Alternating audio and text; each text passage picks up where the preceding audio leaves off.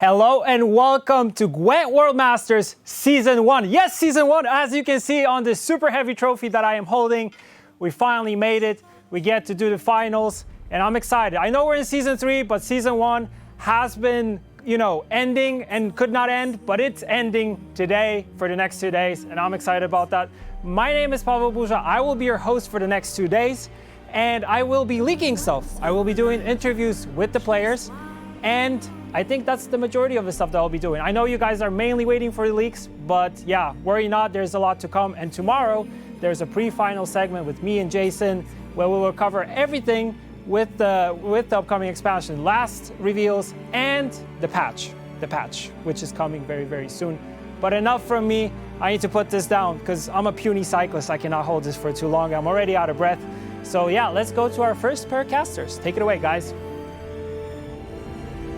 Yes, well, Pavel Burza never skips leg day, but apparently he skips arm day quite regularly. Welcome, ladies and gentlemen. My name is Flake. I'm joined always by the immortal Shin Miri.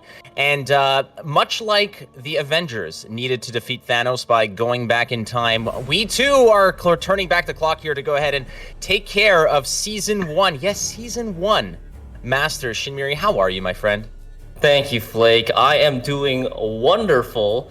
I'm so excited for this tournament. This is insane. This is like a blast from the past.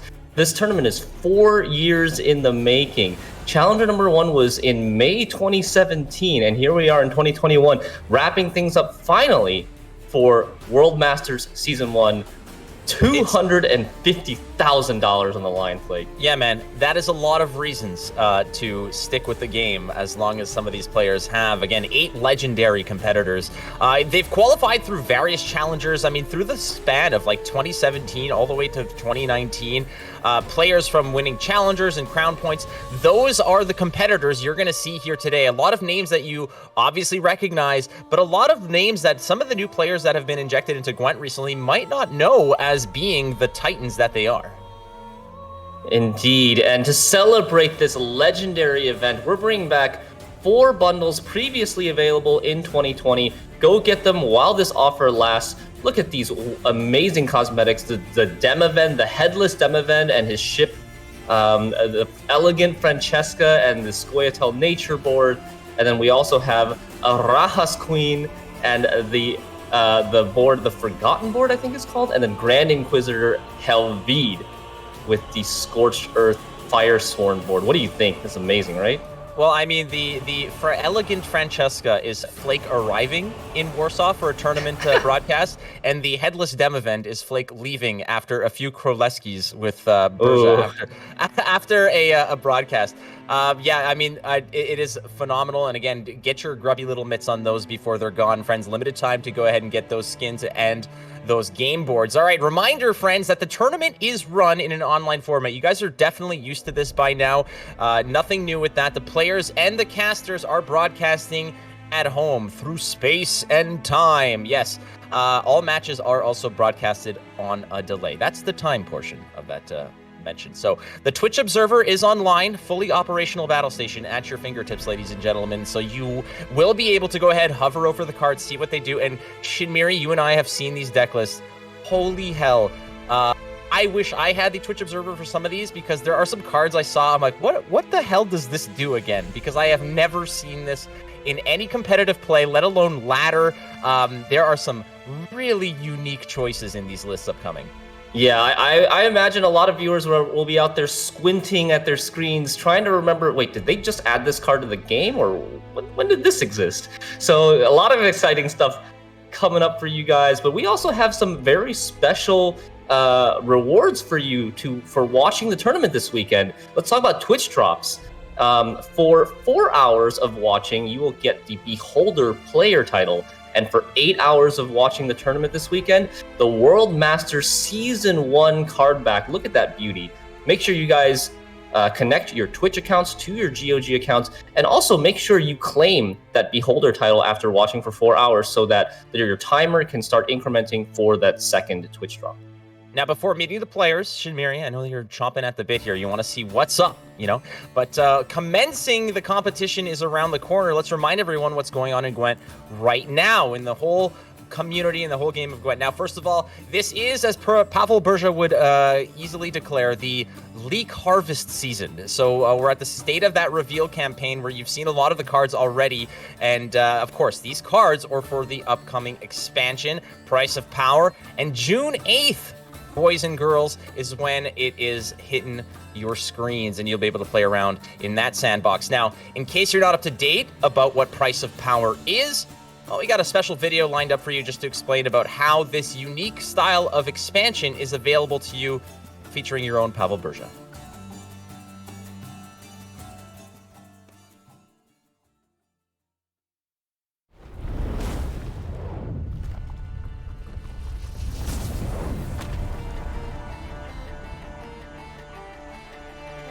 Introducing Price of Power, the first multi-expansion set in GWENT.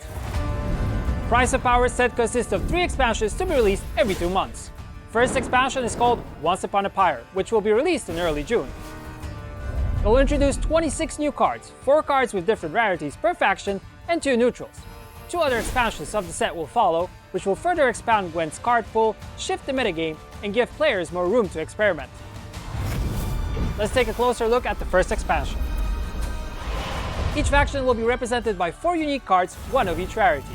It will be possible to get all premium cards from a single faction by purchasing the Once Upon a Pyre faction pack, as well as the avatar depicting a character from this faction's legendary card. These packs will be available with the release of each expansion. For those interested in getting all expansion cards immediately upon the release, we have the Once Upon a Pyre Combo Pack, which will contain all premium cards from a single expansion, including neutrals, 6 avatars, and 1 special ornament, which will be different for each expansion.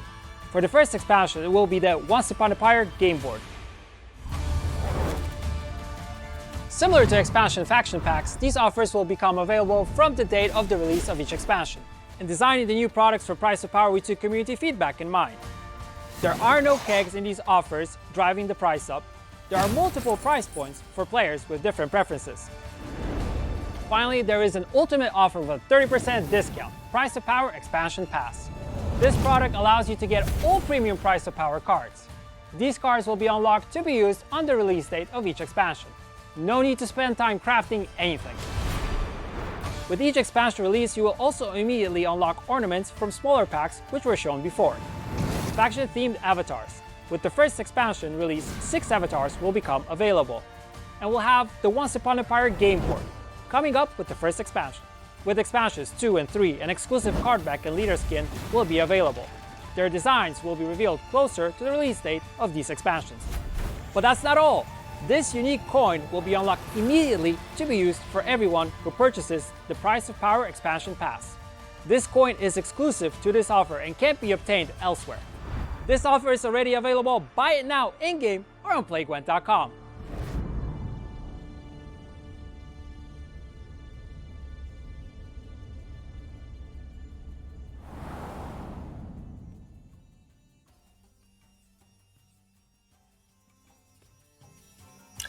Thank you, Burza, for that wonderful explainer. Remember that the Price of Power expansion pass is already on sale and can be purchased now in the shop, and as well as the other 2 products mentioned in the video, the individual faction packs and the combo pack that combines all 6 faction packs, as well as the game board. Those 2 products will be available very soon with the release of Once Upon a Pyre on Tuesday, June 8th.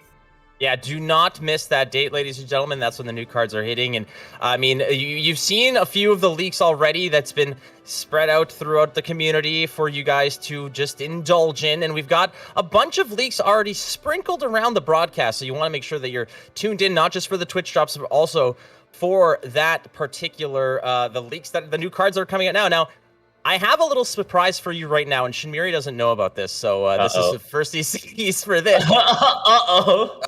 Shinmiri, we are celebrating quite a wonderful anniversary today, and I want to just extend to you a happy anniversary to Shinmiri and myself, who actually first worked together about 1,000 days ago at Gwent Challenger 4 in the wonderful Skellige village.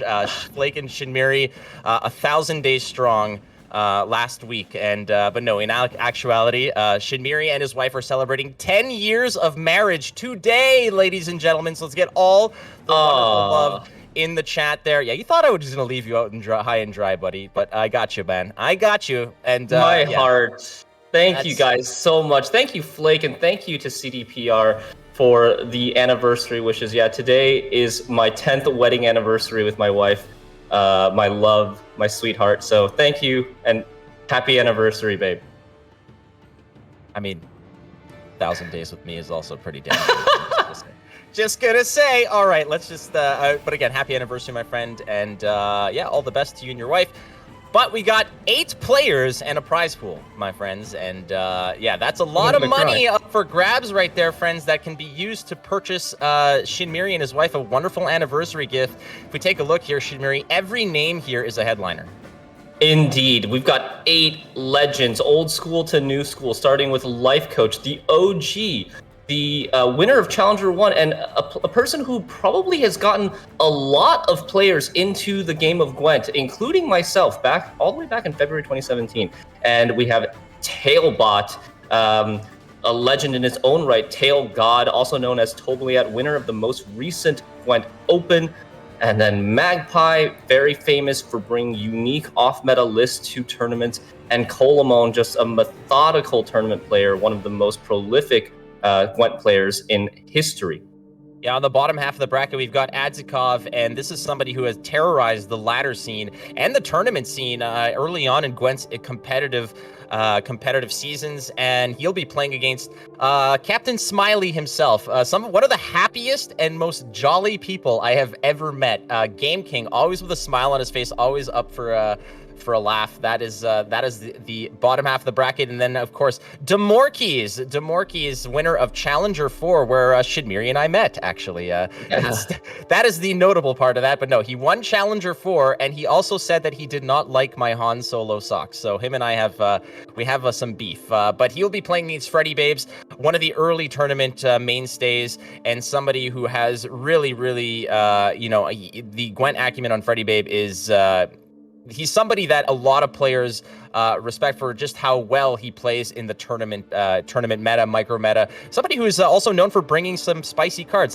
Do we all remember the Angulem incident of a couple of years ago? So lots of great players. And again, the prize pool, $15,000 at stake, Shinmiri. That's a lot of money to be split up between these players. Can we talk about this prize pool for a sec? Like, I think it's just starting to sink in with me looking at this screen, how big of a prize pool this tournament has. $250,000 total, which means every player is coming in the door with $5,000 already. And the quarterfinals match stake is a massive $15,000. So if you 3-0 your opponent in the quarterfinals, you've already got $20K in the bag and a chance for a lot more. And that's just the quarterfinals, Shinmiri. And there's so much more to be had. The stakes are ramped up full throttle. It's pretty impressive. Yeah, and if all this talk is getting you guys excited and want to share your thoughts about either the players, the prize pool, the World Masters, anything related, use hashtag World Masters to tweet about this event. Yes, ladies and gentlemen, again, you can hear me yap on. You can hear Shinmiri with his big brain analysis, but we want to hear what you guys have to say. So again, hashtag World Masters. But one of the things that we need to clarify is the fact that there is a set coin for each of these matchups. As we go ahead and take a look at the bracket as it stands, we will also tell you that the coin is a fixed coin. So if we take a look, let's say at the top end of the bracket, Life Coach versus Tailbot, as you see there, whoever is on the top end of each bracket pairing will be having the blue coin, meaning they will have first action in any given match. In games 1, 3, and 5, if necessary, whereas Tailbot in this case will have the blue coin in rounds in games 2 and 4. Now, this does play in, Shinmiri, into how players build their decks and what decks they'll be playing based on what coins. There are some coins that are just smash on red coins, and some coins that are safer on blue.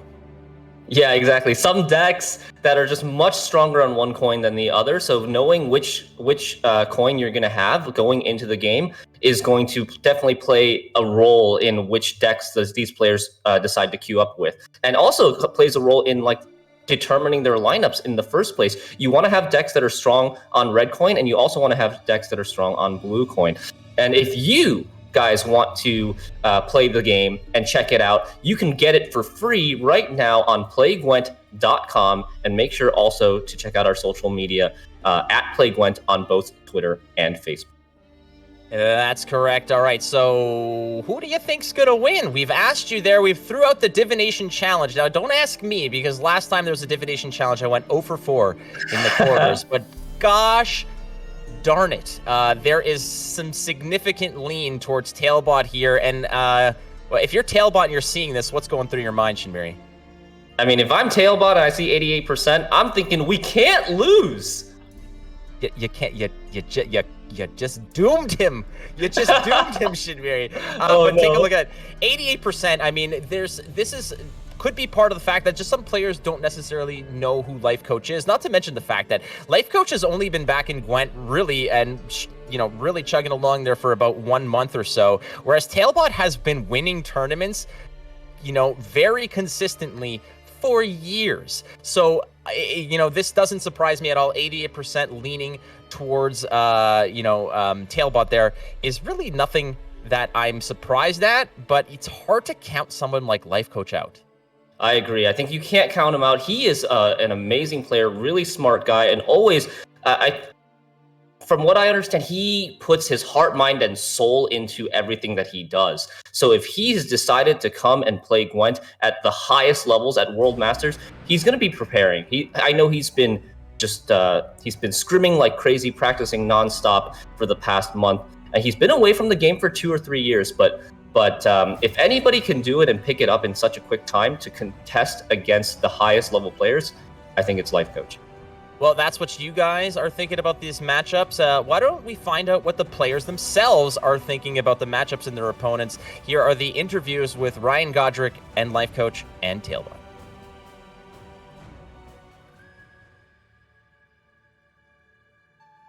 Hello and welcome back, Life Coach, to yet another Gwent official tournament. It's been a long time coming, but finally it has arrived. Gwent Masters Season 1 final is here, and you are taking part. I think the community couldn't be happier. So first of all, thank you for taking the time for this interview, and in general for taking part in this tournament. Yeah, thank you very much. I'm very happy to be part of that tournament. All right, let's get straight into it so you can go back to practicing as well. My first question is, you have taken I'd say a rather larger break from the game, but you've come back now to take part in this tournament. So what are your impressions and your feelings when playing this new version of Gwent? Yeah, the game became quite more complex with a lot of micro activity on the board or micro interaction. So beforehand, the Gwent I knew, you played a card and then whatever happened because of that card happened, and now you have to do a lot of micro interactions, which is interesting for sure, and also increase the complexity. And I actually quite enjoyed it a lot when I played it the last few weeks. Awesome to hear. Now coming back to the tournament, specifically you're going to be facing off against the winner of the last Open and also a very known figure in the Gwent community, Tailbot. So I would love to get your thoughts on the matchup versus him. Well, I mean, it's not a secret that I will be a huge underdog anyways, since I have just played this new Gwent for around 3 weeks now. And I mean, what can I say, right? I mean, Tailbot is an extremely strong opponent, and so would have been the other 7. So I'm not hit by a surprise or something. I mean, I honestly don't expect much from this matchup, and if I win a game, I'm happy enough. Yeah, that would be great. All right, one final question. You've also taken part in different games. You've been very successful in all kinds of genres. So my question would be, do you have any advice for players that want to participate at the highest level of competition? Well, usually that's dedication coupled with a lot of work. It's a lot of hard work, and whoever wants to compete at the highest level in esports in any area has to have both talent and the willingness to put in a lot of hours, a lot of hard work. And those who do, and where this combination hits, they also usually can be very successful. Awesome. Thanks so much for taking the time, and then good luck in your upcoming games. Absolutely. Thank you very much.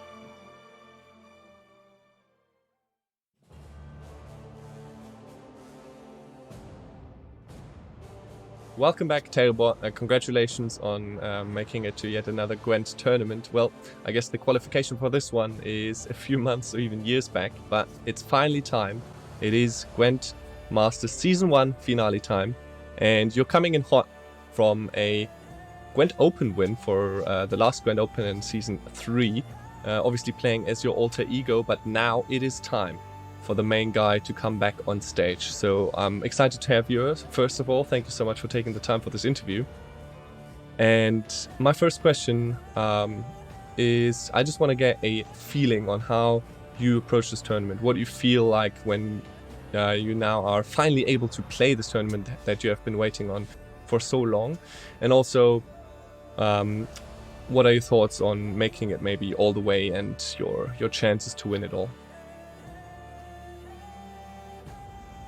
So let's start from the beginning. I just want to say that I think I have a decent chance to win this tournament. I'm feeling pretty confident. And when it comes to like how I feel, when it comes to emotions, I don't think I'm gonna feel much different. I don't think I'm gonna be more stressed than usual. I don't think I'm gonna focus more than usual. And also. Winning this tournament would mean a lot to me, because this is basically my grand goal at this moment. At first I wanted to. At first my initial goal was when I started competing in GWENT after 1 or 2 months. Basically, after I qualified for my first tournament, I set myself a goal. That I want to qualify for every major tournament and win at least one of it. And every major tournament meant 4 challengers and 1 World Masters, and I qualified for everyone. And then I also won Challenger 3. So I basically accomplished my goal already. So then I upgraded the goal to also winning the World Masters. So yeah, obviously, it would basically. Yeah, it would be amazing. I mean, it's even hard to describe. How would it feel? Yeah, I bet it would feel, like winning any previous tournament, but even more of that. Mm-hmm. Yeah, I think that's what every player plays for, to win these kind of tournaments. But let's take it. I only wonder who's gonna be the World Master champion after this, because we had Payable before, and now it's World Masters 1 after the World Masters 2, and yeah, who's gonna be the champion? I kind of wonder, is it gonna be me, or is it gonna be the winner of this tournament or Payable? Maybe we have to play another series to find out. Yeah, maybe we should make a World Masters 2.5 to determine the champion after this. Exactly, like a World Masters, for example. All right, enough of this brainstorming session. Question number 2, let's take it step by step. Your first opponent is Life Coach, who's also quite the legend in the GWENT community. He's been here right at the start of the competitive circle, but he only recently came back to the game. And maybe some people expect him to be a little bit more rusty than the competition. But I think he's always good for a surprise, but I would love to know your thoughts on the matchup. As you said, Life Coach is definitely a legend. I have nothing but respect to him. I think he's very smart. He's very funny as well. I love his streams. He used to be my favorite streamer back in the day. But yeah, he also he didn't play the game for I don't know how long it was, 2 years, more than that. So yeah, he's rusty, and yeah, he had only 1 month to prepare. So. I think it's not a surprise that he's an underdog in this matchup, and I'm the overdog, if you can call it like that. I think we can. Yeah, thank you so much. One last question.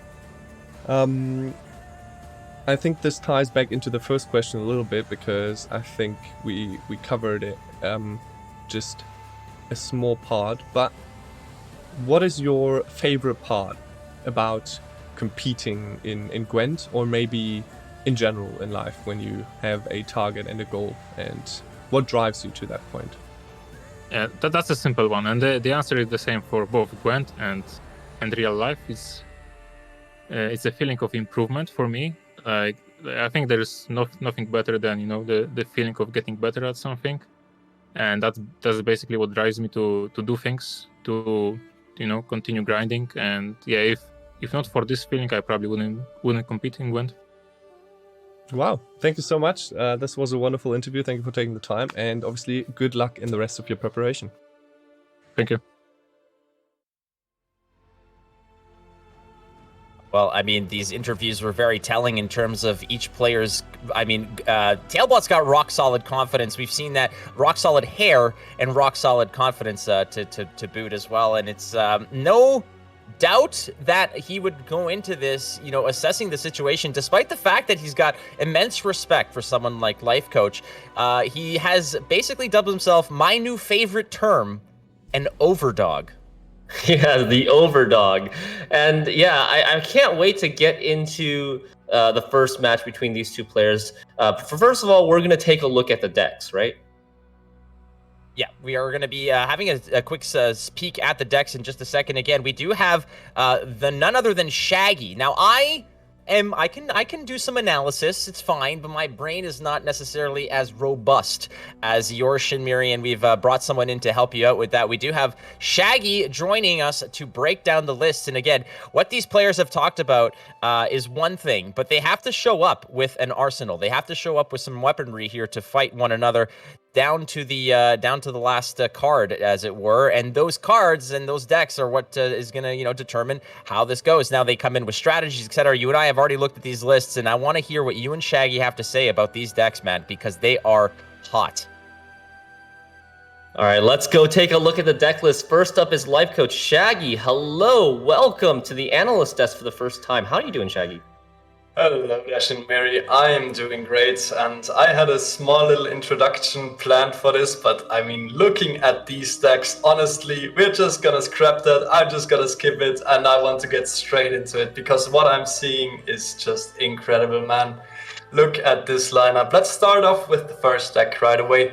Pirates Cove has been terrorizing the ladder in recent history. This season, really one of the strongest meta decks, and Life Coach has chosen it for his very first deck. But I see a very spicy card already at the very top of this list.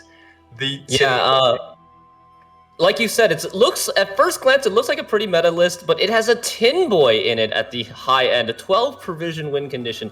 Tin Boy is a row punish card that can damage all units on a row by 2, or if you tribute him for 8 coins, damage all units on the enemy side of the board by 2. So how do you think Life Coach is going to be utilizing this card? Why is he putting this in his deck? Well, it's a card that we haven't seen in competitive play in quite a while, but Tin Boy is very telling that Life Coach might be going for a targeting strategy where he tries to target all kinds of swarm decks, like elves, like Araka Swarm, that just try to fill the boards where Tin Boy can really reach an insane point potential and really push that matchup over the edge. Syndicate already a very, very solid deck. But with that tech, if Talbot has any swarm decks in his lineup, he's gotta be scared of that Tin Boy. All right, so we have a spicy inclusion in the otherwise meta list for his first deck, but it's just getting crazier from there, Shaggy. What do we have next? Patricidal Fury. Oh my god, man. Like, these next two lists, they really rub me in all the right ways, and I am here for it. A Patricidal Fury, we see a Radea list with a White Bow of the Sea, with a Lambert Swordmaster and a Gerd in it, so the white Punishers are definitely in this deck as well. But there's also something else very interesting going on in this deck, Mary. Yeah, there's an Ice Torshek in a deck that's not Blaze of Glory. I think we're all used to seeing Ice Torshek in a Blaze of Glory leader combination because the leader can activate him on the same turn. But here, Life Coach is choosing to play Iced with Patricidal Fury, which guarantees you 3 Bloodthirst, so Ice can get his deploy ability, and then also activated a second time on the same turn with a Radea Stratagem that's been sitting on the board already. So can you explain exactly how that works? Yes, so the recent buffs to Mask of Ouroboros, the Skellige specific stratagem, have really enabled this deck. The Radea in this list serves the purpose of spawning this stratagem, but Life Coach is not planning on using it immediately. He's planning to leave this stratagem on the board and then play Iced on the turn after and using the stratagem to discard a unit which Iced will immediately bring back. And that is really a very unique use of Iced, since we've only been seeing this card being played in Skellige Devotion warrior lists, but he has really found a way to make it work outside of Devotion with this very unique approach. All right, so straight off the bat, we've got 2 decks with wide punish in them. What is coming up next? Overwhelming Hunger. Is this V? As soon as I see Overwhelming Hunger, I think V, right? Yes, I see a Haunt in there, but then, like, V is also a very high provision card. It would jump out immediately, but I don't see it in there. And what I see instead is really what I love to see. Like, it's a really unconventional list that we haven't seen around. It's a list with, well, let's check the white punishes first. Let's see if the tech cards are there. I see a Lambert Swordmaster. I see a Werecat for the row punishes. And I also see a Glusty Warp. What do you think Life Coach is planning to do with that Glusty Warp in this list? Yeah, Glusty Warp, as we can see in front of us, destroys all units with 1 power, both on your side as well as your opponent's side of the board. And for each unit destroyed, it boosts itself by 2. So it can be very devastating against something that likes to have a lot of 1s, a deck that likes to have a lot of 1s on their board. And what deck is that? Like Arrakis Swarm comes straight to mind. Yes, this card will absolutely destroy Arrakis Swarm if it finds that matchup, I believe. And looking at the rest of his deck list, he also has quite a few ways of really setting up that Glusty Warp. We have the Werecat and the Lambert, which can set up the Glusty Warp by themselves, but we also see a Merta Braki, the Phantom, and the other Strigger can potentially set it up. So I really think Life Coach is aiming to get some really huge offensive value with that Glusty Warp. Yeah, and I love the fact that he's bringing Succubus to the highest level tournament in Gwent. I've always thought that Succubus has been an underrated card, but I'm really glad to see it here in the tournament in the first round. All right. Well, the Succubus is just one of the highest point ceiling bronzes in the game, and I would love to see it work out and just play for upwards of 20-25 points. And moving on to the Inspired Seal list. I see a Roach Merciless, I see a King Foltest, I see some Blue Stripes Commandos. That's okay, double Commandos then. Right, Miri? But there's also some special spicy stuff. Wait, what is that card? Land of 1,000 Fables. What does this even do? Oh my god, Miri, I have waited for the day that this card will see competitive play now that this has been changed in a recent patch. Which it got the order ability to transform a special card in your hand into a random unit of the same provision cost and the same faction. And we see in this list also an Amphibious Assault, which is a 13 provision Northern Realms special card that can be once used for echo and then returns to your hand. So what would it transform into if you use that order ability on it? Yeah, the only 13 provision card in Northern Realms is Draug. So Life Coach is using Land of 1,000 Fables for consistency, but also for the ability to threaten a Draug in a longer round or even in a short round. But he doesn't have to put the Draug in his deck, so he doesn't have to commit to it. But he has the option of playing a Draug if he so chooses. And oh my god, I love these deck lists, Shaggy. They're so awesome. And you and I have had like almost a week to kind of digest these and mull it over. I can't imagine the viewers right now getting a look at these lists for the first time. They've got to be losing their minds. Man, I've been losing my mind over these lists for like ever since I first saw them, and I still cannot believe my eyes. I'm just dying to see these lists in action. It's just something unseen before in competitive Gwent, and it's also very interesting to see Life Coach choosing a very hard targeting approach, which we haven't seen much in recent Gwent history as well. Someone just really going all in on targeting a specific kind of deck. Yeah, he's really hating on Arrakis Swarm, and he's really hating on Elves, for example, right? Anything that goes wide, anything that makes a lot of tokens that have the same type, of the same unit, that Lambert can hit for 2 for all copies of the same unit for 2. So let's take a look at Tailbot's list and see if Life Coach is able to hit his target. Oh no, Shiveri, I just read the deck names, but I see Arrakis Swarm popping up immediately. Oh my god, is Life Coach really hitting this target right away in the quarterfinals?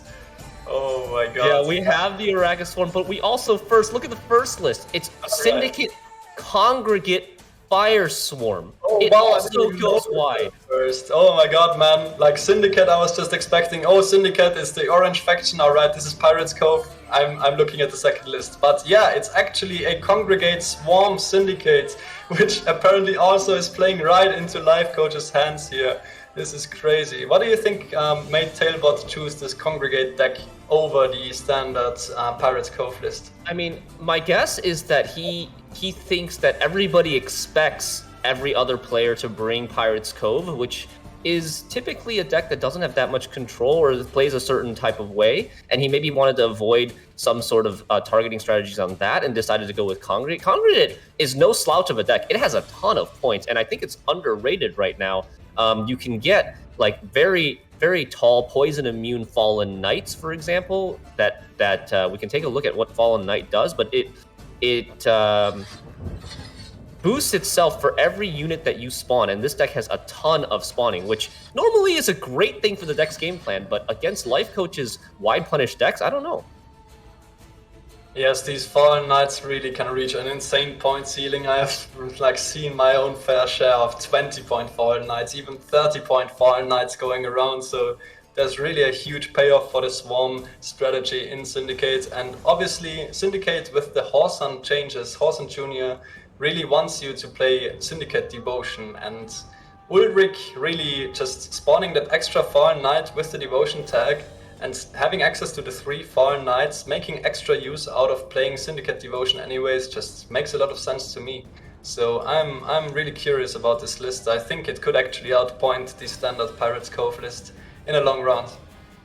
Yeah, I think so too. But moving on to Tailbot's second list, I think his second list, Arrakis Swarm, is probably going to be his Achilles heel here. This is going to be the deck that is toughest for him to find a win with. And remember, we're playing a Conquest format, best of 5. So you have to win one game with every non-banned deck to win the match. And if you can't find a win with Arrakis Swarm, he's not going to be able to win this match and move on to the semifinal. Exactly. This list just is completely based on swarming the board and then playing payoffs, boosting all the little drones on your board, but it plays right into Life Coach's targeting strategy. And with this Arrakis Swarm list in his lineup, Tailbot might have just become the underdog, and maybe actually Life Coach is the overdog now. Yeah, but they've swapped positions with this list because it's so dependent on sticking little drones all over the board so that they can get value from Bone Talismans, from Yennefer of Vangerberg, from Chimeras, for example. And Life Coach is not going to let that happen. It's going to be very, very difficult. A huge uphill battle for Tailbot with this list. Yes, this is definitely the hardest list for him to get through. Moving on to Skellige, we have a Blaze of Glory list. And I see a Harald Crate and Iced in there with Blaze of Glory. That's a Devotion Warrior deck that we've seen around. A very solid deck, but Tailbot also has a pretty unique approach to this very deck list, because as opposed to using high provision Skellige golds like the Totem, like the Turby Tursek, like Morkvark, he opts to instead play both the Raid package with Blood Eagle, with Raiding Fleet, and the discard package with Burner, Brown, and Coral. So the consistency of this deck really is off the charts.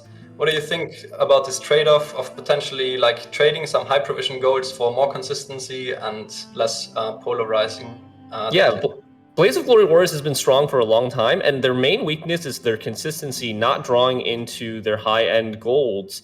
And with this variation, Tailbot really just gives him the best chance of drawing all of his cards. This deck thins like crazy, and also has a lot of proactive points with like the Birna Brand Coral and Skirmishers. So I like it. I think it's gonna be interesting, and I think it's gonna be working out good for him. This is the only deck that doesn't really swarm that much against Life Coach's Swarm Punish lineup.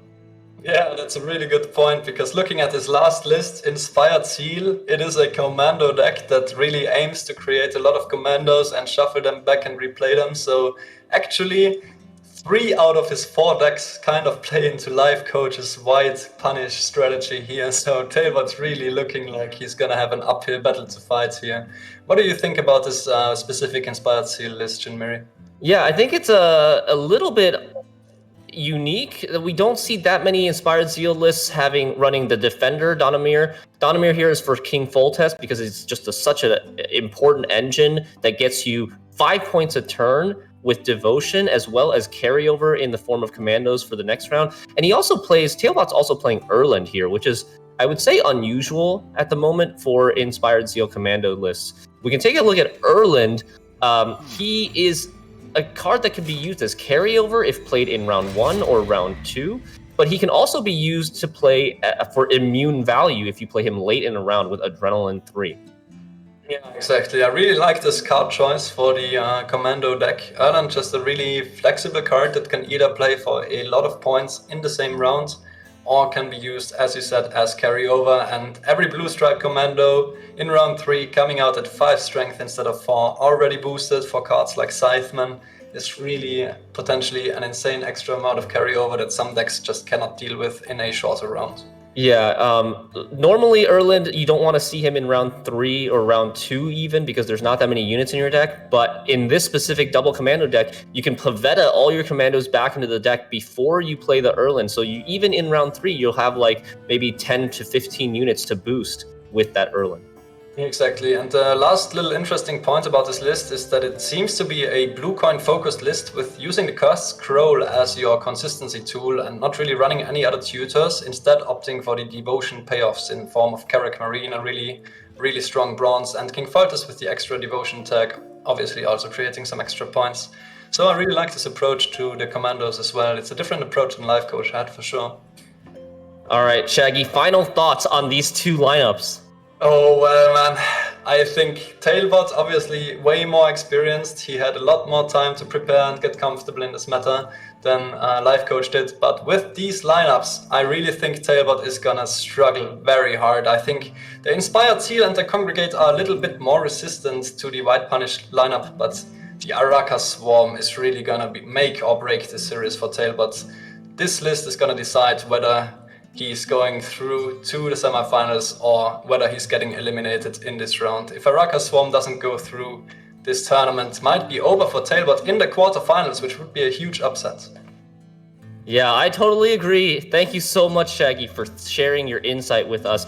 You and I will be back at the end of each best of 5 match to talk about the most interesting and crucial moments in each matchup. So I'll be seeing you on the analyst desk a little bit later. I'll see you then, and let's send it back to the casters and get into the match. I cannot wait. I am just super excited.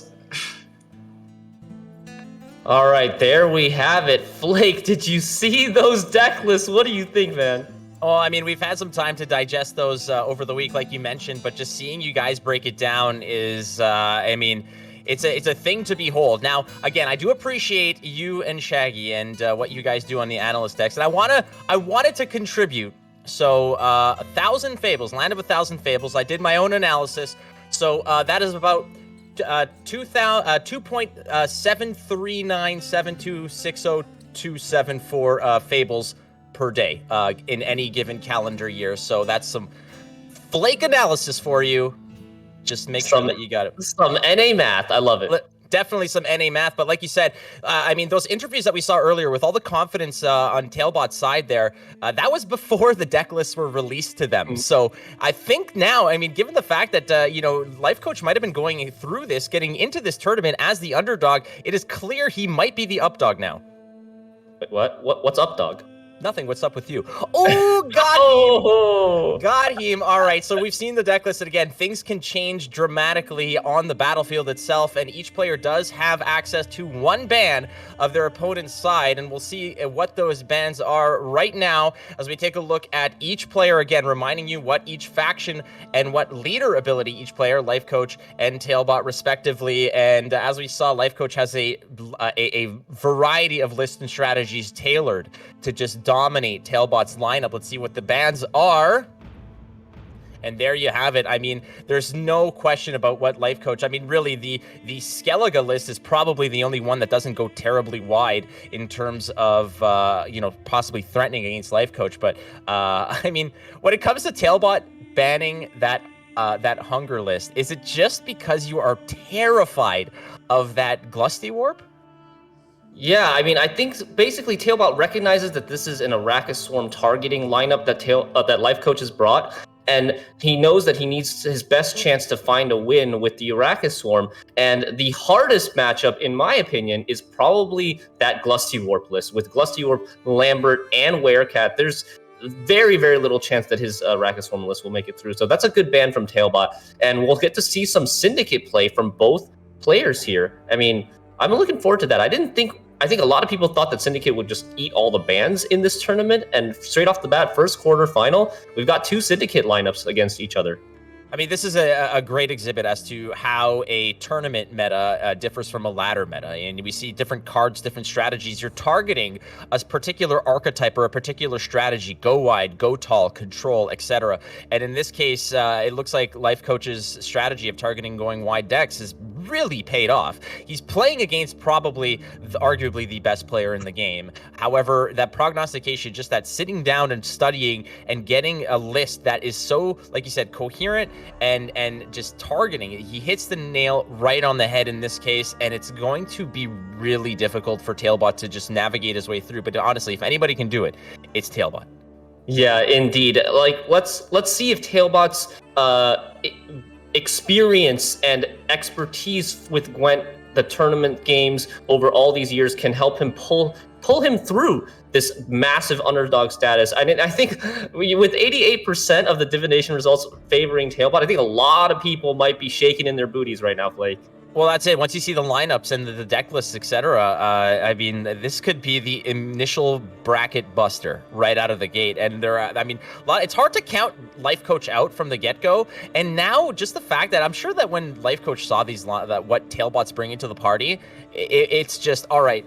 I mean, Life Coach just wanted to win, one game. Not even just the matchup. He didn't want to even go to the semifinals. Well, I'm sure he wants to go, but he didn't expect he'd be happy with just winning one game, taking one game away from Tailbot. And in this case, when you're looking at the lineup and you're looking how things are aligning, the stars are perfectly aligned for some pretty stellar play right here. And it's obviously comes down to the cards, but it's going to be an uphill battle for Tailbot for sure. I think Life Coach has to be ecstatic to see his first opponent's lineup, because not only did he find the specific deck that he was targeting within Arrakis Swarm, but even collateral damage onto the Syndicate Firesworn list, as well as the Inspired Zeo Commando list.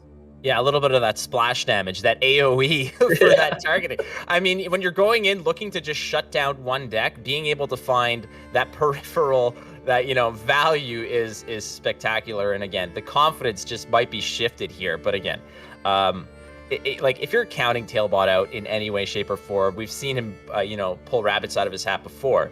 And not that he wears hats because it ruins his hair, but he's got a hat somewhere, exactly. And there's a rabbit in it, and it's well fed and it's taken care of. So don't get angry at me.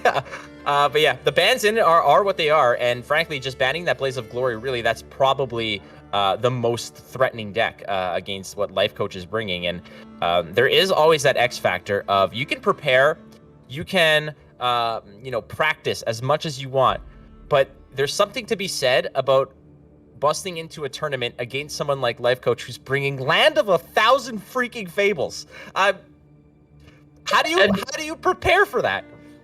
Yeah, that's crazy. That's crazy. I never thought we would see the day, but here we are, starting off this tournament with a blast, with a bunch of off-meta lists. I'm very happy to see this.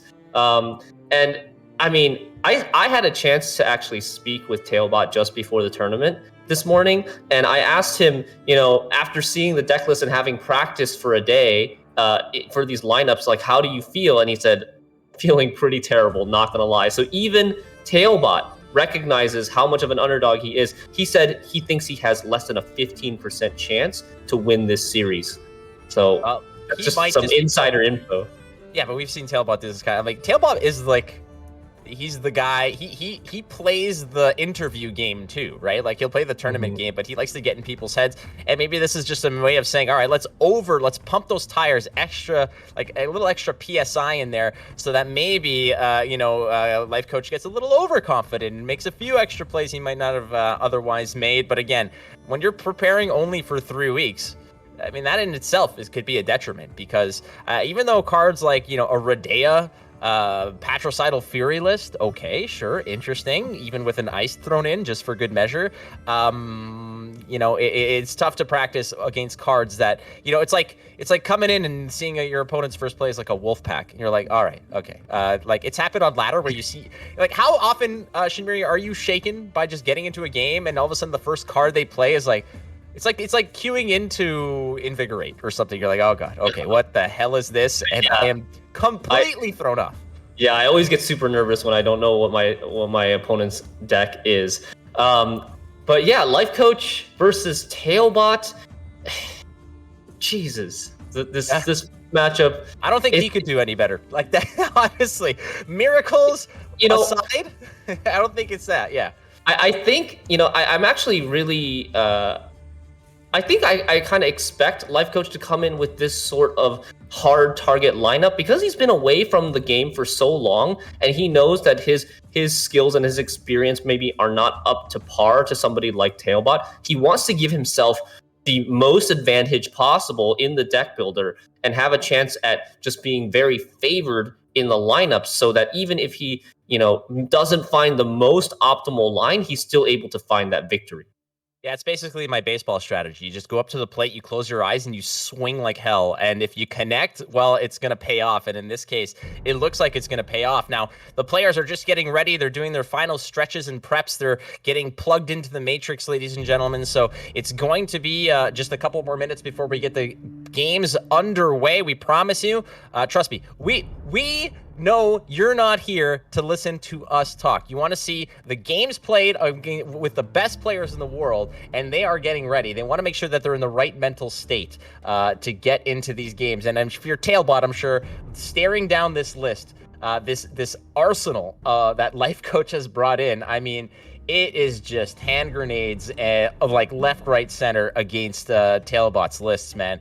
And, you know, like that overwhelming hunger list, like you mentioned, is it V or Vi? I don't know. Someone correct me. But you know, you see, I say V, but I've heard Vi, I've heard Vey. It's all up in the air. We'll just it's I don't know. Well, it's Raphael. We'll just call him Raphael. So overwhelming hunger. Okay, like you see that and you instantly think, all right, maybe it's the V list.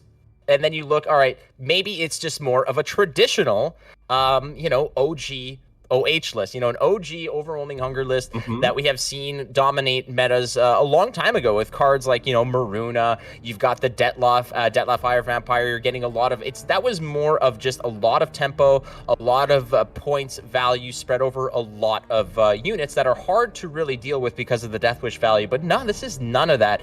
And cards like Werecat, I loved Werecat when it was printed. I played a lot of it. Murktebrak is another one that we rarely see, and just tossing in a Knickers for fun, extra thinning, you know, a nice little surprise here and there. You know, the resurgence and the change of Foglet now, you know, spawning Fog. There's a lot of wild cards in here, and you know, the strategy here is like it's not necessarily super clear cut, because you can look at Haunt with some of the Death Wish units to get you going with the Succubus, but there are also so many secondary ways that this deck can punish you that you might not be able to dodge, you know, like Werecat and cards like Murktebrak lining up just a massive Glusty Warp can pump the brakes even on a non-swarm list. Yeah, for all those reasons that you said, I love this deck for so many different reasons.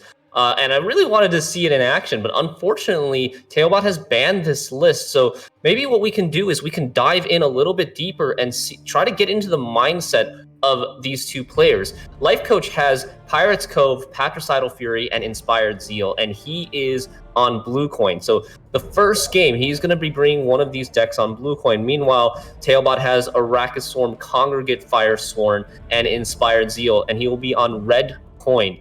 So maybe we can try to predict what these players will try to bring to game number one. Any thoughts on that?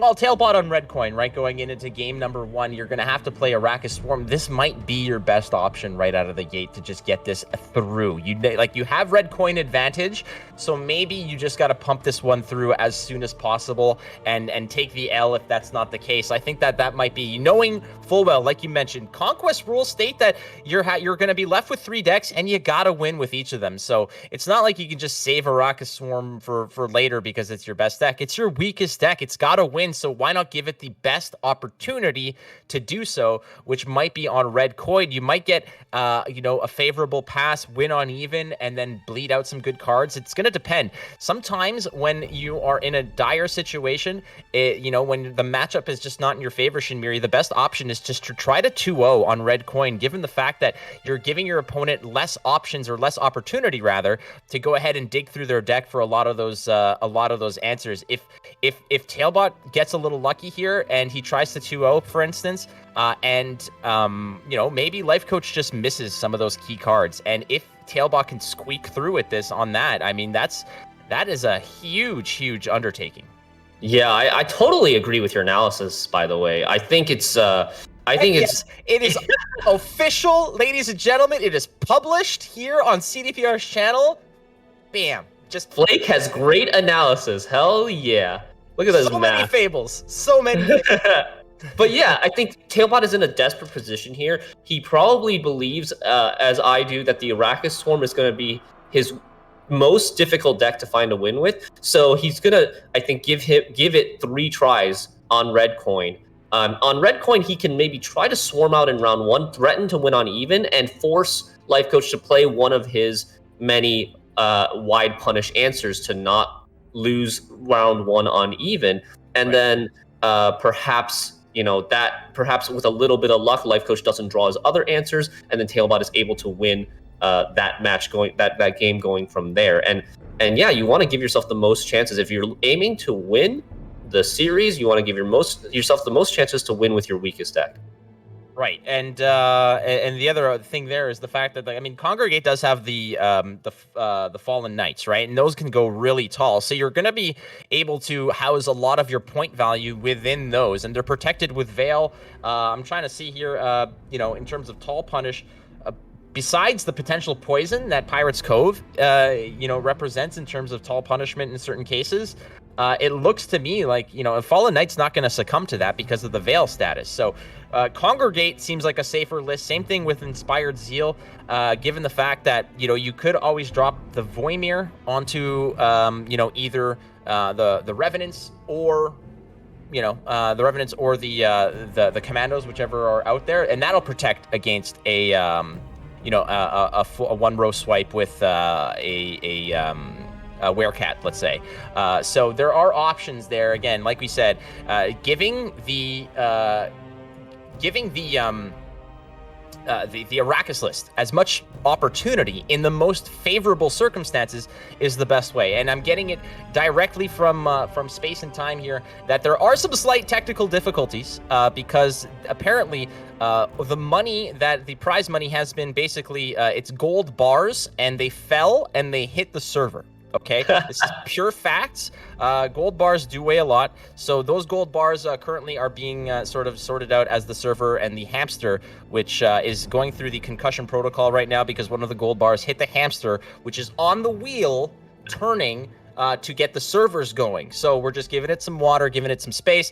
We've got a backup hamster, so we're just getting it out of the trailer right now. And this is Hollywood, ladies and gentlemen. It happens. Just saying. Yeah. And thanks for your patience, for sticking with us. But we've got a lot more Gwent to talk about in the meantime.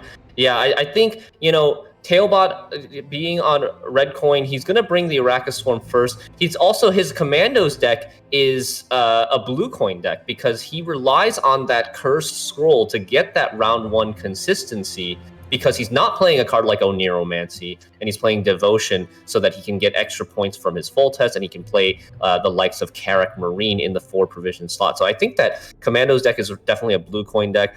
The Congregate deck, on the other hand, I think maybe is a little bit more flexible.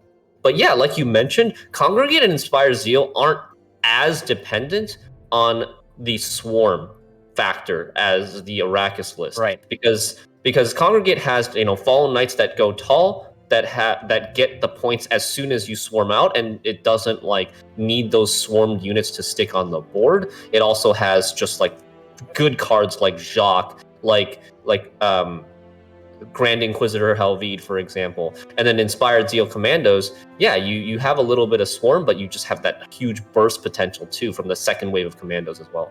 And I mean, how happy are you to see someone like Professor just kind of wheel in and be a meta mainstay, as we see so much of Shinmiri's face right here?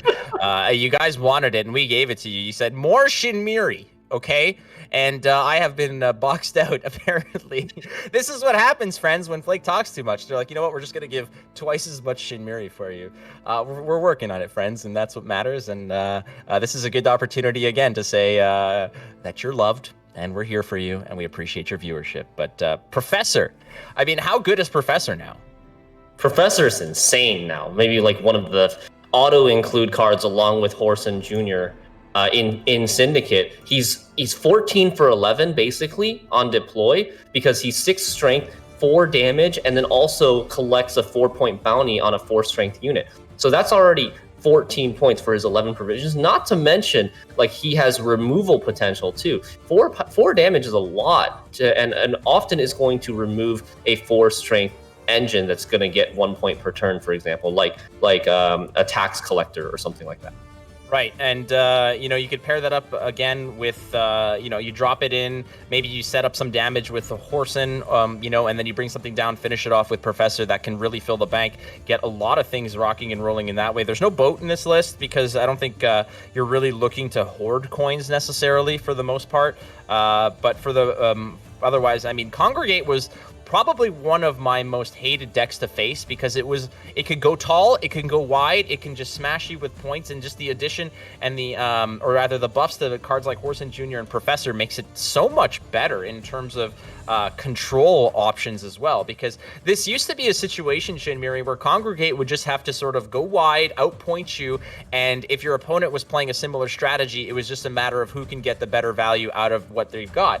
But now, with a card like Horson Jr., you can really translate those points into cleaning up your opponent's board to actually just stall their own swarm potential. Cards or decks rather that run elves, decks that run things like Arrakis drones, a lot like that. Horson is just, you come in, you kill one, and you just bang, bang, bang, and it really pumps the brakes, especially on those elf lists that are really setting up. If a well-timed Horson comes in, it'll absolutely just stonewall a deck strategy while you're generating your own. It's such a versatile card. The value on it is through the roof. Buy on Horson Jr., especially with the wonderful buffs it got. So, I mean, what else is there to say? I agree, and I think Congregate Firesworn list is also a deck that originally was seen as just a long round list. Like, you want to spend a long round to build up your bodies to swarm the board and then get payoffs. But over the months, over the patches, it's kind of evolved into a list that actually can do quite well in a short round as well. You can push round 2 with your first copy of DSE Ray, and then have a shorter round 3 with the echoed copy of DSE Ray, as well as like a Sacred Flame, a Jacques, and a Helvide to quickly swarm your board, and not to mention the 3 leader charges that also gets you 3 tokens. We're just taking a look to see if there's like any squirrels rolling around to just sort of eat that. Yeah, there's one in the Inspired Zeal list that Life Coach is running, so that's obviously likely the best target there against that. And so friends, if you're playing the Gwent Bingo that was published by Ellis, you probably have stamped about 3 or 4 different squares purely by this past 10 minutes exchange that we've had. But if not, friends, one of the squares is casters will have to stall.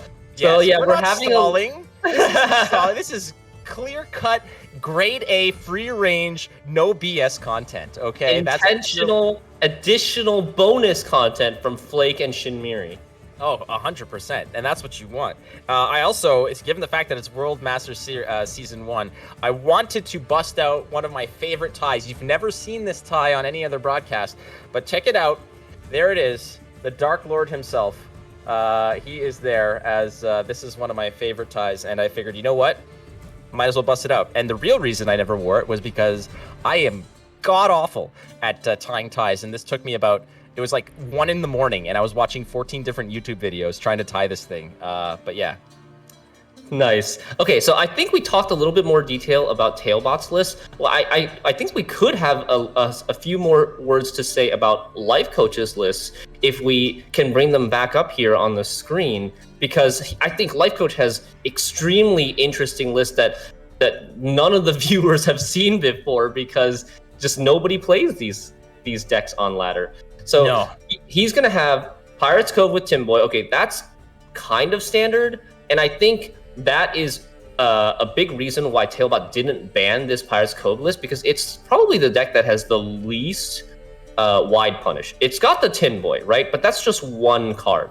And then against like an Arrakis Swarm list, he's also got the Ewald Borsodi. While normally you don't think about Ewald Borsodi as a wide punish, in that particular matchup, if Tailbot is trying to stick additional 1-point drones on his board, you can play Ewald Borsodi and then give the bleeding to all the ones to force Tailbot to buff and use his like his swarm payoff, like a Bone Talisman, like a Yen, earlier than he wants to, in order to save those drones from dying to the bleed. Well, that's precisely it, because when you're bleeding them all and they're only 1 health, it really, it basically paints you into a corner, like you said, to buff them, to protect them. So it locks out a lot of cards that you otherwise might have played, such as an Arrakis Nest or something else, you know, or more board developing cards rather than buff cards. So it is definitely a target or a very good pressure element against a swarm list. Now you're not going, it's not like you're dealing 1 damage, so you're just cleaning it up. This isn't the nightmare that Arrakis drone players or Arrakis swarm players used to have to face against something like Line Pockets, when the drill would come out and absolutely just crush your hopes and dreams. No, this is a whole different story. This is going to be a little bit more greasy to get through, but it's still pressure. And I mean, it's just added, it's added hate for a list that is already just public enemy #1 when it comes to Life Coach's strategy. Yeah, and I'm getting word right now from production that due to the technical difficulties, we will have to return shortly. We'll be putting you guys on a quick waiting screen, and our stream will be back right after this.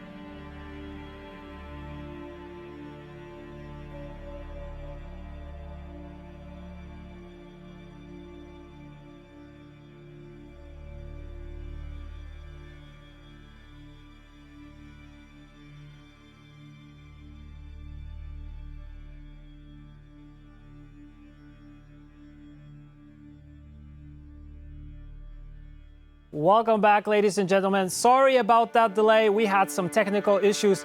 Funny story, actually. Our team today decided to change the main power switch, and everything would be fine if it wasn't the main power switch, which main already with the name makes it problematic. But we're good.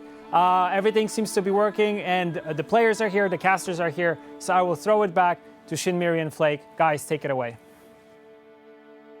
Alrighty, and my condolences to the clown that exploded on Berja's jacket there. That's really unfortunate. We're going to make sure that we send a Christmas ham to the widow of that clown. Yeah, friends, these things happen. And, you know, trust me, the worst thing in the world for a caster to hear in their ear is, hey, can you guys just, like, stall just a little bit? And we're doing our best, but we do appreciate your patience. I know that you guys just probably hammered the hell out of your Z keys on your keyboards, but it happens. And we're glad that you're here, and the games are about to begin. Shinmiri, I know that I did my stretches. I did a little bit of yoga.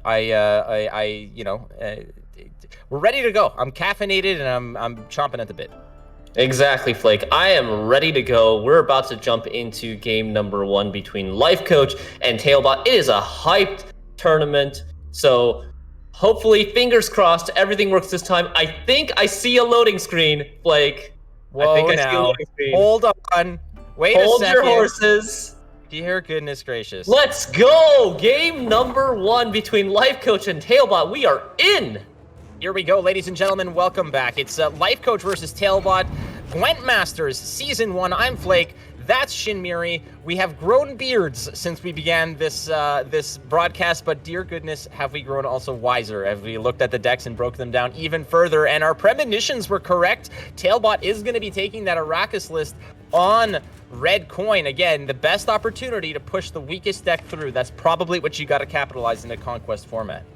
Yeah, I totally agree with you here. And on red coin here, Tailbot's got a decision to make. Does he try to commit some stuff, maybe even threaten to win on even with some tempo, or does he just try to save his swarm for later? Yeah, he's going to have to also find ways to create that swarm, as right now, Spontaneous Evolution in hand is one option. Excuse me.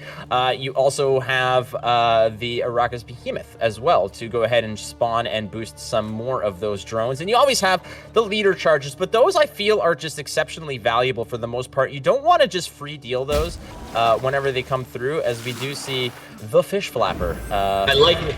Yeah, there's the Fish Flapper. There's Knickers coming out of the deck on turn 1. Good boy. And I love the look of concentration on Life Coach's face. I wonder how long it's going to be before he starts getting his famous tunnel vision pose going here. That full concentration mode for sure. Again, the money's on the line here. There's no tomorrow if you lose this set these matches here. So Tailbot again evaluating what's the deal. How do we get through this? And it's worth noting is I believe that's Gerd in hand. There is some punish as well. And again, Gerd, with the Adrenaline 3 is gonna sort of limit the value from that card, but you're probably going to be playing that well in advance of that particular event. Right. In this matchup, Life Coach definitely wants to play Gerd before the negative Adrenaline 3 activates, which means he'll need to play Gerd with 5 or more cards in hand. So that's the key here. You'll see that Gerd is highlighted in red here. That's the UI. It's a way of telling the player, hey, you've got the positive, you've got a good time to play this Adrenaline card right now. It's got its positive effect. If you wait too long, it will no longer be highlighted in red, and you won't get the full row damage. You'll only get the 1 damage on the Siren that Gerd spawns. The Dorgari is going to come in and go ahead and lock up the value from there, which leaves Coral on the board. Now, there is an answer for Coral. Obviously, you do have the Parasite. So if people are wondering, well, why would you waste the lock on that when you can go ahead and lock the Coral? Well, there's your reason, and there's your answer. Tailbot had both answers in hand that he can freewheel. Not to mention, playing the Parasite also drops a drone on the board. But Lifehouse is going to get as much value out of that card as he can, probably knowing that is a card he wants to, or he's likely going to have addressed ASAP.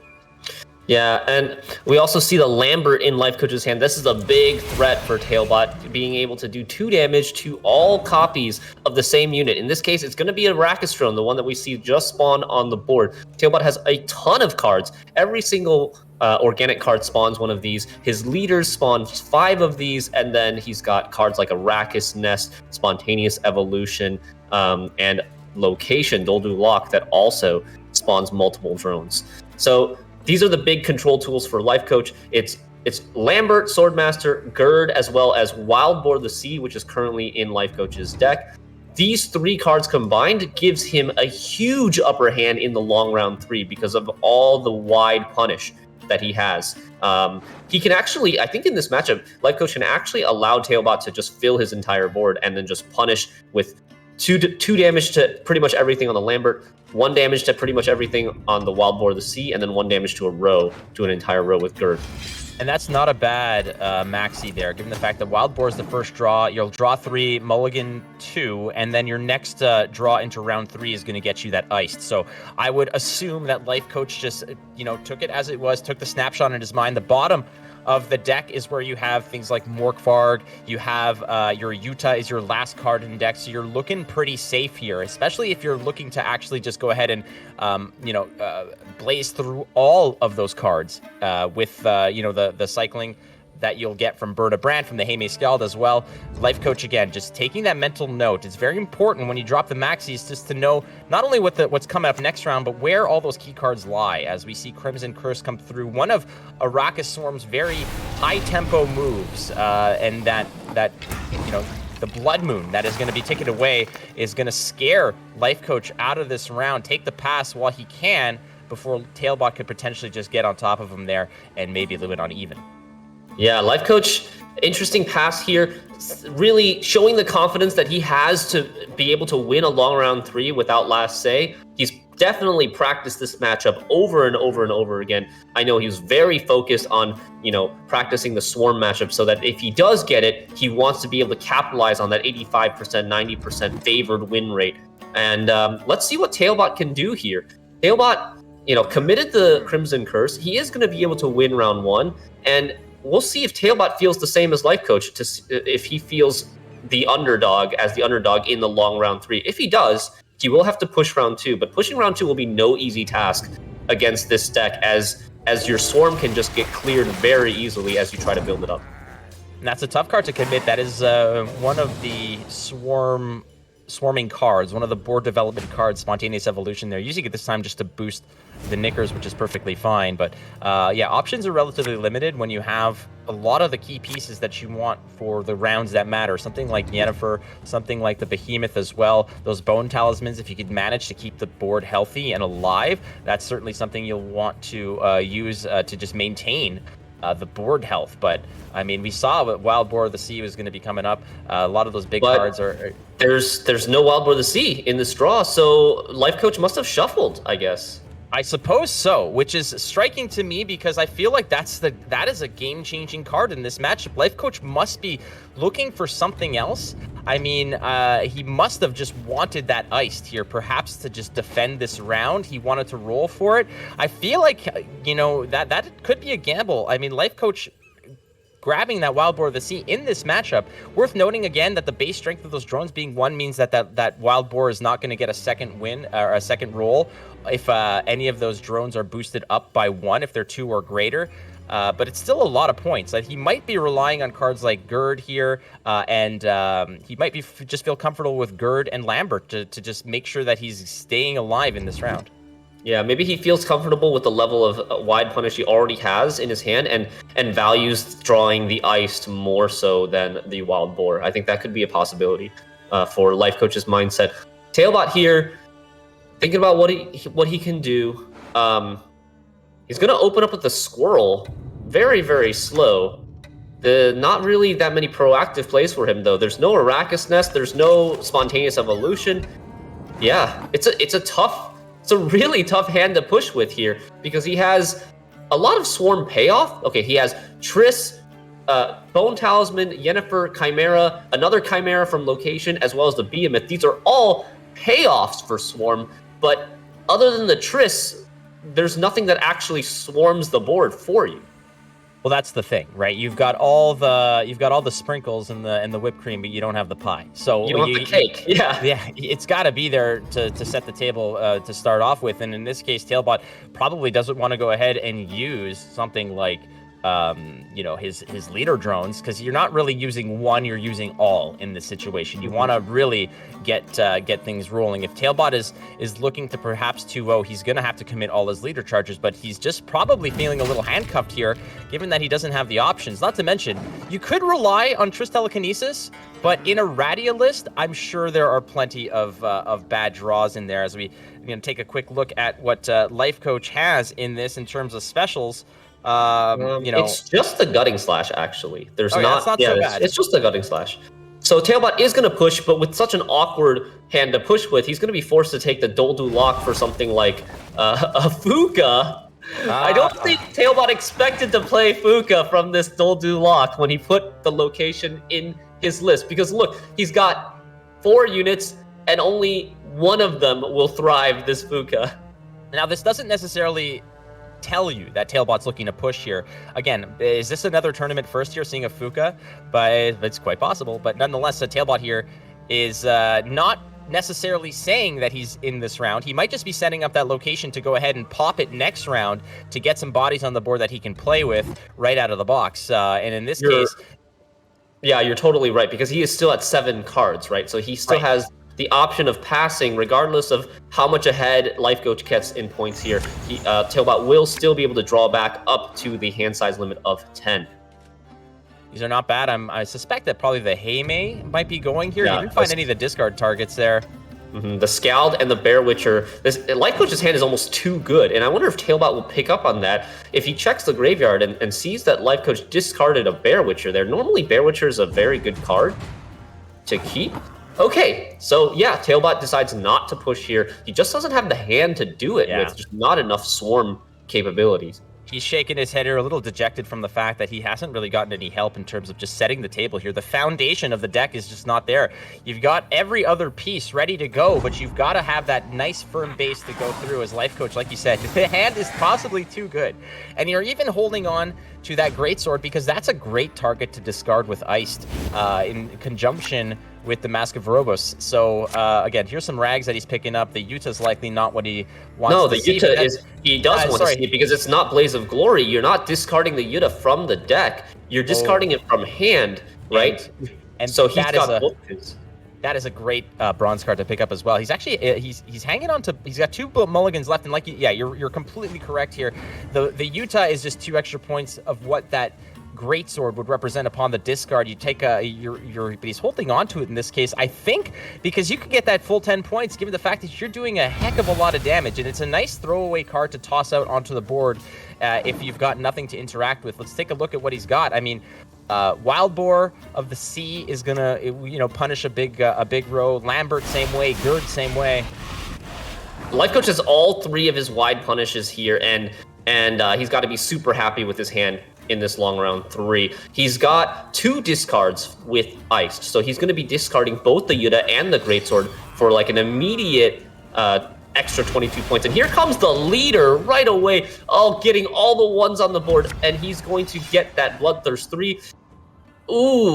That's a little bit awkward. So yeah, that's a tough one there. Morgvarg is actually a little bit awkward for Life Coach because he has no more extra discards left. Because he wants to discard the Greatsword, right, to get that 10-point body from the Ice. If he discards the Morgvarg with the Mask of Ouroboros Stratagem, it doesn't really do anything because it just uses up Iced's second counter. And that is such a brilliant 1-2 punch here in conjunction with the leader. Radia into next turn leader Iced gets you, as we see here. Hey, why not just get 50 points? Look at the score right now. It's 50-8. Just like that. Oh my god, that is a big tempo jump for Life Coach, and that's a lot of 1s now. And this is going to be tough because not only is Life Coach just slamming down the points, but he's slamming down the bodies as well, which could potentially just rob some of that yen value. Now, as Tailbot just goes through, he's putting as many bodies on the board as he can. But now it's going to become a problem that if Life Coach just doesn't punish these rows, he might run out of real estate there to get everything done. For sure. Tailbot has filled his almost entire board. He's got 2 spaces left, if I'm seeing this correctly. Now, you do have the Chimera. That'll, you know, that spot basically replaces itself. It'll eat one of those drones in the back row and free up a slot as well. The problem here is that you're probably using that Endrega Warrior maybe to eat both of those Sirens, given the fact that they're not insectoids. They're not going to spawn extra spots. So Tailbot's got to do a little bit of math here to figure out what is the most ideal way, or the ideal way to go ahead and use that card. Is it to consolidate points, or is it rather to just continue to push out bodies and keep the board as populated as possible? But like you said, that behemoth in the back row, that's got no space to get full value. And you do have to factor in that Triss and the Wispus in the back row are going to need some space in the back row to get they both have to go back row. And for that reason, I would have liked to see Life Coach play the Skirt in the back row to put that extra Siren to fill the back row instead of the front row, because Tailbot has 2 units that have to go back row here. And Life Coach, Tailbot was able to, you know, fill the board, get a good yen, and have a lot of units for his double bone talismans. But Life Coach, you know, his plan is probably not to even kill any units anymore, and to just let Tailbot fill his board, let Tailbot run out of cards to play, and then eventually punish everything with Wild Boar of the Sea and Lambert. And that's perfectly fine. You've got 12 points coming from your totem. You've got, I mean, your weakest cards now here are, you know, the Beastmaster and the Morkvarg. Yeah. Frankly. I mean, like the Heron Kaduk, which is Life Coach's favorite card. You've got options with that too. The Church of Heron Kaduk. His favorite card indeed. The Church of Heron Kadoosh. Sign me up. Still better than Scientology. I'm mine. All right. So Tailbot here going through, and he's just evaluating again. Bone Talisman is not going to take up any space. It's going to be a lot of points, but it's going to keep that those spots open, as Life Coach doesn't really have anything else that's going to play on his side of the board. So Tailbot is going to have to do some you know, some flake level maths here, some Land of a Thousand Fable maths here to go ahead and figure out how to consume properly, because the other option here is you can maybe use the Endrega Warrior, place it between the Yen and the now exhausted location trigger to, again, just, you know, it's not going to take up an extra space. This is the tough part here is, okay, all right, so he's going to go for as much board spot as possible. I think Tailbot is just maybe thinking that Life Coach is going to help him out. Oh, okay, so the fact that there wasn't enough space to spawn both of those is going to pay for itself. So that's very adept. Exactly, the row was already full, so the Endrega Warrior that normally would spawn drones for eating insectoids doesn't spawn anything. So that actually helps Tailbot in this case, now having 2 spots available instead of 1. And now if you take a look at this, that once 42-point lead has dwindled, as at the end of this turn with the ping from the Brockvar Hunter, the extra vitality coming through, that lead has diminished. Tailbot is doing a phenomenal job of making it close. It has diminished, but you see Life Coach still has his Wild Boar of the Sea and the Lambert, the 2 really big finishers.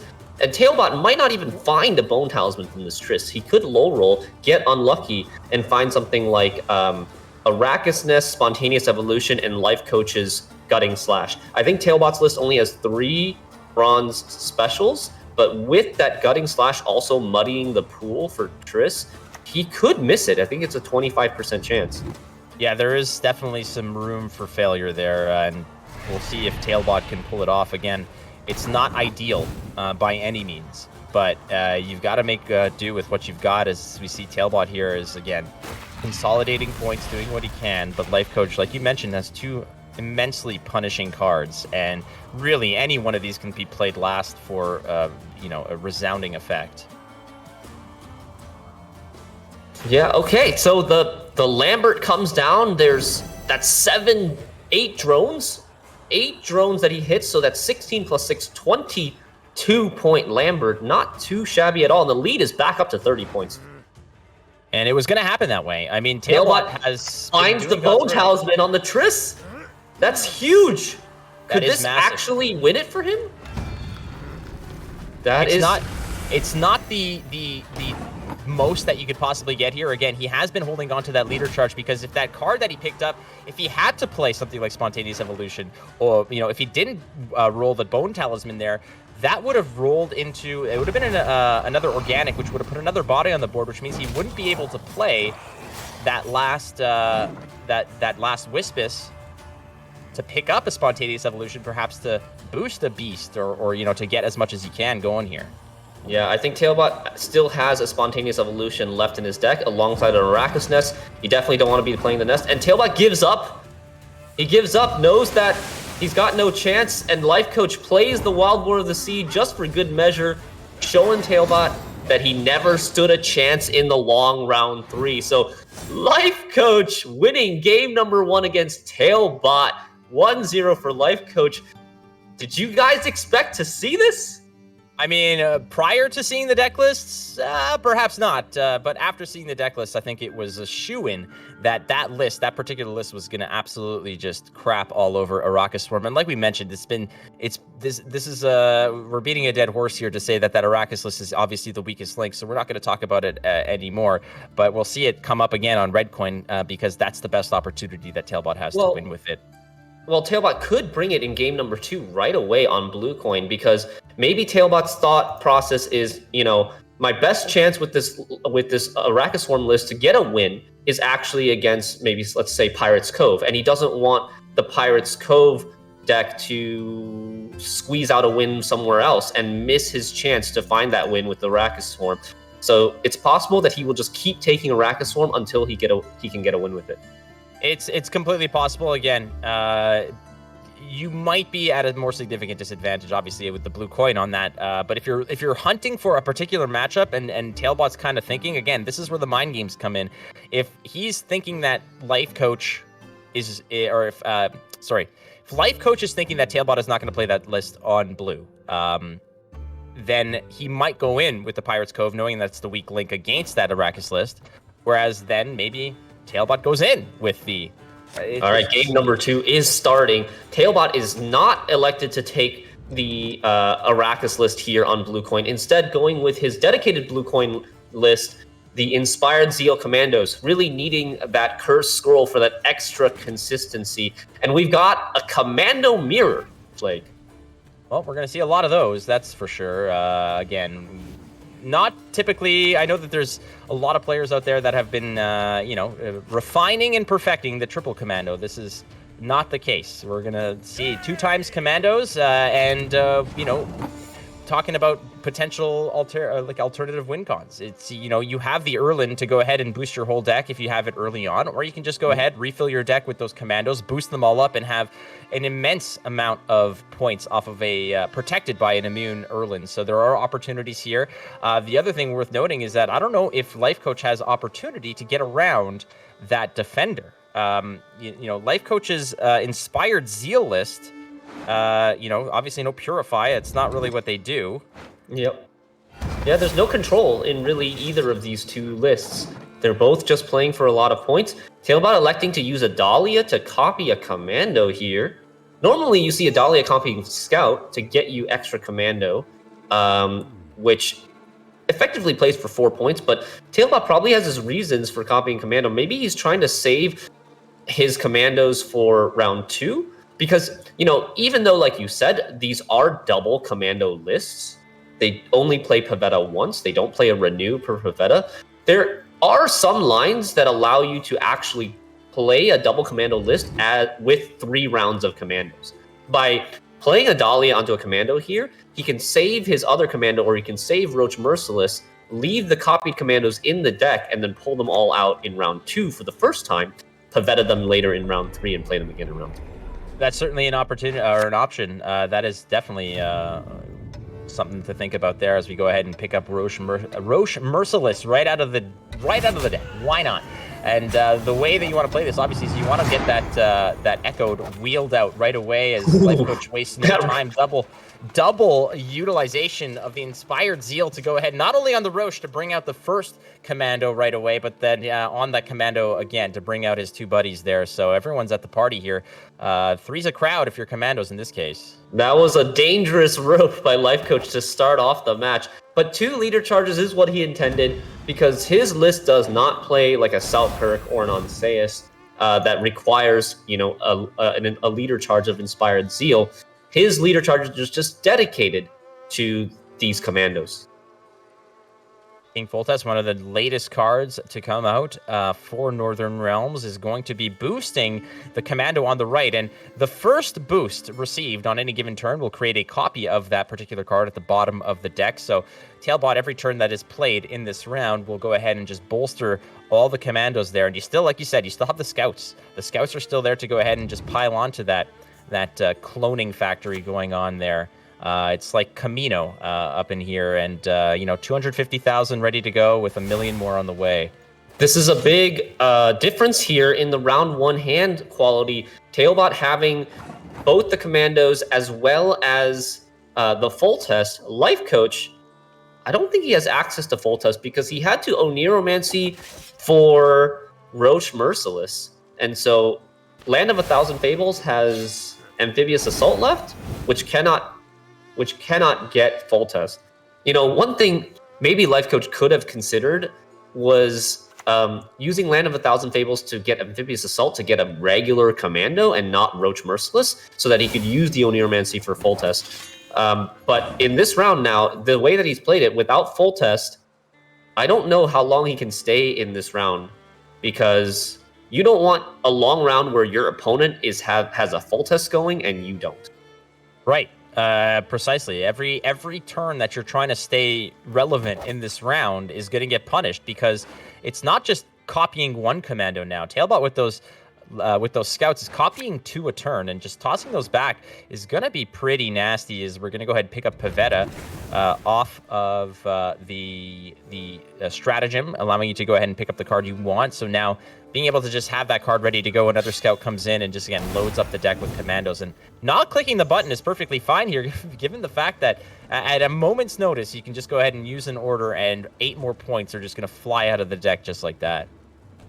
Yeah, indeed. This Foltest is really doing a lot of work here, and Life Coach recognizes that, decides to get out of the round before the Foltest can make more, but I think the damage is done. Like, Tailbot has 5 commandos on the board, 1 in hand. He still has Roach Merciless, and there's, I think, 3 commandos in Tailbot's deck right now. So that's a total of 9 commandos plus Roach Merciless. So is this a situation where perhaps you're going to create more this turn in order to go ahead and Pavetta them in round 3? Are you bleeding this round? What are you looking to do here, Shinmiri?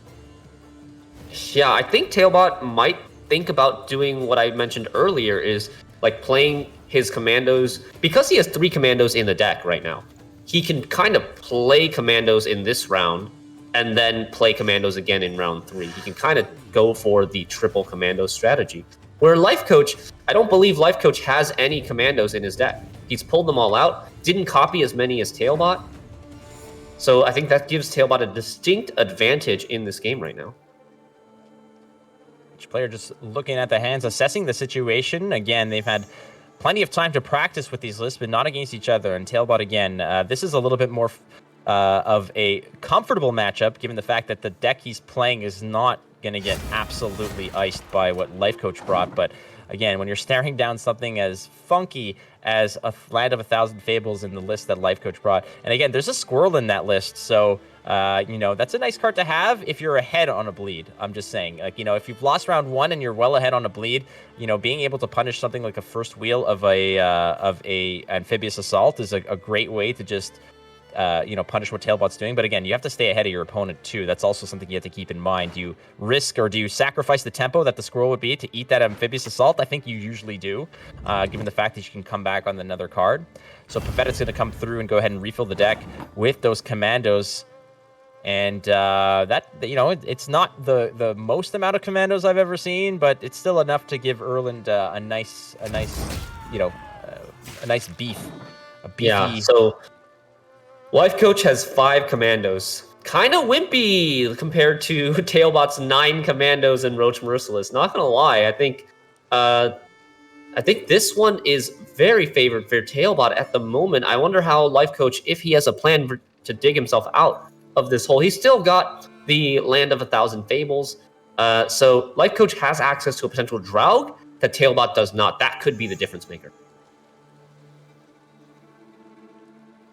Action here to Life Coach, who's just, again, assessing the fact that the defender set up, which is usually a telltale sign that we're going deep into this round and there's going to be some big pieces committed. Roche comes out, which is that big piece exactly, and that is a card. That defender, Shinbiri, is a card that Life Coach pretty much has almost no answer to. I don't think he's got really any way to just go ahead and get that out of the way, so we're just going to go ahead and, again, I don't think Tailbot, there's no way Tailbot's bluffing here, but again, playing the Erland here, buffing the deck as we see immediately. We're going to go ahead and pop the order on Roche. We're going to lock up the Erland just in case. Again, putting another option out of reach for Life Coach to get ahead here. Yeah, exactly. Tailbot has a couple of control tools, right? He has the Margarita lock, and he has the Selkirk duel. So he's looking at Life Coach's deck list because we are playing in an open deck list environment. Both players know exactly every card that your opponent's playing and sees, okay, what do I need to answer? I can answer this Erland, and then I can save the Selkirk to answer the full test.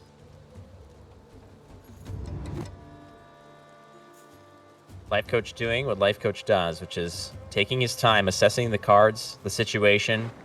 The time is given to you. You might as well use it right, and that's what he does. You see that razor focus. He's just staring through the internet right into Tailbot's soul.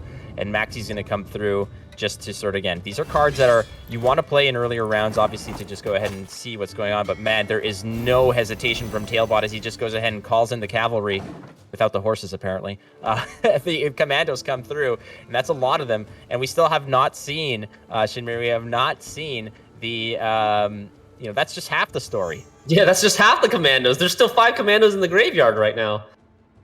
So, Tailbot hasn't even played the Pavetta yet. And he's already forcing big plays out of Life Coach here, going for the Land of a Thousand Fables for Amphibious Assault.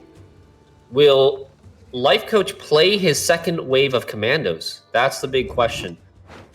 Well, you're going to have to stay relevant here, and you're down by 32 points. He is going to, in fact, do that. The problem here is he going to risk using his leader charge, or not using it, rather? No, he's just going to go for it here. And he's not even ahead.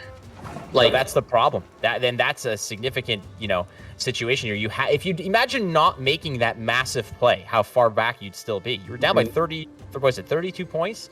It's the Tailbot is just full throttle here. Tailbot is going to continue copying commandos. He's going to have 11 of them. Oh, wait, never mind. Okay, he doesn't copy a commando. He just plays it for points. I mean, how many commandos is too many? I think Tailbot puts 11 at too many because you can only fit 9 units on a row. So later on, with no movement card like Siege Ladder in Tailbot's deck, he's not going to be able to really take advantage of any commandos in excess of 9.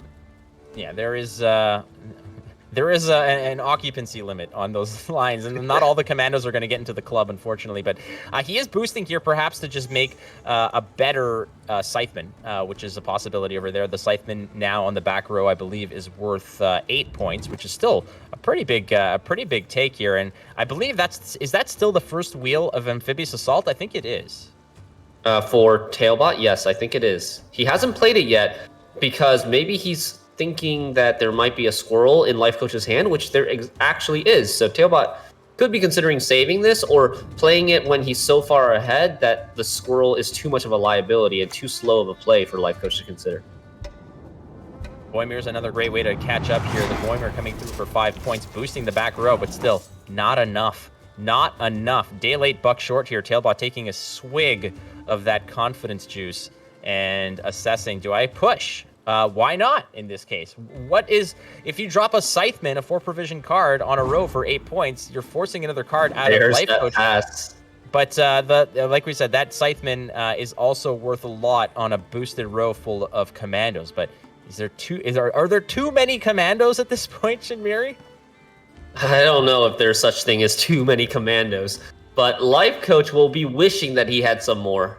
But he can get the squirrel on one of these commandos, I suppose. It's kind of like a small silver lining, but yeah, he's only taking the countdown from 10 to 9, so I don't think it's going to end up making a huge difference at the end of the day. Well, no. I mean, you're going to put all the commandos back in your deck, of all 9 of them. You're going to play one, boost it, basically, yeah, you're going to put them all in your deck. Now, there's another opportunity is for Erland there, but I suspect that if you're going to be playing commandos, if with Pavetta like this, with all 9 of them, you're likely going to play them. You're not going to leave them in the deck, obviously, for Erland to boost. That's not how you want that to happen. Well, Erland's a nice additional option. Yeah, you will boost them with Erland before pulling the commandos out, but then you'll pull the commandos out afterwards. And you'll probably still click Erland in this round, as this is round number 3. There's not going to be that much boost on Erland, since there's only 6 cards in the deck for Tailbot right now, and the commandos are going to get their value pulled out anyways.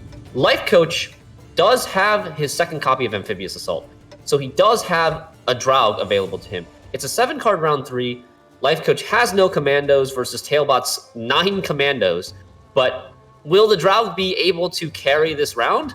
It's gonna be a tough fight. He does have 2 PFIs. 2 PFIs to get a bunch of ones, a bunch of human bodies. The PFIs, I think, are what you're going to have to bank on here in order to actually get any Draug value itself. Because let's be honest, the first time you see a commando, perhaps, or there's many targets that you can deal with. The difference between these lists, besides the Land of a Thousand Fables, obviously, is the fact that Tailbot has control elements. He does have that Selkirk that he can play to just shut down whatever he feels is threatening. So if Life Coach's game plan here is to transform one of those 2 13 provision special cards into Draug in order to go ahead and create a significant Revenant train here and maybe capitalize on that, Tailbot's going to evaluate, is it better to kill the Foltest? Is it better to kill the Commando? He's not going to be able to get everything he wants here, whereas Tailbot seems like he's in a much better position. Yeah, indeed. Tailbot opting to play the Radovid's Royal Guard in the front row.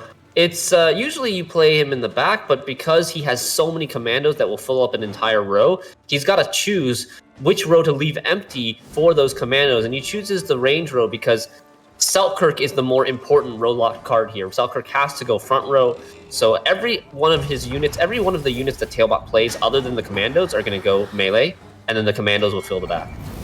Now here's where it becomes problematic for Life Coach, is as you see a little dipsy doodle on both of those, a little I scratch your back, you scratch mine situation with the Carrick Marine and the Radovid's Royal Guard. Now those are significantly out of reach. You're only killing the Pavetta with what you got on the board, which means you're going to create only one more option, which means if you're looking to cannibalize your own Revenants to create more, as we see that's what's happening here, he's going to have to sort of curate that back row to just maximize the value. It's going to take some creative accounting to get as much value as you possibly can, but it is possible. You don't have to kill everything just now, as Life Coach is just maximizing those ping values at the moment, as it were. But Tailbot did a very good job of just protecting front row against a massive wave of those Revenants. But as you see, Life Coach, that's just what he did with the orders. He still has to play a card, but he did create and make up significant ground just by those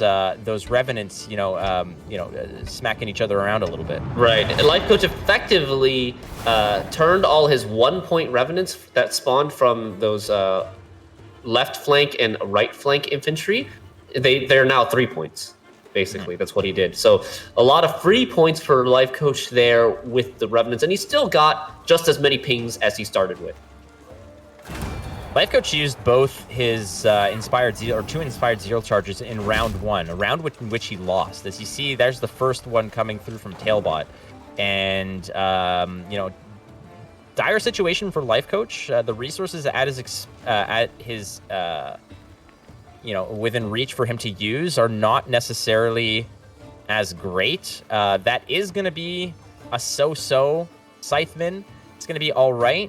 But he does have, what's worth noting here is he does have a siege ladder. So he can go ahead and move one of those units out of the row to create more space for those Revenants to go ahead and continue to spawn and multiply. Sure, but Tailbot has done a wonderful job of just not playing any low-strength units, not allowing these Revenants to really copy themselves very easily. The only thing Life Coach can do here is kill this 5-point Pavetta to get 1 Revenant, and then you're going to have 1 active Revenant left and no way to really copy that one. He's got an Oniromancy. Life Coach does have an Oniromancy. What will he likely go for? I think he's got a Lambert. That's what he's going to be looking for, right? The Lambert for the punish, but I mean, well, Tailbot has last say. Tailbot has last say, and I mean, I suspect that there's no situation necessarily where you're going to give that option to Life Coach to just punish that play. You know, you're not going to be able to play the Scytheman on the row that you're playing the boosted commandos because there's no room for it. So Tailbot's going to be playing the Amphibious Assault into the leader charge in order to populate that row for a massive swing of points that Life Coach will have absolutely no interaction with. Exactly. So the Lambert here, without the last say, the Lambert isn't even doing anything. It's actually playing for an 8-point card. Whereas if Life Coach did have last say, his Lambert would be playing for 18 plus 6, so like 24. 16 more extra points if he had last say. The score looks close right now. Life Coach with a 1-point lead before playing his last card, but we all know what's waiting in the deck. Just waiting for the chance to pop out in Tailbot's deck. Oh yeah, Tailbot's gonna ring the dinner bell and they're all gonna come running. It is gonna be quite a sight to see, as 9 commandos on one turn is incredible. An incredible sight to see. Tailbot just knows, again, that 1-point deficit means nothing given the fact that Life Coach's options are relatively limited. The strategy that he employed here was quite technically sound. Unfortunately, Tailbot was very aggressive early, got some cards out, set up his board a lot more efficiently than Life Coach did. And, you know, one Lyrian Scytheman is not necessarily going to punch your ticket through this game, but Tailbot is going to probably... No, he's absolutely going to come I think the here. biggest difference was Life Coach not having access to full test in round 1 based on the way that he used his Oniromancy. And here we have it, 101 Dalmatians, 101 commandos for Tailbot with the massive victory. Tailbot ties up the series 1-1.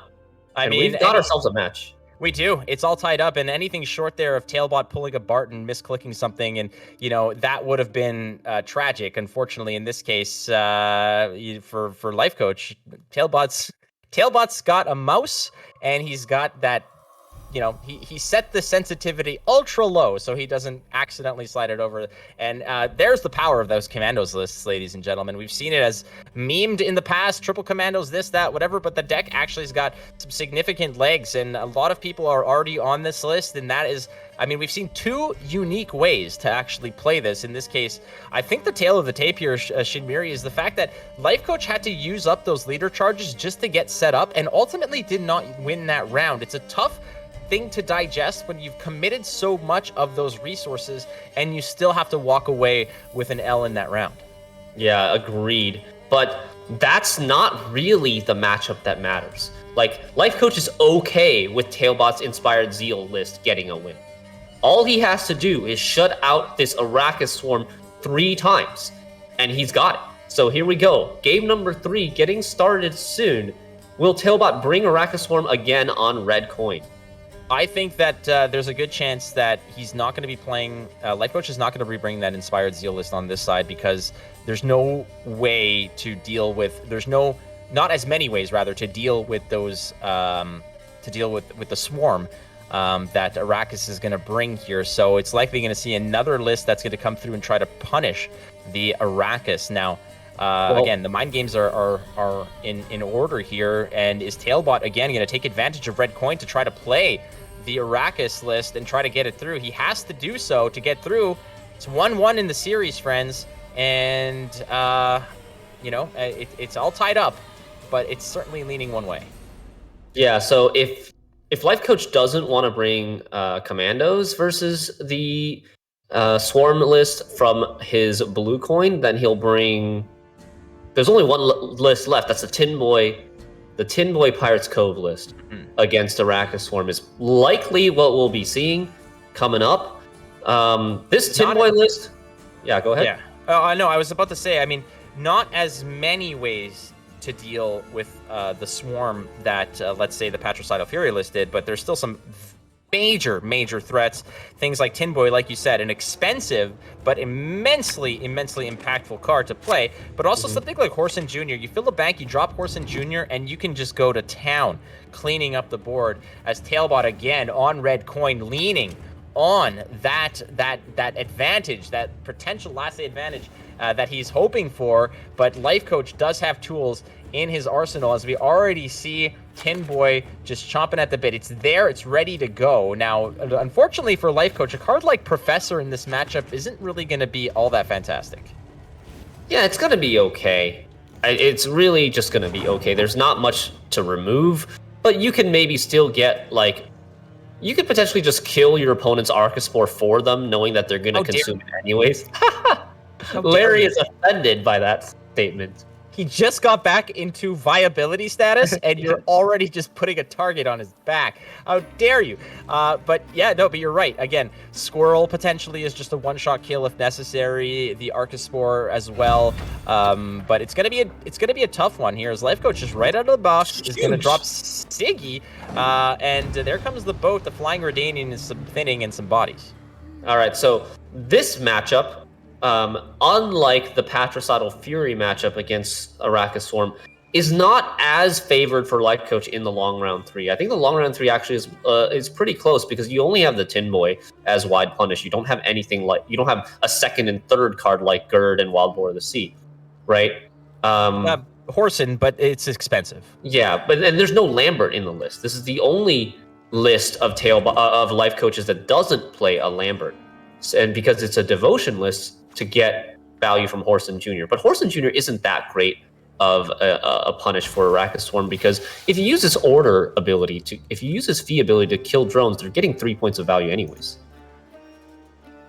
Triumphant return of the Archospore to the tournament scene, friends. There he is. Now here's the power of Pirates Cove. Being able to just spawn a Jackal before you even go ahead and gain coins is a nice way. Clicking a lot here. We're gonna go ahead and see what we can find. I believe that was Eavesdrop. Eavesdrop, played by Life Coach here. He's going to decide what he wants to toss back. I don't think Poison is something that you want to have in your hand, and that was it. Fistek gets tossed back into the Pontar. This is very committal from Life Coach here, though. Both a Siggy and a leader charge in round 1 from Blue Coin, where he has no real chance of like winning on even. He's at best going to win down 1, but Life Coach obviously values round control a lot in this matchup, and if he's doing this in round 1, he means he really wants to win it and push round 2. Yeah, Life Coach is looking a little bit perturbed here. You could see there's a little bit of concern, a little bit of stress pumping through those veins right now, as Tailbot seems a little bit better off suited. Again, this is a complete 180 from what we saw in game 1, where Tailbot was just lacking these options to develop the board. Something like we just saw right now, like the Arachis Nest, which puts down 5 bodies and just plays right into that swarm mentality. That is the great foundational card to get your strategy off the ground, as everything after that is just gravy. As you have something like Spontaneous Evolution, you can go ahead and maybe eventually get to something like Chimera. You have the location as well. There's options now. Tailbot, knowing that he's feeling a little bit better, and Life Coach has an answer, but you're never going to play Tin Boy now. There's no way. There's no way. You got to save Tin Boy for a round that Tailbot actually has to win. Tailbot can just pass whenever he wants here. So, whoa! What is happening? Is Life Coach okay? So Life Coach must be worried about the heat wave, because Tailbot has some control in his Arachis Swarm list. He has a heat wave. He has a Doragary, and Life Coach just doesn't want all of his points to get eaten up by a heat wave. But this is. I think this is insane overcommitment, I think. I mean, he's got options. I think he might just be banking on the fact that, you know what, this is a massive committal. And you're on Blue Coin. Could he be trying to tempo pass here? That's what I'm thinking might be happening here, is the fact that you're going to commit this, right? Which is going to create, if Tailbot wants to continue play, Life Coach takes the pass here, and it's going to create a situation where Tailbot's going to have to commit a lot of swarm related cards here that is going to really cripple him in the future, and it's going to guarantee that maybe Tailbot's not going to have all the tools, and he's not going to be able to bleed in round 2. So Life Coach buying this round, and as you see here, Life Coach is looking at this. He's like, okay, he's still playing, and that's relatively low tempo. That's only 8 points coming through here from Tailbot. So my goodness, what is that? An instant pass from Life Coach. And so okay, so maybe he believes in the long round 3 so much that he feels like he doesn't need any leader charges in round 3. It's not going to be that hard for Tailbot to get 30 points back here, because he's going to be able to play 3 cards uncontested. He doesn't have the Heat Wave, which would be 19 points of tempo, but I think he should be able to do it here, especially with some leader charges of his own, if need be. And it could have been incredibly punishing if, like you said, if you're putting Tailbot and hanging on to the Heat Wave, you have to diversify that points. You know, you can't it can't be an eggs meat basket situation here where you've got 35 points that are just going to get absolutely deleted by by a Heat Wave. And the best boy Knickers coming out at the perfect time to help Tailbot with a little bit of tempo when he needs it the most. So only 19 points necessary for Tailbot now to overcome, and he's still got 2 cards to play, because if Tailbot gets ahead by the time he plays down to 4 cards, he can dry pass round 2 and go back up to the hand size limit of 10 by round 3. Nicker's saying, what's that, a 29-point deficit? Oh, here's 3. I got you. Yeah. No problem. It's like when you're with your friends and there's like, everyone orders pizza, and that one guy who eats 14 slices throws in like $3. It's like, yeah, I got you. Now, Tailbot here is going to play the Chimera for, he's down by, I believe, 11. So he needs a decent amount of points here to get this done, as he's going to play the location. I'm a little bit confused by the That seems like it's not enough. Oh, no, it's enough. Just enough. My bad. Okay. It's enough, but why play the location instead of a Chimera from hand is my question. Well, yeah, because he's down to 4 cards. He can't play anything in round 2, so he doesn't have the option of clicking the location. So usually the location would be better in round 3, but maybe he's thinking that the location, the artifact itself, takes up a space on the board, so that he'd rather have the Chimeras that don't take up any space. And Life Coach is just drawing in, like, bomb after bomb after bomb. You picked up your Horson. You've got Jacques for massive tempo, another Spender as well, which is going to be difficult to sort of pull off. But then again, you have Horst. You've got you all. The brothers are all there. Life Coach is feeling really strong here. And, I mean, if I see Tailbot click that button, I am worried for his well-being. But no, he takes the pass here. Yeah, but like you said, that's just tossing away a pretty significant card that is going to create, it's going to create an option for you like a Chimera or whatever, but it's also going to put 2 more extra bodies on the board. Yeah, that's true. I think Tailbot's just kind of living with the reality that maybe that wasn't the right move, but, he's not out of it yet. He's going to have the benefit of a long round here. He's just got to hope to dodge, a full value Tin Boy. He's going to have to look to dodge,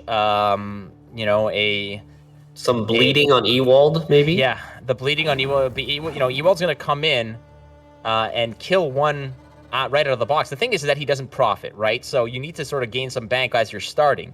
So Life Coach is going to open up likely with the Tax Collector, get some coins here. Ewald, Horst as well.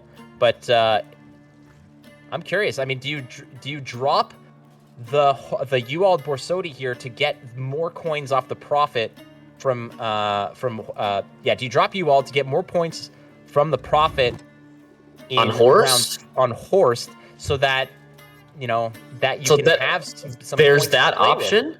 There's that option, but you kind of value the Ewald because he can put bleeding on the 1s and threaten to bleed the 1s to 0, so that Tailbot has to take his payoff early rather than greedily swarm out the board.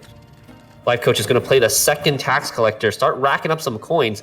He does have, the ability to play down to 7 cards in round 2, so that he can use these free plays, quote-unquote free plays, to build some bank carryover for coins in round 3.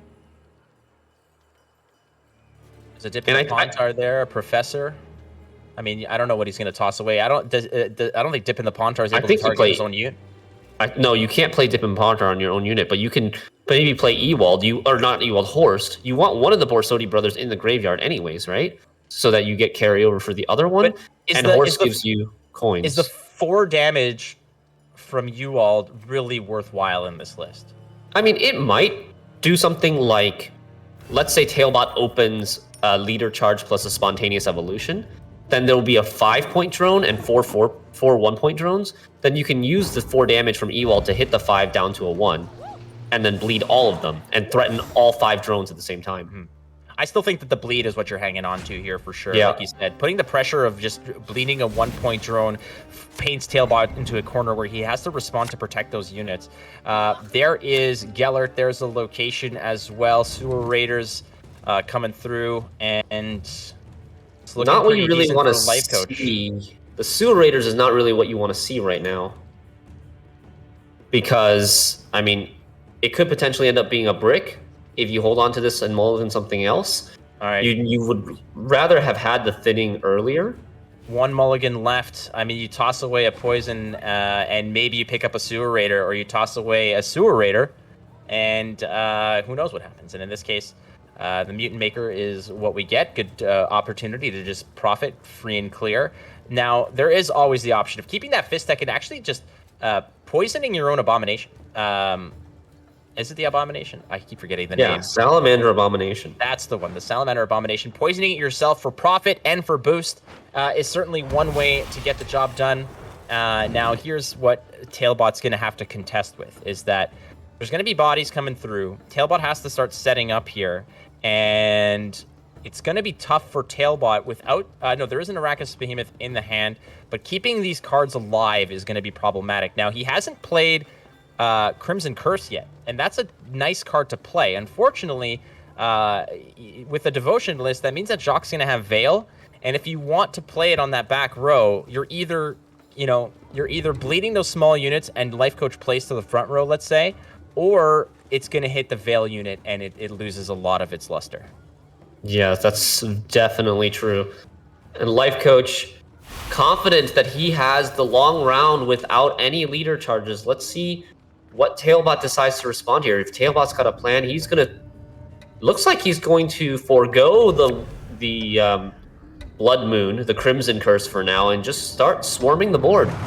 I think that's a perfectly safe play to make here. Now, again, this might just be a response of Ewald onto the 5, and then it's just bleed, and pressure there, which can be rescued by the Behemoth, for sure. But again, keeping those units down, keeping their health totals down, continuously pressuring them will create situations where Tailbot might not be able to play the card he wants to play when he wants to play it. Also, there is a lock. Dorgary is in hand for Tailbot. He can't lock the Jacques. No lock in the Jacques, as there's so many other options here. But man, just the power of a card like Horson Jr., it is so good. You're never losing value off of it, even if you're over damaging a unit. Yeah, using the Horson Jr. to kill a 1 to get 5 coins for the over damage brings him straight up to 9 coins, gets the Flying Redanian out, and Life Coach has 5 units on the board, so diminishing potentially like an early Yen play from Tailbot. Life Coach is going to keep in the back of his mind. He wants to make sure that he's in that range where Tin Boy is going to be able to pay his tribute to just punish the entire board. Again, there's 18 units on the board, each taking 2 damage. It's 36 damage plus the 4 points of body. A 40-point card for 12 provisions, Shidmiri, and this is that sweet spot, that deck that it's looking to punish, and it might be able to just go the distance and just crush everything. All right, Tailbot electing to lock the Horson. No fee shenanigans for Life Coach. Cannot use the Horson to kill any of these drone bodies anymore. Life Coach spending a couple coins, and it is it's getting close to the point where you kind of have to play the Blindheim brothers, because Gellert does have adrenaline. You want to play the Gellert before his adrenaline runs out so that you have no cooldown on his ability, and you can just poison everything on your board, even poison the Jacques multiple times, and gain 2 coins for all your troubles. Now, I don't think... So if you're poisoning your own Jacques, I believe that you're not going to gain the coins from the Roland ability. That's as true. Karathi Heatwave here is taking out the Roland. Again, a nice engine piece to just keep, the Gellert-Roland combination is when you use the Gellert ability, you're not only boosting by 2, but by paying the 1 coin. So it's a 2-to-1 conversion rate, which is the best you're going to get. But you're also gaining a coin on top of that. So you're gaining a coin boost by 2. It is the best trade deal in history as we see Gellert comes through and does what Gellert needs to do, which is go ahead and boost the whole board, poison everyone. You can only do, obviously you're not going to kill your own unit, but might as well use the coins as they exist here. As we see, there are still enough coins in the bank for Life Coach to get a full Tin Boy. In the bank, I mean accessible via Mutant Maker, Fist Tech, etc. Yeah, Mutant Maker with the Jacques unkillable now since the Heat Wave from Tailbot has been used. Mutant Maker is going to get you 3 coins and an extra coin from Jacques for being a Firesworn card. So that'll bring him up to 4. The Fist Tech will bring him from 4 to 8, and then he'll have exactly those 8 coins to play for Tin Boy's Tribute. But I'm also wondering what he's going to do with the Salamandra hideout, because if you take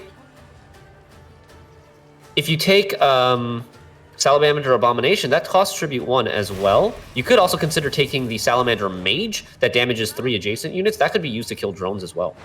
That's definitely there's a lot of versatility in that card. Triss comes through here. Now there's a lot more pollution into what Triss could potentially offer you.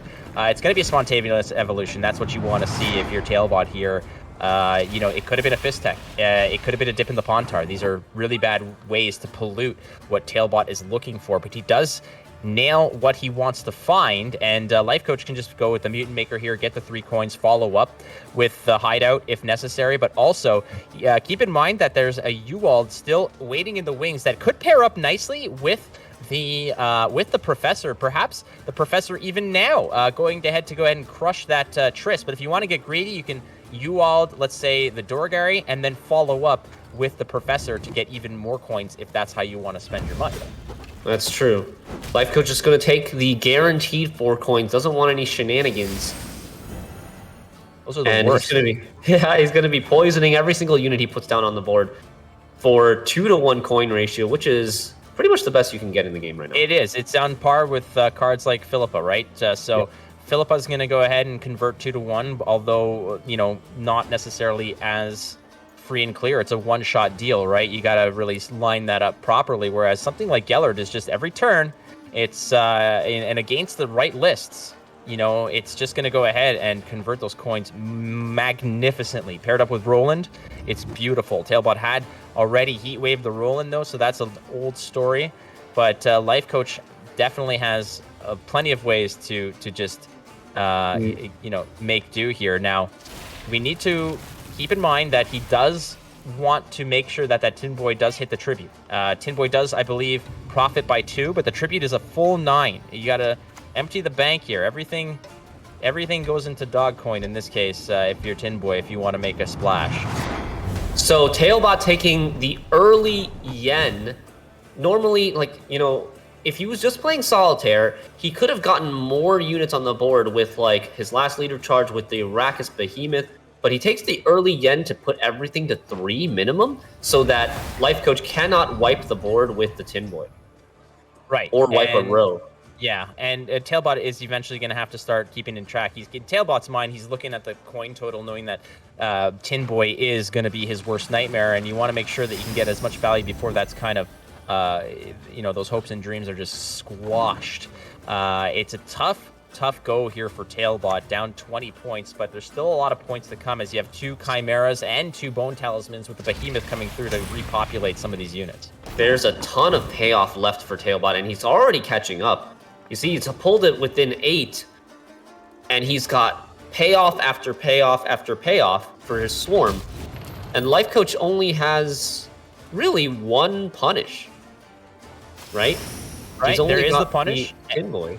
And Life Coach could, if he wants to, go ahead and transfer that poison. I suspect, I'm curious, maybe he's just valuing to poison your own unit, but what could have been done there was he could have just gone ahead and right away, Life Coach could have put that poison on something like Dorgary, let's say, and follow up with the Fist Tech right after to kill that 8 points. I think he's waiting for the Chimeras and hoping that the Chimeras are going to be bigger than that 8-point or 9-point Dorigary. All right, we've got the 5 coins. Every turn, Life Coach is getting 4 points per coin. By poisoning the Salamander Abomination, you're spending 1 coin to self-poison. Gellert is giving you 2 boosts, and the Salamander Abomination is boosting by 2 as well. 4 points a coin now. It's with the combination of 2 cards. It does some really nasty things, I tell you. I mean, the combinations, obviously, they work in pairs. You know, the Blindheim brothers, the Borsodi brothers, but this deck has so much payoff when it can stick just 2 cards on the board that really coalesce. And there's that 1-turn poison that the Syndicate location allows you to transfer the poison with the order and play the poison from your hand on the same turn, which denies Tailbot any chance of consuming a poison with his chimeras. Now look at this. The bank's at 8. You can go ahead and re-poison your Abomination. You can play the Tin Boy for full value and just go to game for, up 2-1. Tailbot is in a tough spot here. He's going to have to save those 8 coins if he wants to tribute the Tin Boy. So Life Coach decides not to use any fee. Right. So you got to assess here what's the best way to do this. And obviously, I feel like using the coins on a full swipe here. Now, he is over-profiting a little bit over here. There's the Tin Boy. Swipes both rows up 30 points. And Life Coach with a sigh of relief there, if you see in the camera, does manage to win the long round 3 even after that massive overcommit in round 1. Well, doesn't look like such an overcommitment anymore now, does it, Flake? Absolutely not. It basically pushed Tailbot into a situation of losing on even, which you never really want to do, or you're going to have to commit a buttload of cards just to catch up. And even with Knickers coming in and trying to pitch into that to chip away at that deficit, I mean, he was up by leagues and leagues of points, and it caught us both off guard. Again, playing around the Heat Wave, which wasn't in Tailbot's hand ultimately, but doing so and depositing the points into 2 different Sea Jackals, getting so far ahead of your opponent. I mean, it was definitely the strategy that you called. He's probably going for a tempo pass here, trying to squeeze out some resources and just negate round 2. Get so many cards out of Tailbot, even though he does recover and does have the last say. We're probably going to get some stuff out of you here, as he didn't commit any of those major gold pieces, so it came down to, all right, well, I'll just do this with the cards I have. I'm not going to lean on my leader ability. I'm going to find other ways to spend these coins. I'm not going to keep those Sea Jackals as a crutch to do so, because they might eat a Heat Wave later anyways, right? So think about it this way. If you're going to efficiently spend those coins on the Sea Jackal in round 3, it's going to catch a Heat Wave, possibly because it's going to be super tall. Plus, you had other ways to spend the coins. We saw how it happened. I mean, I don't need to explain this. Life Coach is a brilliant, brilliant card player. And Life Coach on match point now. Up 2-1. Needs to get a win with his Inspired Zeal Land of 1,000 Fables list. He's on red coin here. I think he likes to see the red coin with this deck, because he has the additional consistency tools like Land of 1,000 Fables, like Oniromancy. He doesn't care as much about having the Cursed Scroll for consistency, and red coin affords him the possibility of threatening to win on even. Trying to look at control opportunities here for Tailbot. There are not many, to be honest with you here. Professor's not really going to get the work done that it might want to. Horson is certainly something to consider, but when it comes to dealing with problematic cards, I mean, it's going to be an expensive move. Let's say that Full Test comes in, and you could protect it if necessary with something like an Inspired Zeal charge, but I don't think Life Coach wants to do that. But, if Tailbot has that Horson Jr. in the hand, I think that it's got one prime target, which is going to be that Full Test. Yeah, but Tailbot does not have Horson Jr. In fact, he has Vivaldi Bank, which you could technically try to dig for Horson Jr., but I don't know if he's willing to use that in round 1 without even a guarantee of getting that Horson. Look at that. We saw this again. We saw this before, rather. Life Coach is using both of those leader charges, those Inspired Zeal charges, to boost the unit, but also allow it to use its ability, its order ability, right away, as 20 points of tempo on the red coin and 3 targets to potentially clone is a pretty safe way to go. It's a tough thing to look at when you're not playing.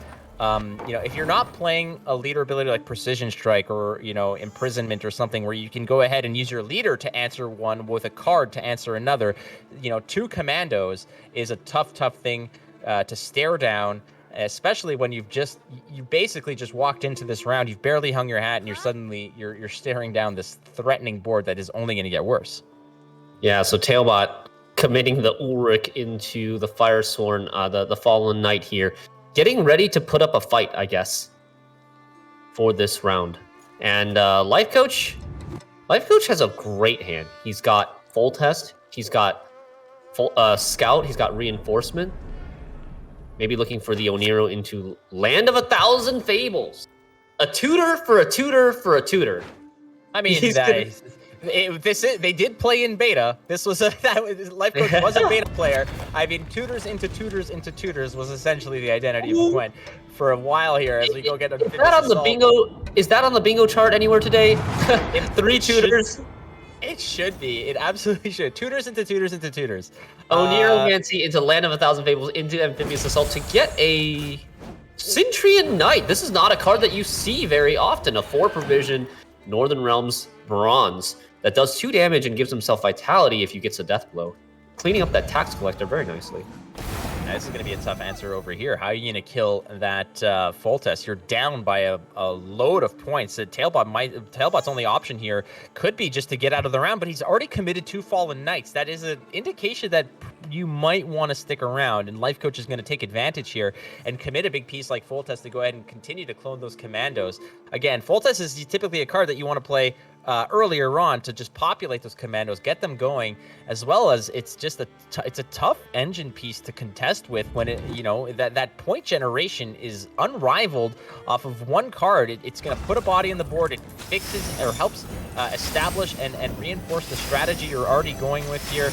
As we see, there is Gellert. He doesn't only appear in Pirates Cove, friends, but he comes through and finds value, especially on those Veiled Fallen Knights. Yeah, and Tailbot kind of deciding not gonna even try answering this full test. He does have like the 2 poisons in hand, but he values getting the 0 cooldown adrenaline effect of Gellert first. The problem with that is that if you're going to be poisoning the full test, you have no payoff in terms of coin spending, right? So you're gonna play 2 cards, take 2 turns to kill full test. And then you're still way behind. You have no way to spend those coins. And yeah, cool, you can carry them over to the next round, but you've already committed a lot of cards for no tempo, only to lose this round on even. That's true. He's not playing something like Pirates Cove that can just at will convert those coins into points at any time. I suspect, if Life Coach sees that the full test gets poisoned, he might just have taken a pass. The tempo on that would have been bad. This might be the pass for Life Coach. We'll see. That's kind of how I evaluate this, but we'll see how this goes. He could continue to play and just, say, all right, well, if you've got another poison, does he play? He plays 1 Trafficker, so at the worst, it's a 9-point tempo play with no spenders, really, to convert those coins into anything. Right. I think with Life Coach still having a reinforcement in his hand that can potentially get him an extra copy of Commandos, I think that he's going to keep playing here, at least copy that Commando an extra time, see if this is a bluff or not with the poison, and then decide afterwards. And look, this row is already full. He's got 7 Commandos on the board with another 1 Commando that Fultz has just created in the deck. So total of 8 Commandos for Life Coach here. Looking pretty good. Still up a comfortable 16 points while it's his turn up a card. Right, and you could easily pass here if you want to and just put it on your opponent to find a way to spend those coins efficiently. And if he does manage to just pull this out, it's going to come at a significant cost. You do have the Vivaldi Bank in the right spot on 6 coins to just go ahead and maximize the value for Vivaldi Bank. You're not over profiting, but you're getting full reach into your deck if necessary. The Life Coach is just going to go for it, and that's perfectly fine. But Voimir is I feel like that's a big card to commit on such a favorable position to be in.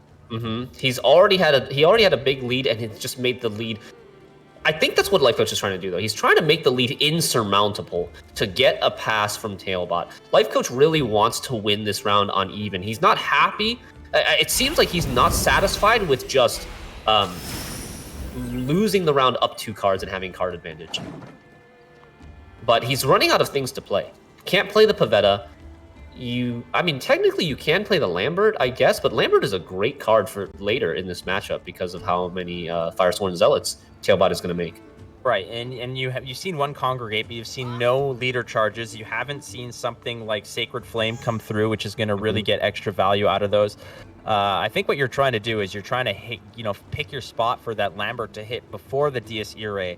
And typically, Dies Irae is going to follow up the Sacred Flame, which takes a turn to get, to get comfortable. And, Tailbot down a card here, and down a significant, was that 16 points as well. It's not an easy place to be, as Life Coach is just going to go ahead and walk away from this one. He's, like you said, make that lead insurmountable, make it incredibly uncomfortable for this, for you to get through. And Tailbot not having a spender here, I mean, I'm looking through the deck to see what ways can you go ahead and use those coins to really get that reach, like something like a Sea Jackal, that can really transfer those coins into raw power to, push you through this tough situation. Looks like Tailbot's going to go for the DSE. Oh, no, not DSE Ray. Go for the Congregate to get... Oh, that's a lot of points. The Congregate, the Fallen Knights are really showing their value here. Congregate normally just being a 6 for 4, but spawns 3 bodies, and that's 3 points each for the Fallen Knights, as well as the Intimidate, so 4 points each. That's 8 extra points from the Fallen Knights that he got there. So Tailbot is able to win round 1 down 2 cards. Let's see what he does with this round control. Except Jacques still does have the Professor in hand, Ewald Bersodi, Mutant Maker, and the Vivaldi Bank. Life Coach has a myriad of options. I don't know if that Squirrel is necessary, as it does get pitched away. Given the There's fact no that flying. There's no flying Redanian in this. No Redanian. Your only target is basically Dies Irae, and we haven't seen that yet. So that hasn't been played yet. So he doesn't foresee getting value from it. And Tailbot actually pushing down 2 cards. Well, that's on the bingo, friends. Hey, Tailbot. Yeah, down 2 cards. This is a very dangerous position to push from, because if he gets overtaken, he could go into round 3 down 2 cards and not just down 1 card if he dry pass. And Life Coach now racking his brain. How is he going to defend this bleed? Life Coach definitely doesn't want to be playing commandos in this round if he can help it. So if he can maybe defend this round with like a Draug, because he has that Land of 1,000 Fables that can transform the second copy of Amphibious Assault. He has the double PFIs, which are great with Draug in the same round. Maybe that could be a viable plan for Life Coach and to save Commandos for round 3. He's going to go ahead and make that choice right now, because if Tailbot does elect to pass, Life Coach doesn't want to go ahead and waste another card just to flip a card into... Oh, that's a really good point. Yeah. Whoa, both Borsodi brothers coming down one after the other, not waiting for the first one to go into the graveyard, because Tailbot just needs to play... I guess he's planning on playing most of his cards here, setting up for that Professor as well to get a lot of coins from this bounty. They never really see each other together, but always 2 there are. A Master and an Apprentice. In this case, you see Horst feeding Ewald, who then is going to take out his wrath on Life Coach's side of the board. Just like you and me, Flake. Master and Apprentice, right? Yes, we'll let chat decide which one is which. I know which one I am. Okay. Life Coach looking like he's just peering through the game down at Tailbot, trying to figure out what he's doing. But he's got a plan, and the PFI ×2 is a great way, like you said, Shadmiri, to just populate the board very efficiently. And even though those points are not phenomenally impressive, 5 points, it's the bodies that matter. It's the presence on the board, and having 2 1s there, again, to self-cannibalize with those Revenants off the Draug transformation is, we saw it earlier, it's a great way to just go ahead, do some do some spring cleaning on your own board and get things organized so that they can start going ahead and crushing their opponent. As Tailbot now has to evaluate. I mean, this could be potentially a play where you drop the Professor, onto the Pavetta. It looks really good here. Yeah, and then you could also bleed. You could bleed the ones to force the Draug this turn. Yes. Or yes. yeah, miss out on the PFIs, right? You're either, he's kind of forked Life Coach here. Life Coach either has to Draug now to prevent these ones from dying and get rid of the bleed, or he has to play PFI now to get the bonded and get the extra bodies for the Draug. So he can't do both. Well, he's gonna have to make a decision here. I think playing the PFI is correct. It's an extra body. You're losing those bodies, sure, but it's also the fact that those go poof, no problem. You're still winning on your next card, I believe. Oh no, Draug's not gonna be enough. You might actually have to use a leader charge on a pass here if Tailbot does so, but.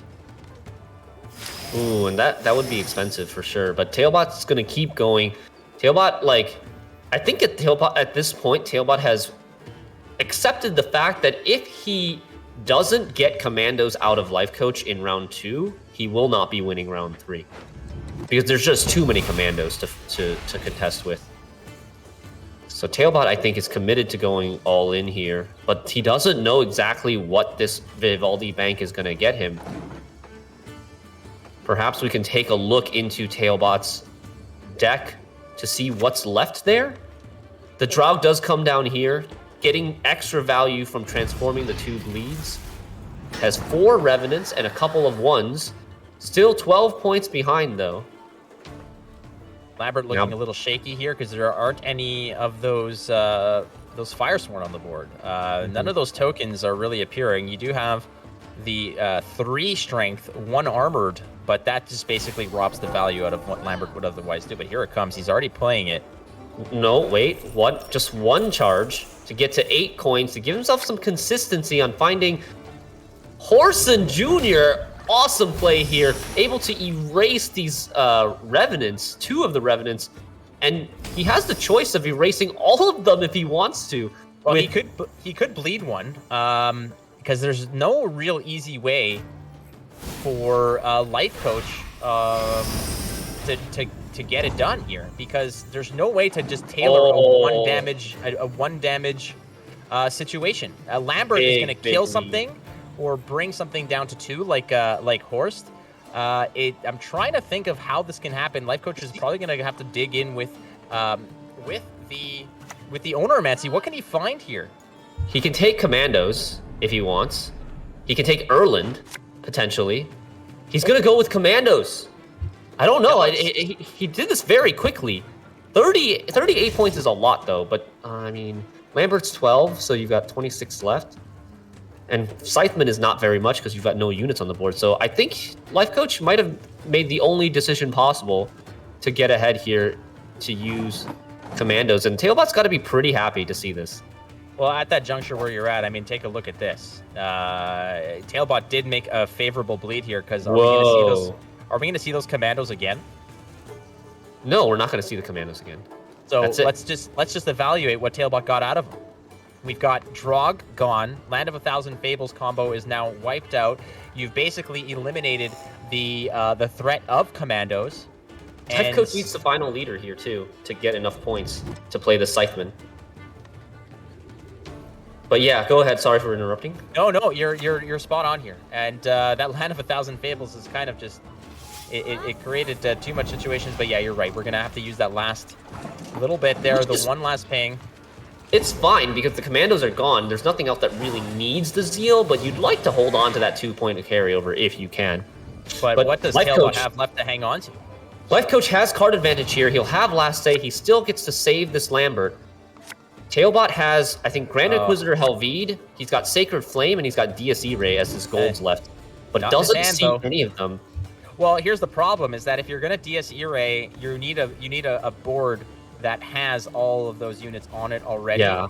And that doesn't look... Okay, he finds the Helvide. That's something. That is definitely the Helvide something. is something. So he got 2 out of 3 golds at the end of the day, and he has a little bit of Swarm capability, but the Lambert is still there. Life Coach looking for some help there. That is a pretty good card, but not there's bad, not much. not bad. It's points is what it is, and unfortunately, there's not much bodies in the board to get much reach off of it. But at the same time, I mean, Tailbot is gonna have to put some work in here as well. It's about the most points you're gonna get. Yeah, Erland is gonna be playing for 9 points here, and it's gonna be the most you can get in that's left in your deck. I mean, Maxi's just 6 points. Erland, I'm wondering how many of those cards in Life Coach's deck are specials. There's one special, so I think Erland is 9 points. Siege Ladder is 4 points. Maxi is 6 points. So these are really, really low value cards. What Tailbot can do here is actually play Helvide, not click anything, because there's no threat in Life Coach's deck that kills or locks Helvide, and then he can wait. He's gonna have to. I mean, the second that all of those Firesworn hit the board, they're gonna be met by. Right. So he can. Okay, I got it. Tailbot can wait to use the order to get all of his swarm on the same turn that he plays the DSE Ray. Right.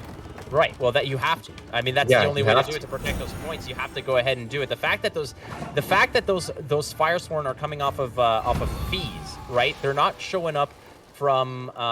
They're not being spawned off a deploy. They're not being spawned off of a special card. They're not left out in the dust. They'll be able to go ahead and show up, and then DSE Ray will be able to hit immediately. There's no margin there for Life Coach to go ahead and play that Lambert. He'll still be able to play it for decent value. Let's not, discount that fact, but check it out. That's the best you're going to do. Unfortunately for Tailbot here, Life Coach has a Lambert. He has come through. The guy who was just happy with winning one game has dethroned arguably the best player in Gwent. Life Coach is back. Ladies and gentlemen, the fire still burns. Life Coach is back. Wins 3-1 in the first quarterfinals over Tailbot. Who would have thunk it? And taking a well-deserved swig. Oh, well, I mean, the relief, frankly, I don't think it's surprise necessarily as it is relief. Tailbot is a phenomenal competitor, but Life Coach is in him, in his own regard, a legend of the genre. And when you're facing a high-end opponent like that, obviously Life Coach is a realist here. He's not going to be there and think that he's got a free ride. He knew that this was going to be difficult. He tailored his decks in a certain way that if they connect, it was going to be a grand slam. And he did do his best here, and it was more than enough, as the strategy that Life Coach brought to the table was ecstatically beautiful. And boy, did his strategy connect, getting not only Rakasworn, but also the Commandos and the Firesworn list perfectly planned by Life Coach and very well executed by both players. You can only feel for Tailbot, but we've got Life Coach ready for an interview. Paul Berger is going to speak to him right now. Hello, Life Coach. Congratulations. First of all, can you hear me?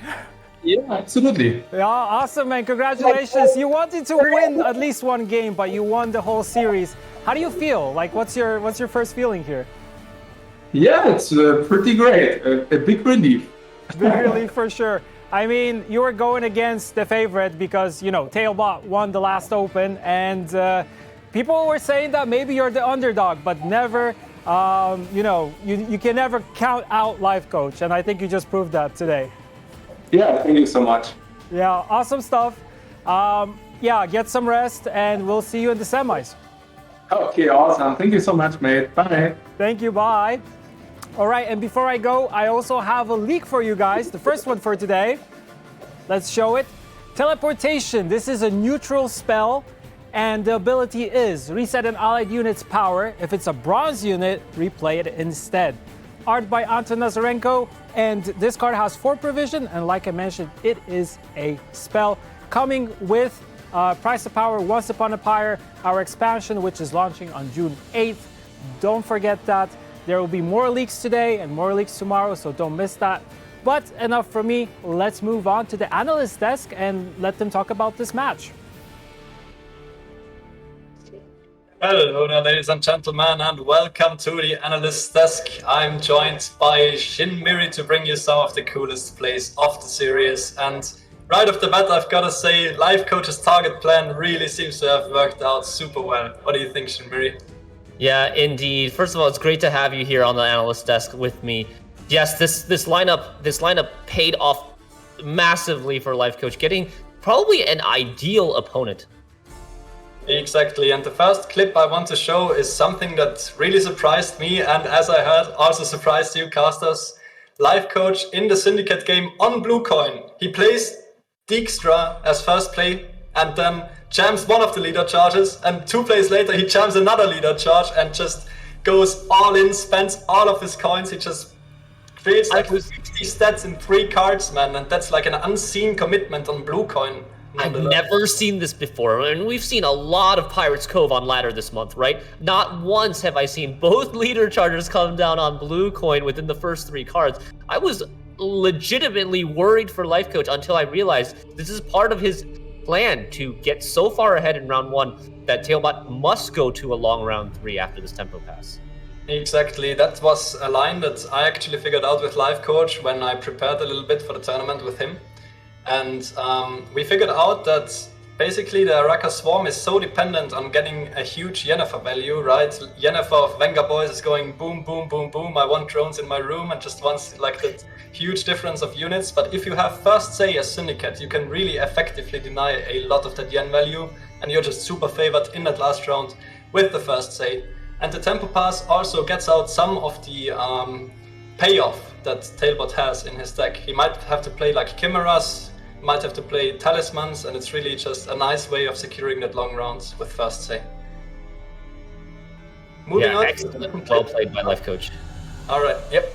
Life Coach really, like, that play was amazing. I've never seen something like that on Blue Coin. It's amazing. But yeah, the second clip I've got for you is in the long round of the Skellige versus Monster Swarm.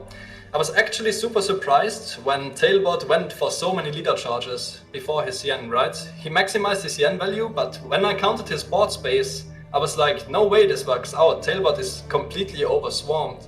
Yeah, but a really interesting play a little bit later in that round, and that is using the Andrega Warrior in a very unique way. Andrega Warrior eats both of the units adjacent to it, and if they are insects, it spawns new insects, 1 power drones. But if you use it on a full row, actually the drones do not spawn, because the drones actually spawn before the other units get eaten. So in this clip, Tailbot managed to free up some of his own board space by using the Andrega Warrior in a very unique way and just clearing up 1 extra board space and being able to maximize the Yen value and also play more units than he otherwise would have been able to. That's a great point, because in this long round 3, board space is a real concern, especially with Patricidal Fury putting 3 Sirens onto your board in addition to all the units that you want to be playing yourself. Exactly, and that's all I've got for you from this match. What an insane series. Life Coach really upsetting everyone and taking it home against Tailbot. What an unexpected result. But yeah, after looking at these deck lists, Tailbot really had a super tough battle to fight and he did his best.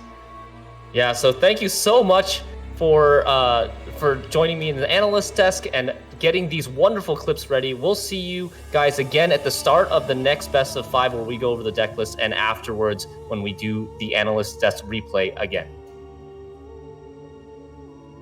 All right, let's go to the brackets here. We have Life Coach advancing 3-1 over Tailbot, going to the semifinals. Flake, are you with me? I am with you, and I am with this tournament, man. This has been it's hard to say it's a surprise when Life Coach wins a card matchup. I mean, I'm just.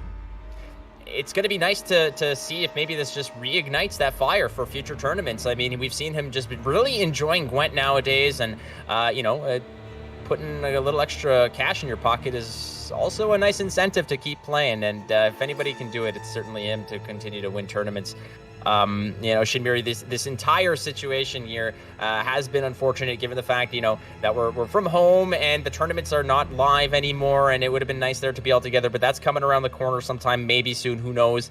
We're all crossing our fingers for everyone to get healthy and the world to get back to normal. But for now, hey man, that was just the first quarterfinal matchup. We got 3 more around the corner, and again, thank you everybody in Twitch chat for the support and the love that you guys have shown. And we're doing our best, and the players are just blowing these things out of the water.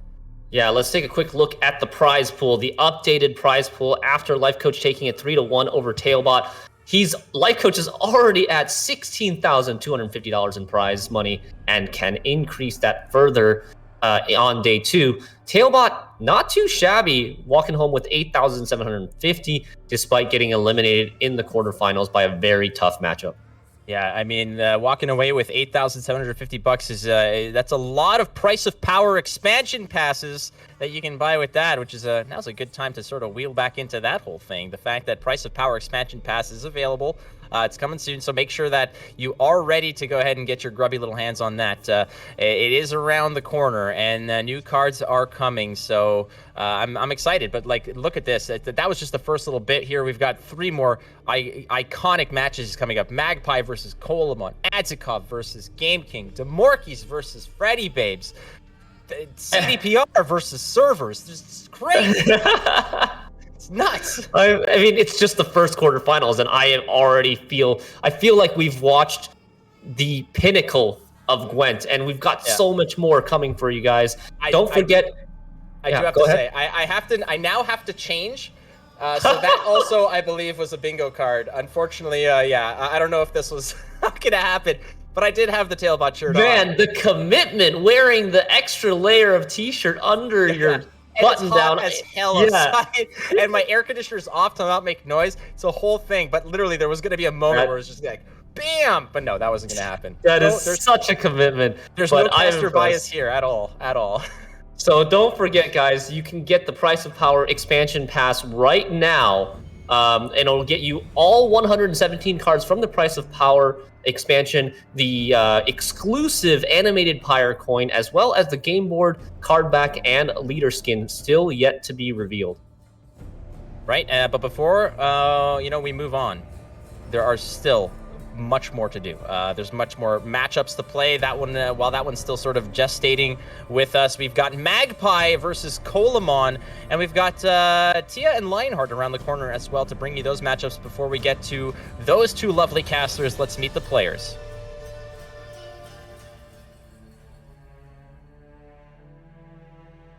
Hello and welcome back, Magpie, to yet another Gwent tournament. You are coming in hot as the winner of Challenger number 5. This is how you qualified to this tournament. It's been a while back, so I would love to know what has changed for you since then. I'm a part of the Vendetta team now, as you can see. Yeah, so it's a big change for me because the preparation for tournaments has changed. The approach it has changed too. So yeah, I guess it will help me to win Masters.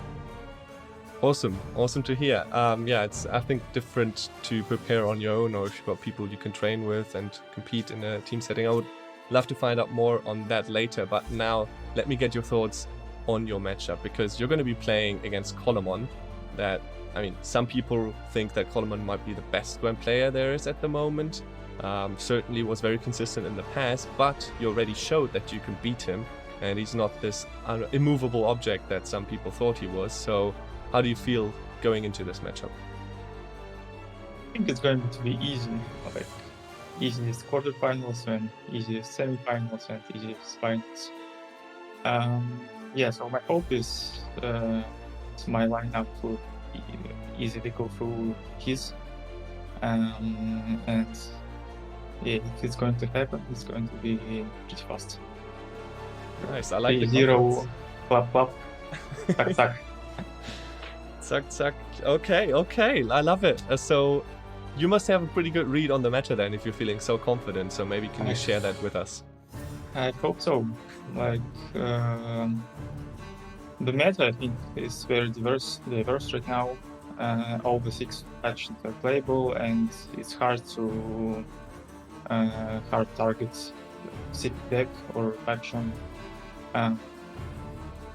So I believe that I read the meta properly and predicted all the decks that players are going to bring. Okay, so one follow-up question that I didn't prepare you for, but do you think it makes a big difference then if a tournament isn't easily predictable, or like if there's not one faction you can target, does that change the whole flow of the tournament? Yeah, definitely. Because if you can predict one faction or deck, you can just hard target it and easily win. But when you can't, the line changes, or the deck changes, and the approach also. All right, I think the viewers are going to be looking forward to that. So thank you so much for taking the time for this interview, and good luck with the rest of your preparation. Thanks.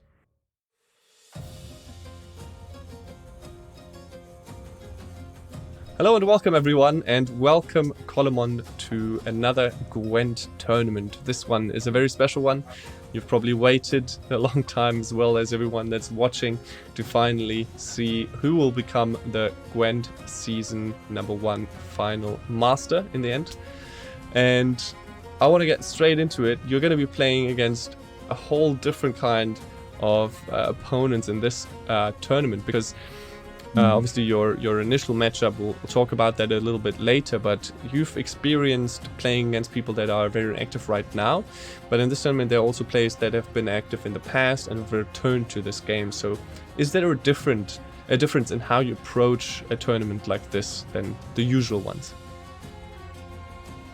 I don't think there's much of a difference, because the players in this tournament are all still very talented, even the ones that haven't played at the top for a while now. And I think they will generally be able to get back to the top of the game in the amount of time that they have. The only exception to it might be Live Coach, because he really started completely from scratch, right? Like, he hasn't played since Homecoming release at all. So for him, he might actually not have enough time to get back to like the absolute top level, but I think the other players probably will.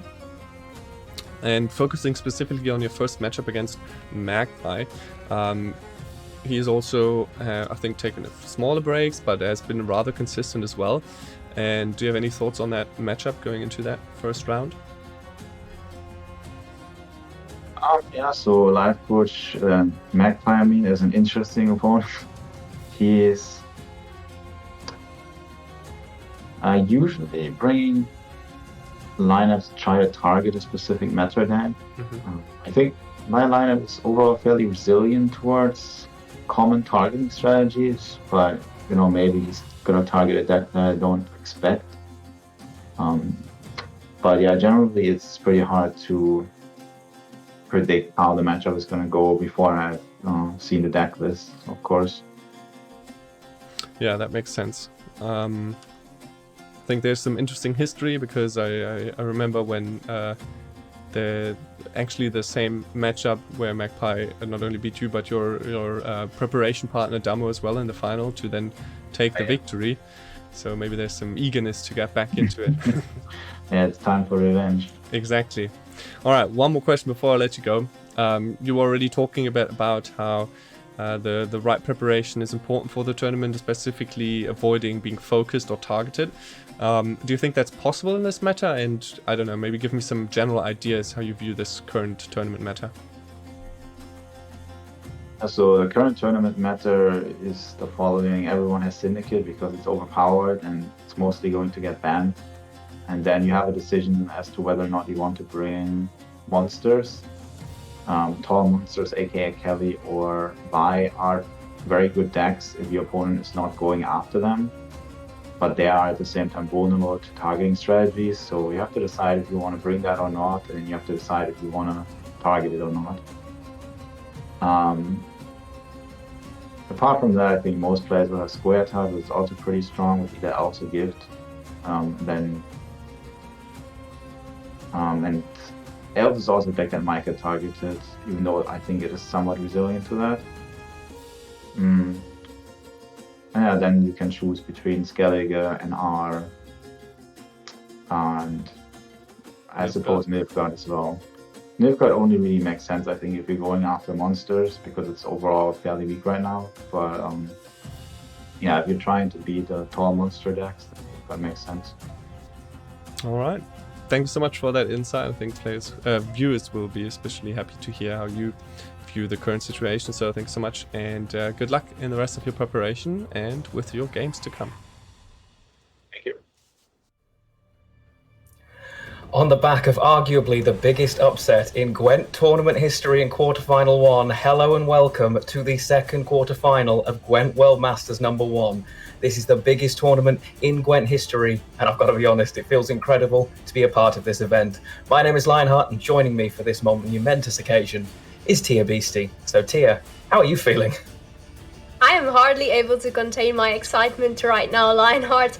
Like you said, what an honor it is to be casting the biggest tournaments in Gwent history. We have a prize pool of $250,000.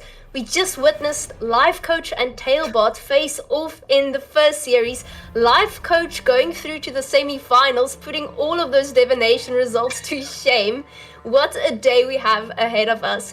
But right now we are going onto Magpie versus Colimon. Now, the last time we interviewed Magpie in Season 1, he indicated that his favorite faction was Northern Realms, and he did not disappoint. It appears that Magpie has decided to go commando. He is definitely renowned for his spicy deck building, fondly known as Magpiles, and there are some commandos amongst them. He certainly doesn't look like he is going to disappoint us here.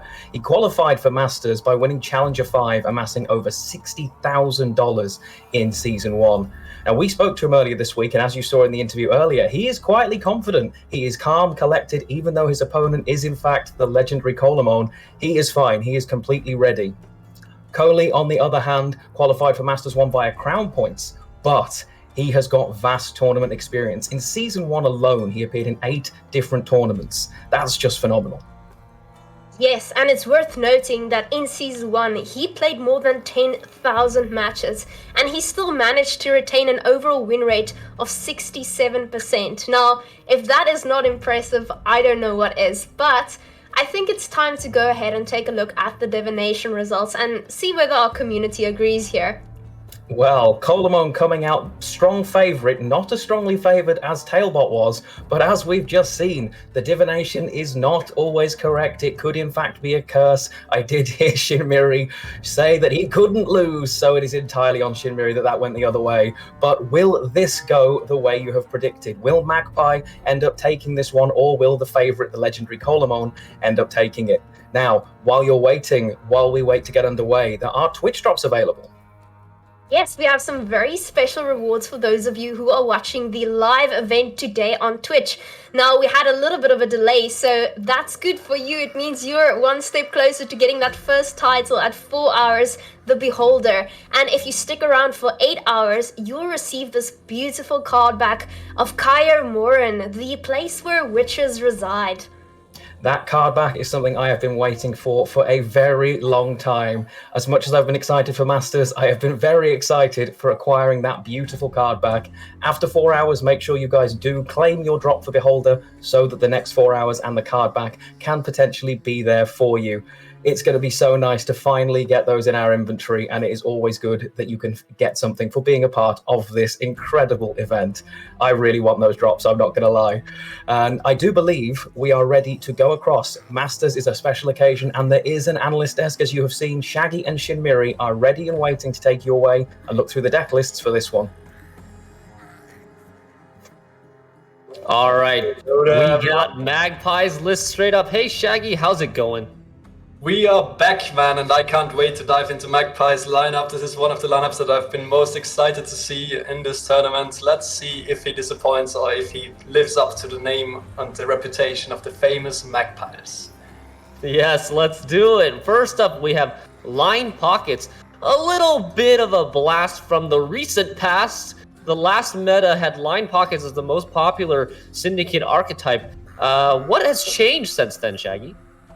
Well, the buffs to both Professor and Horson Jr. have pushed Syndicate into more of a devotion archetype, and the buffs to the Pirates Cove leader have really made that the leader of choice. But the old crime list really still has things going for it, most notably the Tunnel Drill, which is still the most effective spender in the entire game, being able to spend 2 coins for 3 damage each with the line pockets leader, having 6 coins extra in the bank can really make for huge swings and really just destroy the opponent's board, destroy all the engines, and is still very much a hard deck to pilot against and a deck that has a lot of threats. Yeah, it's such a good control tool, and that's maybe one of the biggest upper hands that this line pockets list has over something like Pirate's Cove, which doesn't really have as much control. We also see a Tavern Brawl in this list, but could be a little bit tricky to get that Tavern Brawl value in an open decklist environment such as this.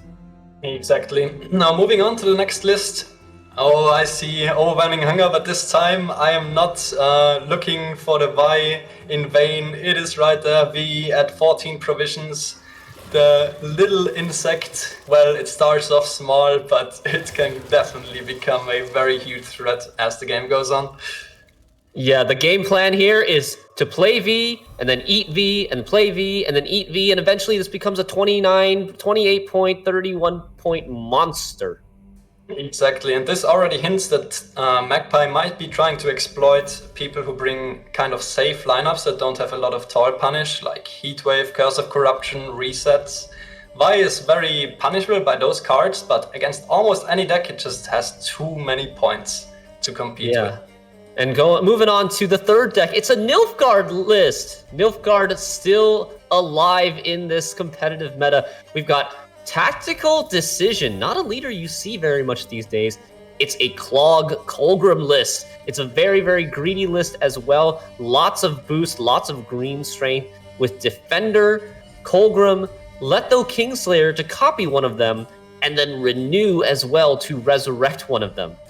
Yeah, this deck just has a very unique game plan. It is filled with cards that either put extra garbage into the opponent's deck or just thin out cards from your own to really, in the end, play for that huge Colgrim win condition that some decks just don't really seem to find the answers to. Like, the clogging prevents them from finding some answers, and the overwhelming amount of threats coupled with the Letho really makes this Colgrim super hard to answer, and a card that can just run away with the game completely on its own.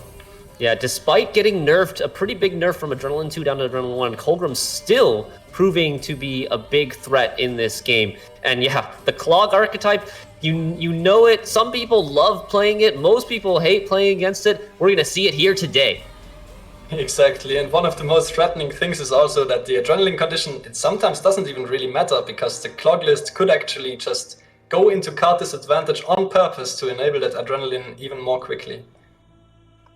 Yeah, last but not least for Magpie, we've got Inspired Zeal. It's a double commando list, just like Life Coach and Tailbot both brought double commando lists. Magpie has brought his own variation as well, this time with the actual Draug in the list at 13 provisions. No Land of 1,000 Fables for him, but he's also got the Bloody Baron and Prince Anseus.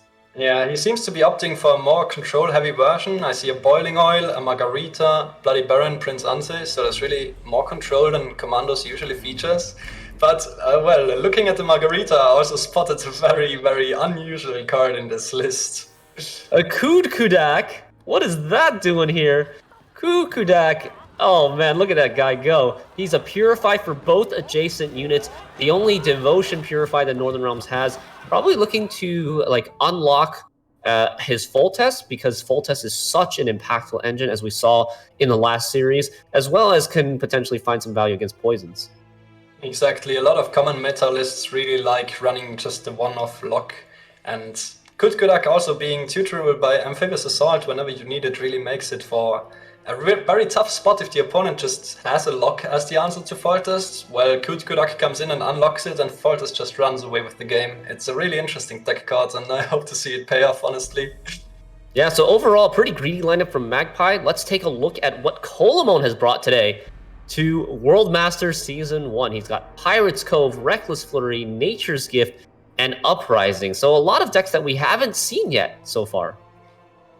Yeah, let's dive into the first list, Pirate's Cove. It seems like it's a fairly standard version, which there is absolutely nothing wrong with, because I consider it just the best deck in the game right now. It's been terrorizing ladder for the entire season, and it has been a staple for tournament play as well this season, so it's just a great, solid choice, very hard to target, and just kind of outpointing almost any other deck in the current meta.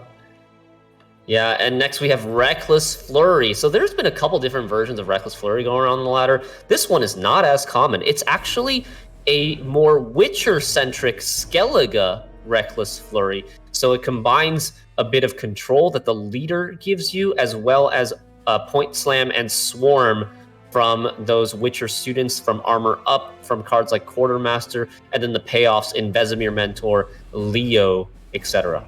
Exactly. The Reckless Flurry control lists have kind of, like, they always had a lot of good control options, but have been kind of lacking in points, and this Witcher version could really be a way of having the same control, but then also just having a lot of points on your own.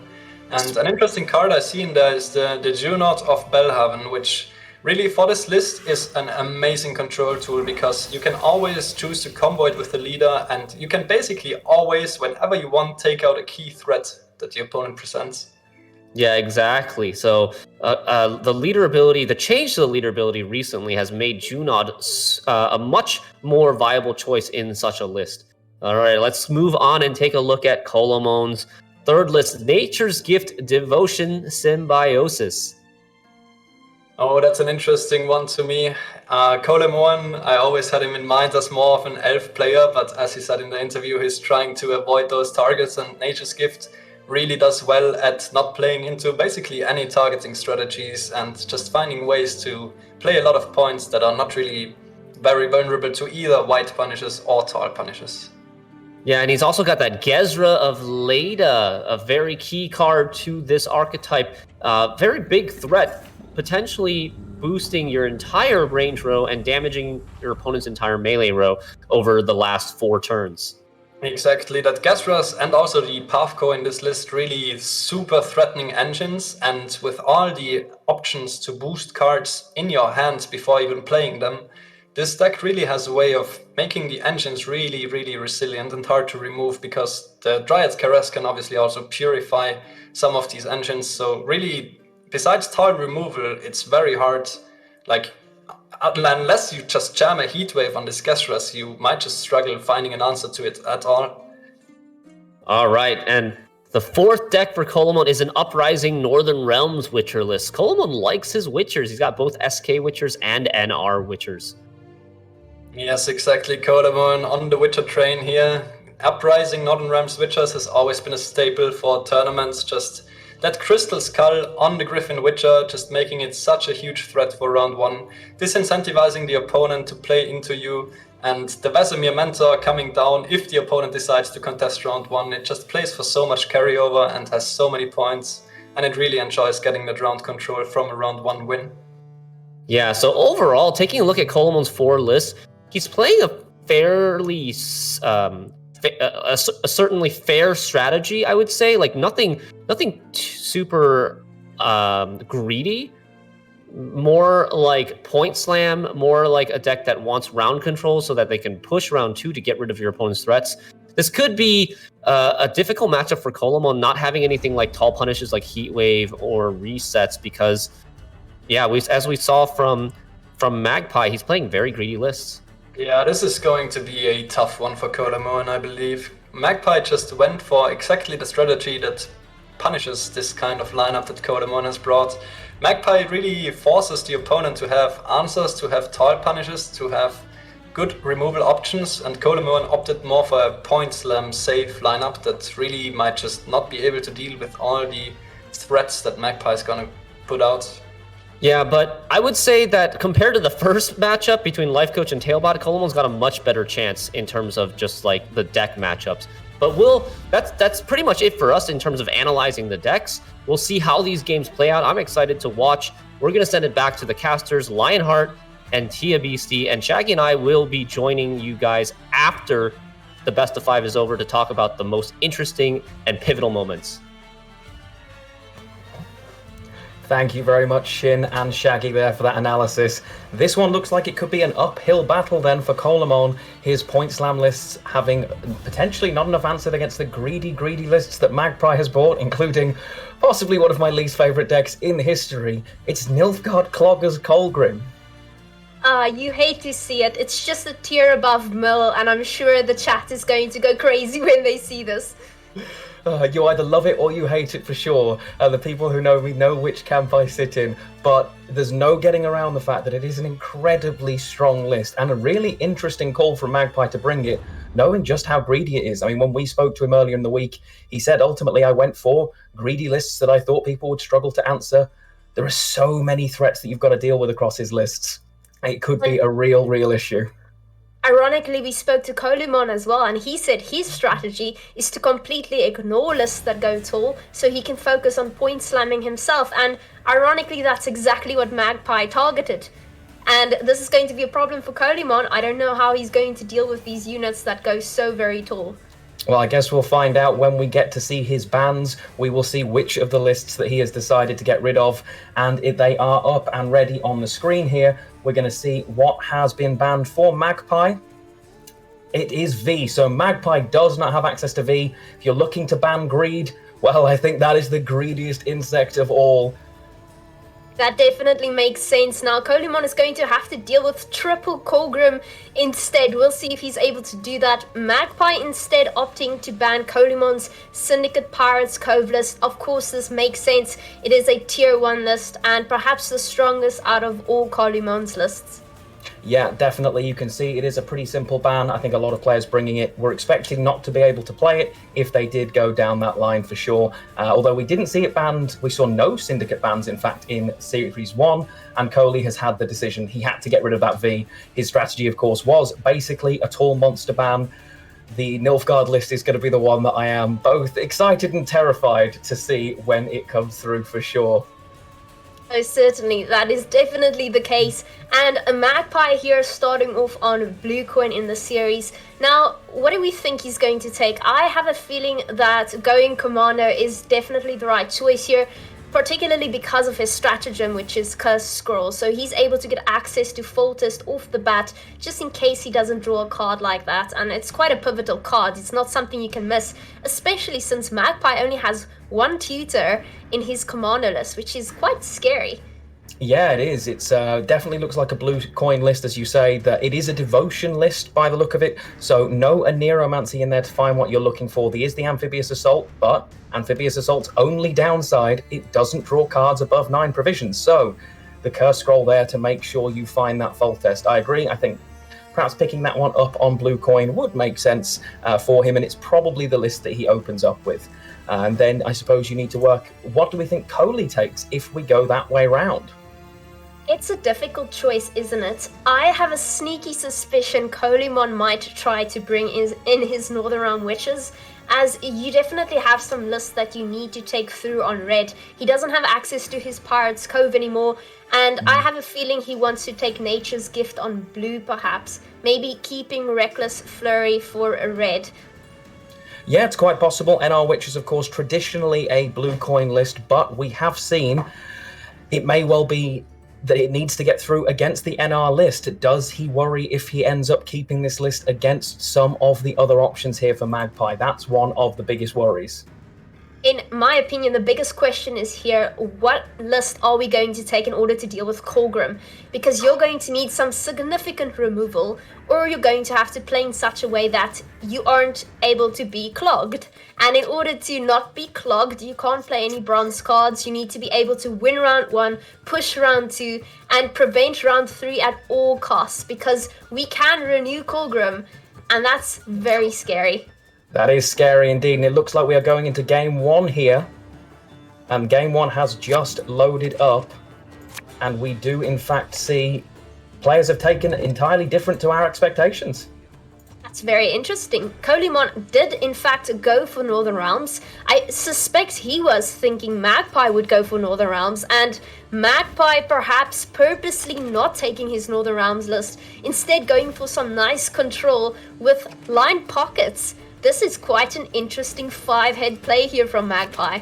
Yeah, Magpie may be anticipating that potential queuing and has thought, no, I'm going to push my pockets here. I'm going to make you queue and counter queue. It is incredible how many times that it's not just winning in the deck builder. You can certain matches can be sniped certain ways, even if they are not their ideal coins here. And this could be a case of out 5-heading each other. Exactly. Now, it's very interesting that Magpie brought Line Pockets and not Pirates Cove, and we did ask him about it, and he said, well, simply he hasn't really played Pirates Cove this season, but also he's expecting others to bring it, and he thinks Line Pockets might be a nice alternative to that, and might be something that not a lot of people are expecting, and I mean, it's still a very powerful deck, and I see he hasn't drawn a single Halfling Safecracker here, which might be for the best, seeing that they have significantly been nerfed and now play for almost half of their value. Yeah, they were definitely popped in half there. As you say, hasn't got them in hand. Ideally would like it, and it's certainly not an ideal opening play there, but he does have the lamp for that very reason. Coley now looking over his choices, thinking, okay, I have to do NR Witcher things here, has drawn both of his carryover cards.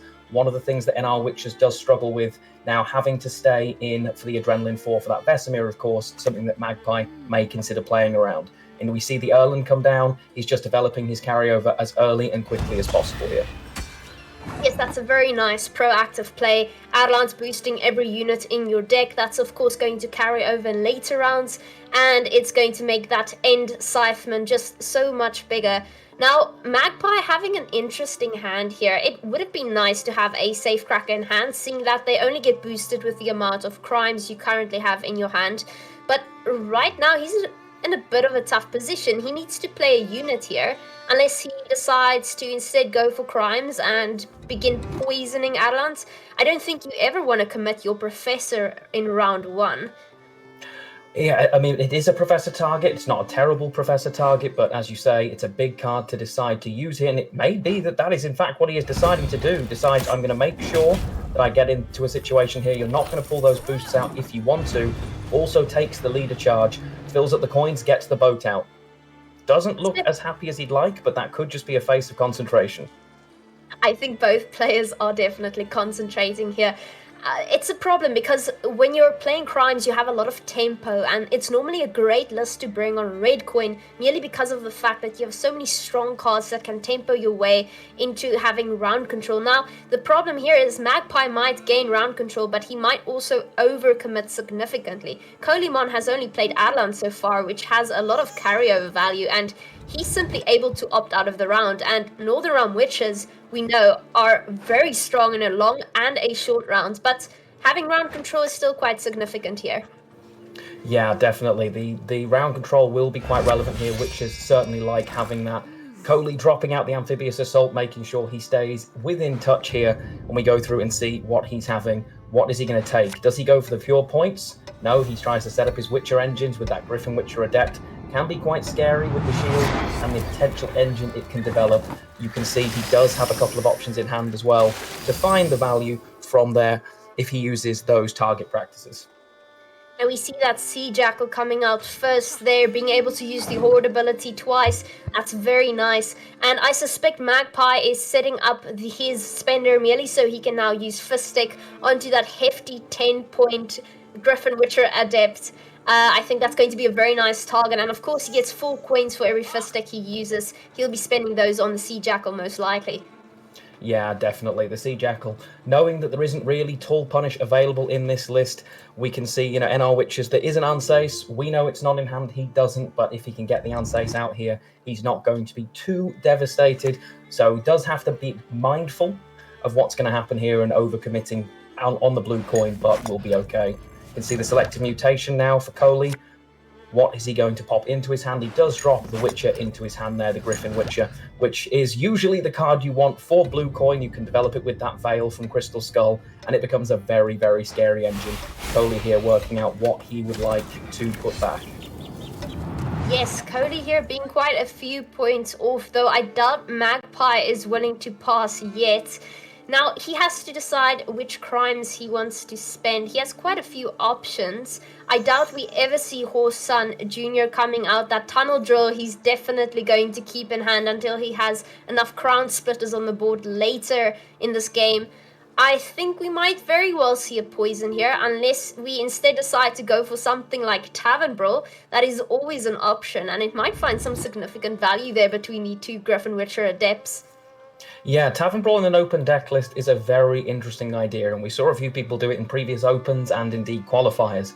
but against the shielded units, it could actually deal considerably more damage, which can be quite scary if your shielded unit be shielded unit, you're removing multiple and then also doing the damage here. Magpie deciding, you know what, I haven't lost on even, I'm ahead. There's a decent gap as well where you need to find a few points that I'm sure you will find, but I'm going to get out of this round here. Not as worried about round control, feels he can probably resist the inevitable Witcher push. Yes, so we did end up having to commit our Professor, something we definitely would have wanted later on, but still, we have so much removal in this deck, and it is something Northern Realms normally suffers to. So 2 poisons takes out a card. We have Tavern Brawl that might be spent on something else like Calder instead. We still have some thinning there. We have Horson Jr., we have Tunnel Drill. Honestly, a little bit scary here. Colimon is going to have to think really carefully before he decides to pass in round 2. He might just have to start bleeding out those cards from Magpie instead. Yeah, and obviously for Coley here, he's made the decision to play multiple cards, potentially deciding to push from 2 cards down. Could have played the Leo there, I think was enough points, or maybe some leader charges. Instead, plays all the way down to 4 cards, gets all of the carryover, and has effectively said here, I think I'm going to take a long round 3 against you instead. One of the reasons the pass from Magpie, of course, so nice, he's trying to avoid Vesemir getting onto the board for that adrenaline condition. But Coley says, no, I'm going to go and I'm going to get down ready for what looks like a long round 3 in a dry pass. Yes, so we're going to be able to answer the age-old question, who wins in a long round? We've got Tunnel Drill versus Northern Realm Witches. Are they able to hold their ground? We shall see. And I see we shuffle away that Calder there. Interesting play. Definitely perhaps considering getting that Geralt Quinn shield on it instead, keeping it safe just a little bit longer in round 3. Yeah, quite possibly. Of course, the other option, Kelda is a really risky unit to play against the list that runs Philippa.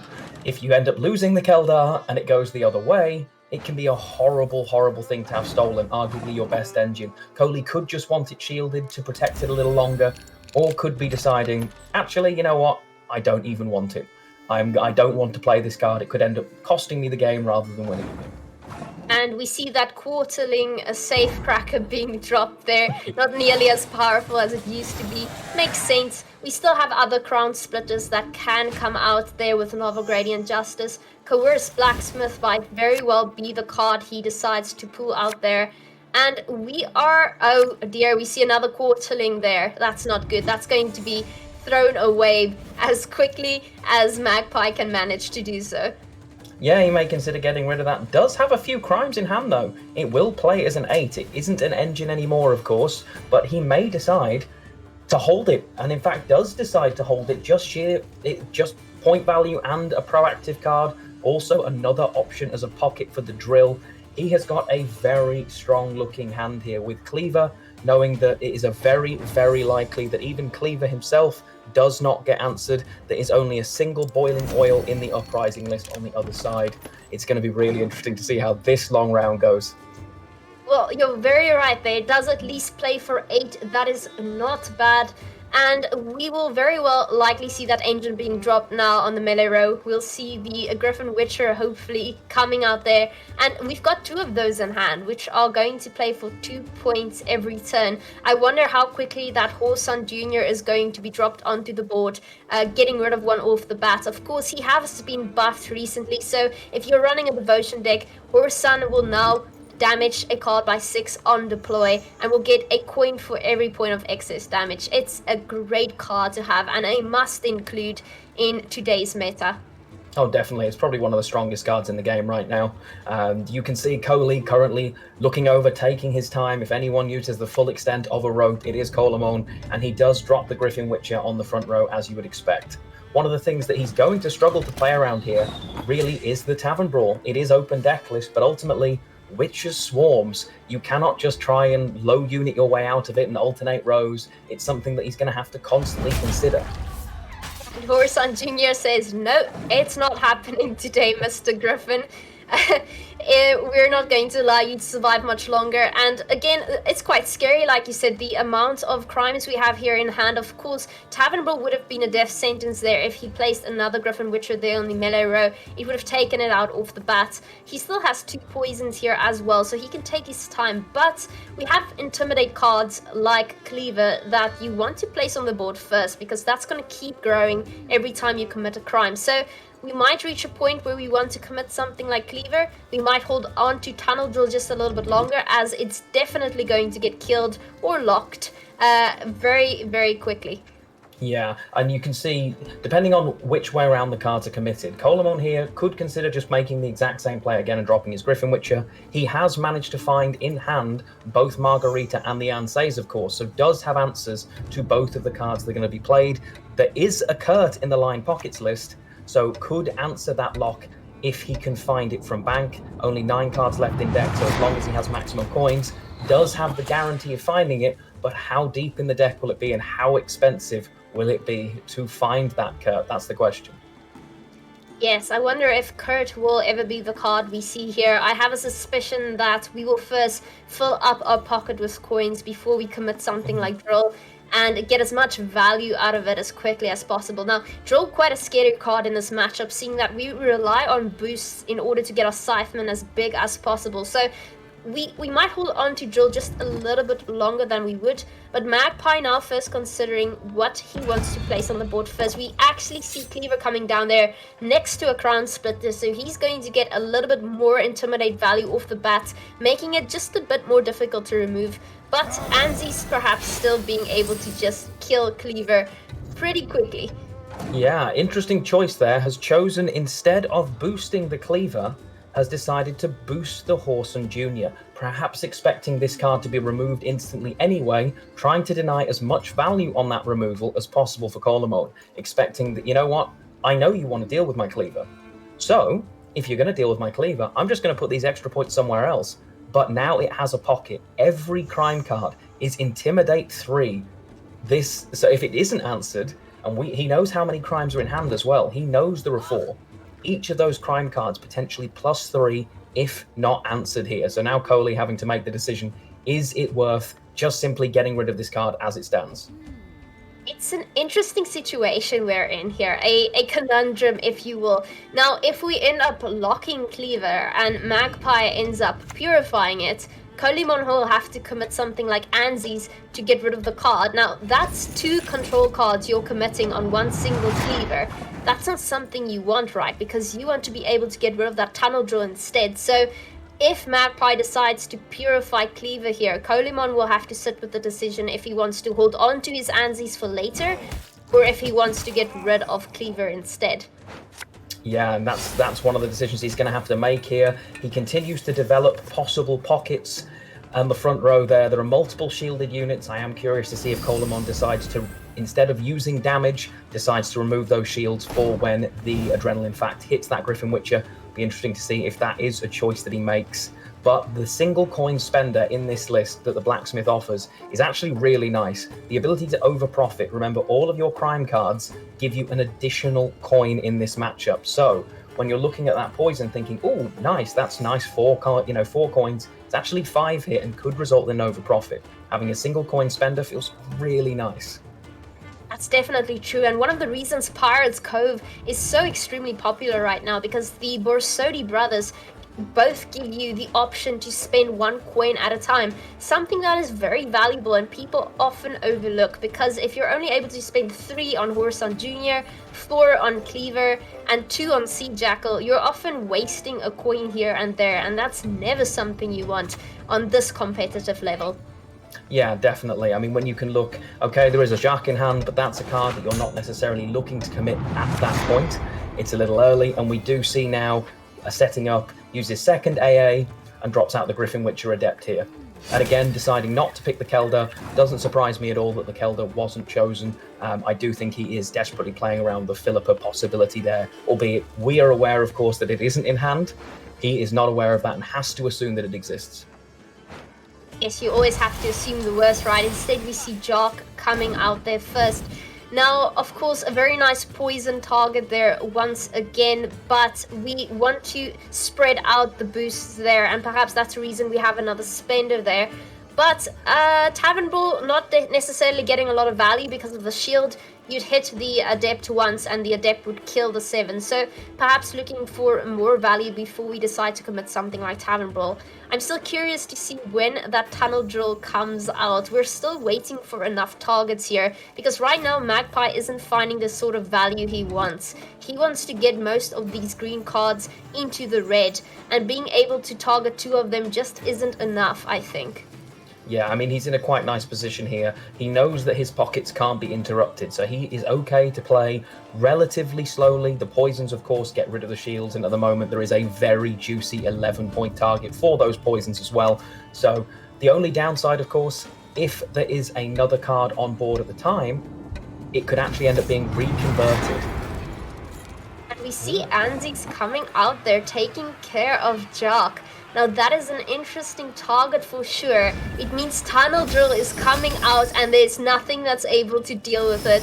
Oh no, this is looking very scary here for Colimon. Very much so, and you saw how quickly Magpie took that option there. He was waiting and waiting, and now he knows the list. He is acutely aware that the options for control are gone for Colimon. He doesn't have to wait. You are always expecting your drill to be removed, which is why normally you fill your pockets. Not an issue for Magpie right now, as we can see on the other side. There isn't an option for him to deal with it at this stage. Yes, that's a very interesting play there coming from Colimon because he had quite a few options there. It wasn't necessary yet to commit Anzi's, but perhaps he just suspected that Magpie would hold on to Tunnel Drill even if it was his last card per se. So Colimon decided perhaps Anzi's was just the best value target to commit now. He hasn't yet reached his adrenaline values to be able to commit some of his other cards. Of course, we're waiting for Adrenaline 3 before we use Quen and get out Calder. We want the Witcher trio out now on Adrenaline 4, and perhaps because of some awkward pacing we had to just commit Anzi's a turn too early. Yeah, possibly. I mean, it is ultimately a spender that needs dealing with, and it can really skyrocket for that single coin, the ability to constantly ensure that you don't overprofit. And you can see now takes the full pocket of coins to make sure the boat comes out here, has got a spender at both 2 and a single coin, and knows there is no real way of dealing with it. It's also a really nice time to poison that 11-point unit. If it wasn't the one with an active order ability on, even though it would cost you points, there's an argument Colimon would have reconverted it back into a 4p Witcher denying the poison. He's not in a situation where he can do that here, and unfortunately, there is a Kud Kudak in Magpie's NR list, but not in Colimon, so we will not be seeing Chad Kudak in this matchup. Yes, right now Magpie is sitting on a pocket full of sunshine, and he's going to use that to kill as many cards as he possibly can. Now, he has to be careful here before killing any targets unnecessarily. We're waiting for Colimon here, actually. Colimon needs to decide what he's going to commit here. He is taking quite a bit of time here to figure it out. He's not certain at all because he's being threatened by that pocket full of 9 coins here, and instead he decides to boost Anzi's. Now he's losing some value there on Calder, which isn't going to help because Calder essentially just makes Leo so much stronger. Yeah, again, if he chooses to play it, I think with the 9 coins on board for Magpie, he's always expecting that Philippa. He's always terrified that if it exists, it gets stolen. It's a real problem for him. And I think he's again making the same threat that I was expecting. He's basically saying to Magpie, poison and remove this unit now, or I will switch it. I will get rid of it and I will deny your poison here. And he decides to get rid of that Adept. Makes sense. You don't want it to use the order ability on any Calder tokens.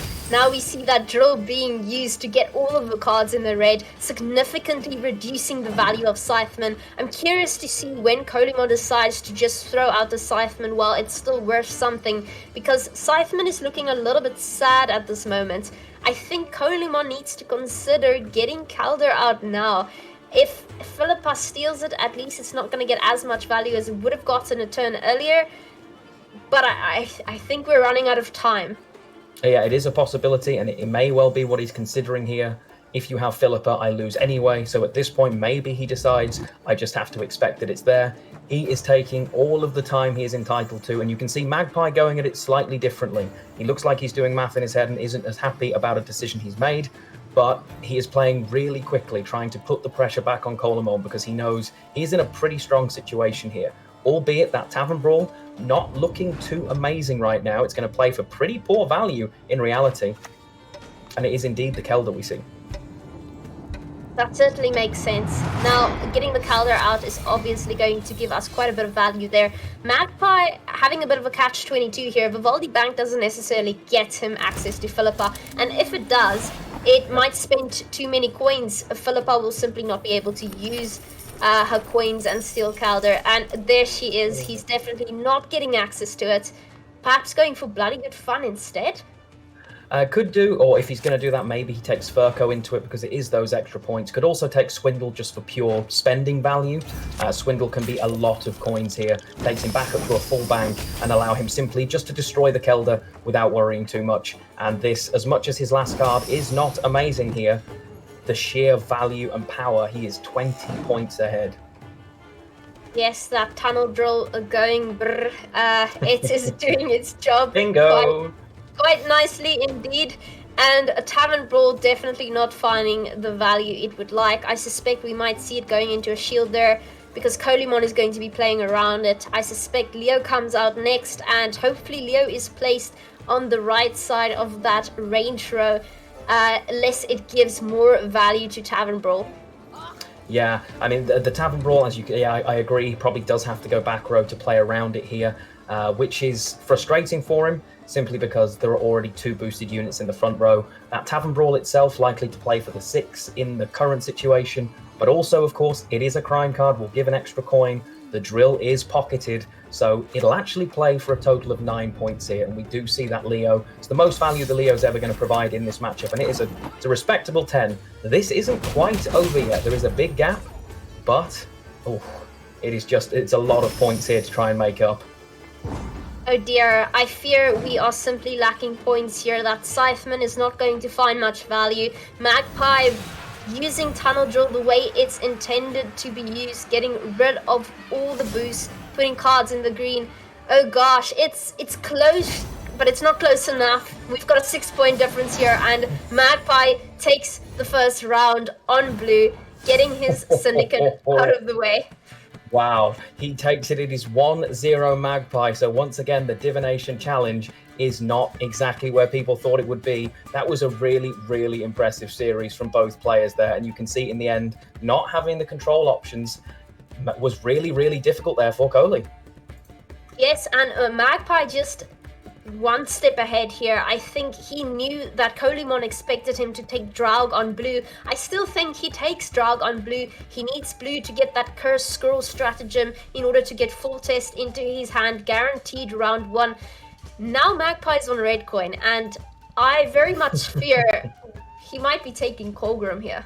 Yeah, I think so. I mean, it is very much a red coin kind of abuse deck. If you queue this on ladder and you end up on blue coin, your opponent does, of course, have the option to effectively just throw away 3 cards straight into the graveyard and try and deny your ability to clog before passing. On the other coin, that, however, is not possible. So I think it may well be the case that he takes that here. Although he has, maybe he counter queues again. I do agree with you, though. The Zeal kind of has to be a blue coin list. And if he can get 3 shots at getting it through, it's going to be an uphill battle for Coley.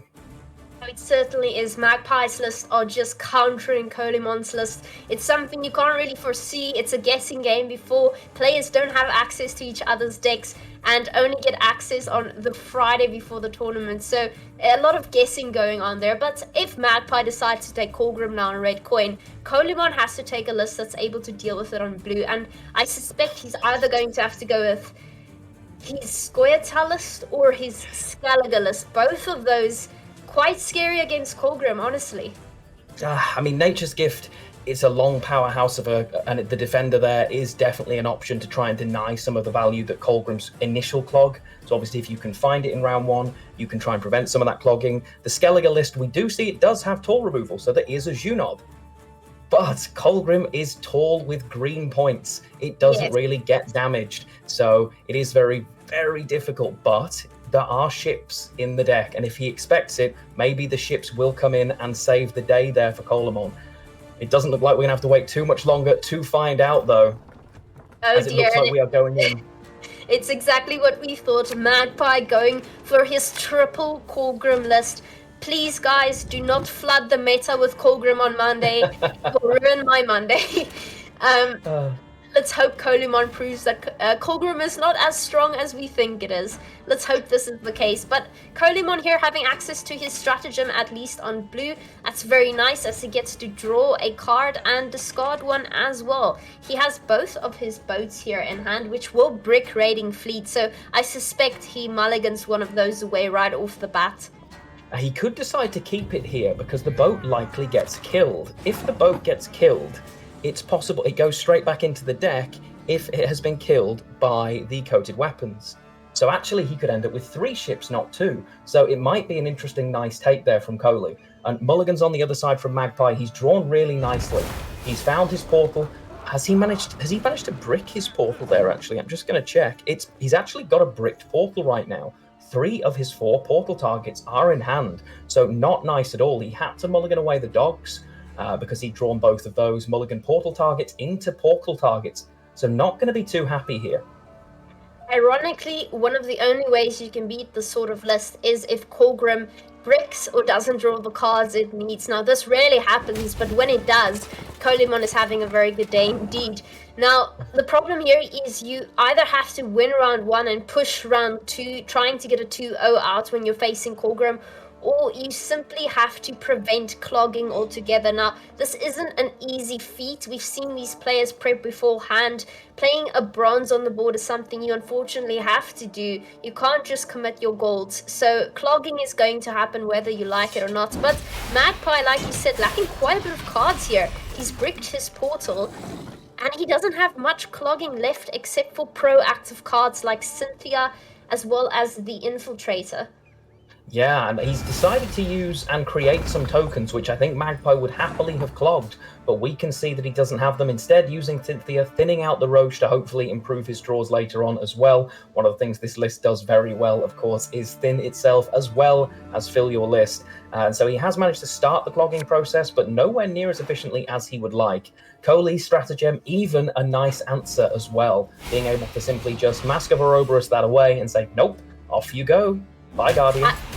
I quite like that play. It's not one I would have done myself, but he is able to throw it right in the graveyard where it belongs. And we see that Viper Witcher Depth being played. Now, of course, he's going to boost with 1 point each turn, seeing that Magpie has less cards in his deck than that of Colemon. Colemon here ahead by quite a bit. This might be an advantage of playing Skellige. We have some significant tempo here, and if need be, we can even commit quite a few cards. I see we're considering Junode here. I don't know if it's exactly what Colemon does. Okay, we're tempoing ahead here, and we are desperately trying to gain round control. Yeah, I mean, the Coley's going to feel really, really content with the way this is going. With so many tokens on the board and yet to have been clogged, he's going to be particularly happy in the situation that he's in. We do see the Gothra Kaved come down now. Viper Witches, of course, can do some good clogging work themselves, so there is going to be an element, but that is the first card, effectively, that is now on the top of the list, which usually is a lot worse when you're facing off against something like Cloggers. That is definitely true. Now, Colemon here having to carefully decide what he's willing to play from here on out. Is his goal to end up playing Leo and opting out of the round? If he does that, Magpie is not going to be able to tempo ahead very easily. He, of course, still has access to his leader and is able to use it if need be. He might even get something like Afan out. He gets Murvran Vuras, which is quite nice. Now, Colemon not having played a single ship yet is quite interesting, seeing that's a very nice proactive card. It's a 1 point engine, but he's considering it. He's carefully considering what he's supposed to do at this point. I mean, I think he's saving those ships for the Colgan round. He is determined to keep all of those boats. Instead, looks at the Leo here and says, I know this is a good chunk of points. I'm going to threaten a potential tempo pass. Could have used armor up first to make Leo even better, but instead just says, actually, I'm just going to keep going here. Yes, and Magpie here not placing his infiltrators on the board yet, which is an interesting play, seeing that those will clog, instead opting for engines to get more points, so he can still perhaps get out of this round with round control. Now, Colimon suggesting that he doesn't necessarily want to play much longer, as, like you said, he didn't commit armor up before playing Leo, and that's exactly what he does. He's opting out of the round, holding on to both of those ships, seeing that they are deadly if you decide to play Colgrim, because Colgrim is 1 point, and that ship will ping it.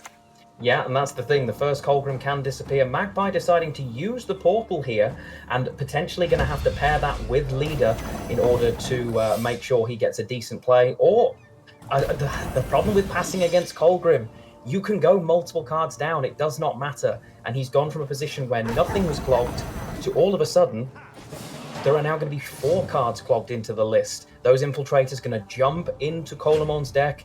The Guardian that was banished to the Shadow Realm has been returned with Gotha Gaved. So all of a sudden, a difficult spot here. You could see Magpie now, he's drawn particularly well, has managed to get his tutor, has got Renew in hand. Does he decide to keep the Renew when it isn't currently his target? Looks like no. This is quite scary here, because I have a feeling a lot of people in chat are wondering what just happened. Why did Magpie go down so many cards? Well, the thing is, Colgrim ticks at Adrenaline 1, and you want him to tick as long as possible, and that's exactly what we're going to see here. Now, that Defender is going to come down, and Colgrim will be going off every turn, even if Magpie passes. Now, that means Colimon is in a very tough position here, because if he's not able to get past that Defender and get rid of Colgrim, we're going to be in a very, very tough position here. Yeah, very much so. I mean, there are multiple ways he can consider doing it. I am a little surprised Magpie mulliganed away in that round there. He did have the 5p removal, albeit knowing it would come on a boat, maybe decided it wasn't going to be worth holding. Coley here's got to be weighing up. Is this Defender worth killing with my Leader ability? Sounds like crazy overcommitment, I know. But remember, the Leader ability ignores armor. So it is potentially possible here for him to get rid of this with his Leader charges, or potentially pairing it with another card to ensure it goes. Instead, drops armor up and says, you know what? Let's see what you can do here. Very interesting indeed, because Renew is able to get another Colgrim onto the board, but it's also able to get another Defender onto the board. So that's quite a scary prospect, and Colimon perhaps not wanting to spend his Leader yet, perhaps hoping this isn't a 2-0, but rather just a bluff to go into round 3 and get out all of those boats, all of those removals, as well as all of those Leader charges. They're calling each other's bluffs at this point, and it's clear that neither of them are sure where this is going. Yeah, it is definitely high noon, and they are stood there staring each other out, working out who is going to pull the trigger first. Coley trying to hold on to the boats until the exact right turn, because he knows you cannot threaten and leave that Colgrim on board at one point before it grows, because you are very, very aware that my Leader ability has a good chance to snipe it behind your Defender. So can't possibly risk that. May choose to risk it here. May decide that it is the right decision with multiple units. Still doesn't find the Colgrim though when he goes for that, and instead clogs even further. Yes, not finding Colgrim is definitely not good here for Magpie, but he still has access to Roderick. Now, Colimon perhaps considering playing a boat here, because this is one of the final chances for Magpie to get out Colgrim if he wants to use Letho, and that's exactly what we see. We see one boat there, meaning Colgrim cannot be played now. It will die the moment it's placed on the board. Yeah, and that's really sensible from Coley. He knows this is the turn where it's got to come out, and it does draw that pass from Magpie here. So it is going to come down to a round 3. Coley, of course, is going to have multiple extra cards in that round, but that doesn't matter as Colgrim. The adrenaline factor keeps ticking. Will he be able to keep the ship from Colomon's side alive in order to deny it? That's going to be the big question here. Magpie not looking too happy, and Coley pensively trying to work out which of his cards is the least valuable to him here. This is a very interesting, let's say, play of events, because right now, Colimon only has to worry about Defender coming out again using Renew. Because if he can get past that Defender, having last say, if he has access to Gerald Axie, he resets Colgrim. But we still have Letho. And Letho is the big problem here, because having 2 Colgrims is not okay. We can only deal with one of them, not both, unless we're able to snipe them, and I'm sure Colimon is going to do exactly that with his boat, but we'll see if that boat survives.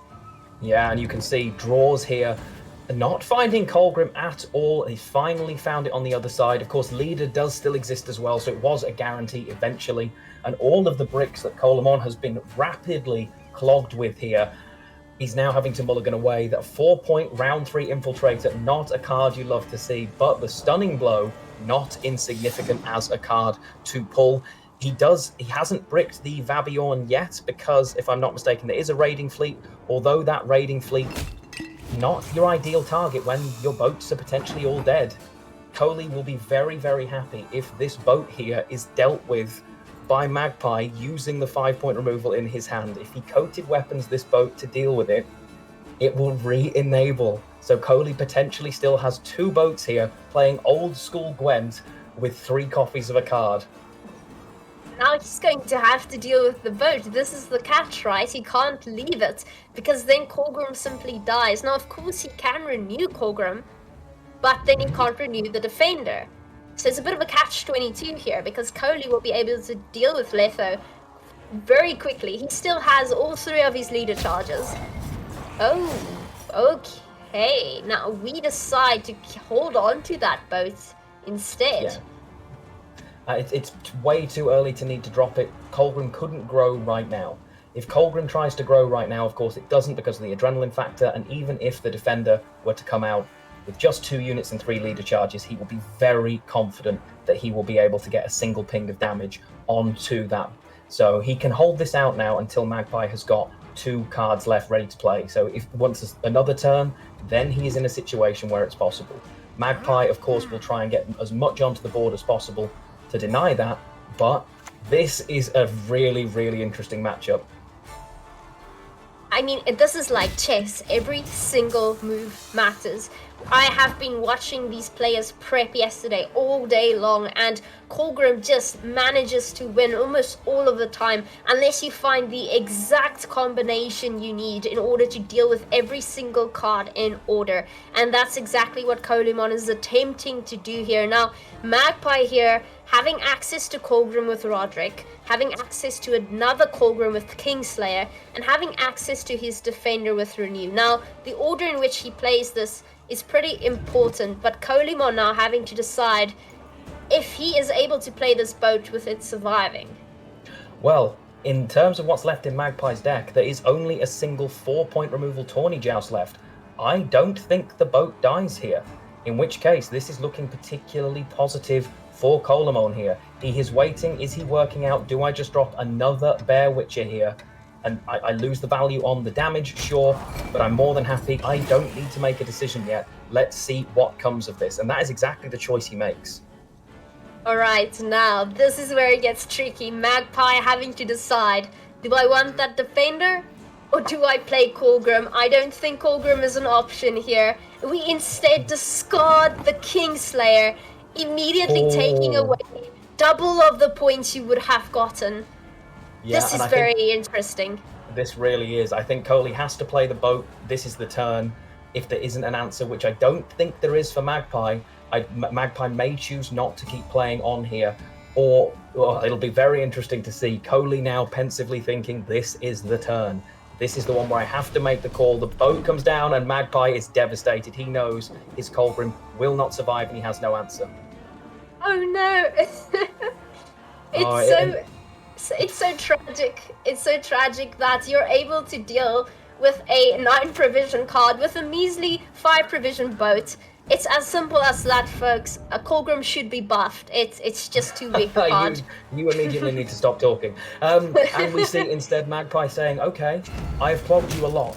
Maybe there's a situation where I simply have enough points to get over this situation. Drops his Defender here, but doesn't look too happy. Of course, still does have his leader as well. The leader not insignificant. The tactical decision will spawn and play more from Voorhees. And the 4 cards he's got left, he'll still get a fan. coming out. He will probably not, as a result, keep the Colgrim, may just take the Diviner or the Joust, which are the cards left for him. But it is still a reasonably close game. Coley 2 cards up, though, and will be feeling quietly confident. I'm just checking, though, the Witcher, he's got Geralt in hand. Now, with Geralt in hand and what's left in deck, he's got multiple options. Oh yes, Geralt axes what he wants. It resets and purifies, but first I suspect he's going to kill that defender and send it off to the graveyard. Magpie now on... Yeah, we see him forfeit. Wow, what a game. What a game. That was an incredible series there. It was a game that when the deck lists had been out and the players were practicing with them, it was the one Coleman was most terrified about playing and decides to queue his SK there. Really unfortunate round 1 hand for Magpie, and he will really sort of look back on that and think, if only I had, I had access to a few more of my tools early on, I could have clogged you a little more. Coley, round 1, draws the boats, holds the boats, and ultimately, matchup for matchup, it came through. It worked out quite nicely for him. That was a very intense matchup, and I'm sure Kodamon is very glad he got that specific one out of the way. Now Magpie will have to try and bring Colgrim through again. Of course, that's not going to be the easiest deck to deal with if you're going to try something else like Uprising or Nature's Rebuke. But now we have Magpie on blue coin again. Nature's Rebuke, I meant Nature's Gift, sorry. Of course, Nature's Rebuke is a great card to deal with Colgrim. But on blue coin now, I suspect we might very well see commanders coming through here, especially with the curse scroll being a factor, something you definitely need in that sort of deck. Kolimon now being on a red coin, he is going to have to deal with that either with his Nature's Gift list or with his Uprising list. Yeah, and one of the big decisions for him really is, which one do I feel I have a better shot of getting through if I end up having to try and make 3 attempts at it? So he's pretty confident here. He's not going to be facing Tactical Decision again until Magpie is on red coin. He knows that means Inspired Zeal. What does he feel most confident with against this? And is it what he feels most confident getting through in the other matchup? Because, of course, he effectively has to get another list through as well here. So which is he most confident with the sweep? That's the question. Does he counter queue? Because both of these lists generally can be blue. Uprising Witch is traditionally more commonly on blue, but it is possible as a decent counter queue. One of the things that NR Witches does so well is round control. It can certainly red coin abuse if it wants to do so with the amount of power, albeit it does deny you the synergy with that Crystal Skull. But it just has so many points here. Not a huge amount of removal or answers, but we did see in the previous game, Margarita, there is also a Prince Ansei. So if you draw them and can answer that Bloody Baron, it's a possibility. Exactly. I think you're very right here. He has to think 2 steps ahead. So if we do manage to get through this Draug list, then we're going to have to deal with Colgrim again on red. Now, Nature's Gift is perhaps something that can perhaps manage to outpoint Colgrim. It's not going to be easy, but it's definitely our best shot here, because with Uprising, the only tool removal we have is Anzi's. We don't have Baron. We have a Margarita lock, but you're going to have to get through that defender in order to use her. So I think we might just see Uprising here on red, Nature's Gift on blue. We always want Dunka on blue. We get to save her with our tactical advantage. And Gezra is a very strong card on its own there. And yes, it is a Northern Realms off exactly the way we thought it would be. Now, can we beat Draug if we are witches? This is the question. Who wins? Well, it's a very interesting question. Witches queued as an attempt at queuing this matchup. He'll be quite happy with this. You can see Commandos in hand already for Magpie, and you can see what he decides to do. Has got the scroll to guarantee decent draws, but so far is missing some of those key cards at the very top end. There is no King Foltest. His Court Jester Kukadak may be dancing around in hand, but Foltest has yet to arrive to the party in hand. Thankfully, that scroll is there, of course, to ensure its arrival, but it does mean other cards may not arrive. I love seeing Kutkudak's head pop out every now and then. They're pecking away at the air. What a card to include. It's the Northern Realms Purify card, so of course it's devotion friendly, but it does purify cards on both sides. So hey, if you get someone to lock 2 cards next to each other, Kutkudak would find significant value. Now we see those commandos coming out right off the bat there, not using the curse scroll to get something like Roche. Instead, perhaps holding on to it for now, maybe going for a full test instead. Yeah, quite possibly. I mean, Magpie effectively dropping the commandos, using a leader charge instantly, because while there isn't too much removal, floating that on board obviously is way too risky with the options Colemon could have in hand. Coley says, I don't mind which coin I'm on. I'm going to drop the Griffin Witcher either way. I don't have much control, but actually neither do you. So let's see if you're willing to answer this or can answer this here. I have a feeling round control is going to be very important here, because if you give commandos round control, you're simply doomed. They will simply bleed you in round 2, get all your cards out, go into a short round 3 and get those commandos out. Now, of course, Northern Realm Witches are quite strong in a short round as well, but not as strong as a row full of commandos. So Colemon is going to have to figure out his pacing here. And, oh, he's got a very bad brick there in hand. He is going to struggle there, as he wants to use his Amphibious Assault to get out that Kadwani Knight. You never want to play that right out of your hand. Yeah, I mean, he obviously doesn't need to play it into this round, and is probably not expecting to have to play it from hand here. We'll certainly hope not. Also has one of the Witcher trios in hand early, which isn't ideal. Magpie using that, grabs the full test early. Coley should have a read on the Amphibious Assault being in hand now for Magpie as well, as Natalis being dropped for anything other than Amphibious Assault, if you don't have it, would be very unusual. So there's a little bit of hand knowledge available. Coley at the moment simply playing a couple of cards.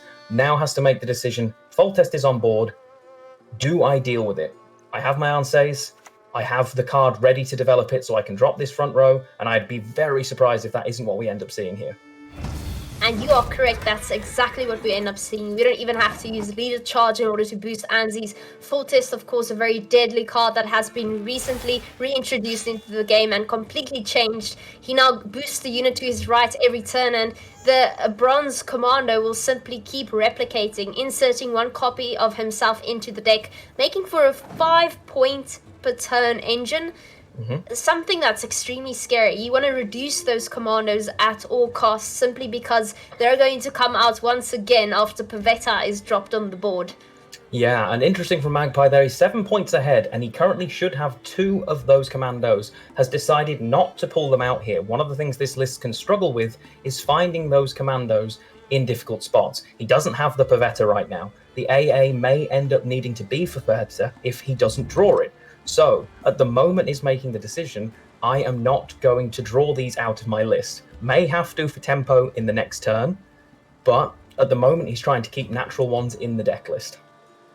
That's always an option, right? You don't have to click on it, you can keep it in the deck. And wow, Colemon just giving up round control right there. Now that's an interesting play. Yeah, Coley saying, you know what, I don't like my hand here. I feel like if you really want to go into a long round against me, in terms of what you've developed, it's not that huge. You haven't developed enough points that I'm worried. The longer I let this round go, the worse it is. And as you haven't Pavetted yet, I feel pretty content. Now, Magpie will be desperately searching for that Pavetta, and there she is. So a slight little nod there of, okay, that's good. And Coley with a final mulligan available to him as well. Probably looking to get rid of that Witcher trio so that he can go a little deeper. No Erland for him, though. Does have Vesemir, but has not found the Erland. It's never something you want to see, as this deck heavily relies on carryover. That's what's making it so strong in a short round. Otherwise, your measly Witcher trio is not that strong, especially seeing that Scytheman will find little to no value from them. Now, Magpie placing that first commander on the board knows that Colemon can't deal with it, because Anzi's is the only tool removal he has in this deck. He doesn't have to spend a leader charge to gain Zeal, he can simply wait another turn. I have a feeling Magpie is going to attempt to bleed here. Perhaps even go for a 2-0. I doubt it, but it's always something you might see.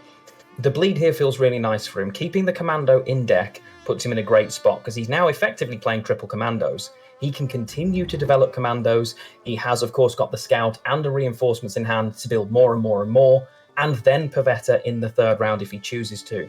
Has left this without a zeal, basically saying, hey, come on, lock me. I have Kudkudak, and you don't know if I have it, but you have to assume I have it. And this is something now Coley is working out. Is this the card I want to choose to give my lock to? And I think he can't turn it down, right? He has to hope that it's a bluff. So you'd expect to see Margarita come down and lock this, but we are aware. No, he doesn't. He says, okay, you know what? Forget it. I'm just going to set my engines up. Decides that if you've not used it, then clearly you have it. I'm not going to give you the value.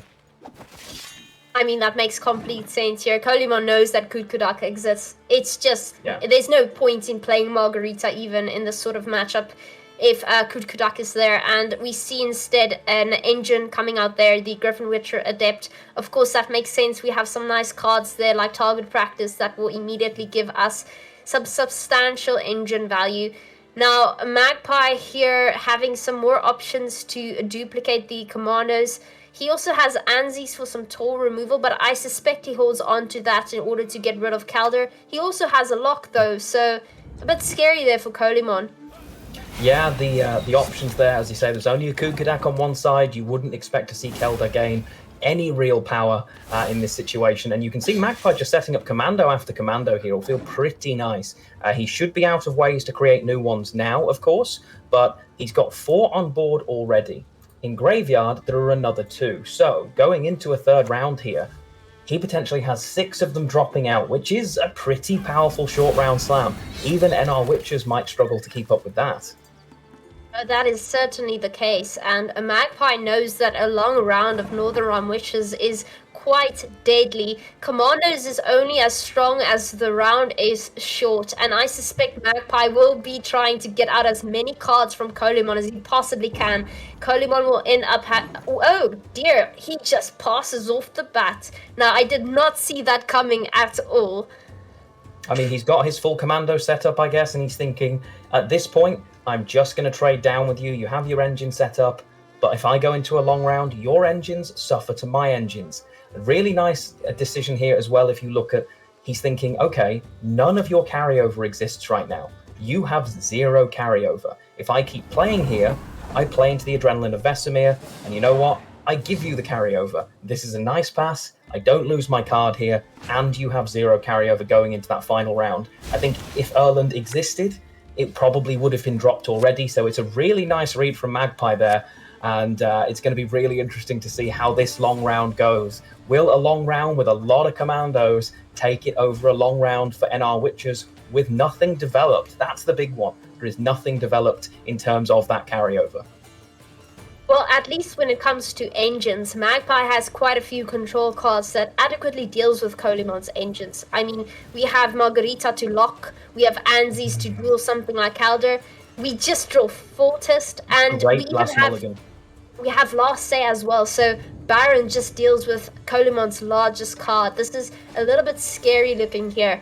It is, but has not drawn the Draug. So, even though against the shield it's not necessarily a huge amount of value, it is still a big card there that is not available to Magpie. Of course, this list not running a Neuromancy, instead has favoured a stronger high end in the deck with cards like Baron, but against Witchers, Baron onto something like a Tall Leo, ooh, that's going to be a lot of potential points.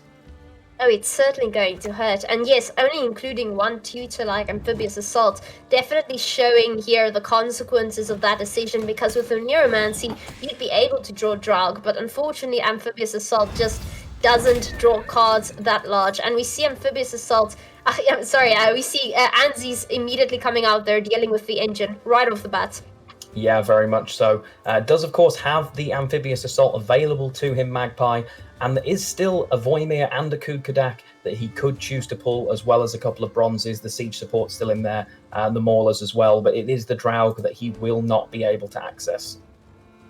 Yes, it's definitely a pity, seeing that those little pings from the Revenants would have definitely hurt the boost that Colimon wants to accumulate.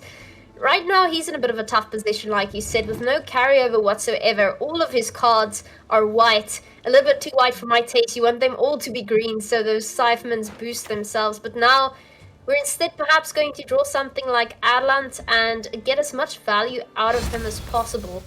Yeah, it has to come down early in the round here.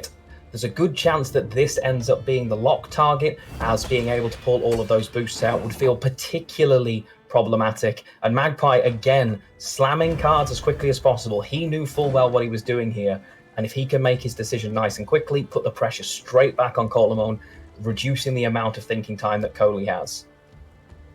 Yeah, definitely an interesting play here. I wonder if Colemon is perhaps baiting out that lock, because we've already gotten that one control card out, and now we only have a lock to deal with Kelder. Kelder being a pretty strong engine when being played with something like Leo. And okay, we see John Natalis coming out there.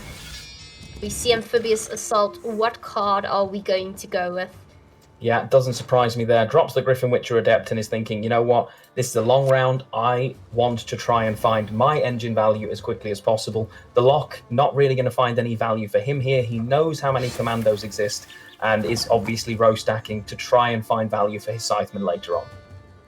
I sincerely hope Colemon does not turn that Adlant into a Griffin Witcher Adept. Not yet. There is a small chance that he's able to get some boosts out of his deck. I mean, every boost helps at this point. He instead having to decide what he wants to play from this point on. Vesemir not really an option yet. I wonder if you ever play Vesemir early, as he'll have many more points when you have that Calder on the board and those Witcher students come out instead. I suspect we perhaps see that Ranger coming out at some point. Yeah, the Ranger's a card that you obviously want to play this when your opponent has developed. That Ranger could be insane points on a row full of commandos. I don't know if he ever sees the commandos, of course, is the problem.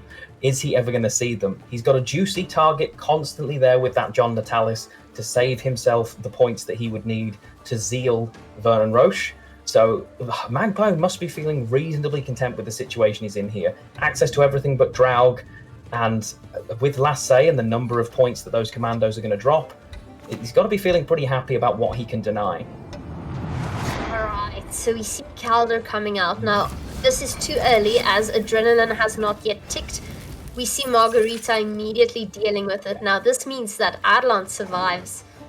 Yes. Now, it's only going to grab 3 points from the deck, the Ireland, but Kelder, it's a really awkward hand stake for Colemon. The Adrenaline in Witches is huge because multiple of them trigger at the same time. There's so many cards that want to be played when there are 5 cards left in hand, and he hadn't been able to develop anything. So dropping it early, I think he was expecting to lose the value on it and it get locked pretty quickly anyway. Now there's a good chance that he's going to drop. Okay, so he goes for the Witcher trio. I was expecting the Vess here. Oh, well, the Witcher trio makes sense. There's no reason to hold on to it, really. I mean, Vesemir also... I believe there's no reason to not play them first, because if we play Vesemir afterwards, we can of course use Adlant to steal those boosts back into him. Now, I don't know if Baron would deal with that and perhaps ignore Leo instead. I doubt it. But yes, I think the ordering here doesn't matter at this point, seeing that we lack any removal here on Magpie's side altogether. Yeah, very true. The sheer amount of... there's no real control left for either player. Obviously, Baron does exist, but that is more reset value. So yeah, from Coley, it's which order do you fancy playing in effectively. He also needs to make the decision, at what point is that leader going to come out onto the front row to get as much value as possible?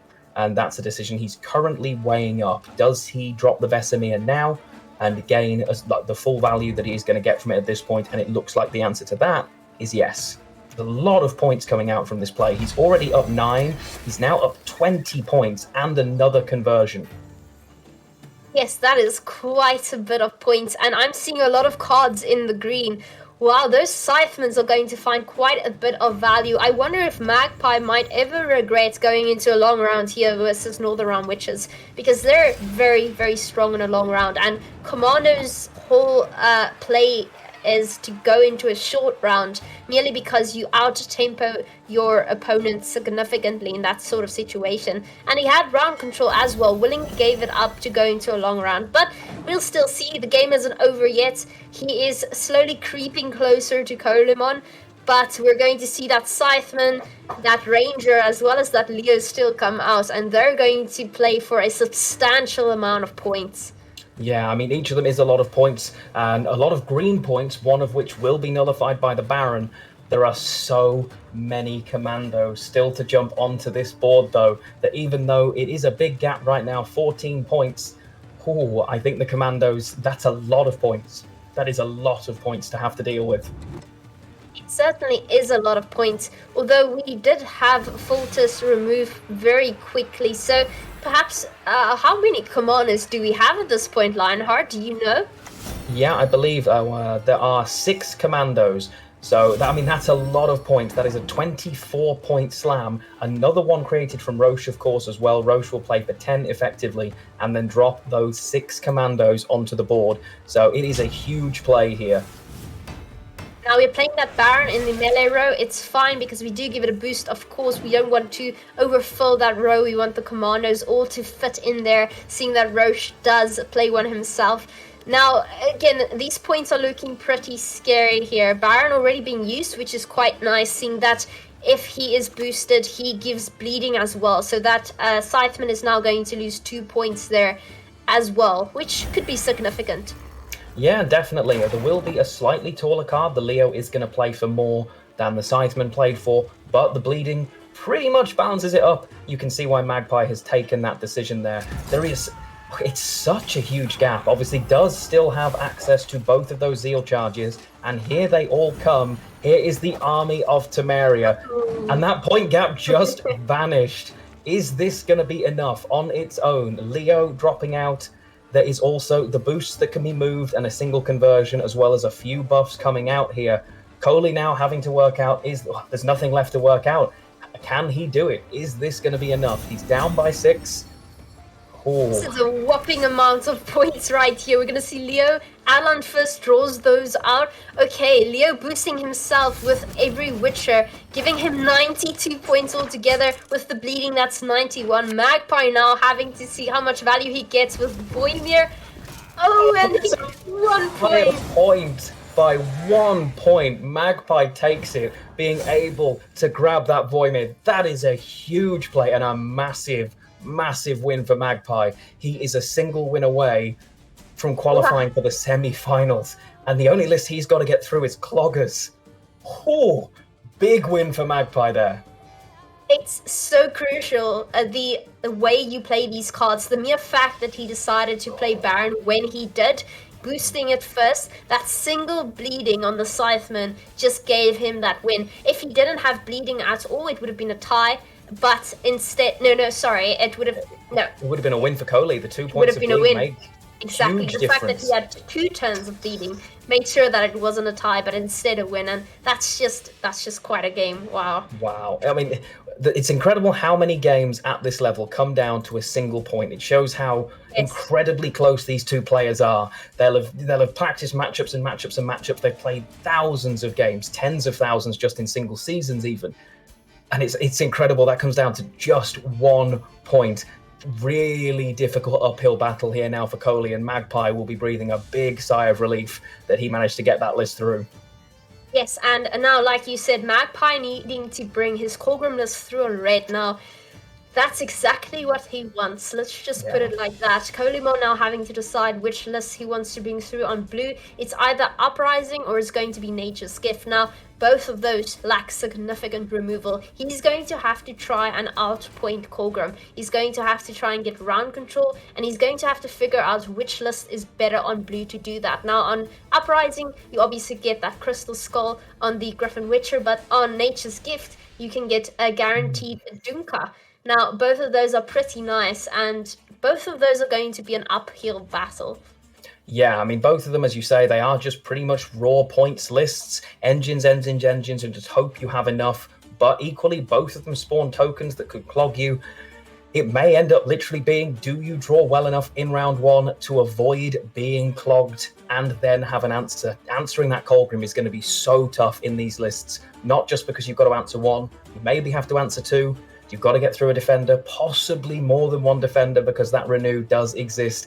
This is going to be a very interesting here, and Coley will be working out which order do I want to queue. If he can switch coins, if he can get this through, he has a better chance. But Nilfgaard on red with Cloggers, Magpie is going to be breathing a sigh of relief that he won the last game for sure. Certainly, and the problem here is if Colimon does manage to win with the one list, he has to face Colgrim another time with the other list. So he has to decide what list here is going to be stronger on what coin, because I have to win with both. It's not a question of which one wins, it's a question of which one wins on what coin. And we'll see here, he decides to take Northern Realms on blue. Alright. Yeah, it takes Witches. We are well aware of how strong this list is and how many points it has. If he can win the opening round and perhaps just simply try and push, he may think that's his best strategy here. We are well aware of how many points in any round length Witches can spit out, so we'll feel pretty happy. You can see Magpie does draw the portal, but this time it is not... No, it is still bricked. He has bricked it again.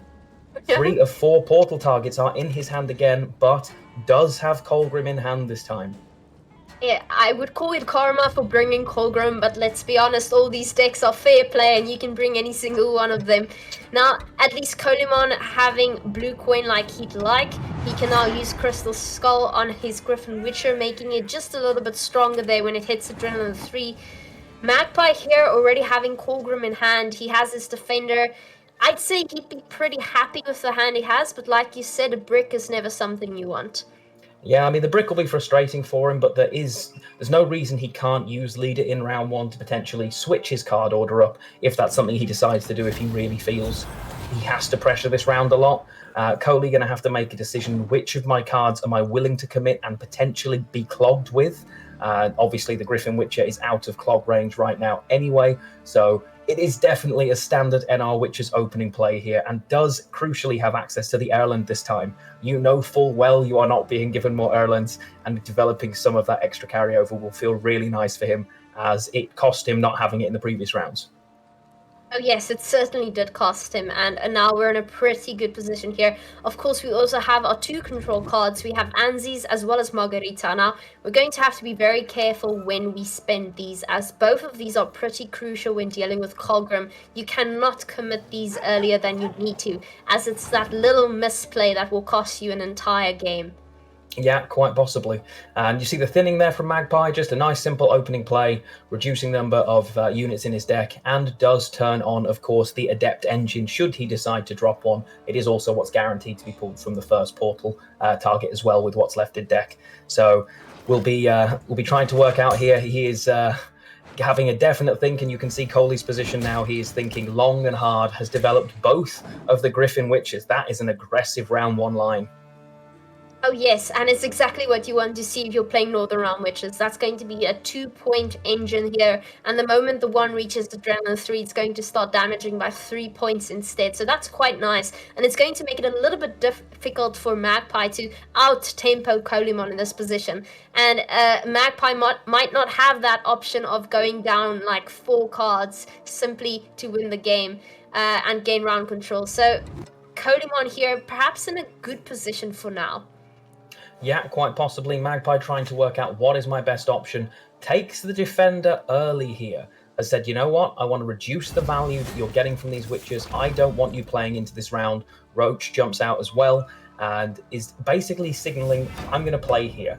We know Renew exists, so there is obviously the possibility that he can just pull that Defender back. Doesn't have to worry. It's a really nice position to be in, to be able to access those cards again. And as good as nullified the individual pings there for at least 2 turns.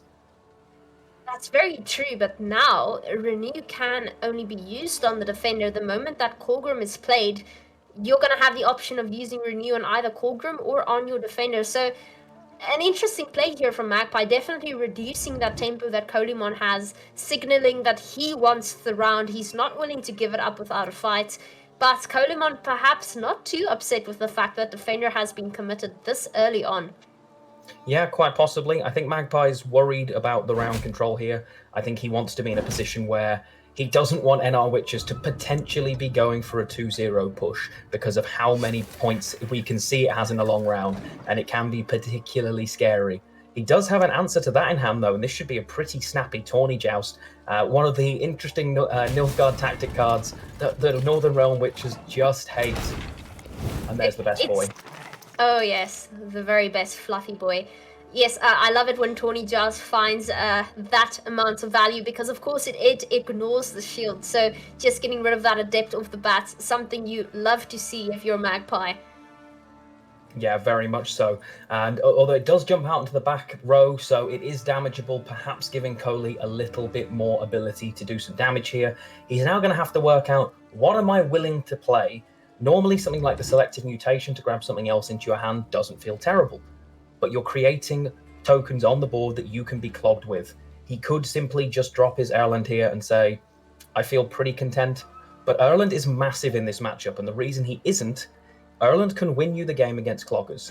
Erland buffs everything that is in your deck that is a unit.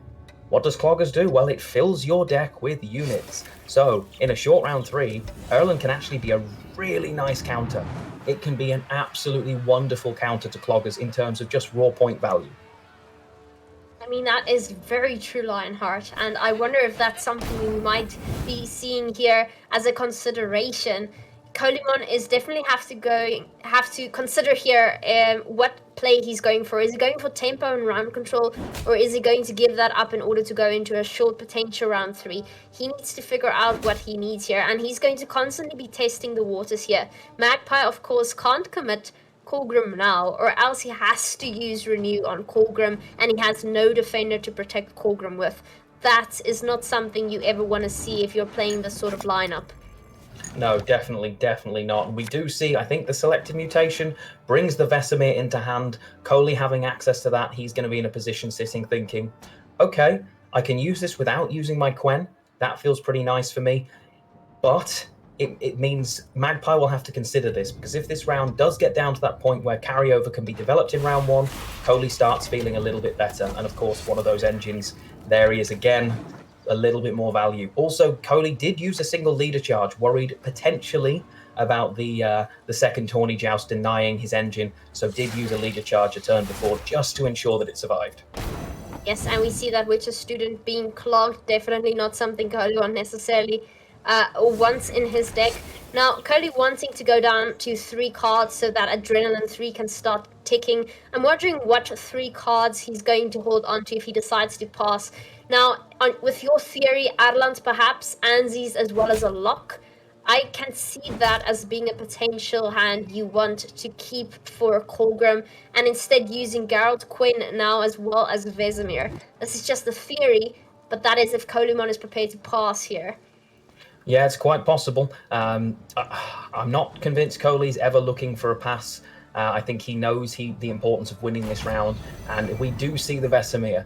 When you play this deep against NR Witches, the risk is that it is accessible. Magpie will have expected that to be accessible when he did see when he saw the Selective Mutation. Hasn't been able to clog too much, just a single token, but now Cynthia is here as well. So the top 2 mulligans for Colimon already definitely needing mulliganing.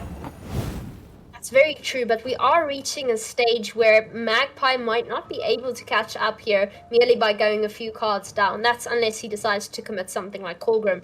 Now, Colimon here might be taking that into consideration with this next play, calculating exactly how much he needs, because he has a 3-point engine going off from this point forward. Now, the first time, of course, it's going to hit with 6, because we do have another Griffin Witcher on the board.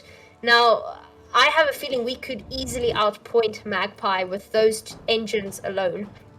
Yeah, and obviously the 3-point damage engine a turn at the moment, it will almost always find value, because the only thing it can hit that won't find it value is the single armor for Knickers, which is definitely interesting. Decides to drop the lock here and decides to float it, you would imagine. A little surprised to see damage onto that defender there to drop it down to 1, because he has just lost 2 points on hitting that. But you know what? Has decided that's fine. Defender is now gone and a good chunk of points ahead. For Magpie, if he's going to play here, you'd expect it has to be Portal, and he has to lead it as well. Instead, he plays the Infiltrator, saying, I'm not worried about card advantage. I'm just going to play things that get in your way. Are you going to keep playing against me here? Because, of course, the leader does find nice value. It seems to be an interesting thing that Colimon likes to do. The moment you have Purify in your list, Colimon just assumes you already have it, and you're going to have it the moment he uses Margarita. So the same with Kutkudak. He just decided he was not going to use Margarita, and here he throws Margarita away. He thinks, well, even if I lock your Colgrim, you're just going to Purify it, so what's the point of holding on to it? But seeing Anzi's come out here, to me that's a very shocking play, because that is the control you need to deal with Colgrim. And there it goes. Yeah. I don't think he's expecting to actually be able to answer Colgrim. I think his expectation is to simply have more points than it at this point. He has removed that Infiltrator, which is basically stopping a portion of Clog. It doesn't jump into your deck and get in the way of your mulligans. And wow, that is a lot of points. Both players take the pass. Coley here now going into what could end up being a round 2 push for a 2-0 against Magpie. Could decide, if you clog me, you know what, I can just take the pass and have more points if I can find my cards, because the risk of a push against cloggers, you let them clog you more. That's the real risk. Ooh, and he's found a Witcher trio. Oh my goodness. You know what? I have a feeling we might be looking at an attempt at a 2-0. I have a hunch, because we have Adelant in hand with a lot of cards that are going to get boosts. We have access to our Witcher trio at full potential, seeing that we have Adelant. This is looking interesting. Yeah, and it's going to come down to what line does he take here? Does he feel that this is a potential for a push, or is it simply not safe to do so? The Natalis will draw a Boiling Oil, you would imagine. And you can see, while the Afan is in hand, it isn't really a brick for Magpie in this situation, because the leader happily shovels it away. In fact, if anything, you're quite happy to have it there to guarantee those points right now. Magpie not thinned anywhere near as much as he would like. And there we do see it. There you go. There is the Erlen. That, to me, signals Coley might just be thinking to himself, I might play this round all the way down here. Now, he doesn't use it on Adrenaline 3, meaning he doesn't get immunity, but perhaps thinking, well, Magpie's not going to clog my Adelants, because then I get another Adelant, and that's never something you want to see. So, that working. Now, Colimon here having to decide what his move is. Am I going to pass here eventually, or am I still testing the waters here with some cards? It's going to be interesting to see which line he goes down. Having committed the Erland there, normally, okay, that is some carryover. He has the Witcher trio in hand. There are a lot of buffs available. He is also sitting on that second Amphibious Assault, as well as Geralt Quen. Geralt Quen here could be an option. He could develop something like his Kelder if that's what he chooses to go for. And, this really is Coley saying, you know what, if I'm going to win this game, I don't feel like it needs to be in a round 3.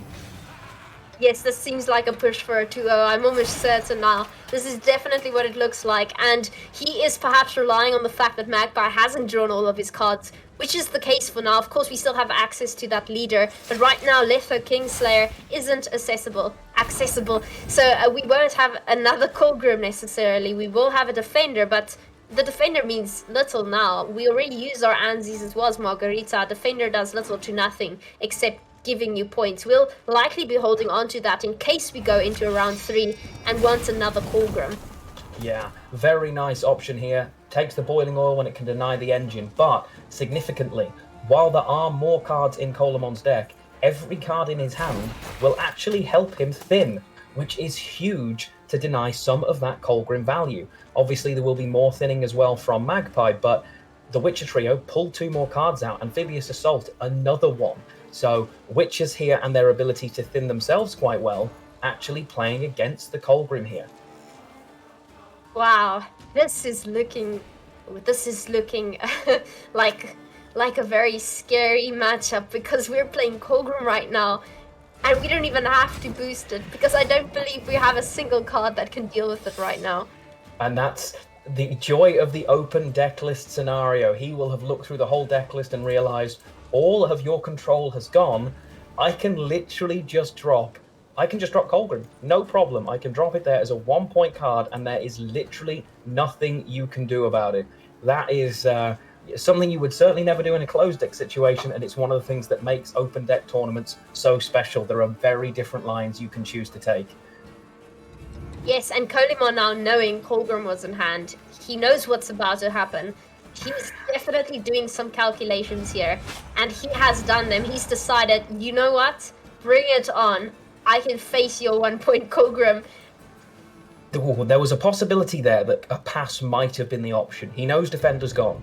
This Colgrim going into the graveyard would possibly have meant he could only bring it back once. The risk, of course, with that line, he also has no control left, so it's definitely something he dismisses quickly. But it's a huge point gap with an Amphibious Assault left right now. Coley up a massive amount, and I'm not surprised we see Mordran dropped here, and all 3 of those cards probably going away. He is going to desperately hope he finds Kingslayer. Oh yes, and oh wow, that's exactly what he does. What a hand. Gets location, logic, as well as Kingslayer. That Afan comes out at 5 points. That's definitely the ideal hand you want if you're in Magpie's position at this point. Colimon now having to decide if this is it. Am I 2-0ing? Because if I am, I'm pushing Adelan's order ability and I'm taking all of those boosts out with me. Yeah, most definitely. And this is only going to play here for a 7, the Leo being the card that has been missed here. Coley currently up by 20 and is going to slam down. What's he taken? He's taken the Scytheman because it is considerably more points. That is huge. Is a double Colgrim going to be enough to catch Magpie up? You would think no, and yet I have seen the power. I have seen how much it can do. Can the Witcher's self-thinning be enough to deny double Colgrim here? Or are we going to get a game 5? Well, let's see here. Right now, from what I can see, the gap between the 2 decks are it's 7. So that's going to be 14 a turn. We still get a 2-point from the Calder. You see that coated weapons making it 1 more. And Colimon takes it. What are the odds? Wow, that is twice in a row. This was a list he was worried about. He has faced it twice. He has beat it twice. And you only have to effectively beat one of your opponent's lists. You have to make sure it beats it 3 times. And we are going to have a game 5 in this series. What a series. Coley decides to take the push, use the advantage that NR Witches can have in terms of thinning, carryover, and just sheer point slam to say, Colgrim, no. Colgrim, no. Hashtag Colgrim, no. I like it. Well, whoever thought Colgrim would be Magpie's Achilles heel?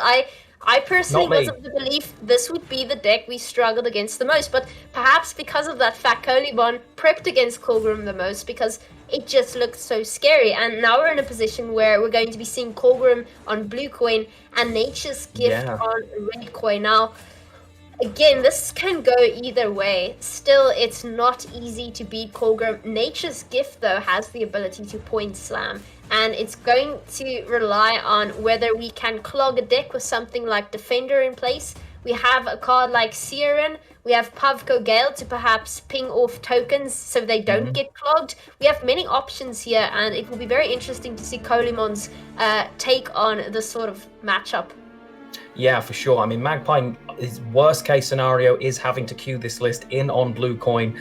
Coley on red will feel in a nice situation because he could simply decide if he doesn't have the cards he wants to play, you know what, I'm going to discard 3 cards, I'm going to pass, and I don't have to worry. Of course, would much rather not have to do that, but the token spawns of Nature's Gift are random with your nature cards, so he could end up with a full deck of Treants, which will help. Both times that Magpie has tried to play this list, hasn't had that much ability to clog in round 1 and has bricked his portal, so has had worse thinning.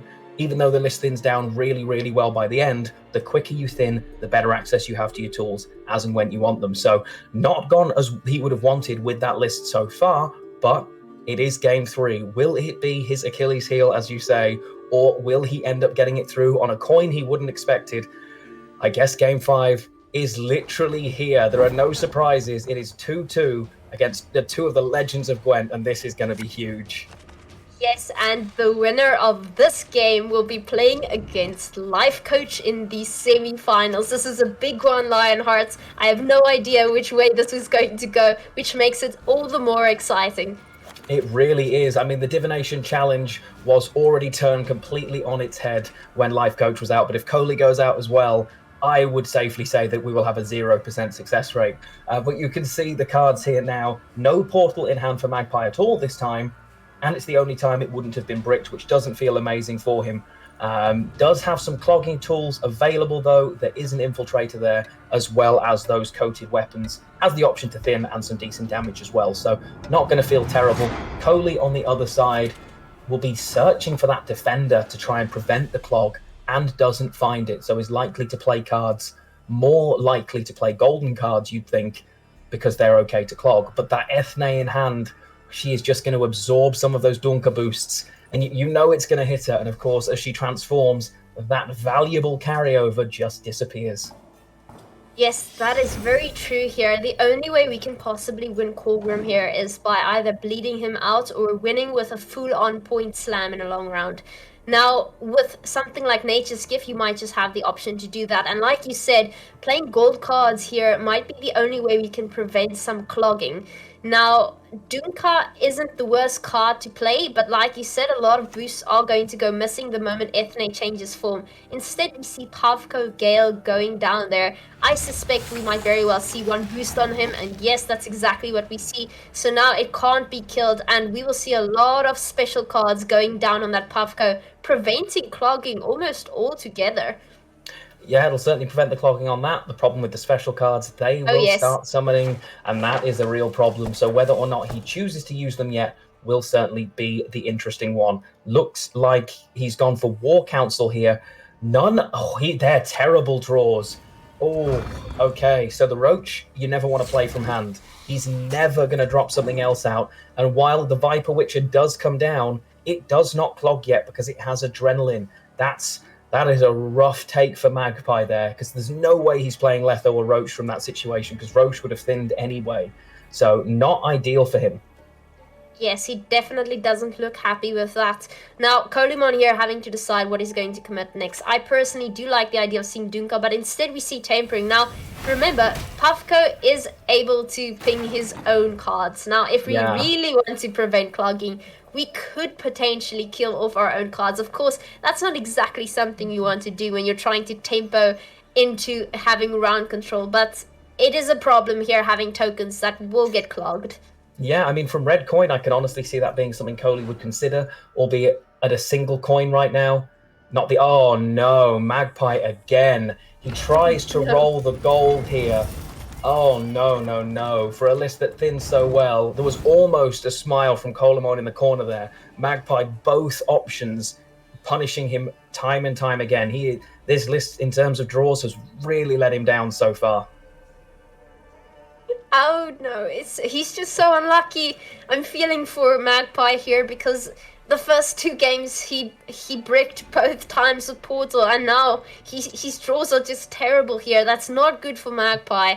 He does not look happy here, but it's perhaps the only chance Kolimon is even going to get at a win here is unfortunately it's going to be bricks like these. But Magpie still having quite a few cards here at his disposal. The round is not over yet. So far he is ahead when it comes to points.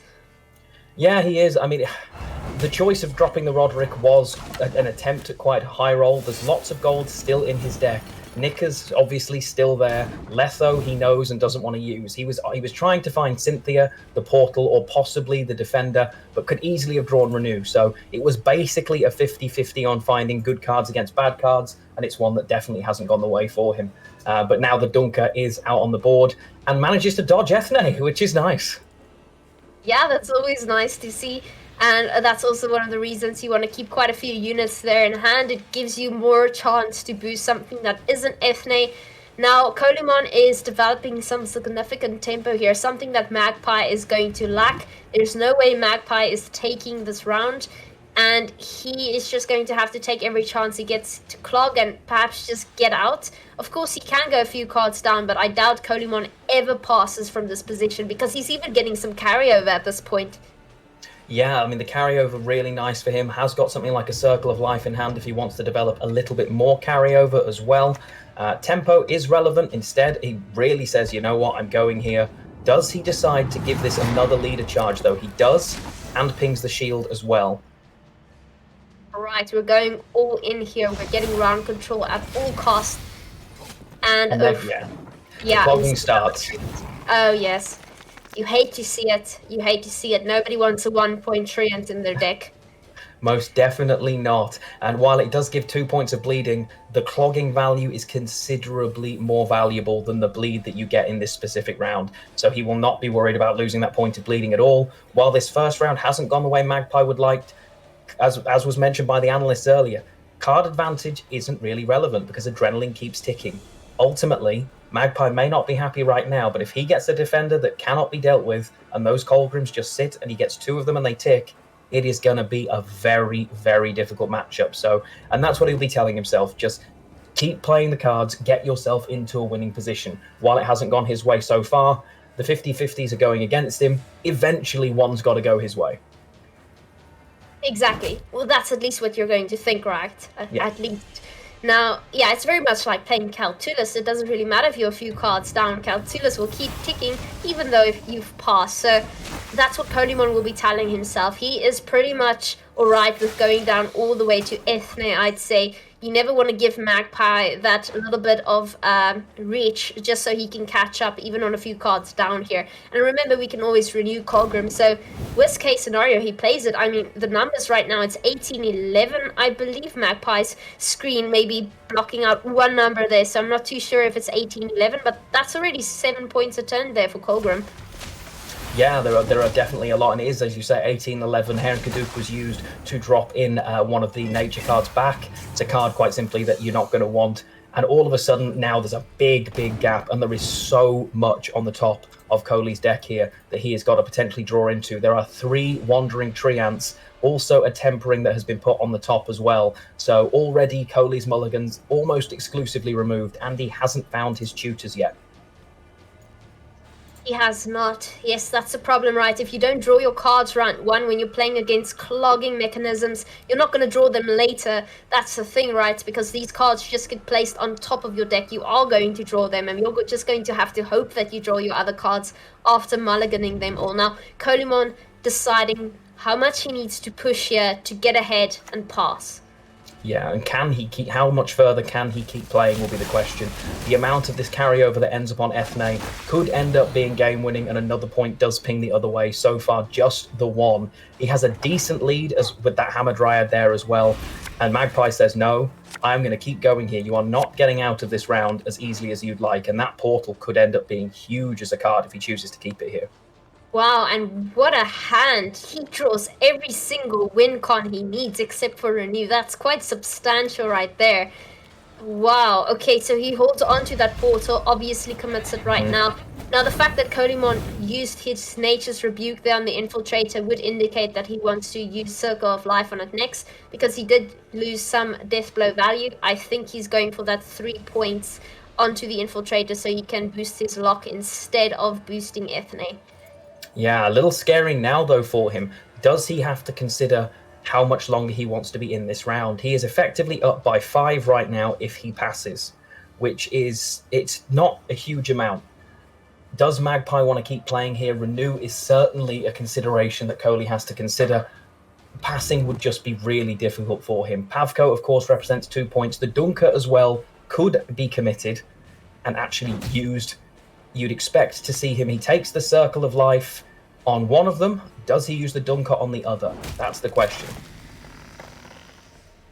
Okay, so we're getting rid of that engine instead, still trying our very best to maintain round control. Now, the problem here is there's a lot of boosts that went into that card, and that's really something you want to hold on to when you're going to try and point slam yourself into a win when facing Colgrim. Playing that 10 points now is not something you want to do, but it might be something you have to do in order to guarantee round control.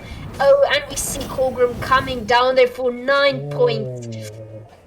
Now, Coley has a decision to make here. He has an answer, but it is the only answer he's ever going to have. This card is going to grow by 9 points a turn here, so Magpie comfortably has a pass. If he chooses to play the lock here, knowing that he is drawing into 4 bricks out of 5, it is going to be really, really rough for Coley. So he now has to work out, am I at a position where I have to play this card? Because Ethne, you could drop the Ethne in round 1, but it plays for 9 points and it's not great. Ultimately, Colgrim's own tick plays for enough for that. This is a tough decision. Magpie, of course, knowing Renew exists and damage is going to be really tough behind a defender. Oh, Coley going to have to take every second of the rope here to make a decision. Oh dear, and we see that Siren coming out. That's his lock.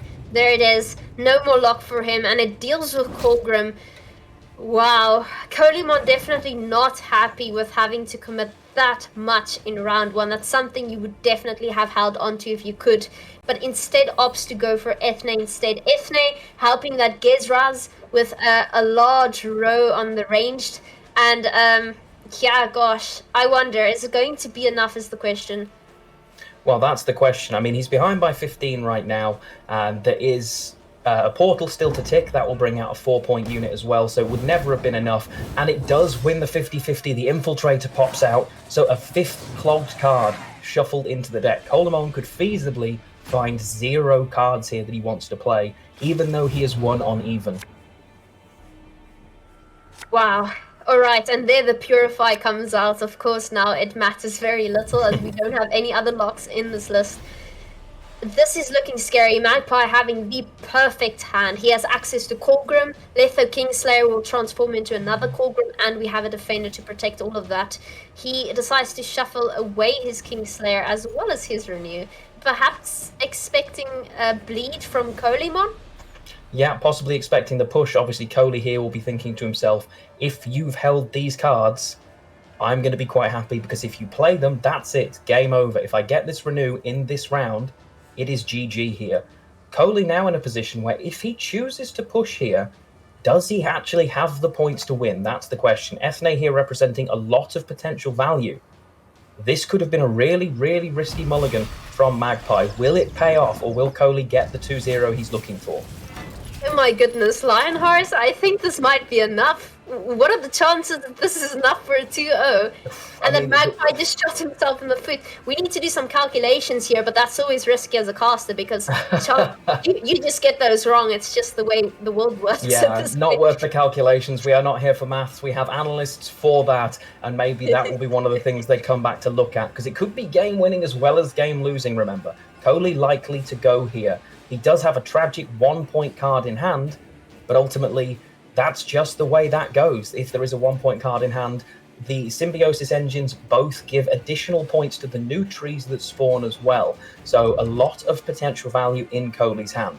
Magpie, if he can find enough points to get out here with the cards he has, it could end up, as I say, being game winning. That he guarantees himself a Renew draw, and that is just going to be GG. So, this is going to be very close here in this second round. I'm literally on the edge of my seat. Me too. I can't believe what I'm seeing here. I think Magpie just shot himself in the foot by mulliganing all of his win conditions. That would definitely made to win round 2. He should survive. I don't think he can keep them though. I don't think he can keep them. Because if he keeps them, they get bled out of him, he loses the 3rd round. So I don't think he's in a spot where he has any other choice there. If he holds those cards, he knows they get used, and he simply doesn't have anything left. So he's desperately hoping. I mean, he's currently, Coley is up by 6. But bear in mind, there's a 1-point card in hand. Like, that is not ideal, but it's not like it's amazing on the other side. Magpie with just the 9 points available to him here at absolute most. This is... I mean, I think it is possible that we know who's going to win this, but let's see what happens. It is never over until it's over, and we see that devastating 1-point Treant coming out there. Never a card you want to play from hand, and won't feel great for Coley here. This is it. I genuinely think this is it. That's... I'm genuinely shocked. I'm genuinely shocked. Same. I've got to be honest, this was a list that I was completely confident Magpie would get through at the first time of asking. Although Coley here hasn't decided to play this card yet. He is taking his time whether or not he is playing this card here, because there's a risk. If Coley looks at this and says, your last card should be Renew and I'm going to make you play it, Coley could make the decision to do that. Doesn't. He drops the Tempering here. Tempering coming down for a massive amount of points. Using the leader charge or not does not matter. There are only 4 points left. It doesn't matter. Colimon successfully beating Colgrim 3 times. He beat it 3 times. Chooses to hold on there to that leader charge thinking, you know what, if you can do it, you can do it. And that is it. Red wins the game. Colemon, you can see the joy on his face there. That's more relief. He is jumping with joy. He is so incredibly happy. Look at that face in the shadows. There it is. The relief, the sense of that was an incredibly intense series. You have got to give it to both players there. Honestly, that was phenomenal. The very top end of Gwent, and it was an uphill battle for him there to get through that list. And he has managed to do it. It is testament to his just sheer Gwent ability. Wow. You've got to give some serious love to Magpie as well. Taking a list like that, he's renowned for bringing things that you would not expect, and he certainly didn't disappoint with that list. I'm still really surprised that was the one that he didn't get through, though. I did not think that would be his Achilles heel. I am totally shocked because I was when we looked at prep, it seemed like Magpie was going to take that list through, and Magpie's planning when he built those decks was just out of this world. The way he anticipated Colemon's build is just amazing, but Colemon took it, and I hear we now have Burrs on the other line with an interview. We'll send you over to them for now. All right, I hear Colemon. Man, that was a loud sigh at the end, but you did it. You went 2-0 in the last one. That's incredible. How are you feeling, man? It's quite dark in your room, though. Yeah, I like to play in the dark. Yeah, I mean, I'm feeling great, of course.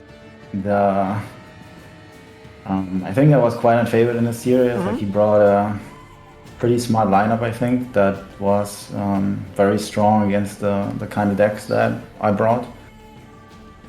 But, fortunately, I was able to eke out the wins in the end. Yeah. I also think there was one key card that got you the win in that Skellige list. We won't name that person, but we kind of know who it was. Course. But yeah, that engine was not stopped, so it was going and going and going, and with 10 points at one point, so that was amazing. Colemon, congratulations. You will be playing against Life Coach, if I'm not mistaken. How do you feel about that? Yeah, so I haven't studied his list extensively yet, but I think he is going after decks like Elves and Arrakis Queen quite strongly, and I don't have those, so in theory I should be favored. Nice. We'll see. Nice. Congratulations once again. Have a good evening, and yeah, get some rest. Thank you. Thank you. And before we go, it's League O'Clock, of course. Another league for you. Sorceress of Dol Blathana. This is an elf mage. And the ability is order, create, and play a bronze Skellige special card with a provision cost equal to or lower than this card's power. Art by Zuza Kapuścińska, 5 provision, 4 power, and of course, in the mighty Skellige. I really like the spectral fish around her. Those are amazing. And as you guys probably know, the expansion is dropping on June 8th, so very, very soon. But enough from me. Let's move it on to the analyst desk. Yo, Shaggy. Hi, everyone. I am the Nuts, and Shinmiri is quite alright too, and we're here to bring you some of the best moments from the last match.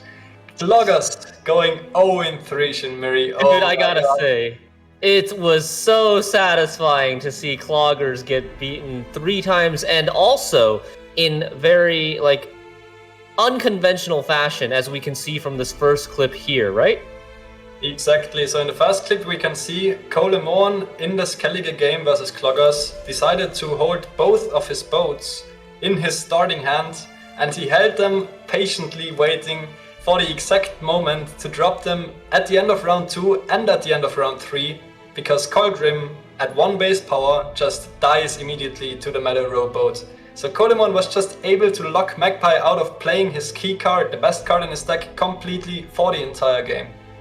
Yeah, it's a weakness of adrenaline here because your opponent knows exactly when you want to be playing the specific card. They can predict it. You can't even play it early in this case, even behind a defender, because Reckless Flurry Leader will be able to get through and randomly kill the 1 strength Colgrim.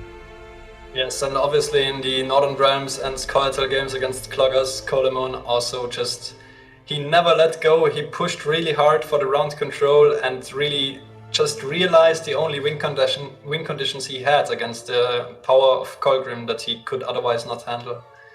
But yeah, moving on to the second clip I have for you guys. This is actually a very interesting situation from the Northern Realms mirror, which Colemon ended up losing by just one single point. And the situation we see here is Witchers with 6 cards in hand. This is usually the time in a 10-card round where Witchers really struggles to find a play. And yeah, there's nothing, everything has adrenaline, everything you want to play late, and nothing is playable here. So Colemon decides to play the Keldar without adrenaline, which gets immediately locked by the Margarita. So he misses the 2-point token that Keldar would have spawned if he was able to wait one more turn to play him. And that 2-point token is actually worth way more than 2 points, because it's 2 points, it gets transformed into a 4-point adept, which then sticks the body to buff Leo and Vesemir. So it's like 6 points you miss by not spawning that one student. Exactly, and the options that Colemon had were really looking grim here.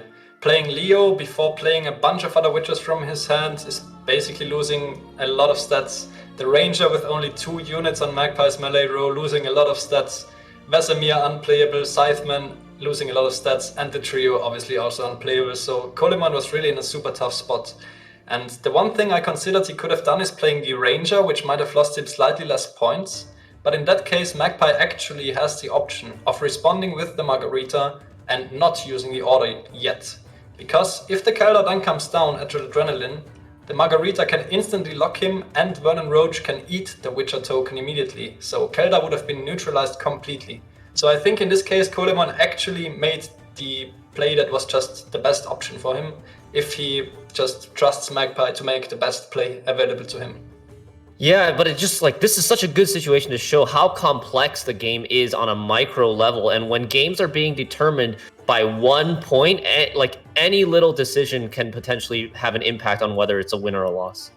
Exactly. On the very next play of Colemon, we also saw that he decided to maximize his points there by a little bit as well, by dropping the Witcher trio, because one of the Witchers was still at 3 points. So he managed to squeeze out that 1 extra point from the trio as well, from the transform on the Adept.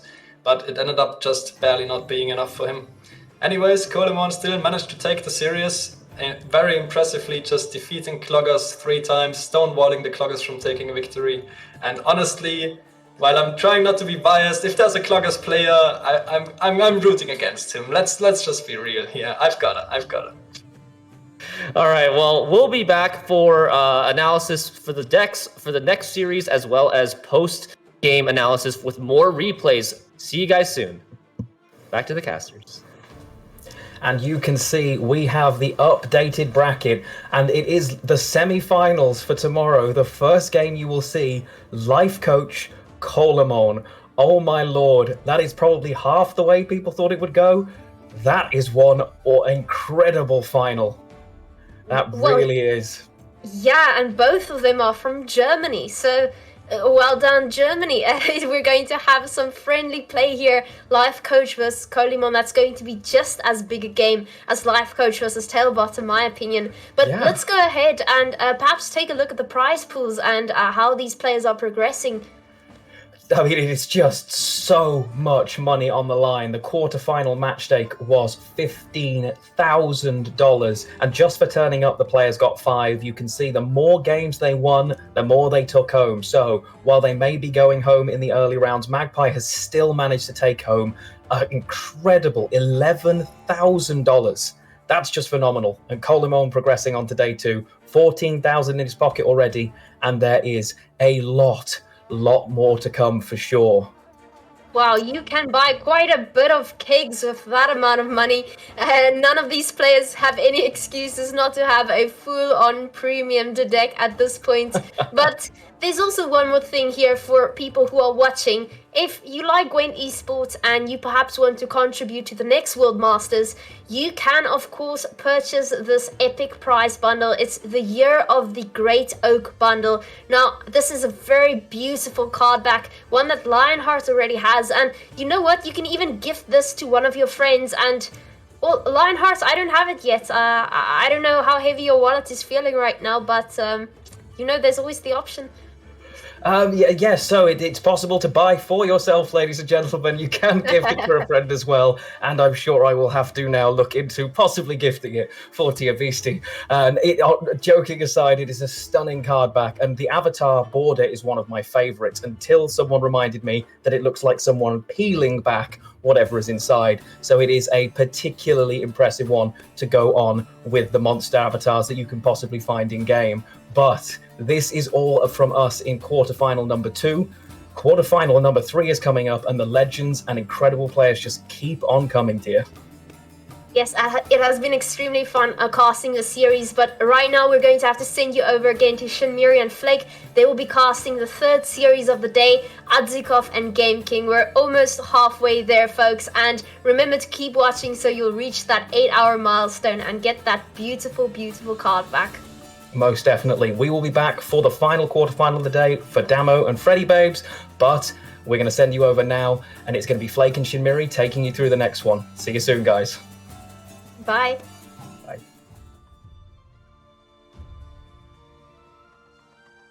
Hello and welcome back, Adzikov. It's a pleasure to introduce you to the fans once again.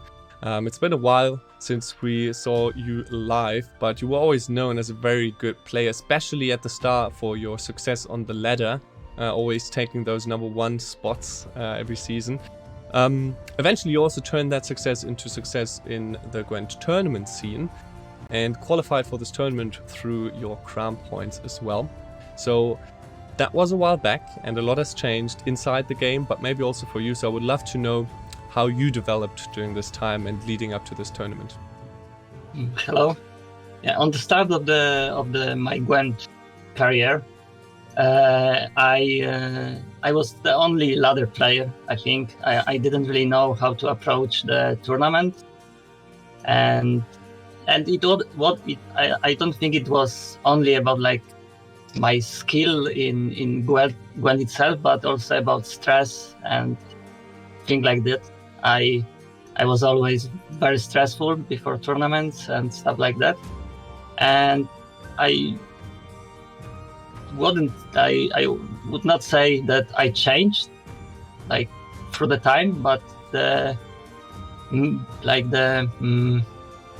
was one time where everything changed, and it was the Challenger 2 in the castle. I don't remember the name of the castle, but I lost 3-0 to Kola, and after this game I was really sad. I went to a room and spent all my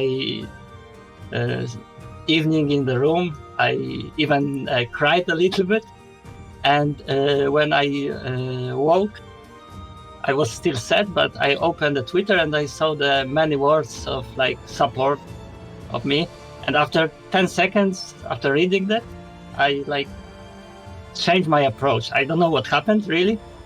I just like next tournaments I didn't stress at all, and that was the point when like everything changed for me. Wow, that's amazing. Thank you so much for sharing that insight. My next question would be how you feel about the current meta. If there's anything that you specifically like or dislike, please share that with us. I think there's the one thing, and it's I like it and dislike it at once, because I feel like the meta is like GWENT, right? Like GWENT in general. Yeah, the meta is very diverse, and it was problematic with like preparation to the tournament, because like every lineup we tried felt like it's bad against some lineups and good against some, so there was hard to find like the balance between that. So yeah, you can say it's something to like, but as a tournament player I dislike it in one time.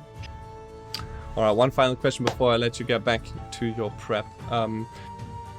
In the weeks leading up to the original date for this Masters, before it was rescheduled, you were asked what your favorite moment was in the first season of Masters, and you said that it was Open number 7, where you actually didn't expect to go far, but eventually made it up to the finals. And I think that's also a big turning point, because people saw that you can actually achieve a lot of success in tournaments. So I would love to know if there's anything else you would like to say about that. I didn't expect reaching to the finals this open, because I played 0 prep matches. I even was considering taking some memes, like ultra memes. I'm not saying like casual memes, but like really meme decks, because I didn't prep. It was the last beta tournament, so for me it was more like having fun on this tournament and not really going for win. But in the end, I went kind of try-hard lineup, because I went for consume target, and it paid off, because I played like in quarters and semis. I played against consume players, so yeah, it paid off in the end. That's awesome. Even though I must say, it would have been exciting to see what a full-on meme lineup would have looked like. Or I don't know, maybe in the future someone just brings the starter decks. That would also be kind of fun. Anyways, thank you so much for taking the time, and I'm excited to see which decks you bring to this tournament. And yeah, all the best of luck in your games. Thank you.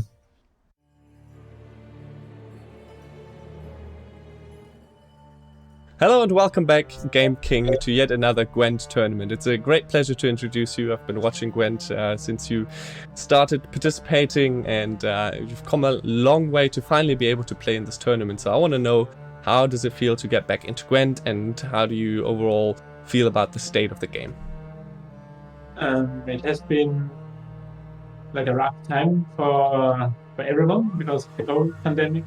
So that's why I also focused on other stuff. Now I'm back. It wasn't easy, but I played a lot in the past month, and yeah, the state of the game, I think it has become better with every patch. I really liked, for example, the stratagem changes of the last patch, and yeah, I also like that the low provision cards now are stronger, so that if you are unlucky and draw a 4 provision card instead of a 10 provision card, you get less punishment. So I think the game got better. Yeah. Awesome to hear. So immediately my second question, how does it feel then to finally be able to participate in this tournament? You've waited a long time for this to happen, and I think everyone's eager to finally get into it. But yeah, what are your feelings when you are now able to prove yourself? It feels great, especially with all the old names, all the legends of the past. And it's like a real nation, like Adzikov, Life Coach, Freddy Babes, Polemon, all the good players are back. And once again, now for the biggest tournament ever. And yeah, it's great to be able to play in this tournament. Yeah, speaking of Adzikov, he's going to be your first opponent, so I want to get your thoughts on the matchup. Do you think it's going to be an easy 3-0, or do you think it might be a close one?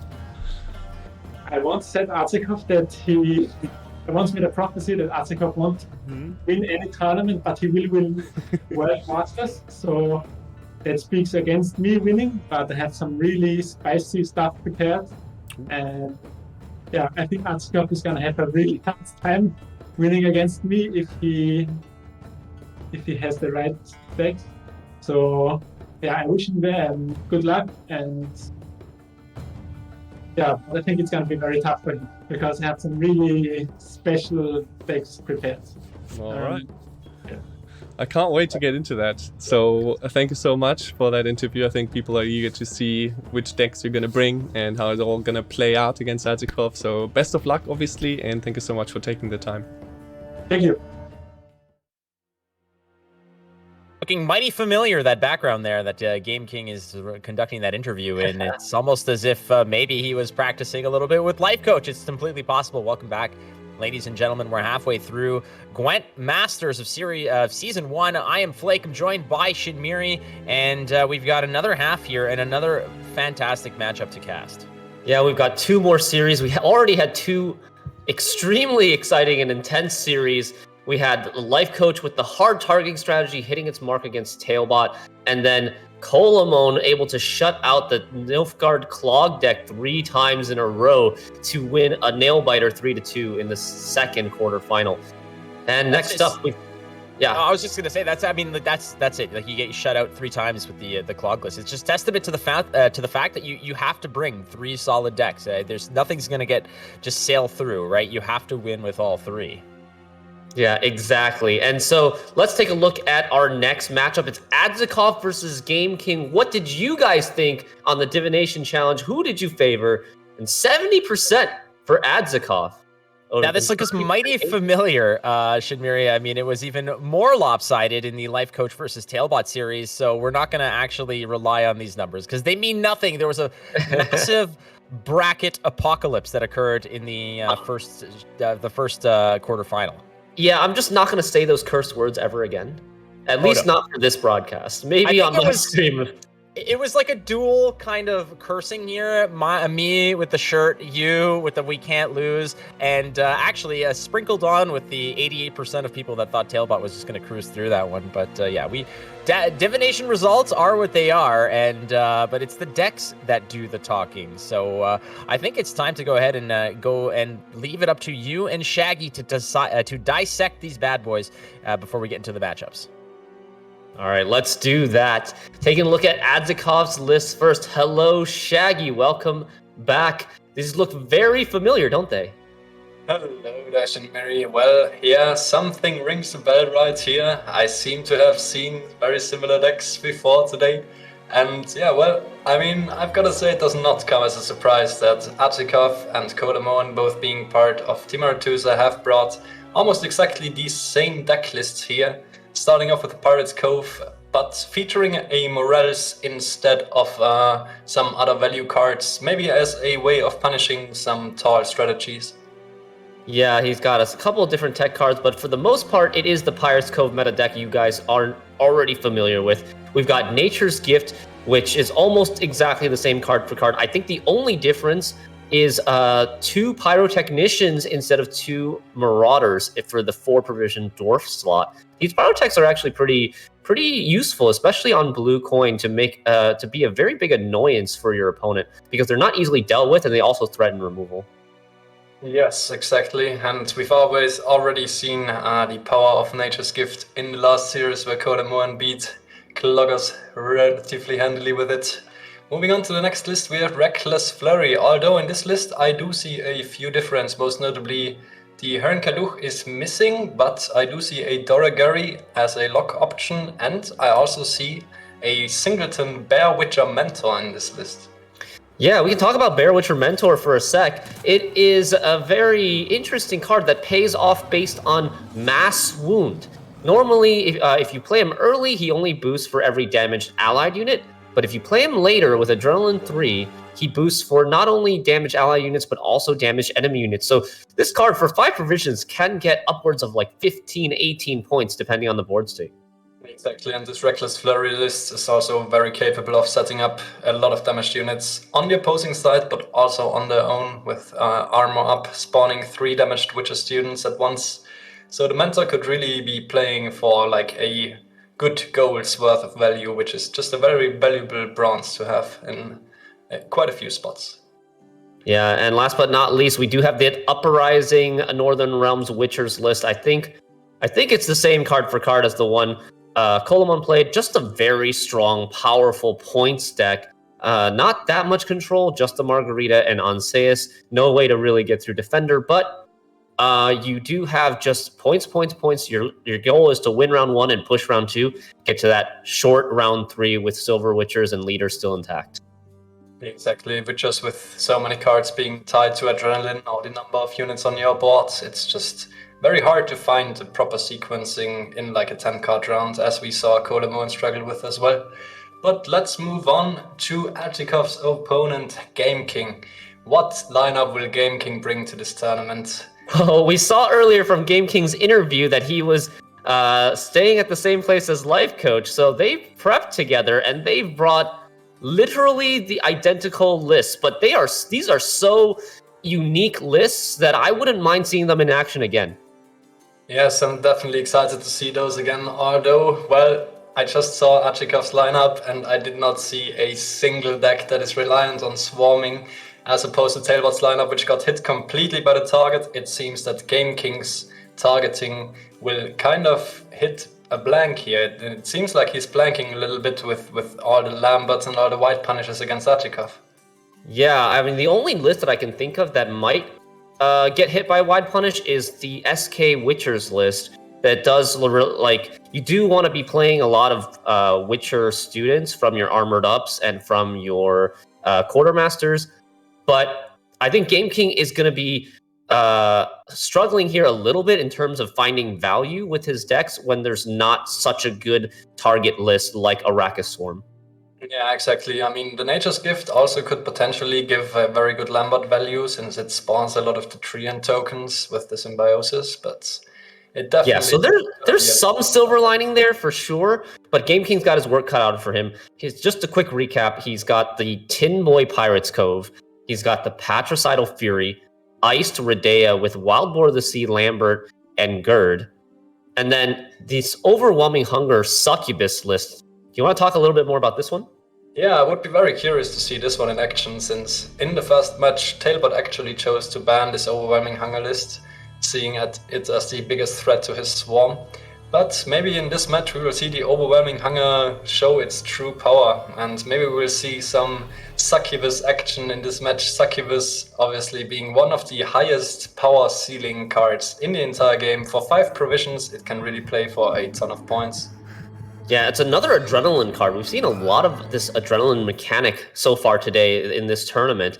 And with Adrenaline 3, so late in the round, if you consume the Succubus, if she dies, she will come back from your graveyard as long as there is another copy of Succubus in the graveyard alongside. So you have to play her once early on to set up the carryover, and then she becomes 5 points per consume later on. Exactly, and she can kind of function as a bronze version of the Detlef Higher Vampire, which provides 5 points per consume but is limited to 3 charges, and having a bronze card that basically can fulfill the same job is really a big threat. She's like a bronze Ruhin, actually. Better value, actually, than a bronze Ruhin. That's true. But last up, we have the same Inspired Seal that we saw Life Coach take his last win with against the Syndicate Swarm list of Tailbots. Going really for a very aggressive round 1 strategy and having that Land of 1000 Fables to potentially transform the Echo card into a Drog, as we already saw in the first match. But I'm super excited to see these decks again. I did not get enough of this lineup in the very first match, so I'm also curious to see how it performs when it doesn't exactly hit the correct lineup that it's tagged against.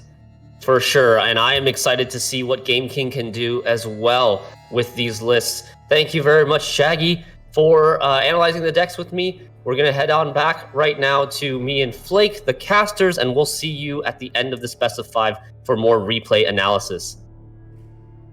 It should be really intriguing, Shinmiri, given the fact that, I mean, they're bringing the same lineup, basically word for word. And but I'm talking about Game King and Life Coach, whereas, you know, Adzikov and Golemon have similar lists as well. But Game King and Life Coach are now facing completely different paths to victory, as Life Coach seemed to go down easy street. I say easy street, obviously. Against Tailbot, yeah. Right? Yeah, it's nice to say that. Exactly. I'm selling my Tailbot shirt, by the way. Life Coach is now my new friend. But in reality, this is going to be a test of the versatility of these lists. And targeting one particular strategy, as you saw in the first matchup, worked wonders. It was almost never in doubt, even from the get-go. On paper, it was rock beats paper. It was hard to argue that rock beats paper, Blake. Okay. This is why my application to Team Aretuza is still in stasis. So the other way around. In Canada, everything's backwards. Okay, rock beats paper because paper is. Never mind. Anyway, that said, it's not going to be as obviously straightforward in this case because Game King doesn't have that same quote unquote easy street as Life Coach had here. He's gonna have to actually utilize more so of not just the counter strategy, but the strategy within the deck itself, and actually churn out the points on his own rather than just going and shutting down the basic strategies that Tailbot was bringing earlier. So it's not gonna be straightforward for Game King, and I'm sure between the two of them bringing the exact same list, these are gonna look completely different. Yeah, totally different paths. They probably practice mostly against their target lineup, like Swarm, AQ, as well as Elves. So this is going to be... Game King's going to have to get a little creative here to try to find enough value from his super tech lists in order to overcome the more standard point slammy lineup that Adzikov has brought. Yeah, rock beats paper. Just saying. It makes sense physically, okay? Rock crumples the paper, obviously. Oh, easily. All right, so here we go. We're going to the bans, ladies and gentlemen. Adzikov of Poland, Game King of Austria. What are they banning? There we go. We're going to be locking out both of those Pirates Cove lists, as Adzikov is going to be bringing Nature's Gift, Reckless Flurry, and Uprising versus Patricidal Fury, Overwhelming Hunger, and Inspired Zeal.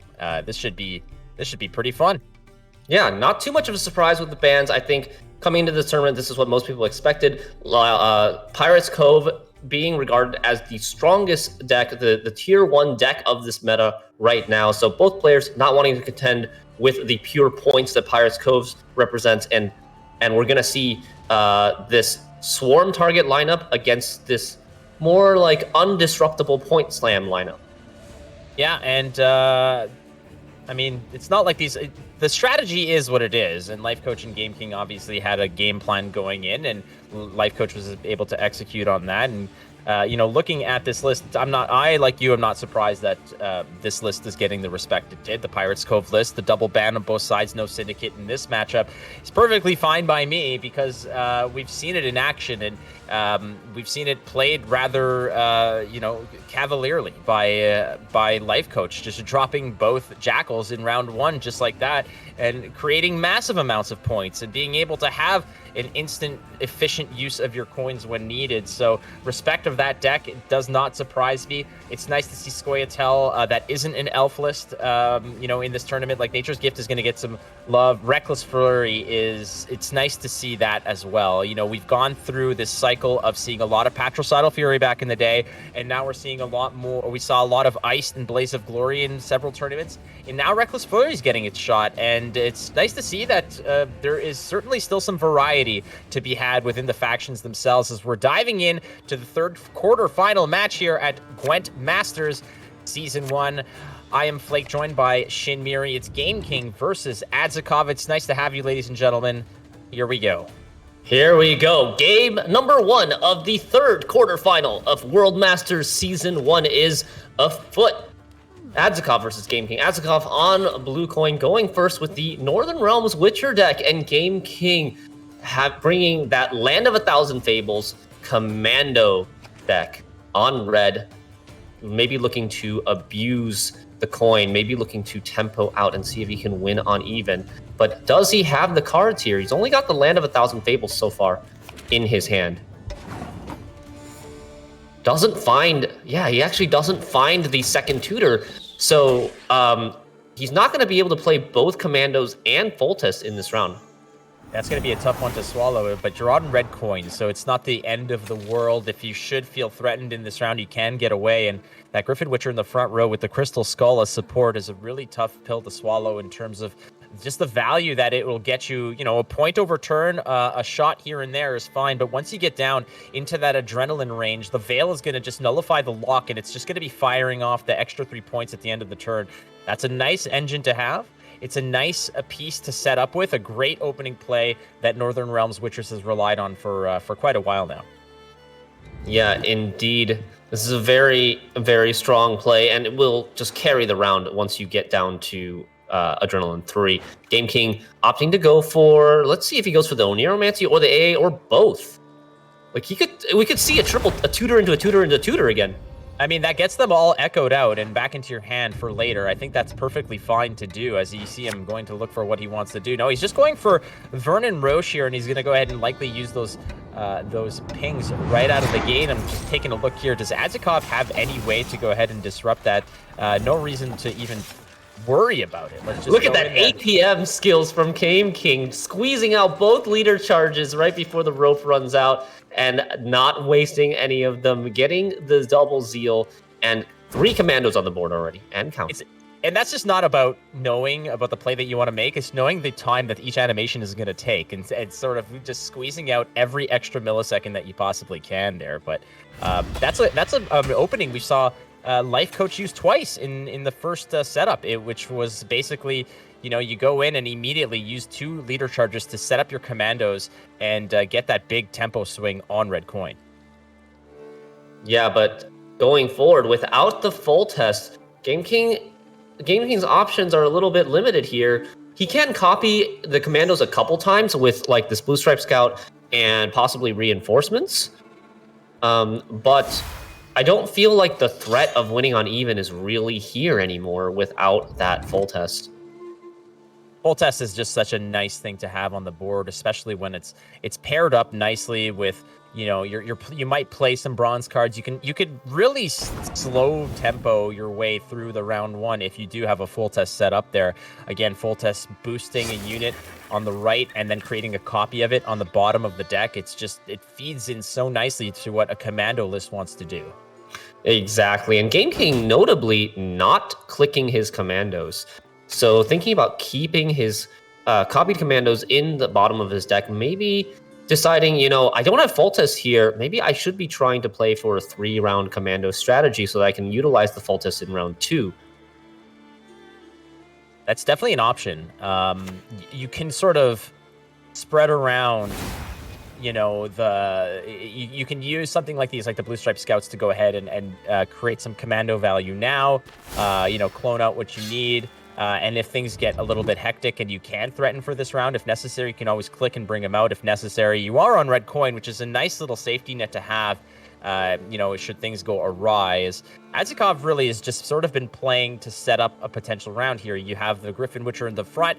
It has been boosted by the Crystal Skull. That's great and that's good. You do have the Erland out to just go ahead and boost your entire deck by 1. You get everyone in the green, which is where you want those to be for the follow-up moves. And we see Game King just goes ahead and brings up the rest of the crew here. It's 34-14 now, and a 20-point lead on even cards. Right, a huge lead on even cards. But Game King might be looking to take a tempo pass at some point, because if he stays in the round too long, Adzikov's going to start being able to catch up and not lose his card advantage, not have to go 2 cards down to win the round. So Game King is going to slowly run out of steam, and Adzikov's going to pick up steam as this round progresses. Right, and I mean, here's the first, you know, indication of that. Selective mutation is going to start putting students on the board that your adept can start flipping around, and that in itself can really become problematic as he goes and picks up Vesemir. He's going to have to toss something back. Throws the second adept back, I believe, because the first one has gone unanswered. So easy choice for Adzikov there. And there's still, I mean, there's still options here because you do have the target practice, so you will have at least 2 more turns of flipping those students over. You still have 1 on the board. Should it live, obviously it's going to stick around, and then you can flip that one for another set of value as you boost another unit, creating another student for the follow-up turn. So there is still, you do still have a fighting chance, especially with Vesemir ticking closer to that adrenaline bonus. So here's what's going through the players' heads. Like, I think Game King might want to be trying to snipe an amphibious assault with the squirrel, but at the same time, Adzikov knows that the squirrel is in the list, so he could be trying to delay the amphibious assault as long as possible until Game King passes. The other thing is Game King doesn't want Adzikov to get to a spot where he can play Vesemir for carryover. So that means that he should pass now, because Vesemir, while he can't come down this turn, he can come down the turn after.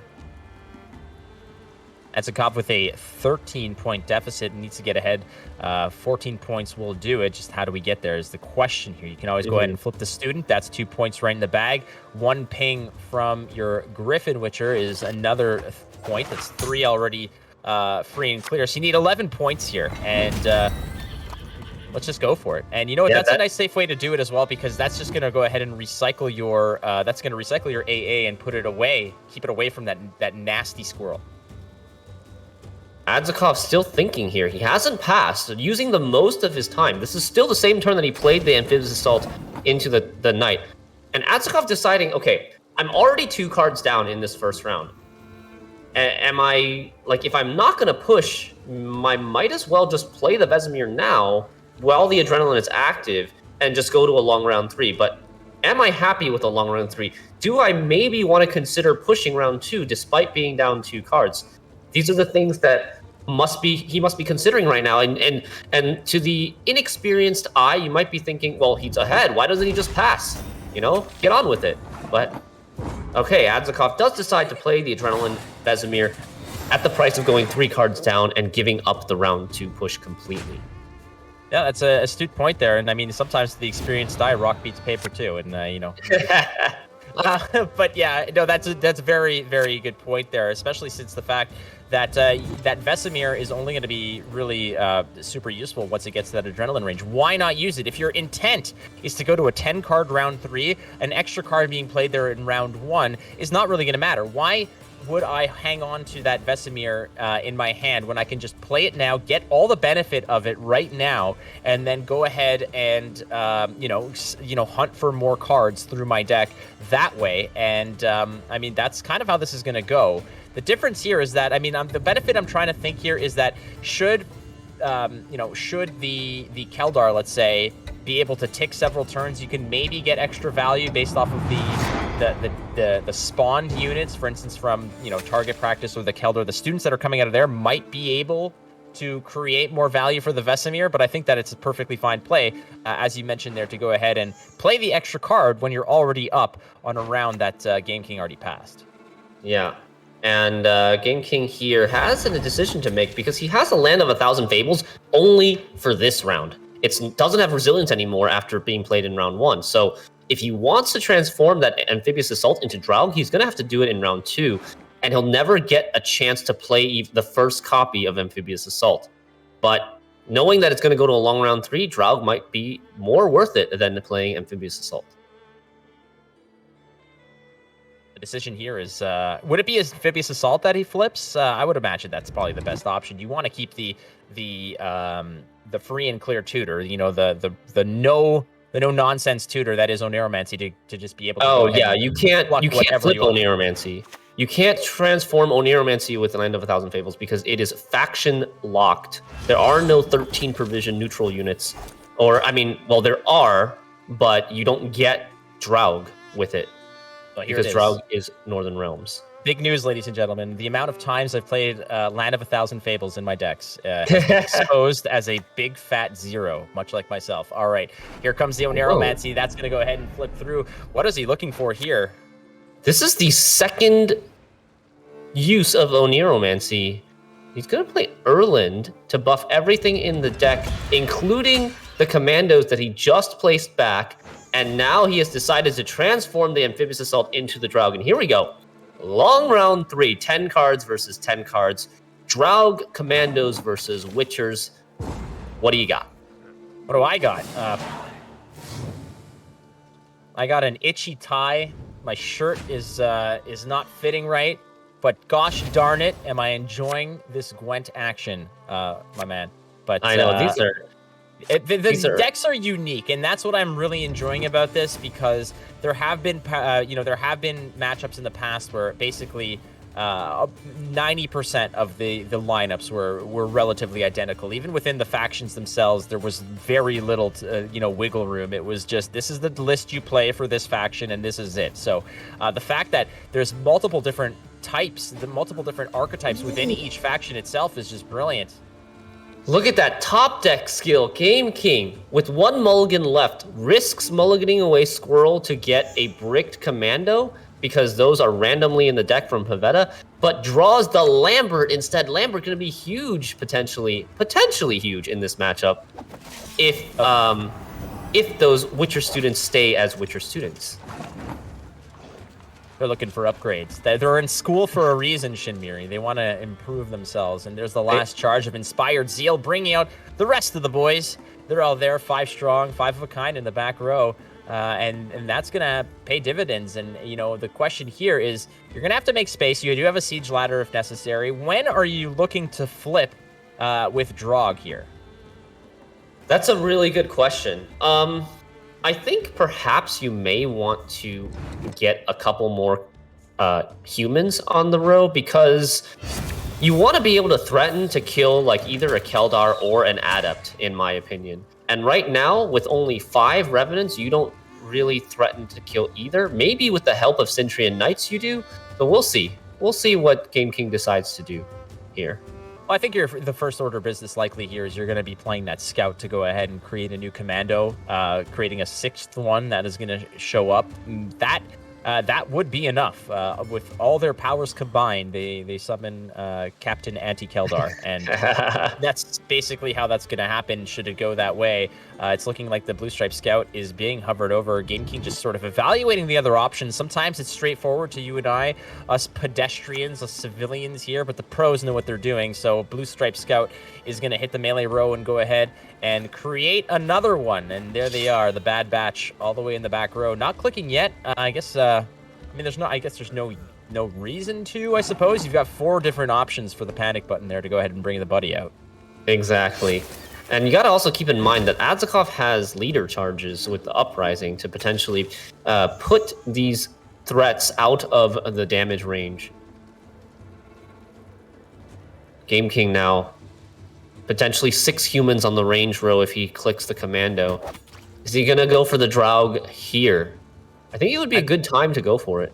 I think this is a good time to go for it as well, and if necessary, you can always just go ahead and maybe follow up with the Voimir after, if necessary, and then you have plenty of opportunities, especially even with there is that sight unit that's going to go ahead and take benefit from the boosted units, as you see over there. There they are. The Revenants are on parade. They have shown up to the party, and you've got basically six bullets at the chamber here.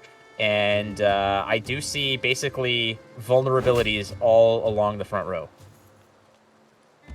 Yeah, yep. Adzikov's got to be careful here and decide how he wants to limit the potency of these Revenants that can copy themselves, that can potentially even be moved to the melee row if the range row ends up filling up. Because he's gonna here. Yeah, sorry. Go ahead. No, you go. Oh, you're so kind. The 10, sorry, well, I see 10 here, but there's the 6 points of damage there, which is perfectly fine. The thing is that if you're looking to kill 1 unit, you're using up the majority of those charges, and in this case, you do have 5 points of effective defense on that last adept. If you use 5 of those, there is 1 Margarita in hand for Adzikov. So should it come down to a situation where Game King basically expends all of those charges, leaving only 1 Revenant left, it can get gobbled up by Margarita and the lock charge on there, which might just sort of pump the brakes on that whole Revenant strategy. But the fact now that there's something that's 5 effective defense, which there is still over there, the fact that Adzikov did not elect to use those leader charges to put some of those out of range means that Game King will have potentially 2 more charges left to go. Yeah, that is true. And I mean, he also still has the Centurion Knights to help Deathblow as well, to deal more damage. So Game King decides to get the Deathblow on the Centurion Knight rather than the Revenant here. Adzikov, speaking of Margarita in Adzikov's hand, Adzikov normally would have reserved her for a full test because we haven't seen Game King play a full test yet. But the fact that Game King transformed his commandos before playing a full test might give Adzikov the read that the full test is just not there. And eventually, Adzikov might decide, okay, there's no full test. I'm just going to lock one of these Revenants instead. And no access to it either, as we saw Game King already just went ahead on the second wheel of Owneromancy, so options to go ahead and pick it up are limited as well, so that card's kind of gone. And here we go. There is a Boiling Oil is going to go ahead and get rid of one of those. And, you know, it's a damned if you do, damned if you don't situation. You want to get rid of those Revenants, but now you're just creating more space on that back row for more Revenants. And, I mean, we're taking a look here. We're approaching that Keldar, the Keldar Adrenaline bonus is about to start taking away, and Adzikov still has plenty of ways to go ahead and populate the row, as the Witcher Trio is still something that is can go ahead and just create bodies right away. And a lot of them just sitting in the green, so that Scytheman that Adzikov is holding on to is looking pretty decent as well. Yeah, I think it was huge for Game King to kill that Adept there, because without the Adept, the Keldar isn't that threatening, since all of those Witcher students are going to get cleaned up by the Lambert eventually. Whereas if the Adept had survived, they would have all been transformed into 4 strength with a shield, and Lambert would not get much value at all. Certainly. I know, that's a very good point. And we saw Vesemir used earlier, so you can't go ahead and boost them all on the board. And if you can pick and choose your spot here, you know, Game King is just going to go ahead and snipe the whole row of them with that Lambert. Lambert having quite the role in a lot of these decks that Game King and Life Coach has brought to this tournament. Boimir is going to come in and give a little hat on each one of those Revenants. So they're all matching uniforms now. They all wearing the wonderful armored hat. Yeah, and also getting potentially several extra points on the Lyrian Scytheman that he will eventually play, probably in that back row for Game King. Now, the timing of Lambert is going to be important as well. And then we see the Margarita come down. Adzikov's waited long enough to use the lock. But the timing of Lambert is going to be important as well, because you want to wait with Lambert to kill as many, to hit as many students as you can. You don't want to do it too early, because then Keldar will just make more students and you're missing out on those. But if you wait too late and the Leo gets played before you clean up the students, that's a lot of extra points for Leo as well. No, definitely. And this is where Game King is going to have a good read on Adzikov's hand. You know, where are you going to get all the value off of it? What's left in your hand? And are you going to pull the trigger on the Lambert, or are you going to wait and try to, you know, greed it out? But I mean, with a 53-point lead, I think Game King is going to probably play it relatively safe here, not get too greedy with it, and maybe 1 or 2 students pop out and you just go ahead and drop the Lambert and just shut the door on that. I think that's likely what you're going to see here, especially with the big lead. But we've seen these lists, just these Uprising lists, these Northern Realms Witchers lists can go ahead and create incredible amounts of value and tempo out of thin air. The Witcher Trio are now buffed to where they were in beta, I guess, as 3/5s. Is that where they were when they started? I mean, in Homecoming, they started at 3/4s, I think, for 6 provisions each.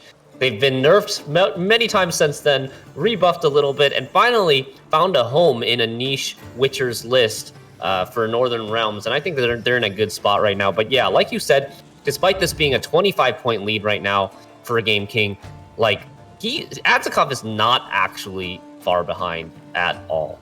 This Uprising list poops out points at the end of the round. That's the best way I can put it. It's just... This is like, what's the rating on this game? It's like MA. We could have used a different term here, especially since there's a PFI that we were played in this list, in this tournament that we're not going to talk about. But it's all good. There's still a Century Knight in Game King's hand as well, which could get value off of one of those 2-point bodies, right? So there's definitely opportunity here to just capitalize and be patient. But like you said, the Witcher list, it really, in previous seasons, it kind of took a little bit of time to get rolling and to get chugging along, but ultimately it did a lot of work, and it was certainly a force to be reckoned with. And now it's facing off against a completely different opponent within the same faction. So but I mean, the strategies are relatively similar. You want to put bodies on the board, keep them healthy, and get those points chugging along. The difference here is that the Revenant train has essentially reached the final stop, and with that lock on that one solo Revenant, that's all you're going to get. And Game King now has essentially run out of steam a little bit, as the Century Knight, the Scytheman, yeah, those are okay. You know, the Scytheman more so than the Century Knight, but the Lambert doesn't look like it's going to get an immense amount of value. It's still going to put in work, but it looks like Adzikov has basically put all of the eggs in the front row basket here for the Scytheman and the Chargers. I don't think he's really too upset if those students in the back row get clipped. Yeah, Lambert only end up going to be trading roughly evenly with this Keldar, and let's see if Game King decides to kill the student. He does, kills the student, gets the death blow, extra vitality. So I mean that makes up the extra 2 vitality makes up for the lost points on Lambert, and possibly denies a point on Leo. So Adzikov going in with the full leader here, gets the boost, and these are massive Scythemen. 4 provisions, seeing 11 points and 13 points from the leader, and all of a sudden, that huge lead you were talking about, it's gone. Adzikov ahead by 11 now. That Scytheman looking at its buddies across the equator there and wondering where it went wrong. And Adzikov, like you said, those points come late, but they come heavy. And that is a big push as well as we continue with the Keldar. And I guess if you're going to get greedy with that card there with Lambert, he's going to come through and actually convert for a decent amount of points. 13 points there, also shutting down some of that. Another one is going to get, to quote Shinmiri, pooped out by Keldar. But too many points is that is a deal as big Adzikov. Griffin Witcher Ranger as a finisher from that amphibious assault. Adzikov taking a little nod there, feeling good about his chances, feeling like he got that solid first win. Was never really too worried after winning round 1. No, he was relaxed, cool, calm, collected throughout all of that as the life coach list, that interesting fables list suddenly is showing some weakness. It did have a lot of success earlier on today, but now it's sort of showing a little bit of showing its weaknesses in this matchup here. There's still plenty of Gwent to be had here. It's just a 1-0 lead. We've seen this before. It's no big. It's still anyone's game. Reverse sweeps, I believe that's on the bingo too, ladies and gentlemen. So we're waiting for that to happen. But as it stands right now, Adzikov is, I would say, comfortably, only because he was just so comfortably reclined in his chair, or poor posture is what I gotta say. He's got that gamer thing going, that gamer sit. You gotta just focus, and that's how you draw your cards better. Exactly. And speaking about drawing your cards and consistency, despite the extra high level of consistency in the Land of a Thousand Fables list, with Land of a Thousand Fables, Oneiromancy, and Amphibious Assault, we've seen a couple times this list now not drawing the Commandos plus full test combo in round 1. And it might be a very different story if that list is able to assemble that combo in round 1 on red point. Yeah, and we've seen full test pair up nicely like the dumb bananas. Just those coming out constantly. It's just a self-sustained engine of, you put one in the deck and it just fires right off right again. Whereas this is a completely different game plan here, as you're trying to, create a multitude of those commandos. You had to do it the old-fashioned way this time, which was with the Blue Stripe Scouts, with the reinforcements. Keep those going. There's a lot of work in this, instead of just dropping something like full test there to do the work for you while you just go ahead and deal with other issues and set up other strategies. And it didn't quite work out, and that could just be because full test never showed up to the party, as Game King is going to go ahead and see if he can't even up the series here using that Patricidal Fury list versus the Reckless McFlurry of Adzikov. And I've had him Reckless McFlurry. I went to McDonald's very late at night, and the person was very, very liberal with how they just threw together an ice cream for me. And I mean, I still ate it, but it was quite reckless. All right, so we've got, yes, the Patricidal Fury list, Redea Iced on blue against Adzikov's Reckless Flurry Skellige Witchers. And this is actually, like we mentioned earlier, a bit of a swarm list. It's got Vesemir, it's got Leo to benefit from swarming the board with Witcher students. So Game King's lineup might actually like this matchup with the likes of, Wild Boar of the Sea cleans up those armored up damaged Witchers very well.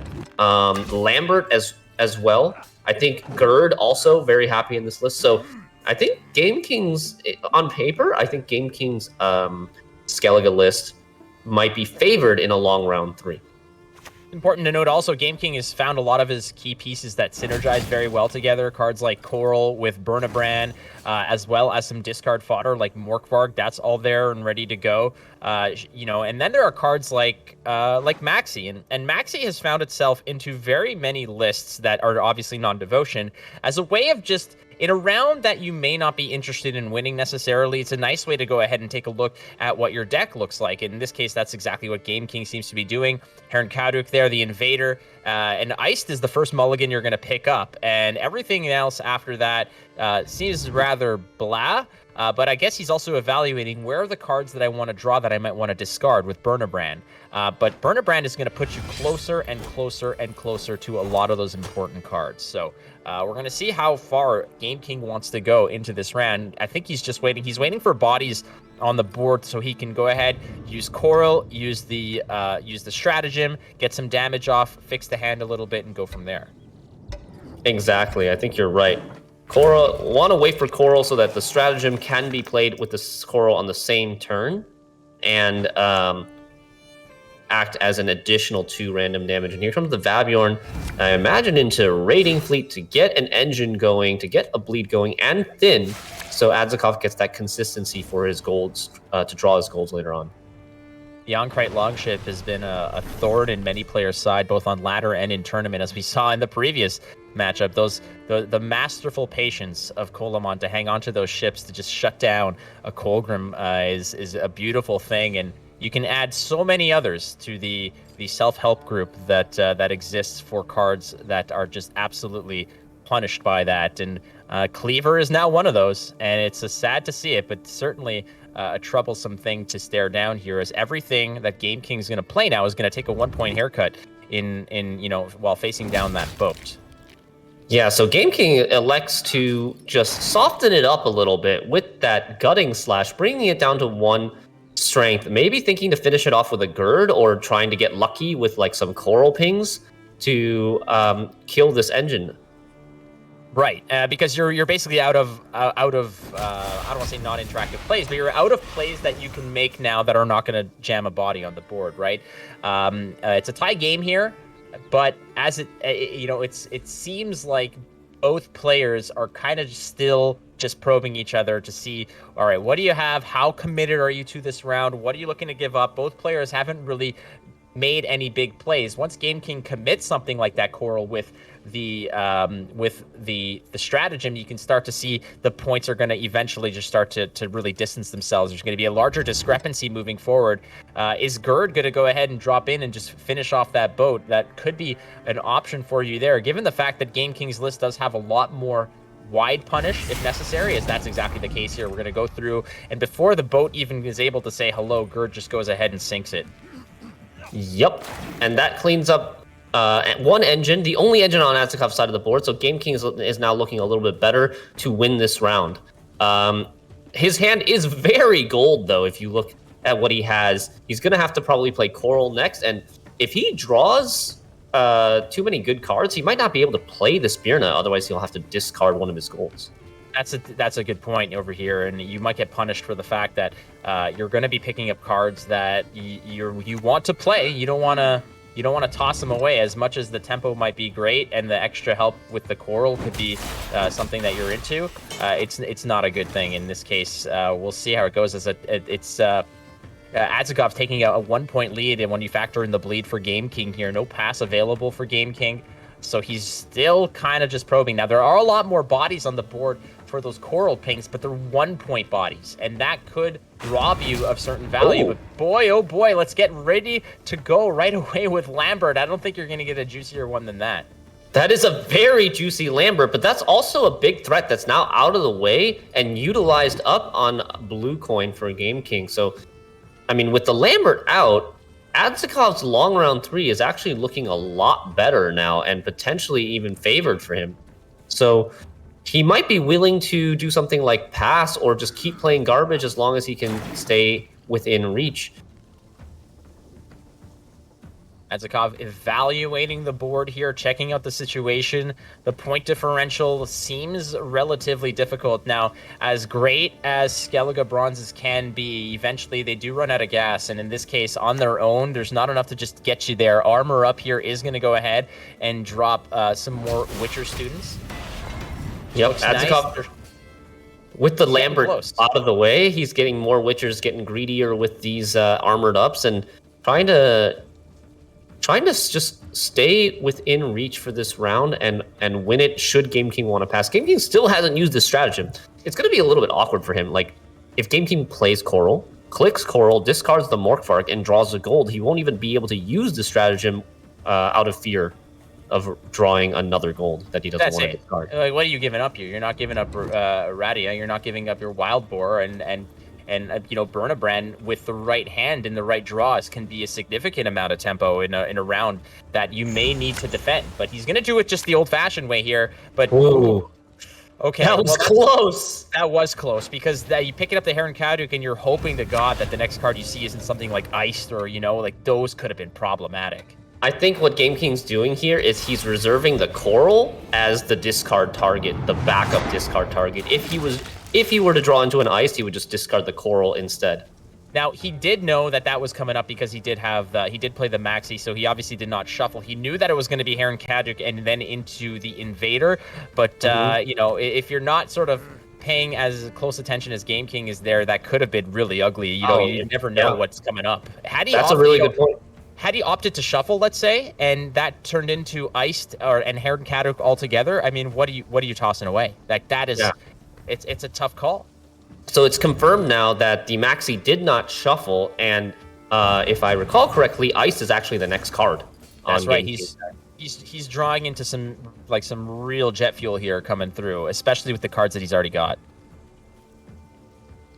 All right, so like you mentioned earlier, Shinmiri, you take the time that's given to you, and I mean, you don't need to tell us about your roping tendencies, but I mean, the time is given to you to evaluate, and even though you know what your game plan is, you might not be as lucky in the next turns coming up, so you want to take that time to just, maybe even just catch your breath, maybe just to sort of just soak it in. Sit back, relax, take a glass of water. It's on you. You've got a play in mind. It's going to be a pass. It's no big deal. You've got some time. It's not BM. It's literally there's tens of thousands of dollars on the line here. So we might as well just make sure that we're not doing anything silly. Remember what's in the what's coming up in your hand. Game King still has that going on. He has played Maxi earlier on. He knows what the exact order of the deck is. So all of his mulligans are very strategic here. Yes, exactly.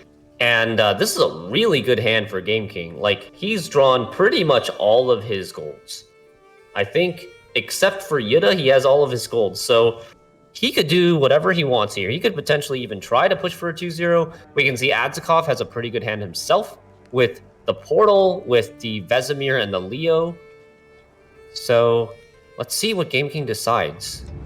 Because Game King has a very limited number of powerful golds in his deck. There's not going to be that much power left that he's drawing into. Adzikov looking at what's left in the deck. There is some there's Jinud in there. You've got the Axie, Quen, a Totem, and Gerd. Now you do have those two bronzes, those two 7-point fish flappers there. I said flappers to be kind. But the Totem at the bottom is horrible. That is a tough one to think about, especially since you're not going to get it. Keep in mind also, you're drawing 3 cards, and one of them is your first mulligan is that 7-point card that's going to be coming out of your totem anyway, out of your portal anyway. So that's not a free mulligan. So you're going to have to toss that one back anyways. So you got to look right past that, as it's going to be Gerd, Junud, and I think if you're tossing something back, you know that it's that 4 provision 7 card, that fish flapper's coming out.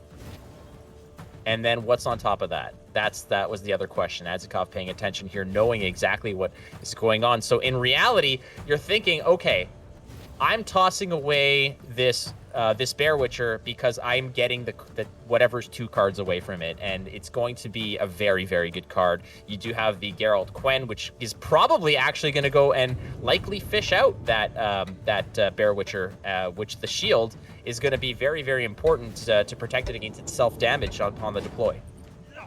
There's no Bear Witchers left in the deck, but there is a Bear Witcher Mentor, and there is an Axie. Oh, so right. those are Okay, the two so- options left. He's got both Bear Witchers in hand, unfortunately, and didn't have enough mulligans to get rid of one. Usually, you're right. Usually, you do want to use the shielded Quen to protect the Bear Witcher from himself, but not this time for Adzikov. I can't wait to clip that. Usually you're right. That's it. That's the clip right there.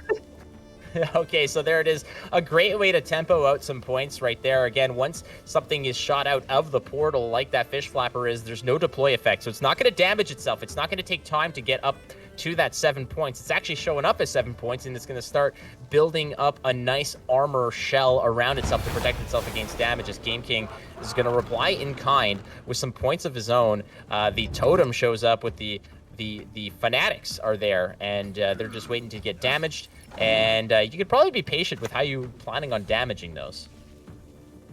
Yeah, I think Game King could actually even like leave them on the board for a while, maybe soak up some damage from like a Gird or leader charges, right? Because the Reckless Flurry leader charges are pretty much never going to be able to kill these fanatics.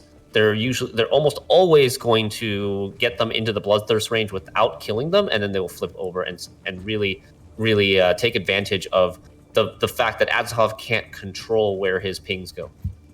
And both players still have a lot of potential just with the leader abilities. Adzikov with the 3 charges of Reckless Flurry dealing damage is a significant control mechanic, not to mention playing into just sheer points. Like you said, you know, you can go use the Quen and grab that Witcher. That's just going to boost by all the damage that's on the board. Ooh, that could be a little bit, well, I don't want to say painful necessarily, but now you're going to have to toss away a few cards. And, that's okay. Yeah, the Yuta is good. Yeah, the Iced is going to be all right. The Ice will discard both the Yuta and the Greatsword, and then the Scald will discard the Bear Witcher Adept. I think the only thing that you're really sad about is the Heime Scald playing for 4 points. Is there any other discard targets in the deck that he might be able to pick up with the Heime? No, there is not. There's none left. But maybe Game King opts to do something weird, like maybe he doesn't take stratagem off of Redea and takes a back row stratagem or something, and then tries to get the second counter of Iced with Scald. I'm not sure. That might be really risky, though. Well, that essentially means that you're going to leave Iced out to dry for a turn, right? You won't be able to just pop both discards off of one turn, because that's what the Radia is there for, right? And I don't know if you want to deny it that way. Well, there's one option for you. You did pick up some potentially worse garbage, you know. So it's not that bad. You still have the fish flapper that can at least recover some of its damage over time if you play it at the right point here. Okay, hitting the opponent's fish flapper, as you like to call them, is not what you want to see, because they will heal themselves over time as well as give themselves armor. So not happy to see that for Game King, but we've still got a lot of this round left to play, a lot of strong, powerful cards for both players. Yeah, those cards are those, well, I say fish flapper on this stream. On my stream, they're called something else, which I won't say. But, you know, having them sit in the back row, even just to soak up damage, it's a really good way against a deck like this that is just going to randomly ping with that coral to just eat it up. Either on to the armor, which is essentially nullified, or it's just going to take it to the face, and then it's just going to recover at the end of your turn anyways. So that's a really good way to just make it so that Game King has a more uncomfortable discard here, because Adzikov hasn't really developed much of a board, you know, over these few turns. It's pretty hefty, but on some unfavorable pings. Some bad RNG has left those 2 damages onto that fish flapper, and as you see right there, at the end of the turn, those points just come roaring back, and eventually it's going to turn into armor, and that's going to become a little bit more annoying. Yeah, for anyone who might be confused as to what that black card is on the board, it is Lambert Swordmaster that Adzikov has just played. Just taking 2 points of damage on the coral. This Lambert Swordmaster, unfortunately, not finding a lot of value. This is a Redea list after all. He could have been a little bit more patient with that, perhaps, because Redea will spawn 2 crows, so he could have maybe gotten 2 more points if he was a little bit more patient. But Skellige Witchers, like NR Witchers, has a lot of adrenaline units, and you see everything left in his hand basically wants to be played late. The Bear Witchers and the Vesemir have adrenaline 4. Quen is looking to get something that wants to be played late in Axie or Mentor. Leo definitely wants to be played late, and Junod, I think Adzikov wants to save Junod for something like a Yuta. Try to snipe a 12-point Yuta with his leader charge to hit it once or twice and then kill it with Junod. So every card wants to be played late, and that's why he has committed this Lambert a little bit earlier than usual. Now, if this little bug occurs to you, ladies and gentlemen, I think if you just go ahead and actually click on the cards to sort of get the full screen version of it and then go back to the game board, that usually just cleans that up. It's happened to me, and it's always exciting to see the mystery card and what's behind curtain number 1. And in this case, well, we know what it was, but yeah, like you mentioned, Shinberi, there's a lot of cards that want to be played at specific times, so it's not always fun when you have to make a suboptimal play, only because you're evaluating it against the other cards and what their peak value can potentially be. There's a lot of back and forth, a lot of calculations being done here in terms of, okay, well, I'm playing that Leo, and, you know, if this was a Northern Realms Witchers list, you're playing that card very, very late. In this case, well, what else am I potentially playing that I want to play before this? And it's tough to call, but as all the other cards are kind of coming online with their adrenaline, you know, like the Vesemir, you have the Bear Witchers as well. You know, Quen will eventually be able to give a shield to a unit. So it's still anyone's game here, as both players have been very, very much cherishing their leader abilities as well. And like you said, a nice swing of RNG on a populated board, maybe, you know, clipping that Yuta mixed with the Junod could really, really be a big swing. Yeah, on the other hand, though, if the Reckless Flurry charges hits these Spellblood Fanatics or a Greatsword without killing it, those Greatsword could heal back up. The Fanatic could activate their Berserk and gain points instead of lose points. So a lot is going to depend on how and when and the result of Adzikov's leader charges on his Reckless Flurry. Bear Witcher getting played now, finally, with Adrenaline 4 active. Kills that damaged Coral. No more discard value from Coral, which would have come from this Mask of Ouroboros stratagem. And here we go, Game King, unleashing the combo that this deck was built around. Patricidal Fury coming down as an 8-point play, spawning the 3 damaged Siren tokens on the opposite row and activating Bloodthirst 3 for Iced. That should be the next play coming up. It should be. Yeah, okay. Just thinking about it. Here comes the Ice. It is going to populate the back row here, as you're going to be discarding 2 major cards here. It's going to be the 12 with the Yuta, and most likely is going to be the 10 there. You're kind of trading up to some so-so cards, but you're at least getting a bunch of value on the way there. And I mean, talk about it. Talk about an upgrade. Well, I mean, remember the old school way to do this was you play Patricidal Fury into Trampion's Charge to kill 1 unit. I mean, this is a much better way to play it. It just takes a couple, you know, it takes a Radia to support you there, and an Ice to just give you that supercharged tempo move, as we see Game King has accumulated a 20-point lead. Yeah, a 20-point lead. That was a huge tempo play, and he still got Wild Boar of the Sea with Heron Kaduk available. Ooh, okay. He does hit that Greatsword once. Yes, but that's probably going to come back. Doesn't hit the Yuta. Yeah, so that 1 point was wasted on the Greatsword. Will Adzikov go for this again? Or maybe he will just take the Junod on the Patricidal Fury, the Arnulf. The Arnulf is only 1 point smaller than the Yuta. There's also the opportunity here. I mean, you are spreading some damage around to go ahead and increase the value of, you know, you do have a Witcher that does boost based on the amount of red units on the board, and there is a slew of them. And in a deck that is punishing wide, not tall, you don't have to worry about Morkvark to come in and just shut that down. Yeah, but okay, interesting here. Those points are coming back. Those points are coming back. Those points are coming back indeed, because there's going to be bleed, and then the Wild Boar of the Sea is going to do so much damage to Adzikov's side of the board that this Greatsword is always going to end the game at a 10.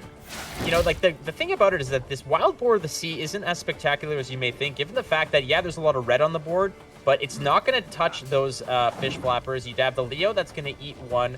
The Sirens in the back are going to be wiped out, so they're not going to get too much damage. It is still a big play, but it's not going to get the double dip that it typically would get otherwise when there's a slew of units that are in the red. Oh, okay. He finally gets the unit at the very end. Did hit the Greatsword and the Fanatic one time. Oh, and the Fanatic getting to a 3 is actually huge. Because the Bear Witcher now... I mean, the only way that could have been better is if it hit the other Fanatic. The Fanatic can still flip here for an extra 2 points. Had it been the other way around, it had been the rightmost Fanatic, he'd have to kill that, and that would have been even more painful, as it's a 4-point game now, as Game King is still got some big plays to make here. Yeah, Game King actually has last say here. Game King has a Heron Kaduk. Normally, you play Heron Kaduk for Bear Witcher, and then you play it kind of early so that you have time to heal both the Bear Witcher and another damaged unit. But look at how many units are damaged on the board right now. This is a game where Game King will actually prefer to play that Bear Witcher Mentor from the Heron Kaduk instead, but he needs to wait until the Axii is out. Oh, and I like that little play. Putting the Axe Wielder next to the totem so that he can eventually activate the armor, the armor coming off of the Axe Wielder and getting the 2 random damage as well, potentially getting a point. Yeah, the expose over there is going to get some extra points as well. Here comes Geralt Quen finally, like he's going to go pick up, I'm guessing, the Mentor, and lots of just carnage. So many points. So much carnage on the board right now. And 21! That's the biggest one I've seen. That is the biggest one I've seen. Yeah, that's what she said. Oh, I was just a... And I was estimating 15 to 18 points, and we just saw a 21-point Mentor. This is crazy. All and right. yeah, Well, I'm just glad you said it, man. That's all I gotta say. there's no tall punish coming from Game King's side. No reset whatsoever. But he's got one of his own. Yeah, so exactly. One is going to be met by the other, most likely here. And really it's going to come down to 2 big plays. I mean, Junod for 18 versus a wild boar that's going to go ahead and get a significant amount of swipes there. But again, we've got shields on 2 of the units. We've got armor on several others. That Wild Boar of the Sea is going to do work. The question is, do you play the Wild Boar first, potentially to damage some of those units and get even bigger? No. Game King decides to take the safe route and takes a Bear Witcher instead, thinking that maybe Adzikov's last card is actually Axii, because he hasn't played the Junod. And look at Game King shaking his head. He knows that he's made a fatal error, and I don't think the Wild Boar of the Sea is going to be able to catch up here. I mean, it looks pretty, and you got relatively close, but that's not how you want to go. You can even click the button there. 6 points is still 6 points, and it might as well 6,000. Now, I mean, there's some strategy to be had here. I mean, you could take the safe route there and lose as it was. I mean, it's tough to sort of, if you're putting your opponent, if you are a Game King in that situation, and you're putting your opponent on their best card, what is their best card? What is their most amount of points that they could have? It's likely Junod. So if you're factoring that into the math that you're doing for the deficit, you know that the best option, the only option for you to actually win this most likely is to play that Mentor. I don't know if playing the Bear Witcher there was the right move. I'm trying to think of what other options were in Adzikov's list that could have punished harder. It was Junod or Axii as the last card in Adzikov's hand. So by playing the Bear Witcher, Game King's playing around the Axii to try to not give such a good reset to an Axii, right? And if he doesn't play the Mentor, the Axii has to reset one of Adzikov's own units, own damage units, probably for like 1 or 2 points, not that much, right? That's a tough, yeah, you're right. And what's really difficult in this situation is that you're putting your opponent on 2 significant plays, one of which is gonna hurt. The other of which is if he is, like you said, if he's playing on the Axii, what is he gonna do? He might be able to reset one of his own units for a few points, and then you're still winning that game. That is a tough one. That is tough one. Yeah, that is definitely one of those end game situations where you have to do the math and think about what are your outs. Which cards do you beat? And I'm sure Shaggy and I will be analyzing that at the end of this series. That is going to be a pivotal moment in this series. We're moving on though to game number 3. Adzikov up 2-0 against Game King. Now just needs to win with his Nature's Gift list. Now, depending on how you're going to be looking at this, it's possible that this is the weak link. But the thing about this list here is that it typically dodges a lot of, targeting that occurs. Because this list can go tall, it can go wide. There are certainly various ways that this list can kill you. It could be dangerous in a short round. It could be dangerous in a long round as well. So Game King using that commando list, likely looking to maybe say, all right, in a short round 3, if I could just burst out a row of commandos, there's really not that much that you can do here. So we'll see how each player plays it here. Adzikov is on blue coin. He does have Dunka in hand, and there's no Ethne there to go ahead and soak up and nullify some of those buffs. And I'm trying to think, what is the punish that you can have against Game King opening up?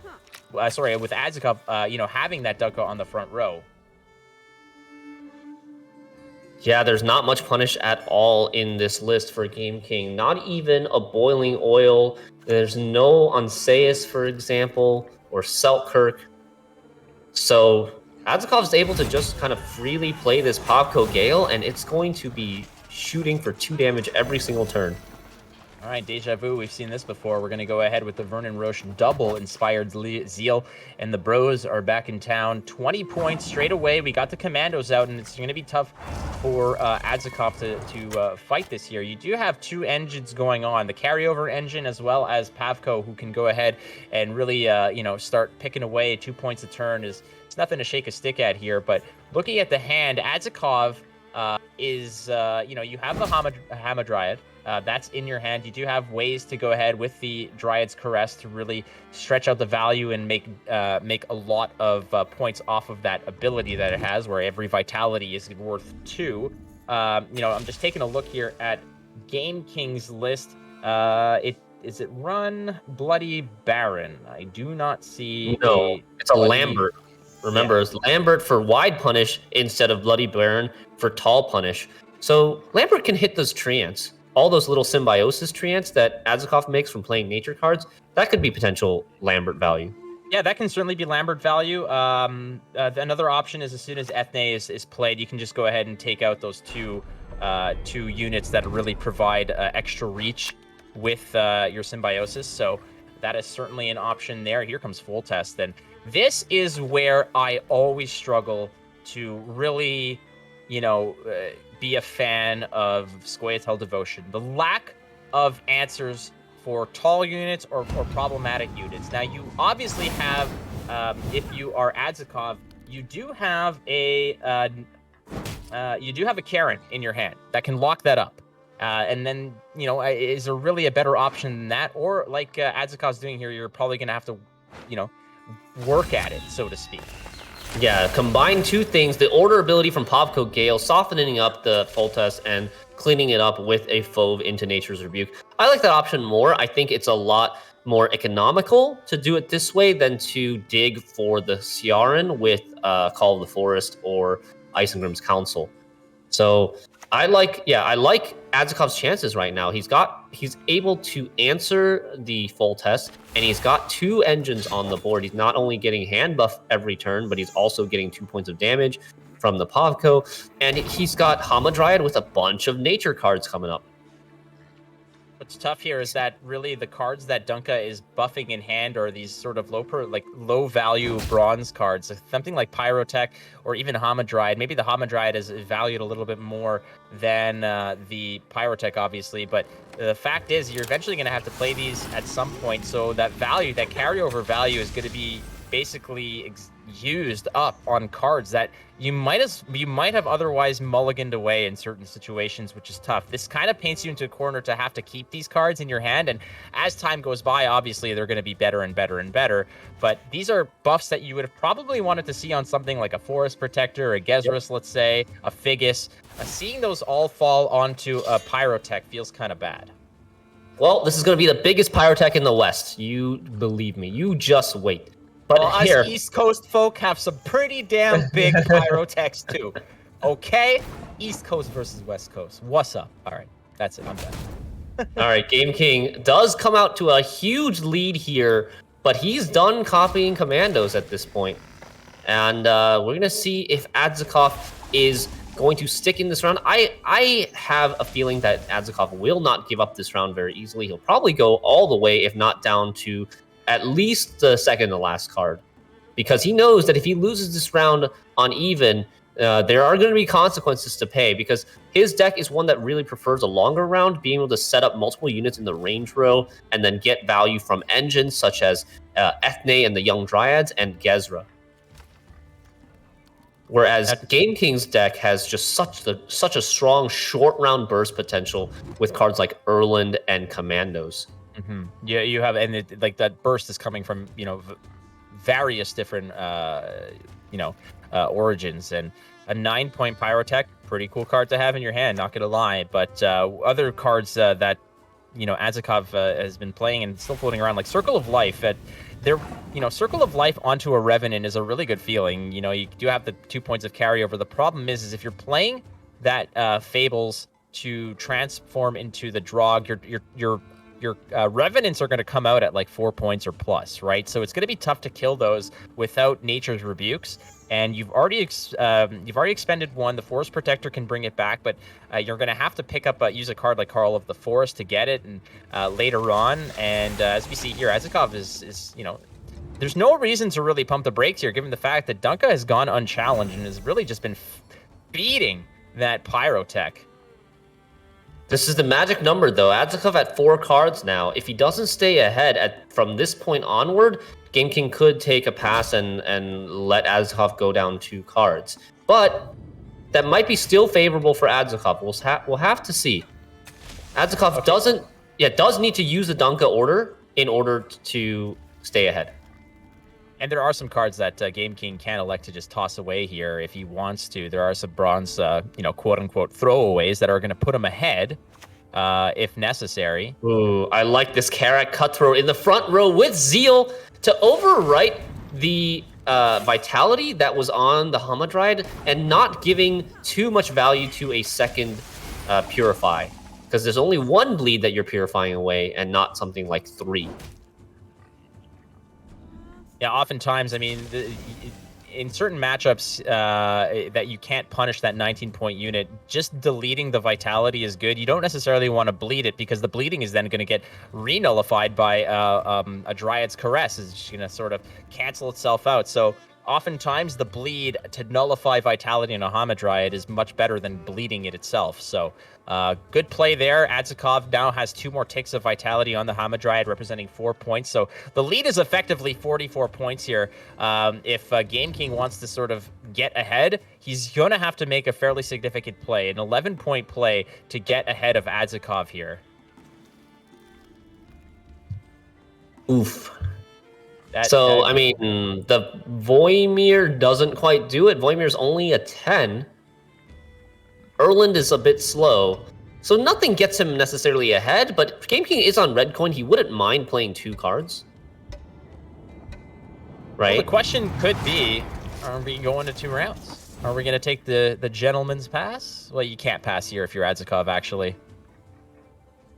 You can't do it. That's my bad. I was thinking about the 4 points that represented. I forgot about the clapback here. That Voimir will get you ahead. Because should Adzikov pass here, he's just at the 42, right? No, you're right, because you got me. Because Adzikov had already passed his turn. He wasn't getting 2 more turns of Vitality right away. Right. He's only getting 1 more at this point until he plays another card. Ooh, I like this Dragoon play, filling up the range row, because Game King could have a Lyrian Scytheman. He plays Lyrian Scytheman in the list. There's 2 of them, in fact, so the chances are actually pretty good that he has one in his opening hand in round 1, and by moving the unit to the back row, filling it up, that Scytheman has nowhere to be played, and there's no boosts in the front row. Adzikov using that Dunka order ability a couple turns ago has really paid off, given the fact that it kept him ahead and kept Game King pushing here. And now it looks like Adzikov's in a very comfortable position. Still has 2 of those leader charges left. If necessary, he can always just go ahead and, put another 2 points of vitality on that Hamadryad. The question is do you play Call of the Forest here? I don't think so. You're going to really surprise Game King when you slam down 9 points of Pyrotech beauty on that board. But the thing about it is that if Game King is eventually going to be like, is that where all the buffs went? Like, what is left in your hand? Yeah, the Erlen now comes out. This is dangerous now because if Adzikov continues playing, this Erlen could be clicked for another, I think, probably 11 points. You can check real quick how many units. Oh, there are actually 3 non-units in the deck remaining for Game King. So it'll only be like 9 points, but Adzikov does elect to take the pass. Is going to keep his hand buff on that big Pyrotech and keep his very valuable nature card Call of the Forest for consistency and for symbiosis later. But this is not enough. The PFI is not enough. You do maybe have to use either the Erland ability or you got to use your... I think you use the Erland. Yeah, you got to use the Erland. You cannot spend your final leader ability, otherwise your commandos will never get their order off. Because there's just no way for you to... I think there's no way for you to protect them. Maybe with Amphibious Assault, but you're also looking at the option of transforming your Amphibious Assault into a Draug, and if you do leave it on the board as like an 8-point commando, it can still get locked. There's still Ciaran available. I mean, at the end of the day, it's like if you can't get your commandos off, it's just going to be, nobody's happy. And as we see Adzikov wheeling some more of those cards come through, finally find there's some more nature cards. The hand that he is holding on to here is fairly ideal. The problem is here is you're going to have to drop a card, and it could actually be that nature card, because given the fact that it's on Echo, you will be able to see it again. You'll play the card, which gives you the 3 choices, and given the fact that your leader ability offers 1 symbiosis, should Game King elect to just dry pass here, you can play that Echo card, which will put a Treon on the board, and you'll see that Echo card come back. Yeah, I don't think Game King's going to dry pass because he does want as short of a round as possible. Even at the cost of losing card advantage, I think he's going to try to make round 3 short, as long as he can guarantee commandos. Hey, there it is. The 9-point Pyrotech with 2 armor, getting Adzikov ahead. All that hand buff paying off here in round 2. Just standing tall there, 2 points of armor. He's got a primed grenade in his hand. Life's good, man, if you're a Pyrotech these days. Yeah. And Adzikov looking to maybe close out this series in a 3-0 sweep. We're going to have to see how the rest of this game plays out, but it is intense. This could be the last game of the 3rd quarterfinal. So Game King still does have some special cards in hand. If he wants to go ahead and fish out another one, we're going to play Amphibious Assault here on the first wheel, meaning that we're just going to go pick up a card again. I think this is just a matter of seeing how short we can get round 3 to be. Game King does have a significant edge here if he can just go ahead, clone a whole bunch of commandos, get them all out at once, but he did already expend some pretty significant pieces. Cards like, Voimir have been used, but keep in mind that Land of 1,000 Fables with the wheel of that Amphibious Assault means that all those commandos that show up are going to turn into Revenants, and there is going to be nature cards that are going to have to be played, I would suspect, which gives a lot of easy targets, easy pickings for those Revenants to go ahead and feast on in order to really make some dangerous situations for Adzikov to have to navigate.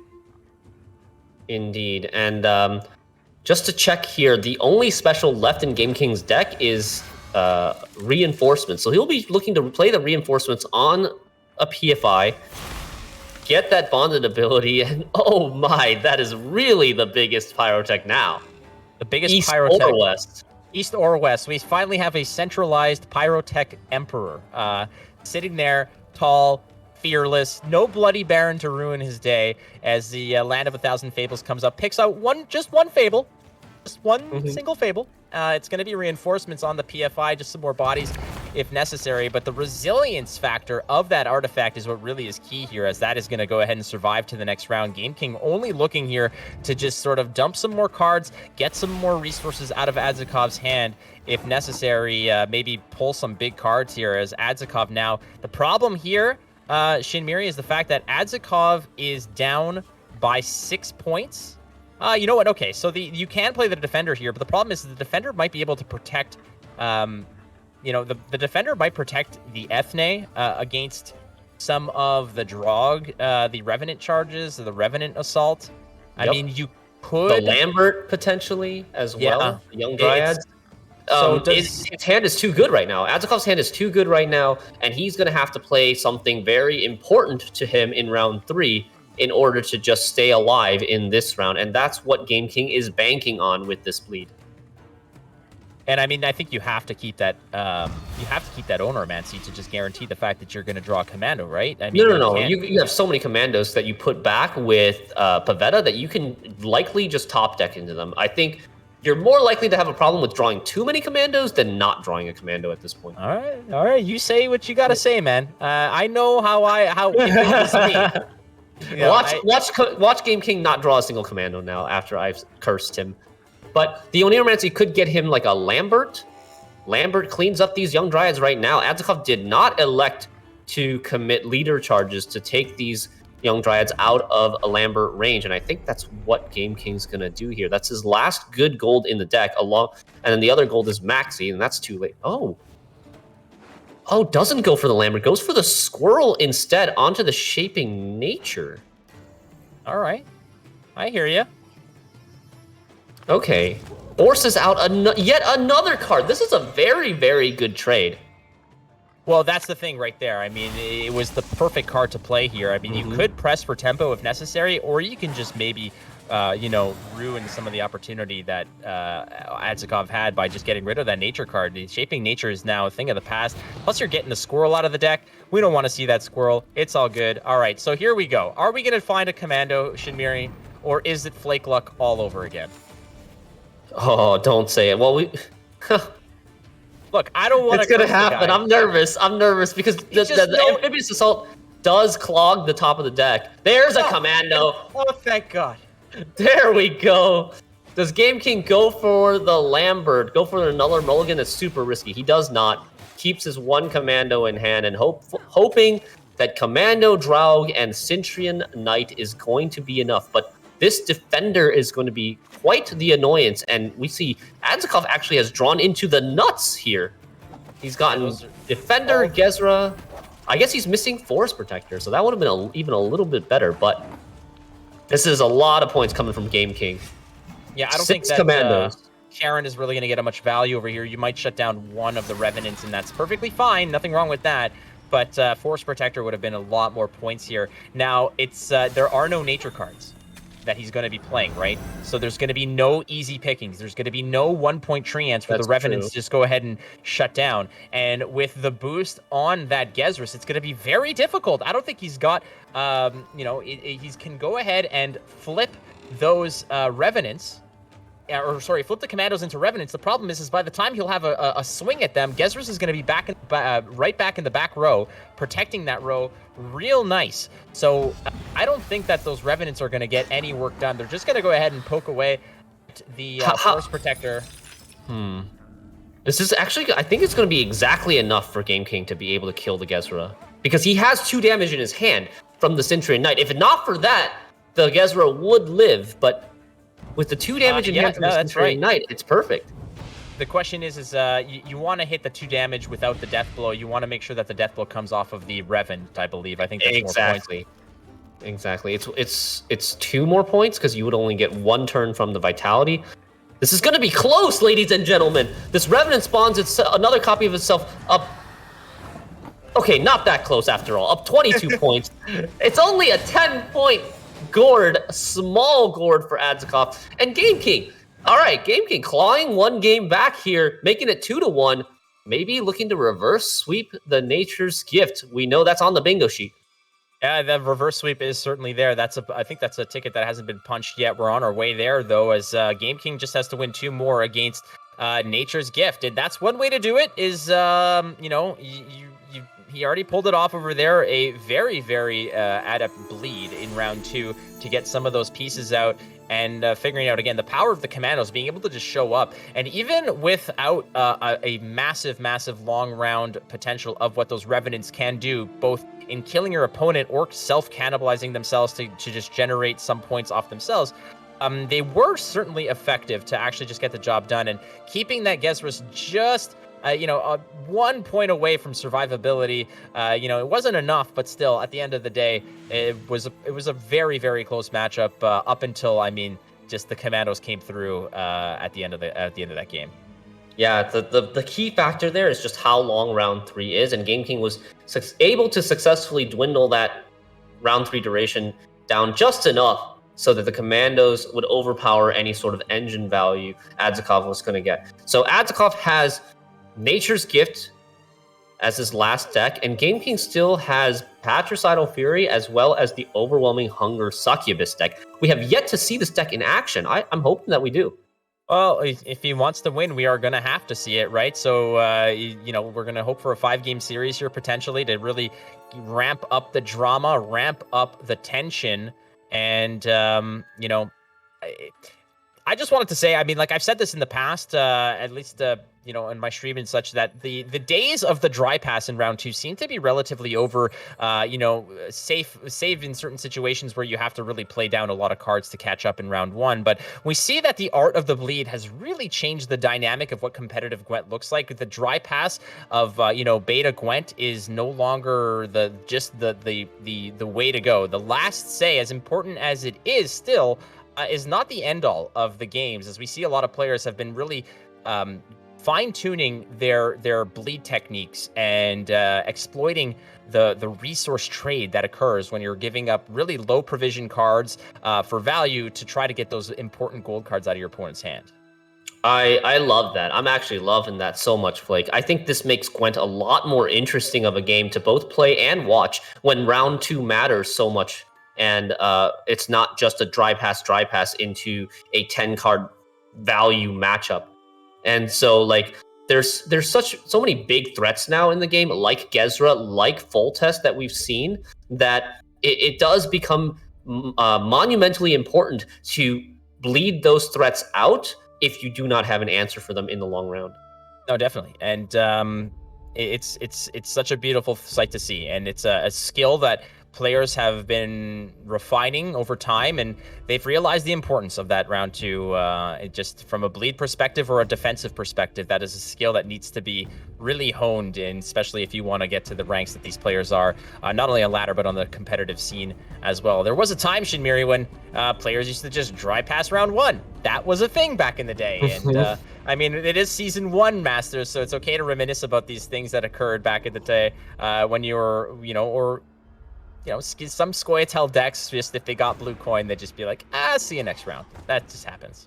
Yeah, but now with the introduction of Stratagem, with the introduction of the 10-card hand size limit, it's changed that dynamic, and dry passing round 1 is no longer an option. And now I think this is a change for the better. I think Gwent started as such a passion project to translate the mini game from Witcher 3 over to a standalone multiplayer project. It was very, very ambitious. A lot had to be rebalanced and reworked to make it viable for a multiplayer setting. But now I think this many years into Homecoming, we've really reached a spot where the game is much, much better than it used to be. We're off to game 4. Adzikov needs to get through with this Nature's Gift list, and Game King looking to just exploit this as potentially his weakest link, as he is coming through with the Patricidal Fury list. I apologize. And the hand that he's representing right now, no Coral just yet, though you do have that Burnabrand, and there is the Lambert. And Lambert, it will find at least a little bit of healthy targets, be it the Treants or the Fledglings. I think they're called Fledglings. I keep forgetting what they're called. The young Dryads? Those are what they're called. I was going to say, if Keldar can poop out students, then Ethne can poop out children herself. Oh, God. I'm just saying, leave me alone. All right. Game King over here is going to be on blue coin, and without that Coral, some of the cards like Burner Brand are going to be a little worse for wear, but beyond that whole situation is the fact that, unfortunately, there's no discard fodder for that hand. No Skirmishers in hand from what I saw, and also there wasn't a Morkvarg. As we look at the hand over here, he is going to be drawing into that Coral coming soon, but you're going to have to filter through a lot of garbage to get to the good stuff. Yeah, especially with the Wild Boar of the Sea stuck at the bottom. Maybe not something that you like to see. But the point, I guess, the silver lining is that the Wild Boar of the Sea is probably not going to get any damaged units against Nature's Gift in the first place.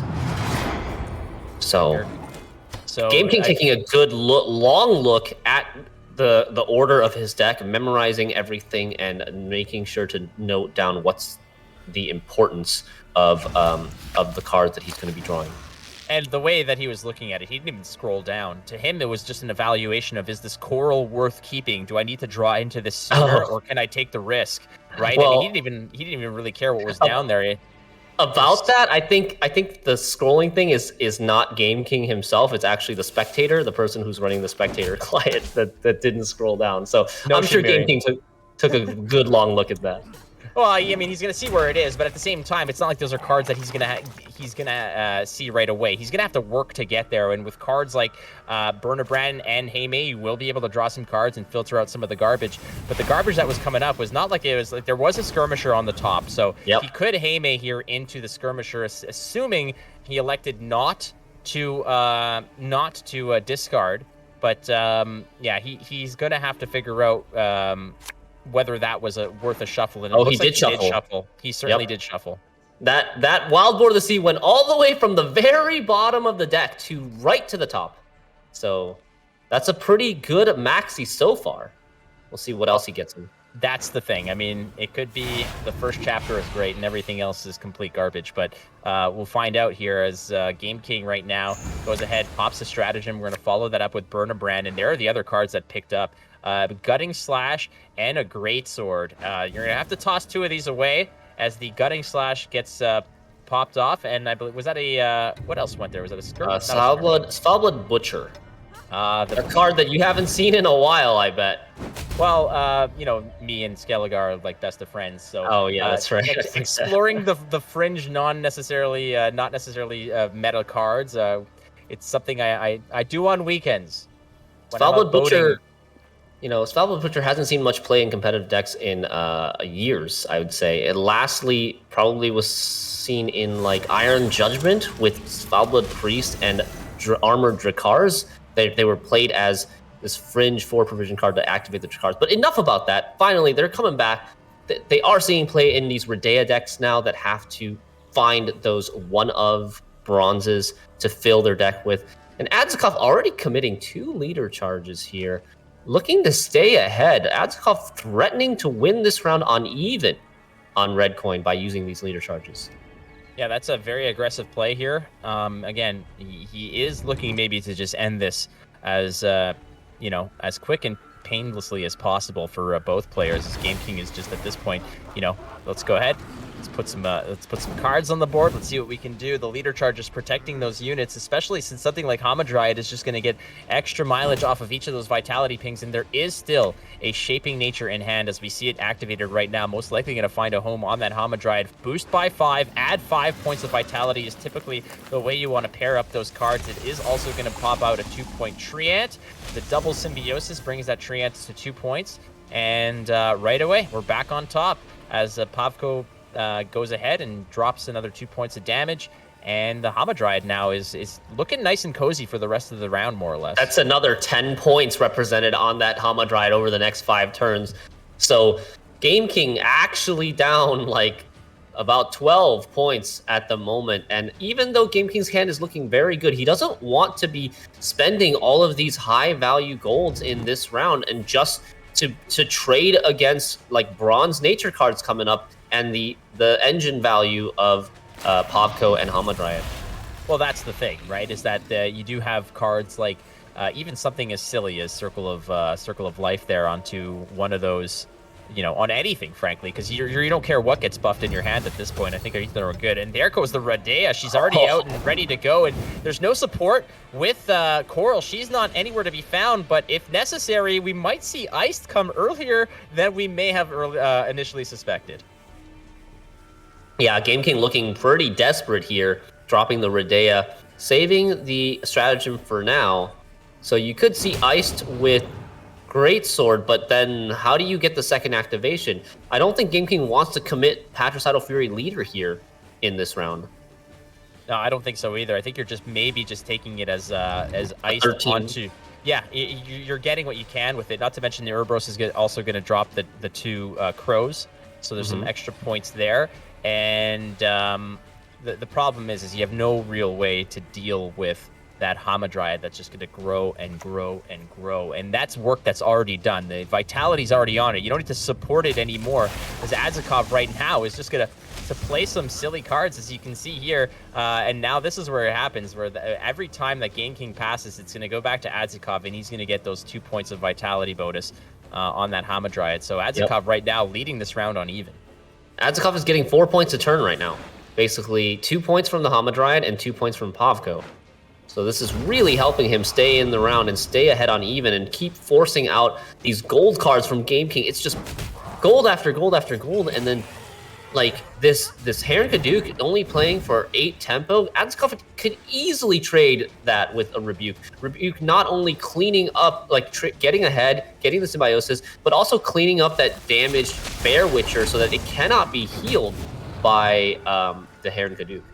Yeah, what a great target for that. It just fits so perfectly, as the 5 body is not just the 5 body you're removing, but the heal potential from Heron Kaduk and the Death Wish bonus onto the Treant and the spawning of another 2-point Treant as well. That Nature's Rebuke was 5 plus the 2 plus the 2. That was oh my god, that was an 11-point Rebuke. Yeah, you're right. 11-point Rebuke plus stalling an extra turn for another 4 points. So I would look at it more like a 15-point Rebuke, I think, to be accurate. Well, I would look at it as a 16-point Rebuke, Shaggy. And Lambert, I mean, I don't think you're getting a better Lambert than that. Yeah, Lambert coming down, killing 3.5 Treants. It's like 13-point Lambert, but I don't think Adzikov is going to let go. He's got an iron grip on this round, Flake.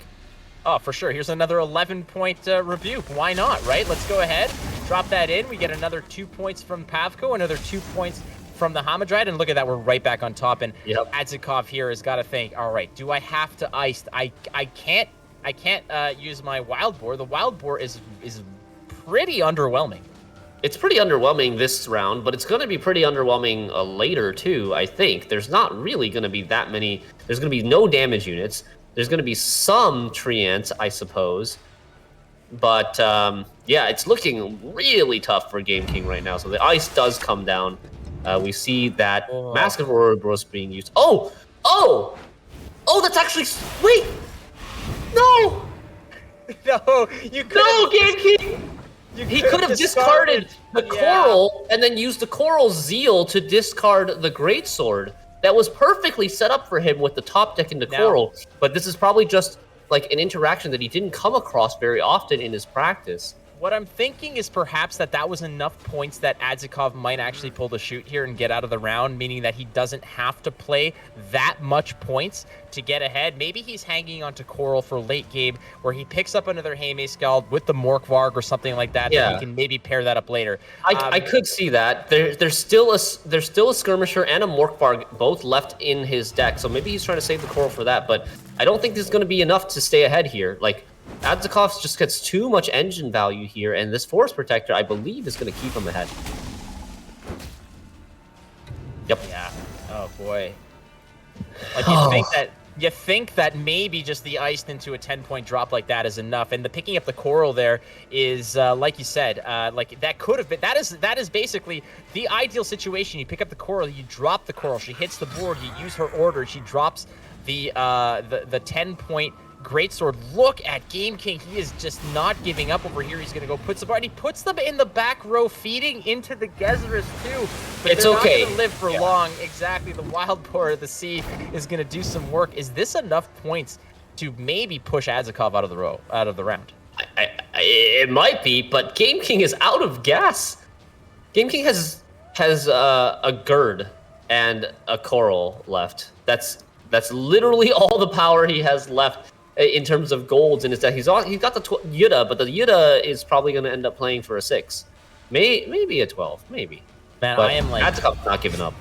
All right, I am like fully into this game here right now. I am full gamer hunch leaning into my screen, man. The action has been hot and heavy. We've seen so much, and Adzikov still has a lot of cards that he can rely on. Keep in mind, there's still a Gord, there's still an Ethne that he can hang on to if necessary. There's still so many options he can lean on if he needs to. Yeah, there's Defender, Dunka, and this his Gezra here with exactly 4 units in the front row. It's just enough. Just enough, yeah. Okay, Game King's gonna take the pass in such a terrible situation for him as he sees he's lost that even. He's used Leader, he's used Iced. Yeah, it's not looking good here for Game King, but we're not going to count him out yet. There's still some cards he could potentially pick up here and maybe chain a few things and some good luck together, but there are some big cards coming through for Adzikov as he has picked up the Gord and a Defender as well on top of it. You know what, Shinmiri? At the end of the day, maybe tossing that Coral was the right move. Maybe that would have at least gotten him, you know, the ability to pass or save his Leader for another round and not lose his card. But I think in either situation, even if he had discarded the Coral, I think he was still a massive underdog in this match, in this game. Yeah, and we can't all be overdogs or updogs for that matter. Exactly. Somebody's got to be the underdog, and Game King here, okay, does get a Yuta and a Gerd. Okay, not bad. Looking for maybe a Morkvarg to discard with the Coral, and that's maybe the best that he can hope for. On the other side, cards around. Yeah, I mean, on the other side, we see Adzikov just gotten such a strong hand with the Ethne, Shaping Nature, Gord, Isengrim's Council, and Defender. Okay, Game King did manage to draw a discard target. That'll help. That will definitely help. But I mean, Adzikov has just pure jet fuel in his hand right now. It's gonna burn hot. It's gonna burn heavy. I mean, that Karen is a really good lock target here. You know, it's 5 points plus the 3. It's gonna deny on that fish flapper. We're gonna drop a Gerd. Why not? And keep it like. I think the big play of the game here is Adzikov in round 1, not, you know, not getting too, what's the word I'm looking for?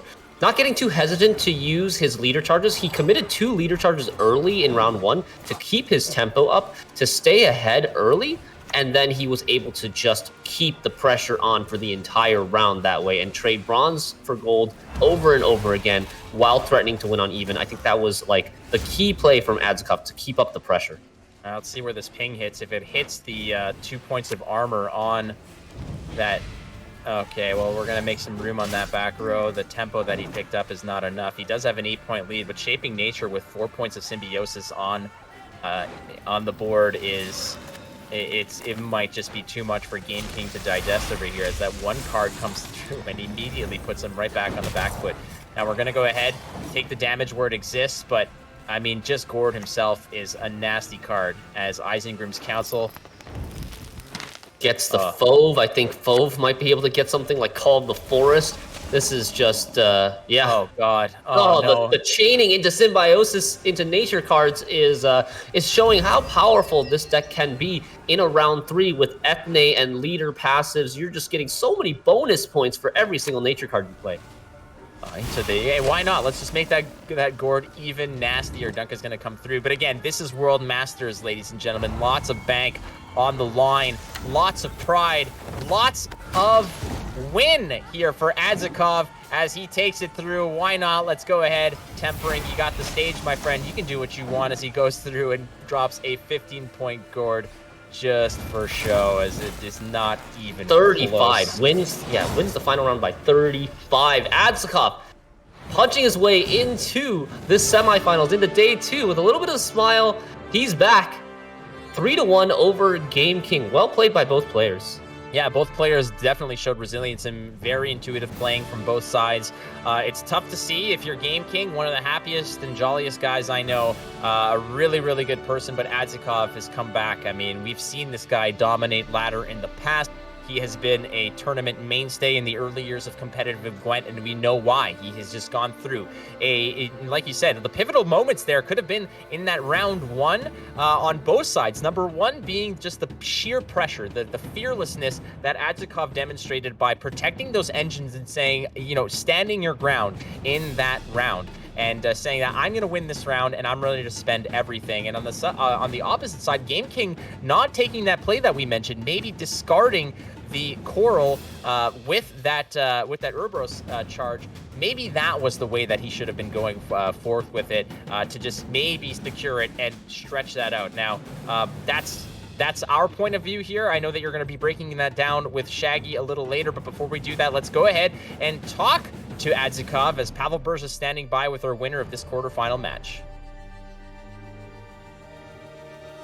Adzikov, good to see you again, back, and what a comeback, man, winning the first quarterfinal. How are you doing?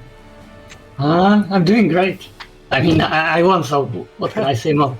Yeah, you were tweeting about it just before the start of the match that, it's destined in some way. The prophet said that you're going to win. Yeah, and also I played, yesterday I played 10 matches on 2 accounts against myself, but with Game King Decklist. Oh, okay. And I won 10 times with my Decklist, so I was really confident. Oh, nice. So you actually took his lineup and you played on 2 accounts, 1v1, to kind of see all the possibilities. That's incredible. That's crazy. Yeah. Yeah. Tell me one thing. Why is your Pafko Gale not premium? I forgot to ask you guys to make it, because I think there is no option to make it myself. I mean, I had no option to do it in game. Okay. Yeah, let me know. I'll hook you up with a premium Pafko. Tried. Always. I tried. One last question. Damorkis or Freddy Babes? Who you want to go against? I prefer to play against Damo because we prepped together, and also I think Freddy decklists are not really nice to play with my decks. Yeah, agreed there. All right, Adzikov, thank you very much. Enjoy the rest of the evening. Get some rest. And before we go, one more leak for today. And yeah, let's just show it. Let's talk about it. Vanadane. This is, of course, an elf. Deploy. Move 2 cards from your hand to the bottom of your deck. Add Waylay to your hand for each card moved that way. Whenever you play Waylay, spawn an Elven Deadeye in this row. Art by Astor Alexander, 8 provision, 6 power. Yep, Price of Power, Once Upon a Pyre, coming very, very soon, so get ready for that. And that's it for the leaks for today, but there will be more leaks coming tomorrow. But that's it from me. Let's move on to the analyst desk to talk about this last match. Welcome back to the analyst desk, everyone. Here is the overdog, Shinmiri, joined by your underdog, Shaggy, and we're bringing you some analysis from the most recent match. What do you think, Shinmiri? Seems like Game King was not able to bring his missed targeting strategy to victory in this series against Adzikov, and yeah, Adzikov just played it really beautifully. He just executed it really well. Yeah, from the start, Game King was a little bit facing an uphill battle because, yeah, like you said, he didn't find his swarm target. And when you're hard targeting something that hard, you're making a lot of sacrifices in your deck building, right? To include cards like Lambert, like Wild Boar of the Sea, that might not be that efficient for their provision cost against non-swarm decks. Exactly. So the first clip I have from the series is just a cute little way where you can see the flexibility of Land of 1000 Fables. Because first off, Adzikov dropped the Defender in round 3, and in that case the Draug really is not worth any points anymore, like it's barely worth more than 10 points. But as soon as the Gastros comes down, Game King knows that from transforming this Amphibious Assault into a Draug, he suddenly gets the possibility of denying the Gastros value and killing it as it moves back to the melee row. So I think that is really a nice way of showing the Land of 1000 Fables sometimes being better than actually having a Draug in your deck. Yeah, it's an option of having Draug, not an obligation to play the Draug. So if there had been not a good situation for Draug there, he could have just played Amphibious Assault for like, some bronze for maybe 12 points. Exactly, but the most interesting part of this series for me was definitely this situation that we see on the screen right here. It was the very end of the Skellige mirror in game 3. And, well, Adzikov, I was wondering for the entire round why the Geonaut was waiting in his hand until the very last play, but suddenly it hit me. He is pretending that he has Garrett Axie in the hand. He is threatening the reset of Garrett Axie and preventing Game King from playing his own huge Bear Witcher Mentor.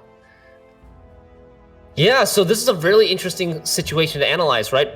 We know that, by playing the Bear Witcher, taking the safe line, Game King doesn't beat the Junod, but could he have done something like, maybe play the Wild Boar first, or just play the Mentor anyways and see if he wins against Axie? He can do the math there, right?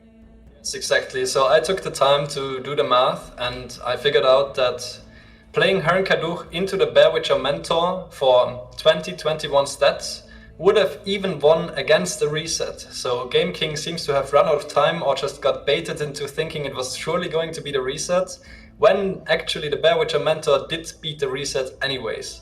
And the other line that you talked about, were playing the Wild Boar first and denying yourself maybe 4 points of Bloodthirst, and also losing 3 points of healing value on the Herrnkaduch, would still beat every possible last card from Adzikov with the huge Bear Witcher Mentor from last say. So Adzikov really managed to bait Game King into a suboptimal line, and I think that's like a really good case of showcasing how bluffing can be an effective tool in Gwent. Yeah, it was a good bluff by Adzikov, and I think Game King also felt the pressure of the rope, as we all know too well. You can see on your screen right there, the rope dwindling out, and Game King being forced to make a decision here, and unfortunately not taking the right one. This was a pivotal game in the series, and I think if Game King had won this series, maybe things would be different. For sure, like this game was very decisive for Game King. The Skellige mirror, Game King told me before the match, was his best chance of the Skellige deck winning against any of Adzikov's decks.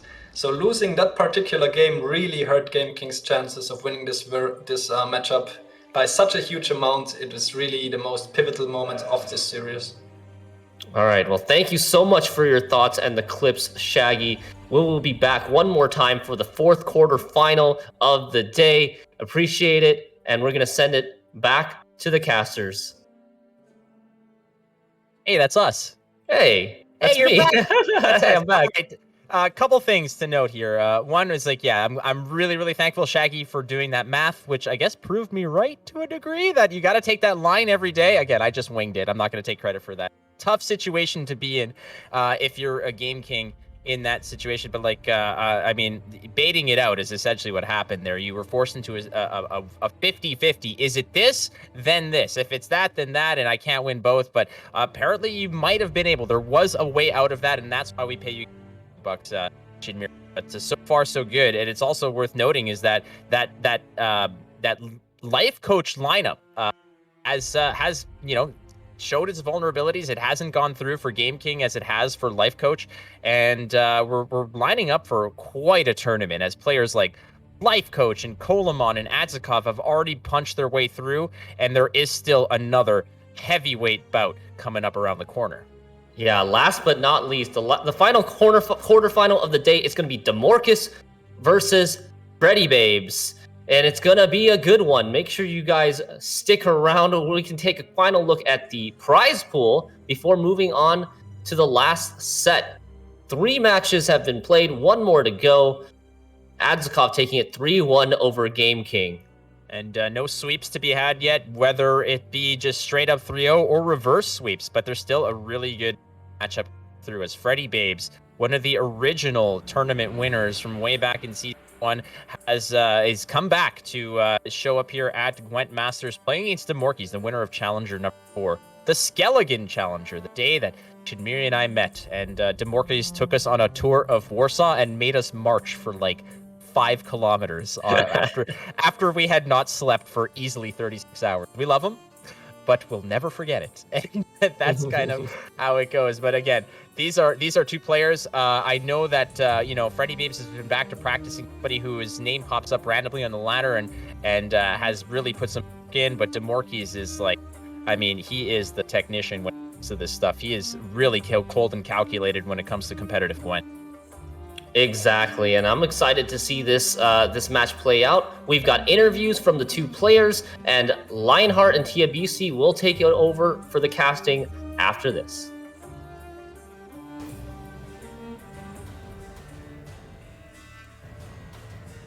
Hello and welcome, Damorkis, to this interview. Thank you so much for taking the time during your preparation phase.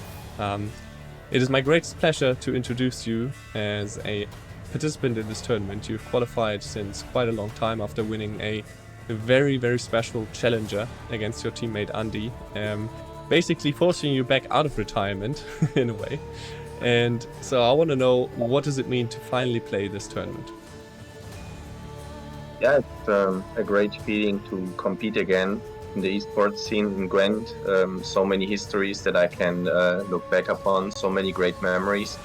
I have to say I'm really sad that times forced us to do this online, as we miss out on the opportunity to spend time together and see many familiar faces again. But it is what it is, and I'm looking forward to compete against the old and still ongoing legends of Gwent. In the end, there can be only one, so it'll be sad to beat some friends on the way. But yeah, it's a great feeling. The preparation was intense, and I'm looking forward to be performing in the tournament.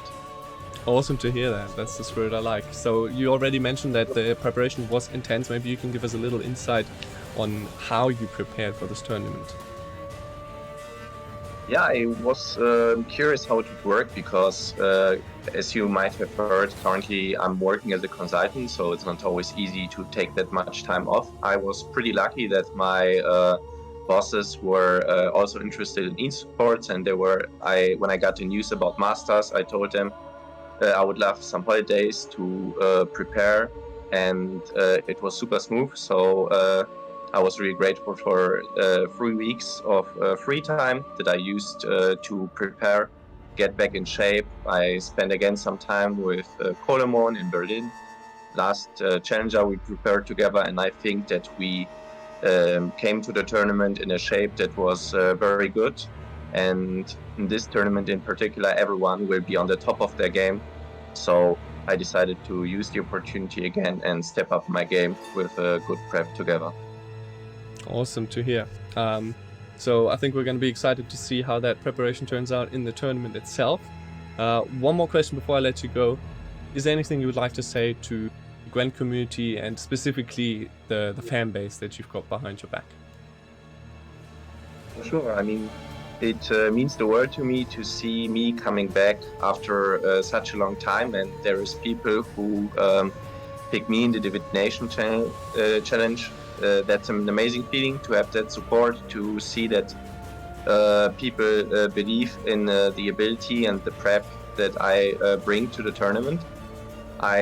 From me, just a huge thank you to everyone who is going to support me in the tournament and who already did so on the way.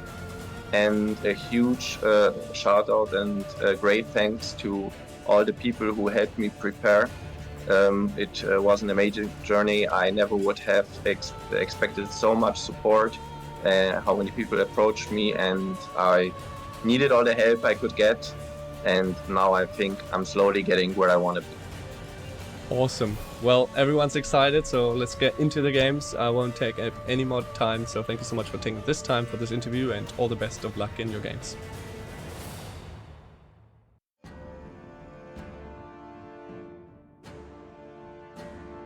Hello and welcome, Freddie Babes, to another Gwent tournament. It has been a long time, and I've been waiting to introduce you.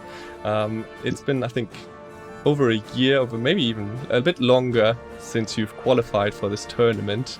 Actually, a lot longer because you qualified rather early, right? So, first of all, thank you for taking the time for this interview. It's wonderful to have you. Yeah, thanks for having me. It feels very good to be back. Speaking of feelings, how are you feeling going into this tournament? I mean, you've got a pretty good competitor right at the start. In the case of Damorkis, who's known for his consistent preparation, but you've shown that you can basically beat anybody with your right deck. So how do you feel going into this tournament? I feel pretty good actually. Last year, which was sort of when the tournament got postponed, I was feeling a bit more shaky actually with my decks and with preparation, and I think then I had played the game a bit less, recently. So yeah, I'm feeling pretty good. I played in the qualifier tournament pretty recently as well, so I'm just kind of raring to go, ready to hopefully win. That's awesome. So you did have some time to prepare, and obviously everyone's waiting to see your deck lists, because you are known to bring some spicy decks and have some pretty interesting inclusions that afterwards often make it into the meta or onto the pro ranks, because people think, oh yeah, that's actually kind of clever, let's use that. So maybe you can spoil us a little bit and tell us if you've got anything spicy up your sleeves. Yeah, I'm actually a little bit sad. I feel like I put the bar quite high with the Anger Lem shenanigans last time. So I don't have anything quite that spectacular. But I do have a little bit of spice, medium spice, I would say, for my decks. Maybe a thing or two that you've not seen recently, but nothing super spicy. I think that's very kind of you. Medium spice, I think, is already the highest everyone here in Europe goes. So I think we'll be ready for it. One last question before I let you go. You're quite famous for having a big group of supporters behind your back, presenting the hashtag Babes for Babes banner.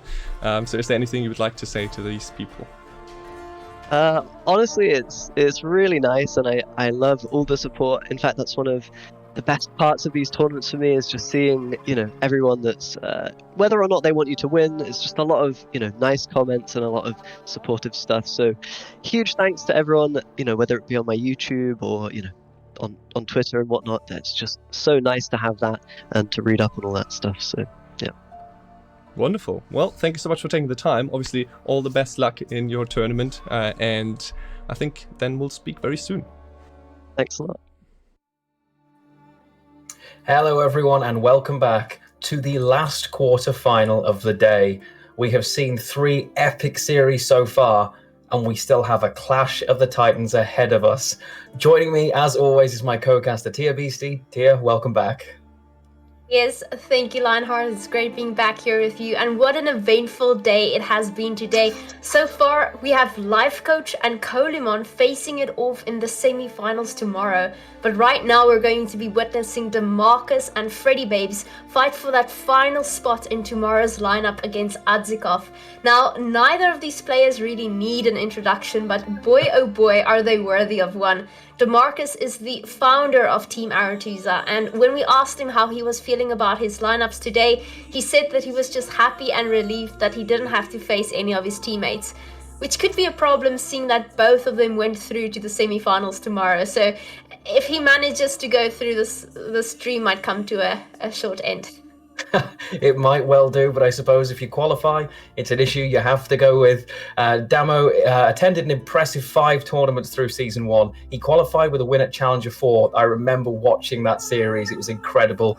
There was so much emotion in the match between him and Andy, and he's truly a Gwent legend for sure. Much like his opponent, Freddy Babes, hashtag Babes for Babes, from the United Kingdom. He is renowned for bringing those spicy off-meta lists. He's gone with medium spice, very kind of him. We can't go too spicy at this time of night. I would certainly struggle, so it is very kind of him. He qualified as the winner of Challenger 2 and also got to 5 tournaments in Season 1 as well. Yes, and out of all the participants, Freddy has by far made the most money in Season 1, more than $107,000. So if he manages to win the Masters, he will likely more than double that amount of money. But let's go ahead and take a look at the divination results and see if the community can get it right this time. Ooh, now this looks like the closest one of the day, with Freddy just edging it over Damo. Has the Babes for Babes effect had an impact here, or is this one really as close as it looks? Honestly, this was the one series that I really didn't know how to call. Both of these players are so good. Historically, they have played a lot of Gwent. Freddie possibly slightly more recently, as he mentioned in the top 64 qualifiers. But this is going to be an incredible, incredible matchup. I can't wait. It is definitely a very nice way to end off today's series. It really is, and I believe the analyst desk is standing by. Shaggy and Shinmiri are going to take you through these two players' deck lists right now. Welcome back, Shaggy. How you doing? Let's break down the deck list for this fourth and final quarterfinal for today. Hello there, Shinmiri. It's good to be back as always. And we start off with Damorkis' deck lists, another TA player, Team Aretusa, player number 3 in the tournament. And I see a lot of similar lists to the other Team Aretusa competitors once again. Yeah, you can definitely see the effect they had on their lineups, practicing together, coming up with the optimal lineup to bring to the tournament in their eyes. We've got, first off, Pirates Cove mid-range with Boris and Saul version, and a Kurt in there instead of the extra bronze thinner. I think it's called a Casino Bouncers. Cut the 2 Casino Bouncers for a Kurt and an additional 4 Provision Tax Collector. What do you think about this deck? Is there much to say here? It is like the most standard Pirates Cove lists, but it's tried and tested, it's proven itself. It is just a very solid pick. The next deck, however, is the one deck that's majorly differing from the other Aretusa players who opted to bring the Nature's Gift deck instead. We have Deadeye Ambush Elves, actually the first player in this entire tournament who opted to bring the Elf deck. Yeah, I'm actually very surprised that Damorkis is the first one to bring the Elf deck, because a lot of people were expecting a lot of Elves given the history of the recent qualifier tournaments and the success of Elves recently. But here we have it. It's a less control-y version of Elves, no Heat Wave, but there is a Great Oak for removal as well as Point Slam, and the Elias also being able to provide a lot of points, 3 Elf bodies, as well as those 2 copies of Elven Deadeye. Yeah, so the reason that this list has resurfaced in this patch is that the Skellige stratagem actually received a very major buff, and that is also why the Deadeye Ambush list has opted for the Radeya to spawn this Ansate Saber, which can spawn the 2 Skellige Neophytes, being able to transform another elf into an Elven Deadeye. But the most important part of this stratagem is that it actually counts as a play of an elf, which means that the scenario that this deck runs can actually be triggered in the same turn that it is played, and that is really unique to Skellige. No other faction can really do that, and it just makes for a really explosive potential. Yeah, no other faction can do that with a scenario, but if you remember from the last series, we saw a similar interaction with Radeya and Ice. Even though Ice technically is not a scenario, I think a lot of people would call him maybe like a scenario. Yeah, these changes to the faction stratagems have really opened the way for some different and unique strategies, and yeah, I really enjoy seeing some different approaches to deck building for both Skellige and Skellige that have been made possible. All right, moving on, we've got the Reckless Flurry list that we saw both Kolomon and Adzikov play. This version is playing the one of Bear Witcher Mentor. No lock for Damorkis, but we've seen this list in action already. We'll see if Damorkis is able to find success with it as well. Yeah, just a very solid point-heavy and control-heavy Skellige list. Just the best of both worlds. A very point-slammy mid-range list that just has proven that it can take home wins in almost any matchup so far in the tournament. Yeah, finally, we have Uprising Northern Realm Witchers for Damorkis. The Anseus Keldar version, very powerful, lots of points at his disposal, but yeah, pretty standard, I think maybe exactly the same as Kolomon and Adzikov's version. So we can move on and take a look at Freddie Babe's list, because Freddie Babe's known for the spice, for bringing the spice to tournaments, and he's got Pirates Cove, Deadeye Ambush, Nilfgaard Imprisonment, and Shield Wall Northern Realms. Hell yeah. Oh yeah, well, first off, I thought that this Pirates Cove list looks completely standard, but then in the 7 provision spot, I spotted a very, very interesting card that is also unique to Freddie Babes' Pirates Cove list, the Ludovicus Brunenbaum. What do you think about that inclusion, Shinmiri? Yeah, it's potentially very high impact, right? It could be a 7 provision Siggy for one and with 1 additional point if he's not answered. But if he is answered, it could end up playing as only a 5-point card. But with open deck lists, you kind of know what the possibilities are for your opponent to answer this Ludovicus. So if you think he is going to get answered, you can play him for tribute, and he'll still get, I think, effectively like 9 points for 7 provisions. Yeah, I'm a big fan of this inclusion, although I am doubtful about getting to see Pirates Cove, because so far I believe it has been banned in every single match except for live coaches. Yeah. Let's move on to the Deadeye Ambush list. That is actually a very unique approach to elves that I have not really seen before in tournaments. We see a lot of movement engines with Dryad Matron, Cat Witcher, and the Dalblathana Sentry really being able to combo together for a ton of points and a huge threat of just the raw engine value they provide. Yeah, remember, this is not a Redea list like Demorcus is bringing. It is an elf list with Feigned Death scenario, but it's an engine variant of it. Yeah, and we also see the inclusion of the Sticker Castle in the list, which is able to also play for the carryover on the resilience. The order to move allied units can be used both for just getting additional boosts out of the sentry and also potentially getting even an extra gas rust proc if that huge threat happens to live. Yeah, there's so much movement synergy in this deck, and you could even take something spicy like Cat Witcher Mentor. Occasionally can represent the most number of points in a certain situation. Exactly, I really am curious how this engine approach to elves will work out for Freddy, and well, Damorcus's lists, some of them might be struggling to deal with this engine overload kind of approach to elves. Yeah, third up we have Imprisonment Ball. Do you think we'd get through an entire tournament without seeing Nilfgaard Ball, Shaggy?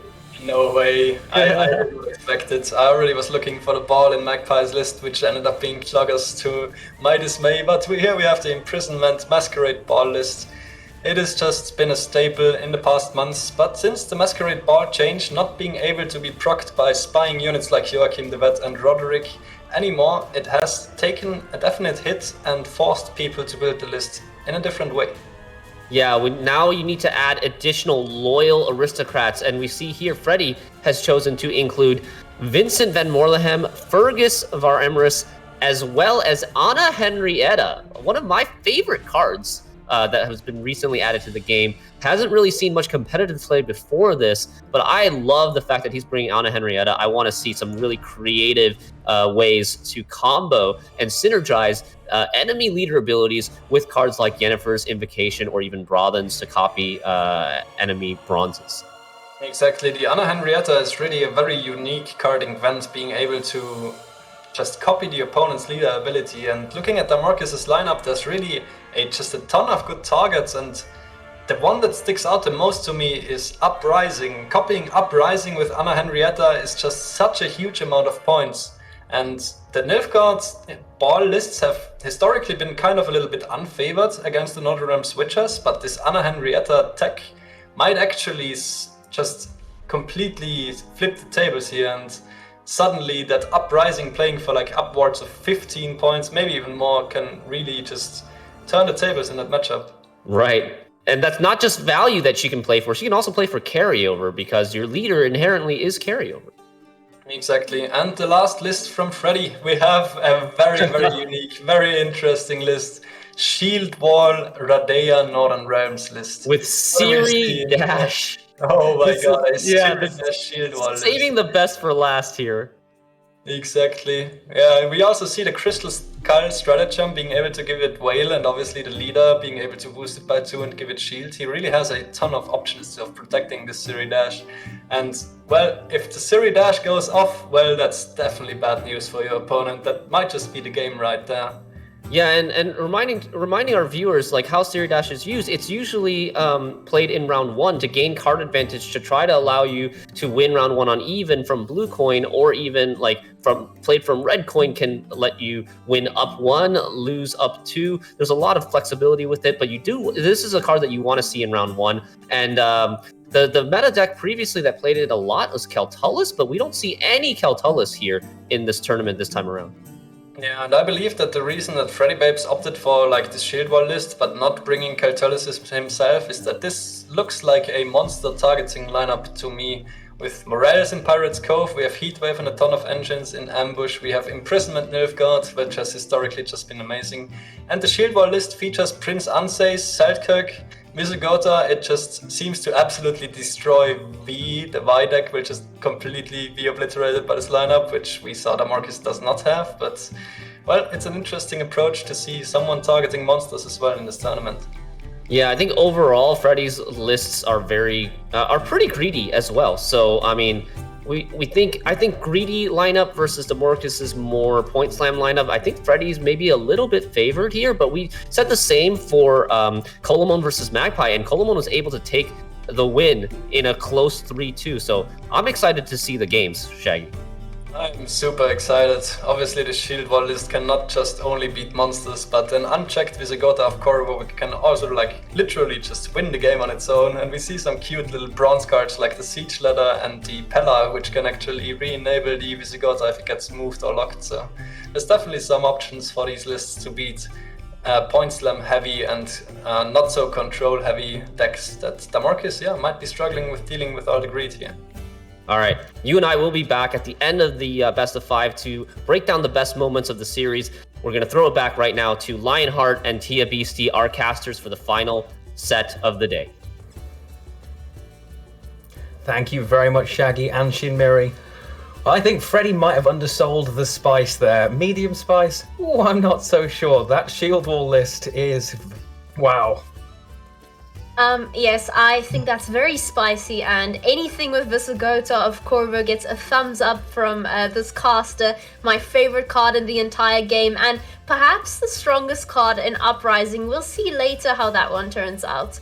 Yeah, most definitely. It's going to be really interesting to see. But what are we going to get to see the players play? That's going to be the question. Are the bans going to stop them being played? It's a very interesting set of lists that Freddy has brought across. Choosing what you ban there is going to be very, very difficult, I would imagine, just because of the amount of greed. As the analysts mentioned, there are lots of different options. It's a monster targeting lineup for sure. No monsters, but loads of greed that Damo may just struggle to deal with. And I believe that was the goal of most of the players in Aretusa. It was to target decks that target monsters. So if we don't bring any monsters, they might lose a lot of value with cards like Heatwave, whereas we go for overall point slammy decks. It doesn't mean that Freddy's greedy decks aren't going to stand a very good chance against some of these lists from Damo, because where we lack control, cards like Visigoda of Corvo might just survive a lot longer than he should. Very much so, and that's Siri Dash as well. Siri outside of a Keltolis list feels crazy, and yet Freddy, if anyone's going to do it, it's Freddy. He knows what he likes. You'd imagine you'd expect to see that list through on a blue coin as well, in order to perhaps get the stratagem to keep it alive, but with all the techs you can use to protect, maybe he can just re-enable it constantly. That's one of the risks, right? You gotta love Freddy's list. He is known for those piles and he makes them work. But perhaps we should go ahead and take a look at those bans. Yeah, and the bans look like they've come through here. And what does Damarcus not have access to? He does not have access to his Skellige list. Freddy has decided Reckless Flurry is too much. I do not want you to have things, sir, and has decided to leave the Pirates Cove list accessible. Wow, I do not think Damarcus was expecting that. Normally you'd think that we just ban the Pirates Cove list as it's tier 1, but perhaps Freddy purposely leaving that one and going with Reckless Flurry instead, perhaps because Reckless Flurry has the most control. And I believe that Damarcus has banned Freddy's Pirates Cove list. That does make sense. Wow, this is going to be very interesting. Now, Damo starting off on blue. What do we think he's going to take, Lionheart? I mean, NR Witches is very typically a blue coin list that Damarcus has, and maybe he considers that he just simply wants to get this through, whereas Freddy may well decide he's going to push his Nilfgaard through on red. Interesting choices, though. Not banning the Pirates Cove list and running Nilfgaard. Pirates Cove has a lot of self-poison synergy in it. Nilfgaard will double the value of its poisons if it queues into it. So will there be an element of clever queuing here? Forget winning in the deck builder, will we see it somewhere else? Oh, and it's exactly what we were expecting. DeMarcus starting off with his Northern Realm Witches list. Oh, look at that beautiful board. I just love it. It is. I was actually more impressed with both players' shirts. I'm going to be honest. They look fantastic, and I want both of them immediately. And we go into game one here, and we see some pretty rapid-fire mulligans. Freddy looking at his hand, hands on head. The typical Freddy pose is back. There may be a beard, but it's the same Freddy you all know. And he draws into his Usurper there. You can see Damo mulligans done. Doesn't have the Airland, but does have the Vesemir as well as Quen in hand. Just also adding on to what the analyst said there, Shaggy, very much accurate. The fact that Freddy Babes has Anna Henrietta in this list is so scary, because we are essentially able to steal DeMarcus's leader ability after we used ours, and that means that Anna Henrietta will get 3 charges from Uprising and a Scytheman. That is just so incredibly synergistic with a deck that is already filled with boosts. So quite a scary matchup here if you are DeMarcus. Yeah, very much so. That Anna Henrietta could be the game-winning play here. Simply, the tech is very, very interesting. And as you say, Shaggy pointed out, the synergy with the different options of boosted units within this Nilfgaard list. Oh, that could be quite scary if we see it. Damo here using his time, trying to work out, does he just go with the typical opening play here and drop the Griffin Witcher on the front row? The clock is there to make your decisions. It isn't just about this turn, but it's about the next few, just like you would in a game like chess. Alright, so he decides not to use the Crystal Skull. Now I'm taking a look here at Freddy's list, and he definitely has removal. I see we have Coated Weapons, we have 2 Van Moorlem locks. This can adequately be dealt with, and the fact that Damo decided not to give it Veil is quite an interesting choice there on his side.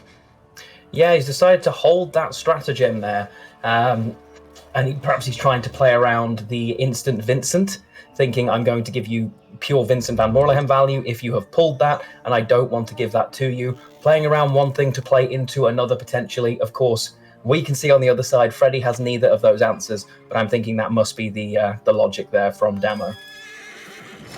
Yes, now, ironically, Freddy does have a lock, but as we know in this sort of list, after the nerf to Masquerade Ball very recently, the only aristocrats that can trigger the scenario is those that you play on your side of the board. So that means you have a very limited amount of cards that can actually get those poisons out. So you've got 2 Van Moorlem Hunters in this list, you've got Fergus Var Emrace, and then you've got Usurper, but in his third form. I believe Vincent is also an aristocrat now that I think about it.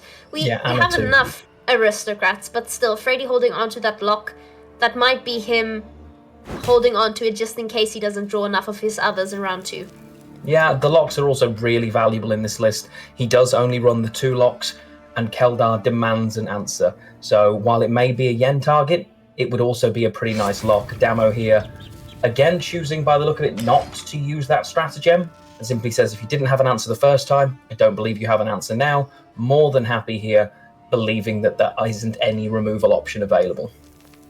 Yes, DeMarcus perhaps also baiting out that lock. I think he'd much rather have one of these cards being locked now and having cards like Calder being available later. So that's a very good point there. Both these players thinking very hard. You can see neither of them want to commit anything too early. This is a big game, the final series of today, and the one who goes through here gets to go into the semi-finals.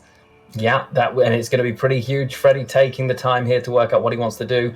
Thins his hunting pack through, of course, the shields on the other side of the board. You're never going to suffer for statuses against Northern Realms Witches. They are everywhere.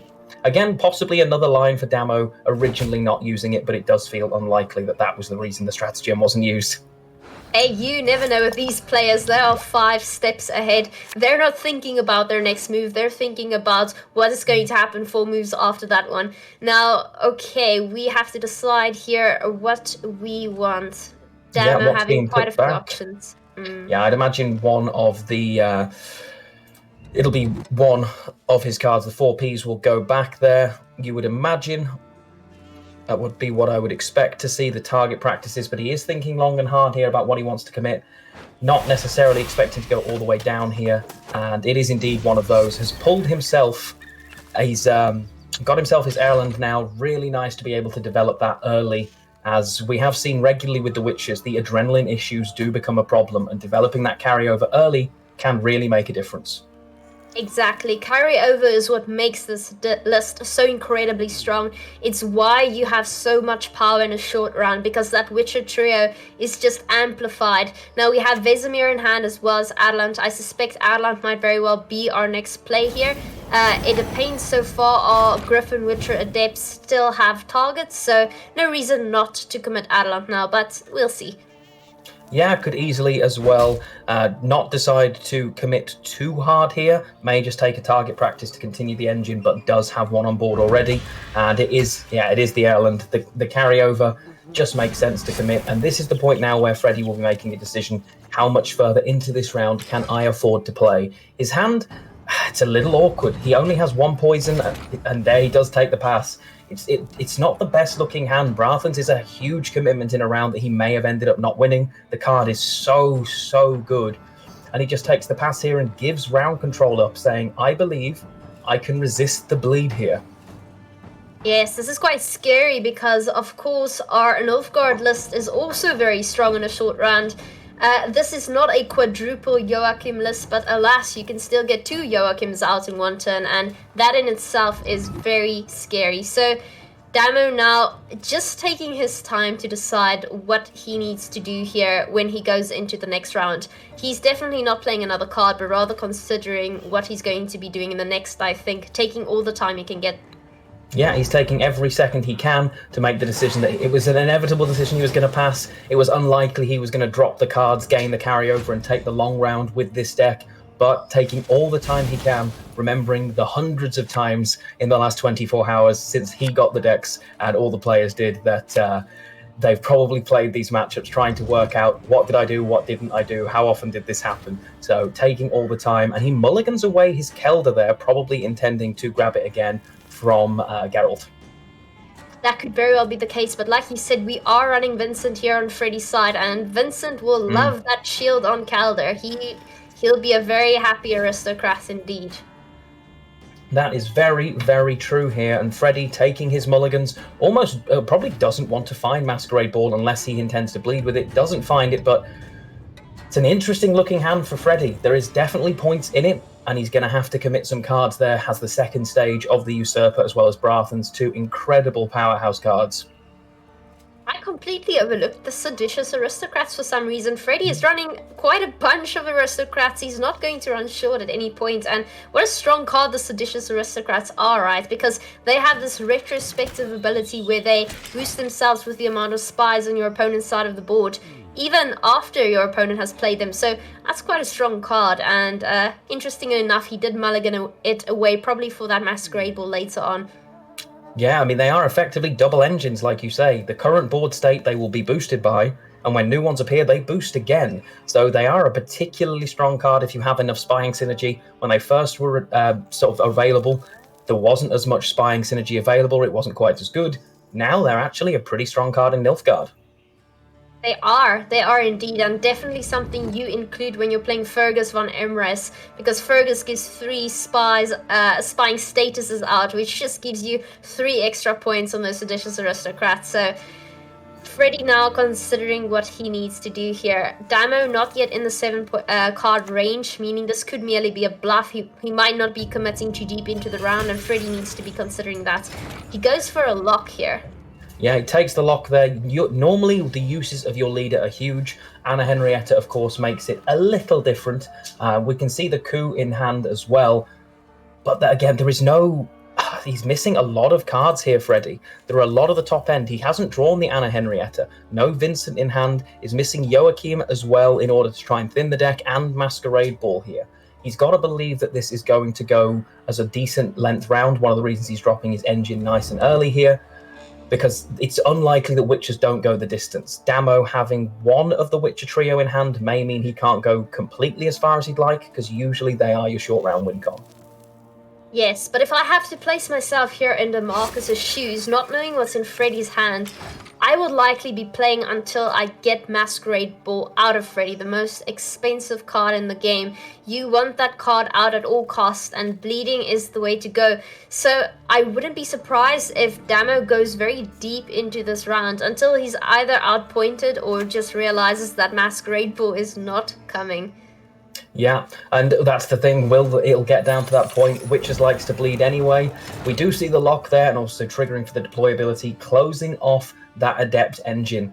It's a big thing to lock.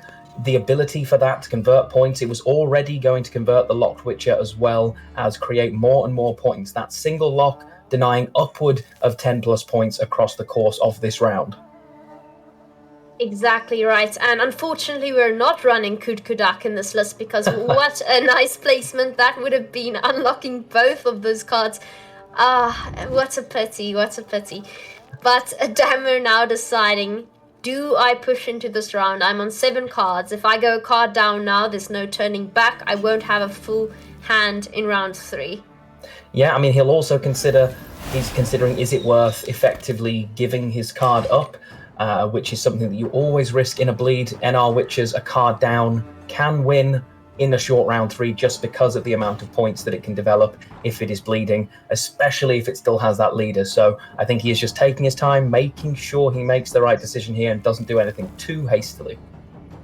Yes, because Damo is now sitting on a handful of golds. This is quite an interesting position to be in. He is definitely prepared to commit, I'd say. I'm not yet sure if he's going for a 2-0. I don't think it's necessarily possible to do so, but he gets his first gold there out of Freddy in this round. Brathan's a very nice commitment. Of course, it's going to put Freddy ahead by quite a few points, because he has some significant synergy there with the Nausicaa Sergeant deployability, as well as Assimilate there with Brathan. So Damo perhaps happy with that. Yeah, I mean, getting the Brathans out is always nice. It is a phenomenal card. Great targets, though. The Griffin Witcher is a fantastic target to be able to steal, as you're grabbing a pretty valuable engine as well. It's not just the points you grab. I mean, Damo in a nice position in terms of NR Witches.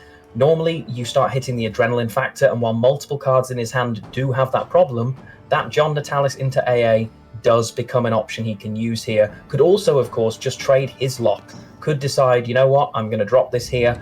I'm going to choose to lock the engine that you've just created, because this isn't necessarily a renowned engine lift, albeit there are some units that go particularly tall. And we do see Margarita coming out there with a lock. Makes sense. I mean, it does play for 1 point a turn, and then later on gives a 3 damage when it reaches Adrenaline 3. So not a bad engine to commit. I can see that play making sense. We see Duchess and Foreman coming down here. We're just going to make another one. It's fine. Yeah, and Freddy says, I know you only have 1 lock, sir, so I'm just going to do this again. Clearly you don't want this card. I'm going to do this. I mean, the original lock traded for about 7 points of value denial, which is huge. Whether it was worth it compared to what perhaps a Dame would have been boosted out of Masquerade Ball, well, we won't find out, as I don't think it will have that many turns. Feels like a pretty good lock, but now Damo cannot lock the other one. Yes, that is true. Damo's still thinking here what he wants to do. Perhaps considering playing John Natalis now as a tutor there. He has the option of getting out his amphibious... his amphibious assault, as well as boiling oil, I believe he still has access to. Instead goes for Vesemir with some nice carryover there, making that Witcher trio very strong indeed. Yeah, a lot of points of value now in the deck. Has been able to develop all of his carryovers so far, and we'll be looking to see, okay, what else can I get from you here? The fact that he hasn't used the first amphibious assault, I mean, it's very, very unlikely he doesn't choose to use that in this round, because ultimately it's free. He knows there is no squirrel coming to answer, and he's guaranteeing to get it later, plus potentially improving his draws with 1 less thing he could draw into the next round. So he'll feel quietly confident about the position he's in right now.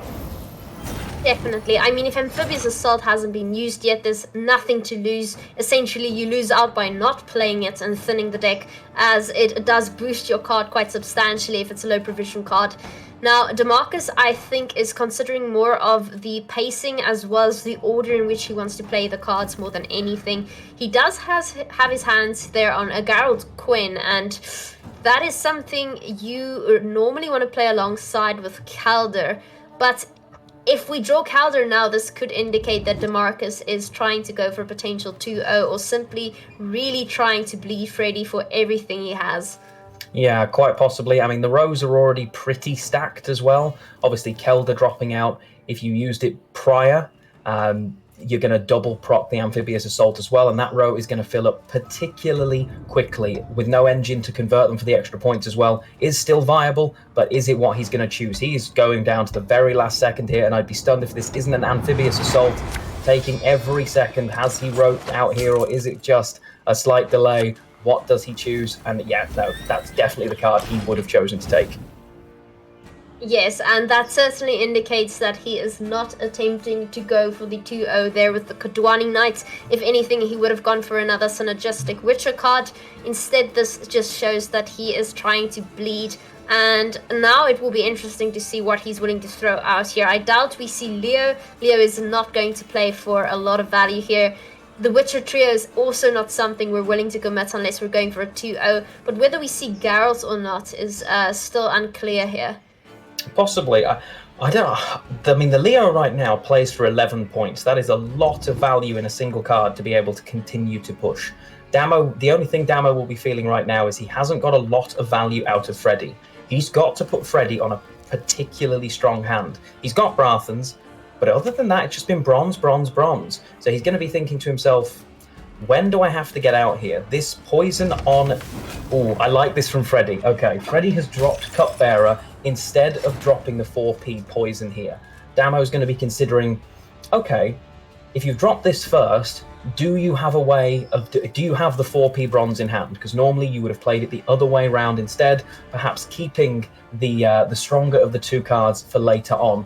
A potential fake from Freddy there. Will it pay off, or is Damo just going to keep going here? Because ultimately, his goal isn't to win this round, it's to get good cards out.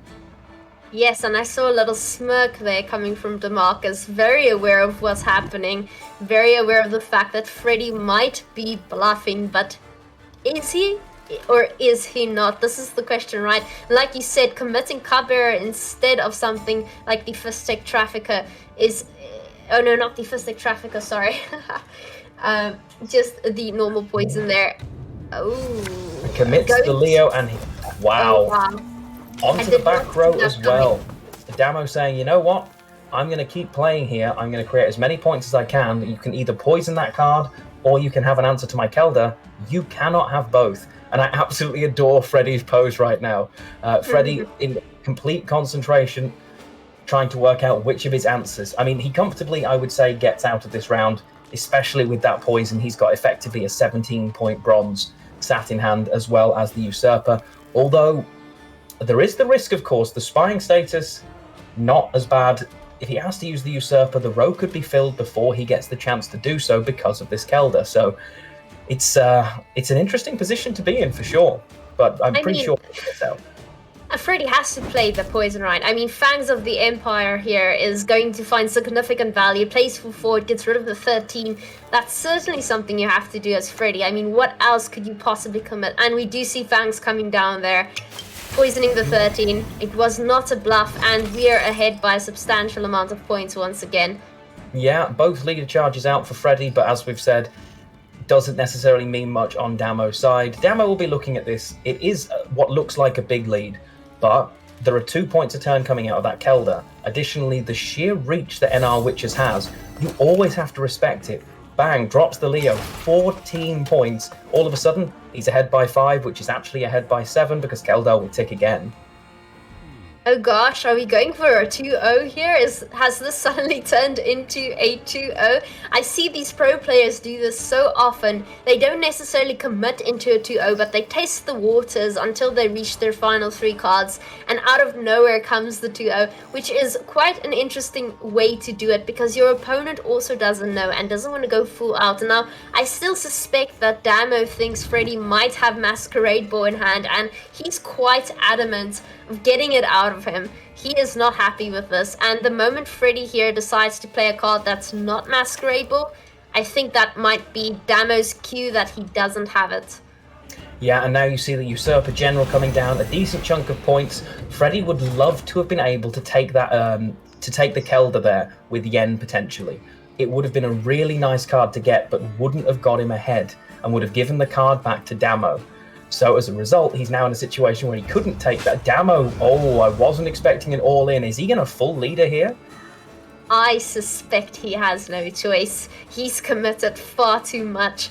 But perhaps he's not sure. Oh no, he's going for it. He's going for that full leader. He's going to get that Scytheman out. Okay. He's not sure. He's smiling. He's nodding his head. I mean, yeah, he has to at this point. He is committed to. I think he's just working out where he puts this additional boost. I mean, there's a lot of points. He's ahead by 19, but he's got. He's ahead by more. It's going to come down to. He's going to have to yen the Leo, which is effectively a useless card on the other side for him. Really, I'm pretty sure Freddy gets out, but I haven't. Maybe he doesn't actually. 21 points is a huge amount of reach when you can't turn Kelder off, especially with no gold spy. That push from Damo. Yeah, Freddy here thinking what he's able to coup before he decides to go for Yennefer, but because if he's able to get an engine out, that might make or break. So Freddy here deciding if he should play coup de grace first, because obviously we're going to have to use Yen on Leo. Oof. Yeah, as I say, that extra spawn now, it's 9 points.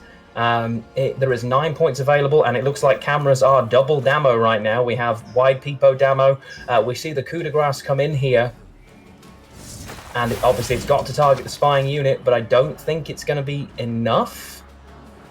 Because the best option he's got here as a bronze should be at most a 7, and he needs 9. Oh no, oh, that's Scytheman. That Scytheman, again, is just enough. Wow. Of course, all of the synergy that you get from those assimilate, and he finds his way out, just about finds his way out here into a round 3. Risky push from Damo. What has he got left is the question. What can he still draw here? For a moment, I thought that Marcus has eaten Freddy and absorbed him, and they just both disappeared there. I assume that's what happened. I don't know where their cameras have gone, but we'll just assume for now they're both concentrating exceptionally hard. These hands are quite interesting depending on what we play. That Mulligans. Vincent finding a status is Oh, it's huge. The Anna Henrietta find is massive for Freddy. Misses the Ansays for Damo. Took every mulligan in an attempt to find it here. But that Anna Henrietta is actually going to trade for incredible points. The difficulty, obviously, it is the first card that's going to be played. If Damo can potentially take the read on the 2 cards that are there, Fergus will give the status that allows Vincent to play. So if, for Demorcus, he kind of has to deny this now. I think the line has to be the boiling oil. It's such a gamble, isn't it? Because there are 10 cards in Freddy's deck, and the chances that he has Fergus as well as Vincent are so small. Yet there are other cards that can give statuses, and Damo needs to be aware of this fact. I do believe you're right. I think boiling oil might be the best shot he has here. It's a difficult situation. I mean, he's going to be looking through now thinking, if you've played this first, you're not going to have been playing Masquerade Ball unless you're sat on Masquerade Ball Vincent, in which case maybe you would. He does take that. Again, if nothing else, you're denying a unit that could potentially take a boost from the Scytheman. So now Freddy in a bit of a tough spot, because all of a sudden, his Vincent is a 3. Now Freddy is basically sat on 2 units and the leader ability. Exactly, and like you said, it takes 1 boost away from the Scytheman, meaning that Scytheman just lost 1 point. So that's more significant than one would like to think. And we see Fergus coming out there, perhaps hoping, praying that Vincent might find some value otherwise. And we see that being boosted, interestingly enough, perhaps because we are running Ansies in this list. I don't think I would say we got our hands on that one at all. No, Ansei still sat in the deck. The double boost makes sense just to ensure that it is protected. He will have known that the Ansei's is boosted up to 5 already. Damo now likely to take the AA first here, you would imagine. Knows obviously that Yen has come and gone, there's no risk to it, and will just go for whatever the maximum point value he can grab here, which is the carryover on that plays for 12 itself, as well as a boosted unit. Is this going to be enough? It is going to be very, very close here, but it looks like Damo takes this. It's awfully close. Vincent playing for a solid 3 points. He's going to get 1 boost. We see that Scytheman coming out on 6. Oh dear goodness. Oh no, hang on. Hang on, that's a 6. He loses by 1. Forget it, UK maths. If UK maths, Freddie looked as surprised as I did. And let's go. Okay, it is 1-0, and Freddie Babes has taken it. UK maths, it's late, I promise. I knew all along, and I was building the tension there, clearly. Of course. That's the way we plan these things from the get-go. Wow, that was an exceptionally close game, and we always knew it would be rather scary if Freddie ends up taking his imprisonment list. And like we saw, Anna Henrietta giving quite a bit of points there, perhaps even winning the game. We got a nice bleed out of Damo. He didn't draw his one of his win conditions, which I'd say is Anzi's, but neither did Freddie get his hands on a lot of his cards. So a very, very close matchup there. Now, we're going to see Freddie going through on blue here, and I suspect he might also be taking his Northern Realms list. Yeah, I would say so. Just the choice of cards in the list. The Siri Dash alone is definitely very blue coin, and obviously Northern Realms tends to favour it anyway. There are a lot of engines in this list. He has so many things that require answers that Damo may have a hard time getting through there. I do wonder if he would regret the push trying to go for that 2-0. It was incredibly close, but Freddie's development of his engines early on, even though he'd missed so many things, ultimately won him for him. Those assimilate and deploy procs on the cards that he managed to steal and recreate. Definitely. I don't think there was a right answer there. I feel like in a long round, Vincent would have found value. He would have drawn Masquerade Ball. I just don't think we ever win in that scenario, not with Anna Henrietta being a factor. But if Freddie decides to take his Northern Realms list, it's quite an interesting pile, I must say, and a scary one at that, because like I said, if Corvo isn't dealt with, then he plays for so many points. He gets a charge every time you play a card, and remember, paired with cards like Trident Infantry, that immediately doubles. Now, Damo has to bring something that can deal with it accordingly, and Freddie deciding to go Square Town. Now, I would have imagined Damo would have brought his Elves list to deal with Northern Realms.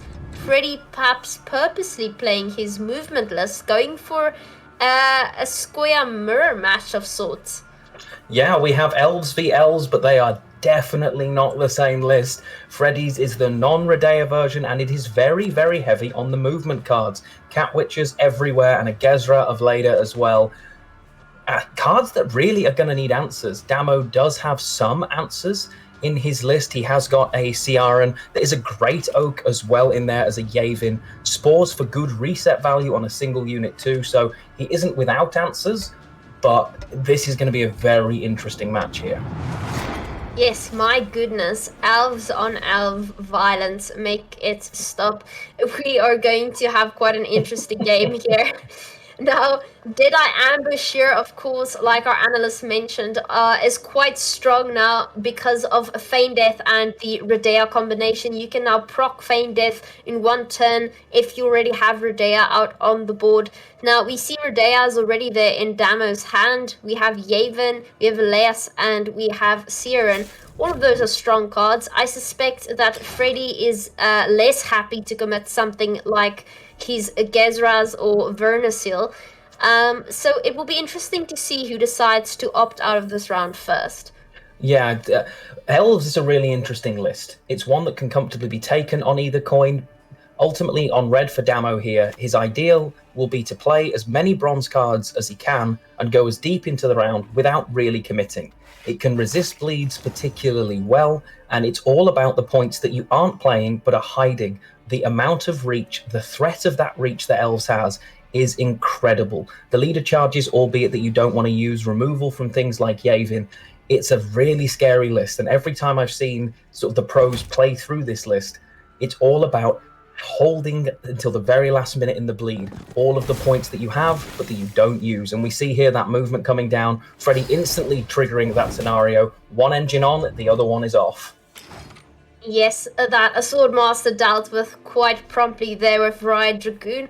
Now, I suspect we're going to see quite a few bronzes coming out here. That's normally how you want to start it off. You build that tempo slowly. And like you said, it's quite important here who has last say as well, I'd say, because Vernasil has quite a few points up her sleeve if you're able to flood your side of the board with dead eyes. And the one who gets to play their Vernasil first normally gets to snipe a lot of dead eyes on the other side of the board, making that second Vernasil so much weaker. So I suspect having round control is going to be quite important here, especially with Freddy's list definitely relying on some movement synergy to be as strong as it can possibly be.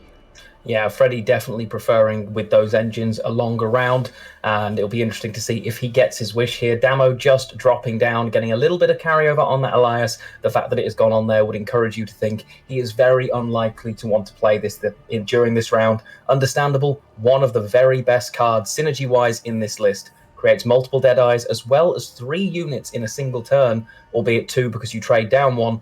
Great synergy again for things like the Great Oak and the Yavin. Yes, that certainly is the case, and we see that Saboteur coming out, giving Elias a nice little boost there. Damo going a little bit slower there with his cards. Now, the fact that Freddy here is on blue coin puts him in a position where he doesn't know how much he needs to commit, right? Because Damo can quickly catch up there on even if need be. So Freddy might opting out on 7 cards, not yet sure there. He turns one of his cards into a Deadeye. That's one of the new things his new fights can do, and out comes Aileron. A bit of a commitment there, but it also counts as thinning, meaning you have more chance of drawing all those nice golds. Yeah, definitely. I mean, thinning the Aileron, it's a double-edged sword. It's points that potentially you've had to overcommit here.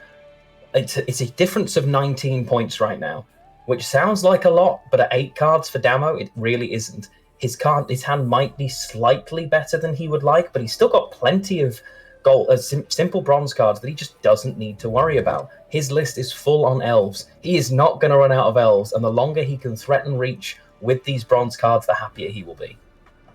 Yes, and like you said, he has quite a bit of reach as well. I mean, he has Rodea in hand, as well as Elias. If he needs to catch up here in 1 turn, he can do that. He might just have to commit a little bit more, but he certainly can, and Freddy decides to pass on 7. Makes sense. Again, he doesn't know whether Damo can catch up, and Damo can probably catch up quite easily there on red as well, and you never really want to lose on even. So having a pass on 7 makes sense, seeing that we can go into 10 card hand there in round 2. Oh, now this is interesting. Damo had the option of playing multiple cards here to get out. He has decided to commit an absolutely huge card and what must be a leader charge here in order to get out in 1. He knows a long round against Freddy's engines he simply can't allow it. So he's had to commit a huge amount. Freddy responding there, is he thinking, oh, that might have been a little too much? This definitely signals a bleed intention here from Demorkis. Huge amount to be able to get it. Even has to thin out his Aileron as well. So a lot of points there to get out of that round and be able to still bleed here for Damo. Yes, Freddy's face either indicating a delight or a bit of shock and a sprinkle of being very scared. I can't really tell. It's difficult to read, but it definitely indicates that Damo either wants round control or he wants to go very deep into a bleed. I suspect the latter. I can't see you ever wanting Gezras in a long round, along with that Doblathana Sentry. That's just a deadly combination, one you can't afford. Yeah, most definitely. And you can see now Mulligan's going through. One squirrel goes, another one comes in. Oh, finds the Dunker. There is an answer in hand for the damage, but of course Dunker's passive engine continues to tick if you just move it. Now, Damo getting his hands on Vernasil, but feigned death is nowhere to be seen. Definitely not something he wants. I'm pretty sure he was willing to go all in here, knowing the way he plays. Seeing that he has Rodea in hand, as well as Yavin and Vernasil, that's a bit tough, because this is going to indicate more of a bluff than an actual attempt to go for a 2-0. Yeah, missing some really big cards. Feign Death still in the deck. The Great Oak, Isengrim, no Aneromancy either, or Maxi. Maxi, one of those great cards that allows you to improve your quality of draws. You know what you're drawing into or can shuffle your deck. Has not found that. So now Damo just dropping down the Purify Elf. Simple card saying, okay, I'm in, let's go. Let's go indeed now. I suspect we might see Nature's Rebuke there, or either the Riot Dragoon moving the Bowman into the range row. Yeah, I can see the Dragoon first. That Rebuke. Normally we see Rebukes in a Scoia'tael list and we go, oh, there are 3 of them. It's fine. That Rebuke is potentially huge here for answering something like a Gezrus. There's no hand buff as far as Damo is aware so far in Freddy's hands, as there can't be, so it feels like a particularly strong card, and instead just chooses to completely ignore it and just drop some Vitality down, playing another bronze card. Alright, again signaling a potential pass here, because we are on 7, and that would be the last chance Damo has at a full hand in round 3. Now, Freddy here sitting on quite a good hand. If Damo knew, he would certainly go deeper into this round, because a lot of these cards are quite synergistic with one another, and we already see that boar coming down, perhaps indicating to Damo exactly what Freddy is holding on to there. Yeah, quite a good card to be able to drop. It's a card that certainly considers a need to be removed, but could also simply be locked. The Ciara in there could be an answer. There is still the Rebuke. I think Freddy would be quite happy to see that card rebuked by comparison to either the Gezrus, or of course there is the Dolblathana Sentry as well. That card is an incredibly synergistic engine for the number of movement cards in this list. Yes, now Freddy going with the boar instead of Dunka. An interesting play there, perhaps indicating that he is willing to commit some tempo there. And we do see that Nature's Rebuke coming out. I myself would have done the same there. That Treant boar pretty deadly. And here comes Dunka now. Dunka starting to boost cards out of killing range. Now this is quite scary when you really need to kill off some of these engines. Yeah, now you see obviously the Dunka there. Again, was one of the targets that could have been used for that Rebuke. Freddy slamming it down the second that he knew it was no longer available. And as a result, it will stay there. You're going to see the Bomber come down and damage both. Potentially threatening additional removal there from Damo. But there is no Circle of Life in this list. It is just raw damage there, and he's just committing bronze cards. Yes, and Damo ahead with his bronze cards. Now, Freddy once again having to decide what he's willing to commit here. Now, he is running only 1 Bryhead Sappers, meaning he has 1 chance here at purifying a potential lock on Gezras. Now that's a scary prospect here, because even though it's one of the only bronzes he might want to commit here, it's not necessarily one he can afford to. Yeah, that's very true. The value of that Purify could be absolutely huge if he chooses to hold on to it, but what card does he play now? He's got First De Niro. And that looks like what he is going to take. Could just develop something like the Cat Witcher through the Stigger Castle, a card that you don't see too often here, gives him even more movement synergy and just starts developing his own engines. You can see Gezrus right now is in removal range for a Yavin, but it is a big commitment to choose to do that. Yes, a very big commitment indeed. Damo still thinking of what is necessary here. I can see that Riot Dragoon coming out perhaps and getting rid of that Bowman. It's a bit of an irritating engine you don't want, but that Cat Witcher is only going to get stronger once it reaches Adrenaline. And Damo having 1 card left, he can really commit here without going in too deep. Yeah, he'll be looking at the current situation, not a lot being committed, and we see the Ciaran come out here to take the lock. That Cat Witcher no longer going to be providing any value whatsoever. The fact that it was taken from a Nero, he's hoping means there are no other movement options. Instead, we do see that Purify drop down. Freddy saying, I want to keep going.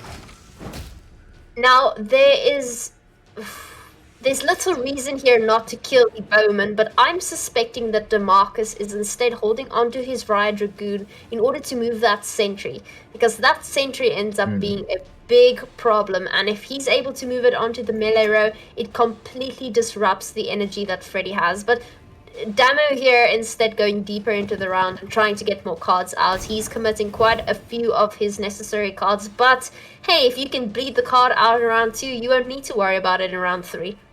Yeah, I think one of the issues he's looking at here is he hasn't got anything massively great so far, and he's not overly happy about the situation he's in. That engine now, of course, hit dual points, and it hasn't even hit Adrenaline yet because of the extra engines on the board. A nice card to get out, but still ultimately just bronze cards. None of the stronger things left so far have come out. First De Niro, sure, Both players threw away their squirrels knowing it wouldn't be enough tempo, and Damo says, okay, that's me. I'm out now. I can't keep up with this potential tempo from these movement engines.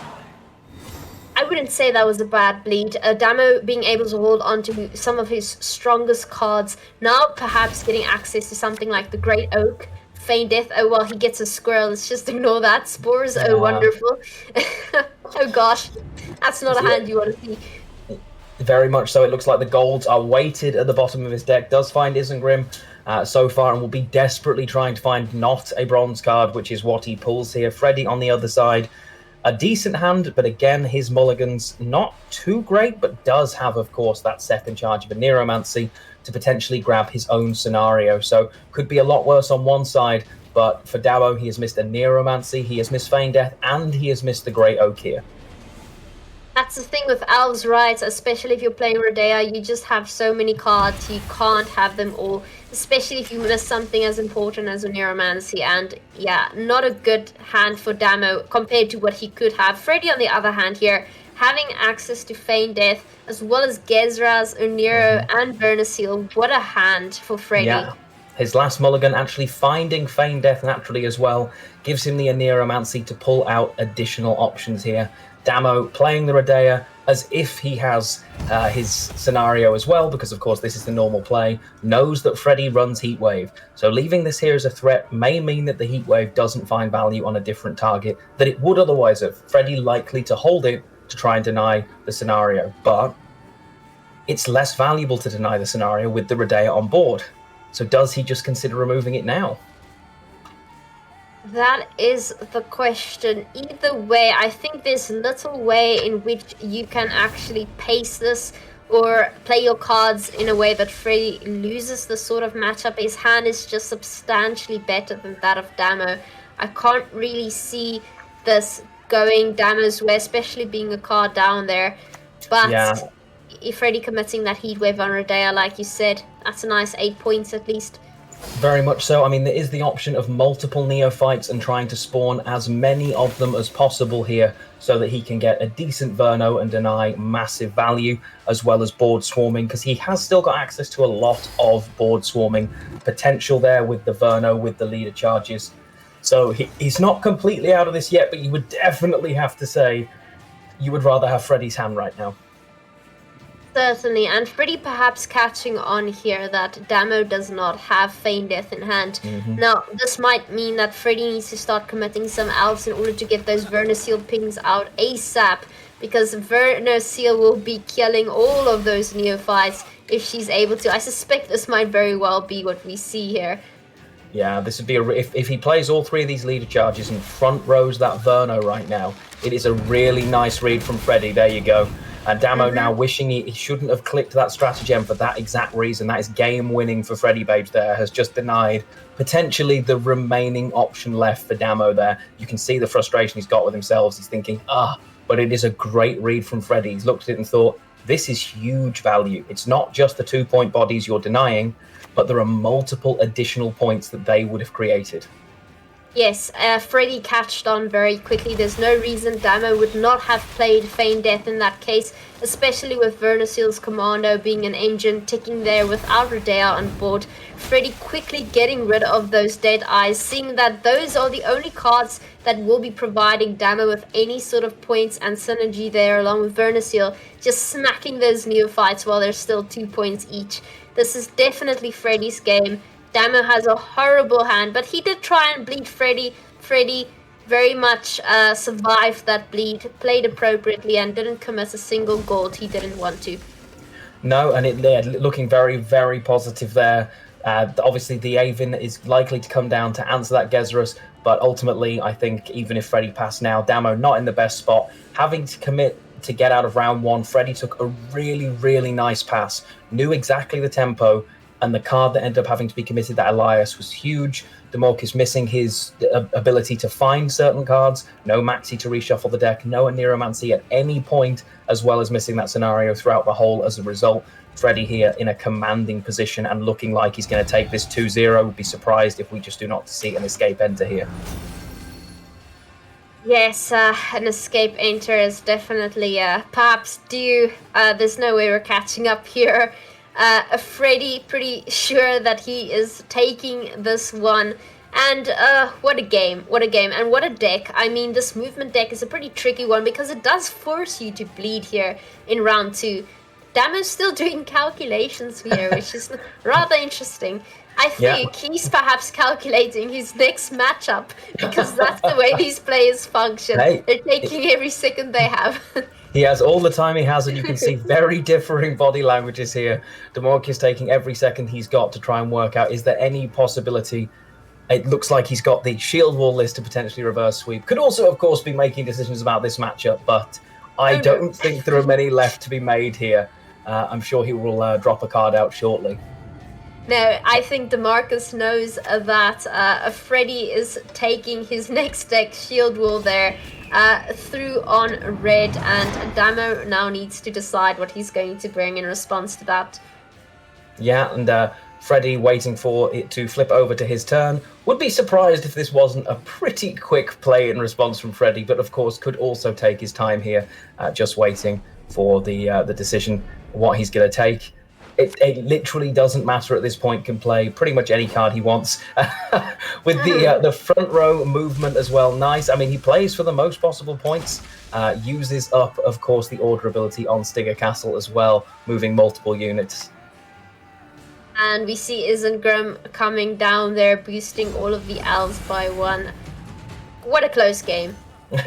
Yeah, not as close as he would have liked. Are we going to see Freddy drop the card? We do see Freddy drop the card, but a commanding lead so far. It is Freddy 2, Demorkius 0 so far, and Freddy now has just got to get that shield wall. The spiciest list, I think it's fair to say, that he brought. He's now got to get that one through, and he's got 3 shots at doing it. Yes, I suspect Damo was now planning his reverse sweep instead of calculating if he can win the game.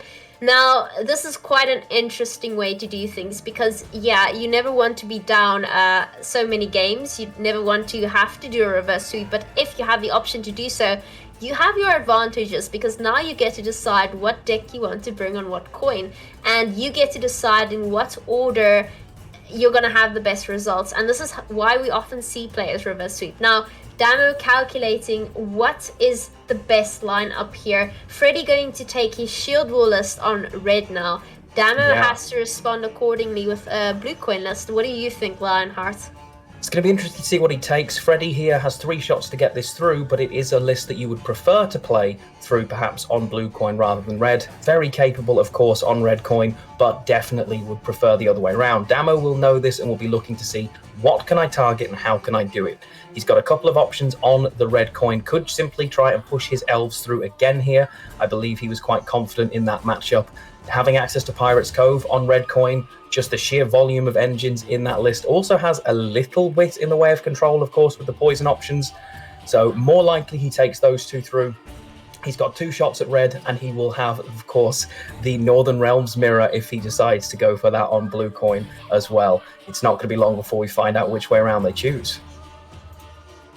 Certainly not. And yeah, you are right. I think if Adamo here needs to go through on a blue coin list, he is on blue, I believe. He might very well go with something along the lines of Uprising himself. We did see him test elves quite a bit. Now, the thing is, you need to deal with these engines accordingly, and something like Visigoth of Corvo can't merely be moved to another row because it gets moved back with Siege Ladder off the bat. It can't be locked either. We have Purify, so you need to be able to deal with this quite promptly, and we see Damo taking his list there on blue. It makes sense. It gives him the best chance of taking his other lists through on the appropriate coins.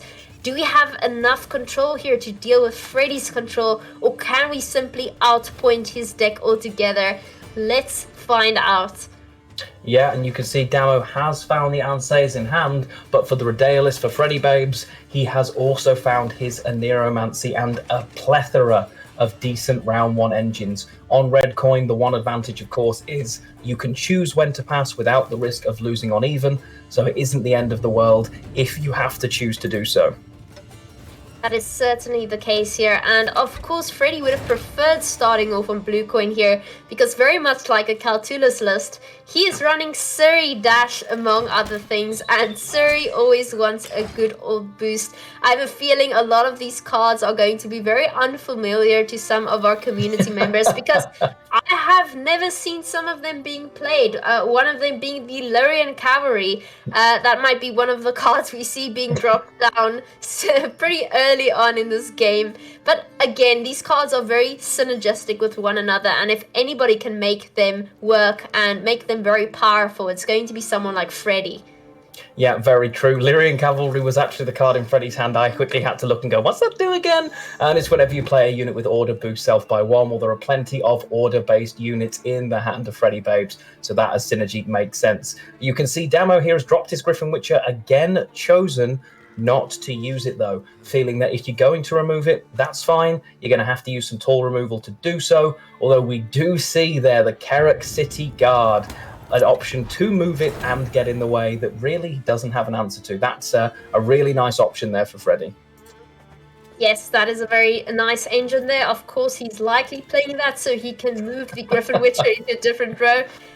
Also, fun fact, that is a female, and female guards in Northern Realms, they're a pretty strong folk indeed. You need to bribe her if you're gonna get through there, and I didn't think Damo has the necessary fees to do so. Now, he is holding on to that Griffin Witcher for now. Suspect it's going to be moved. He can't lock the Carrick City Guard because it has Veil. Instead, pings it once and plays another proactive card there on his range row. Yeah, makes perfect sense. I did see whoever is in control of the client there beheading the poor skeleton that was on the board as well. One of the fun little interactions that this board does have in particular, one I like to use. You can click just above that and it'll grow some flowers where the head fell as well, which is really cool. But you can now work out from Damo's side, he's expecting to see that card moved. Freddy trying to work out, is the engine of his own worth turning off right now in order? Effectively, he denies a point for himself of boost to deny a point of damage for Damo. So he'll be working out, is that worth it, or does he simply just play his own cards and leave that growing? Certainly an interesting choice. He does decide to grow it. That would be the only reason you really want to play that one first, I'd say, seeing that some other cards would have gotten some more value if you played them first, cards like the Lurian Cavalry. Instead, he decides to play his next engine, which is also the Griffin Witcher. Yeah, I mean, the Lyrian Cavalry, a nice engine to be able to set up, but is slightly slow. It is just 4 points of tempo, I suppose, and then you have to play cards that go with it. Has dropped his own Griffin Witcher to start threatening, resulting in Damo dropping his Adept to start the Witcher conversions, trying to convert as many as possible. I'd say the nice thing here, if you're in Damo's position, is that his cards at least have some carryover. Now, it's not that Freddy's cards don't have synergy, but with Damo, if he decides to play cards like Vesemir and Adelant, they will go into the next round, making his subsequent turns more stronger. Freddy, on the other hand, still has access to something like Surrey Dash if he wants to pull it out there with Onira. Of course, Surrey can get dealt with Anzi's, but a shield will prevent that. Now, I find it quite ironic with Shield Wall that you can actually protect Surrey with a shield, whereas you can't do that if you're playing with Carapace and monsters, because Surrey isn't a monster and therefore does not get a shield.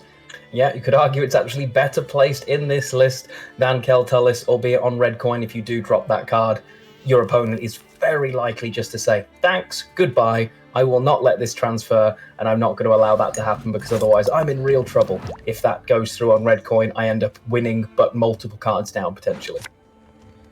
Exactly, and we see another Griffin Witcher coming into the hand there. What will we be shuffling away? Perhaps a stronger card that we don't want to commit early on in this round? No, it's more likely he's content to go reasonably deep into this round. He has his carryover cards that he can still develop. Leo, not ideal, but the Griffin Witcher also a pretty nice card to have access to.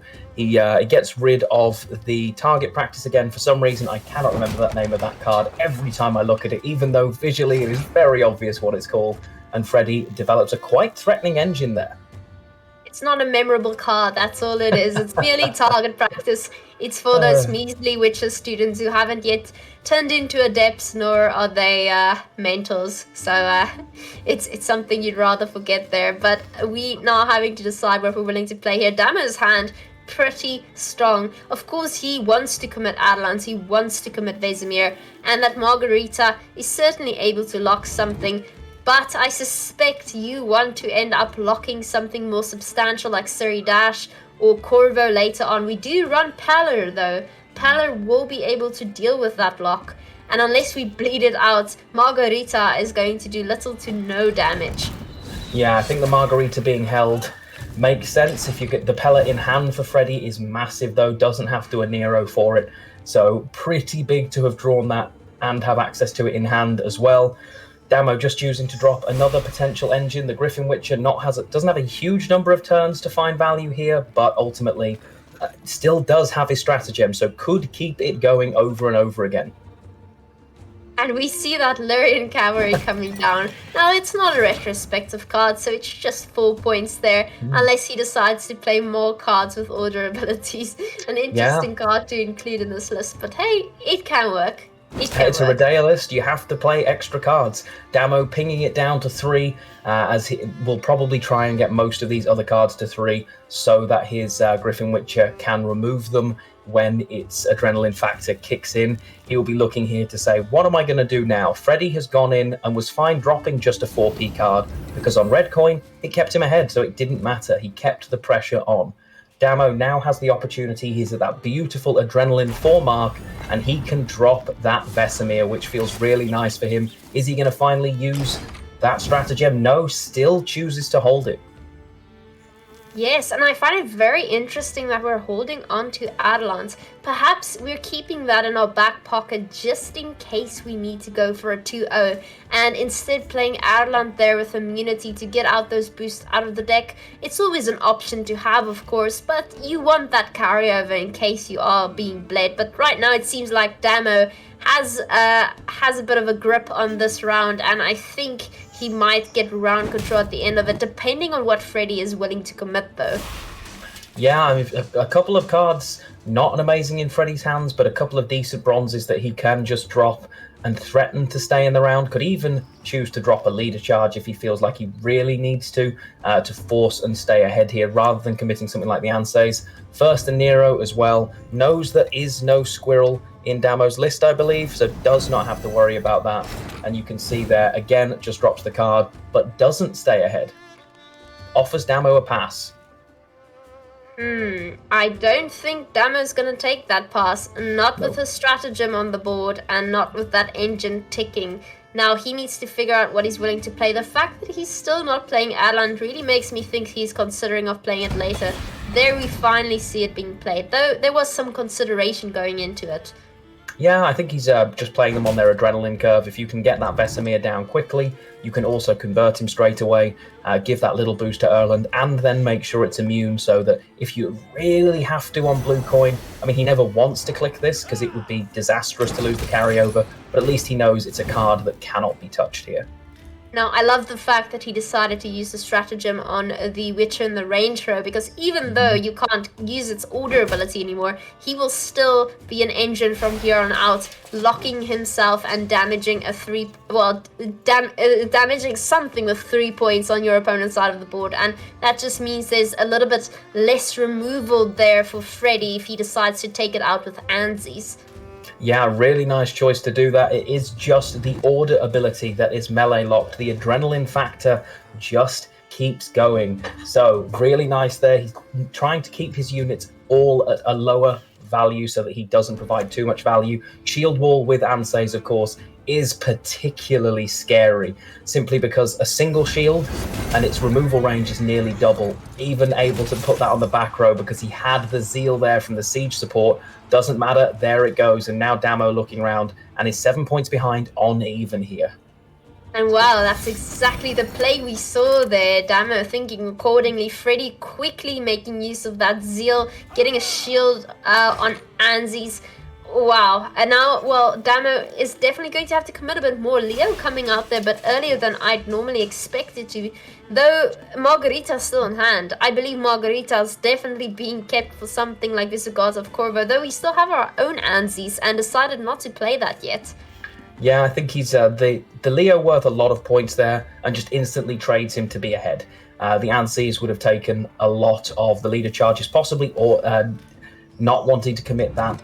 Instead, needs to guarantee that reach there on the Leo. It's more likely, you would say, to commit the Anses now. Freddy only needing 4 points to get ahead feels amazing for him there, and that Lyrian Cavalry, of course, boosting as well. Look at the value; it's broken.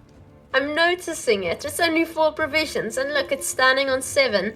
Lyrian Cavalry doing an excellent job there in Northern Realms. We should hire them more often. Yeah, what an engine. Now, no siege support available for Demorkis, so if he plays this on the front row, he is going to have to give this a boost. Probably chooses to take that ship out here as well, because it is the threatening engine, of course, and does do so. He's ahead by 7. Damo, of course, though, he does have this first Neuromancy. He has access, Freddy has access to absolutely anything he wants here from his deck list. He needs to decide very carefully what he's willing to play here, because not only does he need to get ahead, he needs to get ahead by enough in order to not have to commit that Pallor, because once Pallor is out, that might be a problem if Damo just decides to pass and use Margarita later. Yeah, I mean, one of the considerations you could have if you're Freddy is double tutor. A Neuromancy into Amphibious Assault guarantees you a good chunk of points and guarantees you the double echo as well. It's certainly something he could consider doing here, because it guarantees him both. It's exactly what he does. So he gets his hand on his other tutor. Both of those will reappear in his hand for the next round. Damo not playing a squirrel. Now, okay, we see Siege Ladder. Now, ironically, so many points.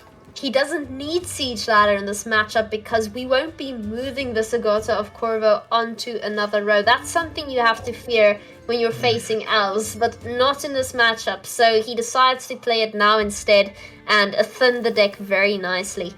Yeah, now Damo can get back ahead here. He only needs 5 points. He has 6 in hand. He doesn't necessarily put Freddy on a 4-point card.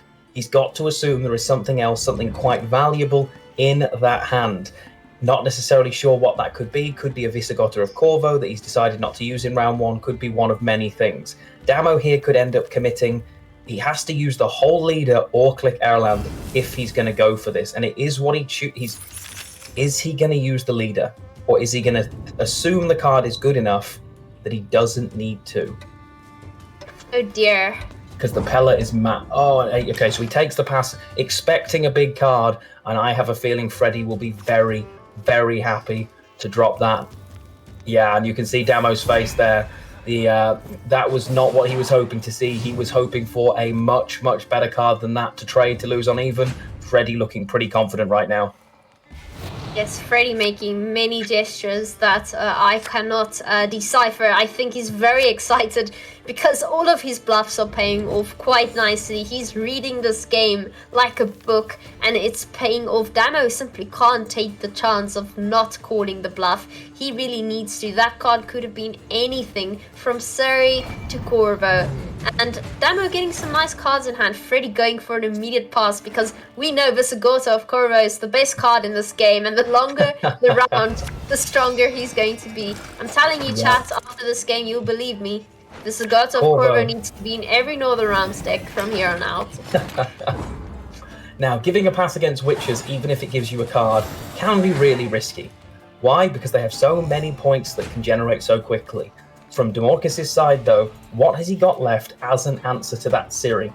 Especially with the shield, the answer, quite frankly, is nothing. There is a solitary boiling oil left for him, so even if he draws absolutely everything he could want, he does not have answer to a Ciri. It can literally jump onto the board, be shielded once, and it will transfer through. So it is not just one, and wow, Freddy has drawn absolutely everything he could possibly dream of here.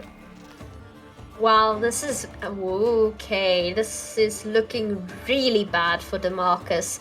Now, we have to take into account that he already has some significant carryover. He's playing his Calder now. That Witch Trio is going to come out with 15 points. It's going to boost the Scytheman as well. I believe Corvo is going to be dropped on the board as quickly as possible, given a shield, of course. And we're going to see that ticking Oh, we first Yeah, go for the heat wave. That makes sense. And it's interesting because that Visigotta of Corvo cannot be played in the next turn either. It's losing value with every turn because Siri Dash has to be the next card.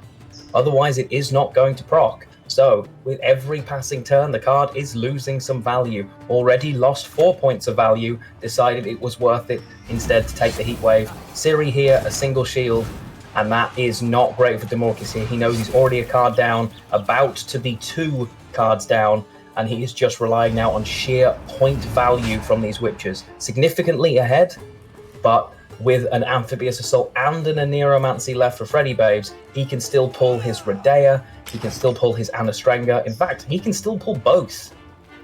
He can pull many things, but the one thing that's being played now is Visigoth of Corvo.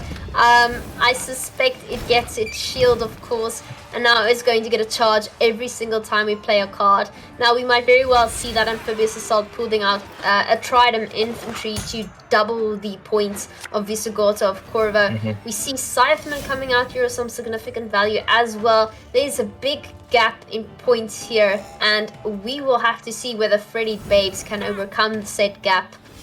Yeah, it'd be interesting to see. The Visigotta, of course, could also just be dropped on the Selkirk. All of those points improving the ability to duel a much, much taller unit than himself. So at the moment, no threat for Freddy. It's going to be interesting. What does he choose to play here? Because there is no shield. There's no way. Dropping the Selkirk now would be absolutely awful, because it ends up being answered unless it gets the boost. But even if it gets the boost, it isn't huge. It takes the Amphibious Assault, takes the safe line. Damo is 40 points ahead, though.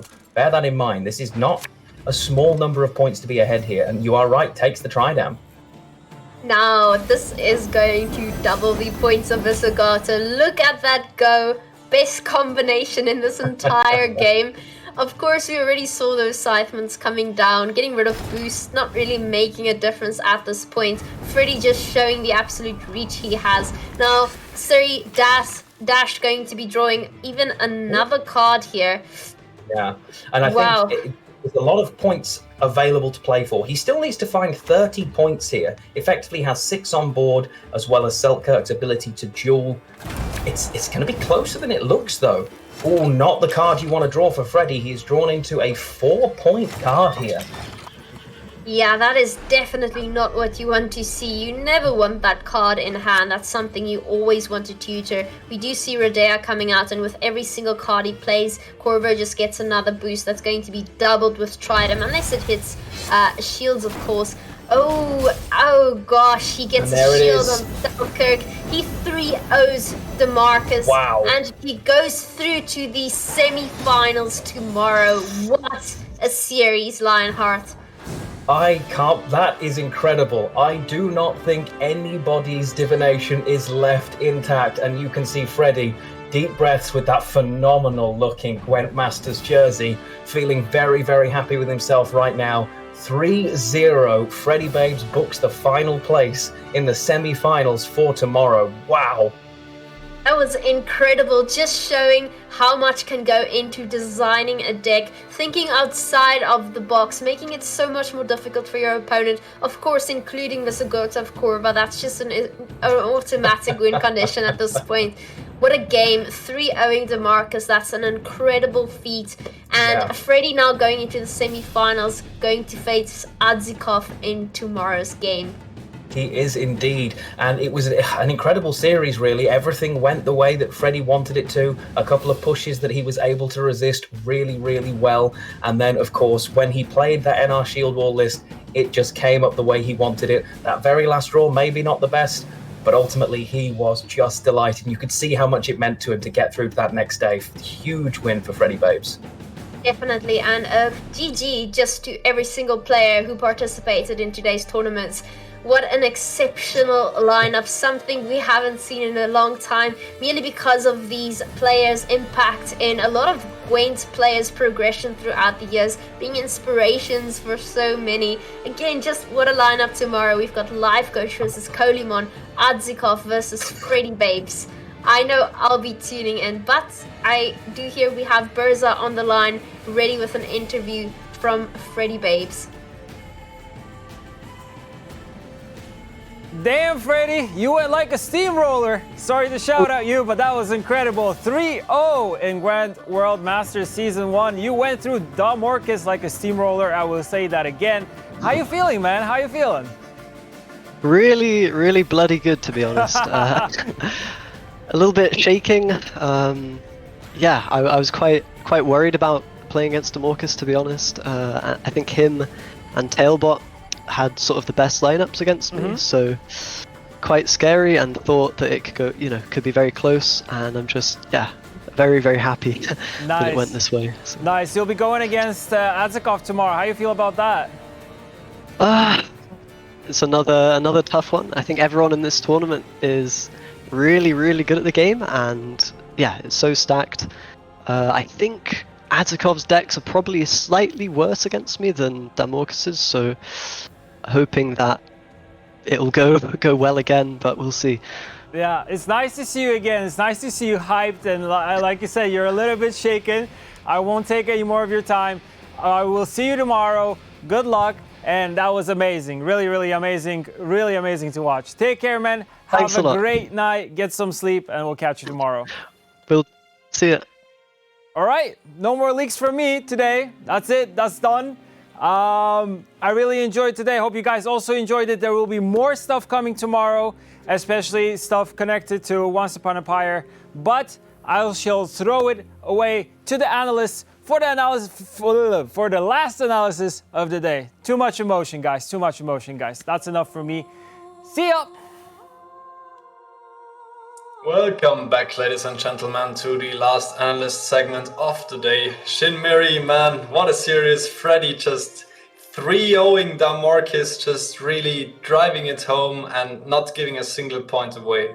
Yeah, I love the emotion that Freddy was just beaming off of Freddy in that interview. You can tell that it's been a while since he's been like at the competitive, the big stage on GWENT World Masters, and he's loving every minute of it. I feel like he's back, Love to see these old school players like Coach, like Freddy Babes, back on the big stage and winning. Exactly, and with his lineup, Freddy definitely has not disappointed. He said in the interview it was only medium amounts of spice, but I don't buy that. It's a spicy lineup, I'm not gonna lie. And we're gonna jump right into the first clip. It is of the Elf Mirror, where Freddy Babes was on the blue coin. And after Damorcus made a very low tempo play with the 3-point elf that boosts another elf in your hand by 2, Freddy just realized that this provides a quite unique opportunity for him in this very situation. Yeah, and he's going to use like the elf stratagem and just playing 3 bronze elves to get out the Aileron and tempo pass against Damorcus here in round 1 as blue coin. Exactly, and it really put Damorcus into a very awkward spot where he had to commit quite a huge card and get his own Aileron out to take the round, which then kind of made his push a lot less threatening, and Freddy Babes' engines really managed to defend against that round 2 push super well. Freddy Babes committed almost nothing against that push, and well, even though Damorcus missed a few cards in round 3, I think Freddy Babes just piloted this really well and took advantage of the strengths of his deck there. Yeah, really wonderful use of the elf stratagem that we haven't really seen anybody actually put in their deck. There's been Redea usage, but yeah, very well played by Freddy. And then the second clip, we have the Northern Realms round 2 against Nilfgaard. This matchup always comes down to the round 2, and honestly, it is one of the hardest matchups to pilot in that round 2 for both sides. Like Northern Realms and Nilfgaard really have to pull all the stops, have to maximize all the points and Nilfgaard just tries to get out with as little commitment as possible, while Witchers is looking, can I maybe 2-0 the opponent? Do I get the ball out? They really have to just be very careful with their resources, and we saw Damorcus really edging his way, just testing the waters in that round 2. And here we see him going for the Amphibious Assault on the Knight, which, well, round 3 we saw him pulling a 12 with Assault, whereas here he pulled a 13 and he ended up losing by a single point. Do you think he should have maybe chosen a different target with his Amphibious Assault there? Well, if his plan was to go all in the whole time, then I think maybe it would have been a better choice to pull something else and save the Kedweni Knight for that super short round 3, knowing that he would get the Amphibious Assault back again.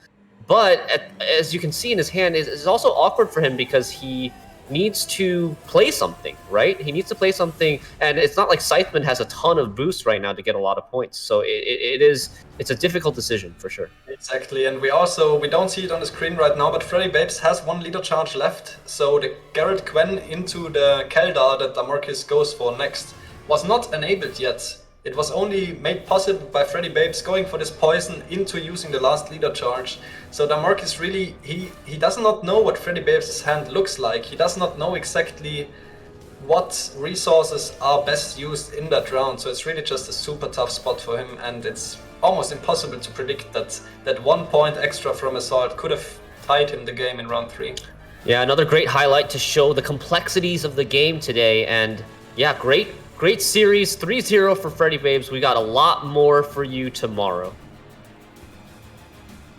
All right, we're back to the casters. Thank you very much for that, Shaggy and Shinmiri, and we have got the end of day 1's bracket. It is Life Coach, it is Colomone facing off against Adzikov and Freddy Babes in the lower half. That is one stacked day 2 tier. Oh yes, and I cannot wait to see those games and be a part of them. Flake and Shinmiri will take you into the first semi-finals. Lionheart and I will take you into the second, and they will end you off with the finals. Who on earth will it be? Hopefully chat and our community will have some better guesses this time around, because it seems the players just prove you all wrong and just threw everything on top of its head. They most definitely did. That has been a day of some incredible gameplay. I do believe as well we can take a look at the prize pool to see an updated version of the prize pool here. And oh, I can see some glorious pixel art. That has to be Silex. Pixel Art Journey has done an amazing job. I'm more excited by this. Wow, amazing job. And you can see here, huge amounts of money have been taken home. Even the players who have been, boo, don't like this version. Beautiful amounts of prize money going to each of the players, and Freddy taking the whole quarterfinal match stake there with the 3-0. Yes, Freddy Babes again earning the most amount of money. Like I said, in the Series 1 he earned more than $107,000. Now we're on $20,000. Freddy definitely going to buy himself a big house after this, I suspect, or at least a few kegs. Pretty much the same thing at this point in life, right? But yeah, pretty much anything he wants. Pretty much anything he wants. But that has been us for the day, and just again, what an incredible series so far. I had so much fun seeing these players come back after such a long hiatus. Some of them haven't played in several years, and yet they are beating pros left and right. Yeah, it shows how much talent they have and how diverse the meta is right now at the top end of Gwent. The talent that they've got, it is definitely no ring rust there for these guys. They have played incredibly well, but that, I believe, is us for the day. The show will be back tomorrow at 4 p.m. CEST. We will be taking the second semi-final. Shinmiri and Flake will be taking you through the first. I believe we will be throwing them over to Powell Berger now to close out the show. Yes, also known as Pavko Gale. We'll see you all tomorrow. Take care, guys. I hope you enjoyed the day. Can't wait for tomorrow. Over to Borja. One thing to clarify, Pavko Gale and me are two totally different people. We might look the same, but we're totally not. So clarifying that for sure. But I would want to say thank you for watching today, day 1. This was crazy. Like Thea said, some of these players were gone for some time. They come back, and it was incredible. We started with Life Coach winning when everybody thought Dilbo was gonna win. And we ended with Reddy going 3-0. So we started on a high, we ended on a high, and tomorrow is gonna be even more incredible. More leaks are also coming tomorrow, and a pre-final segment with me and Jason, so don't miss that. And I think that's it. I mean, it's been a crazy day. It's time to sign off. Thank you for watching. See you guys tomorrow, 4 p.m. CEST as always. Bye!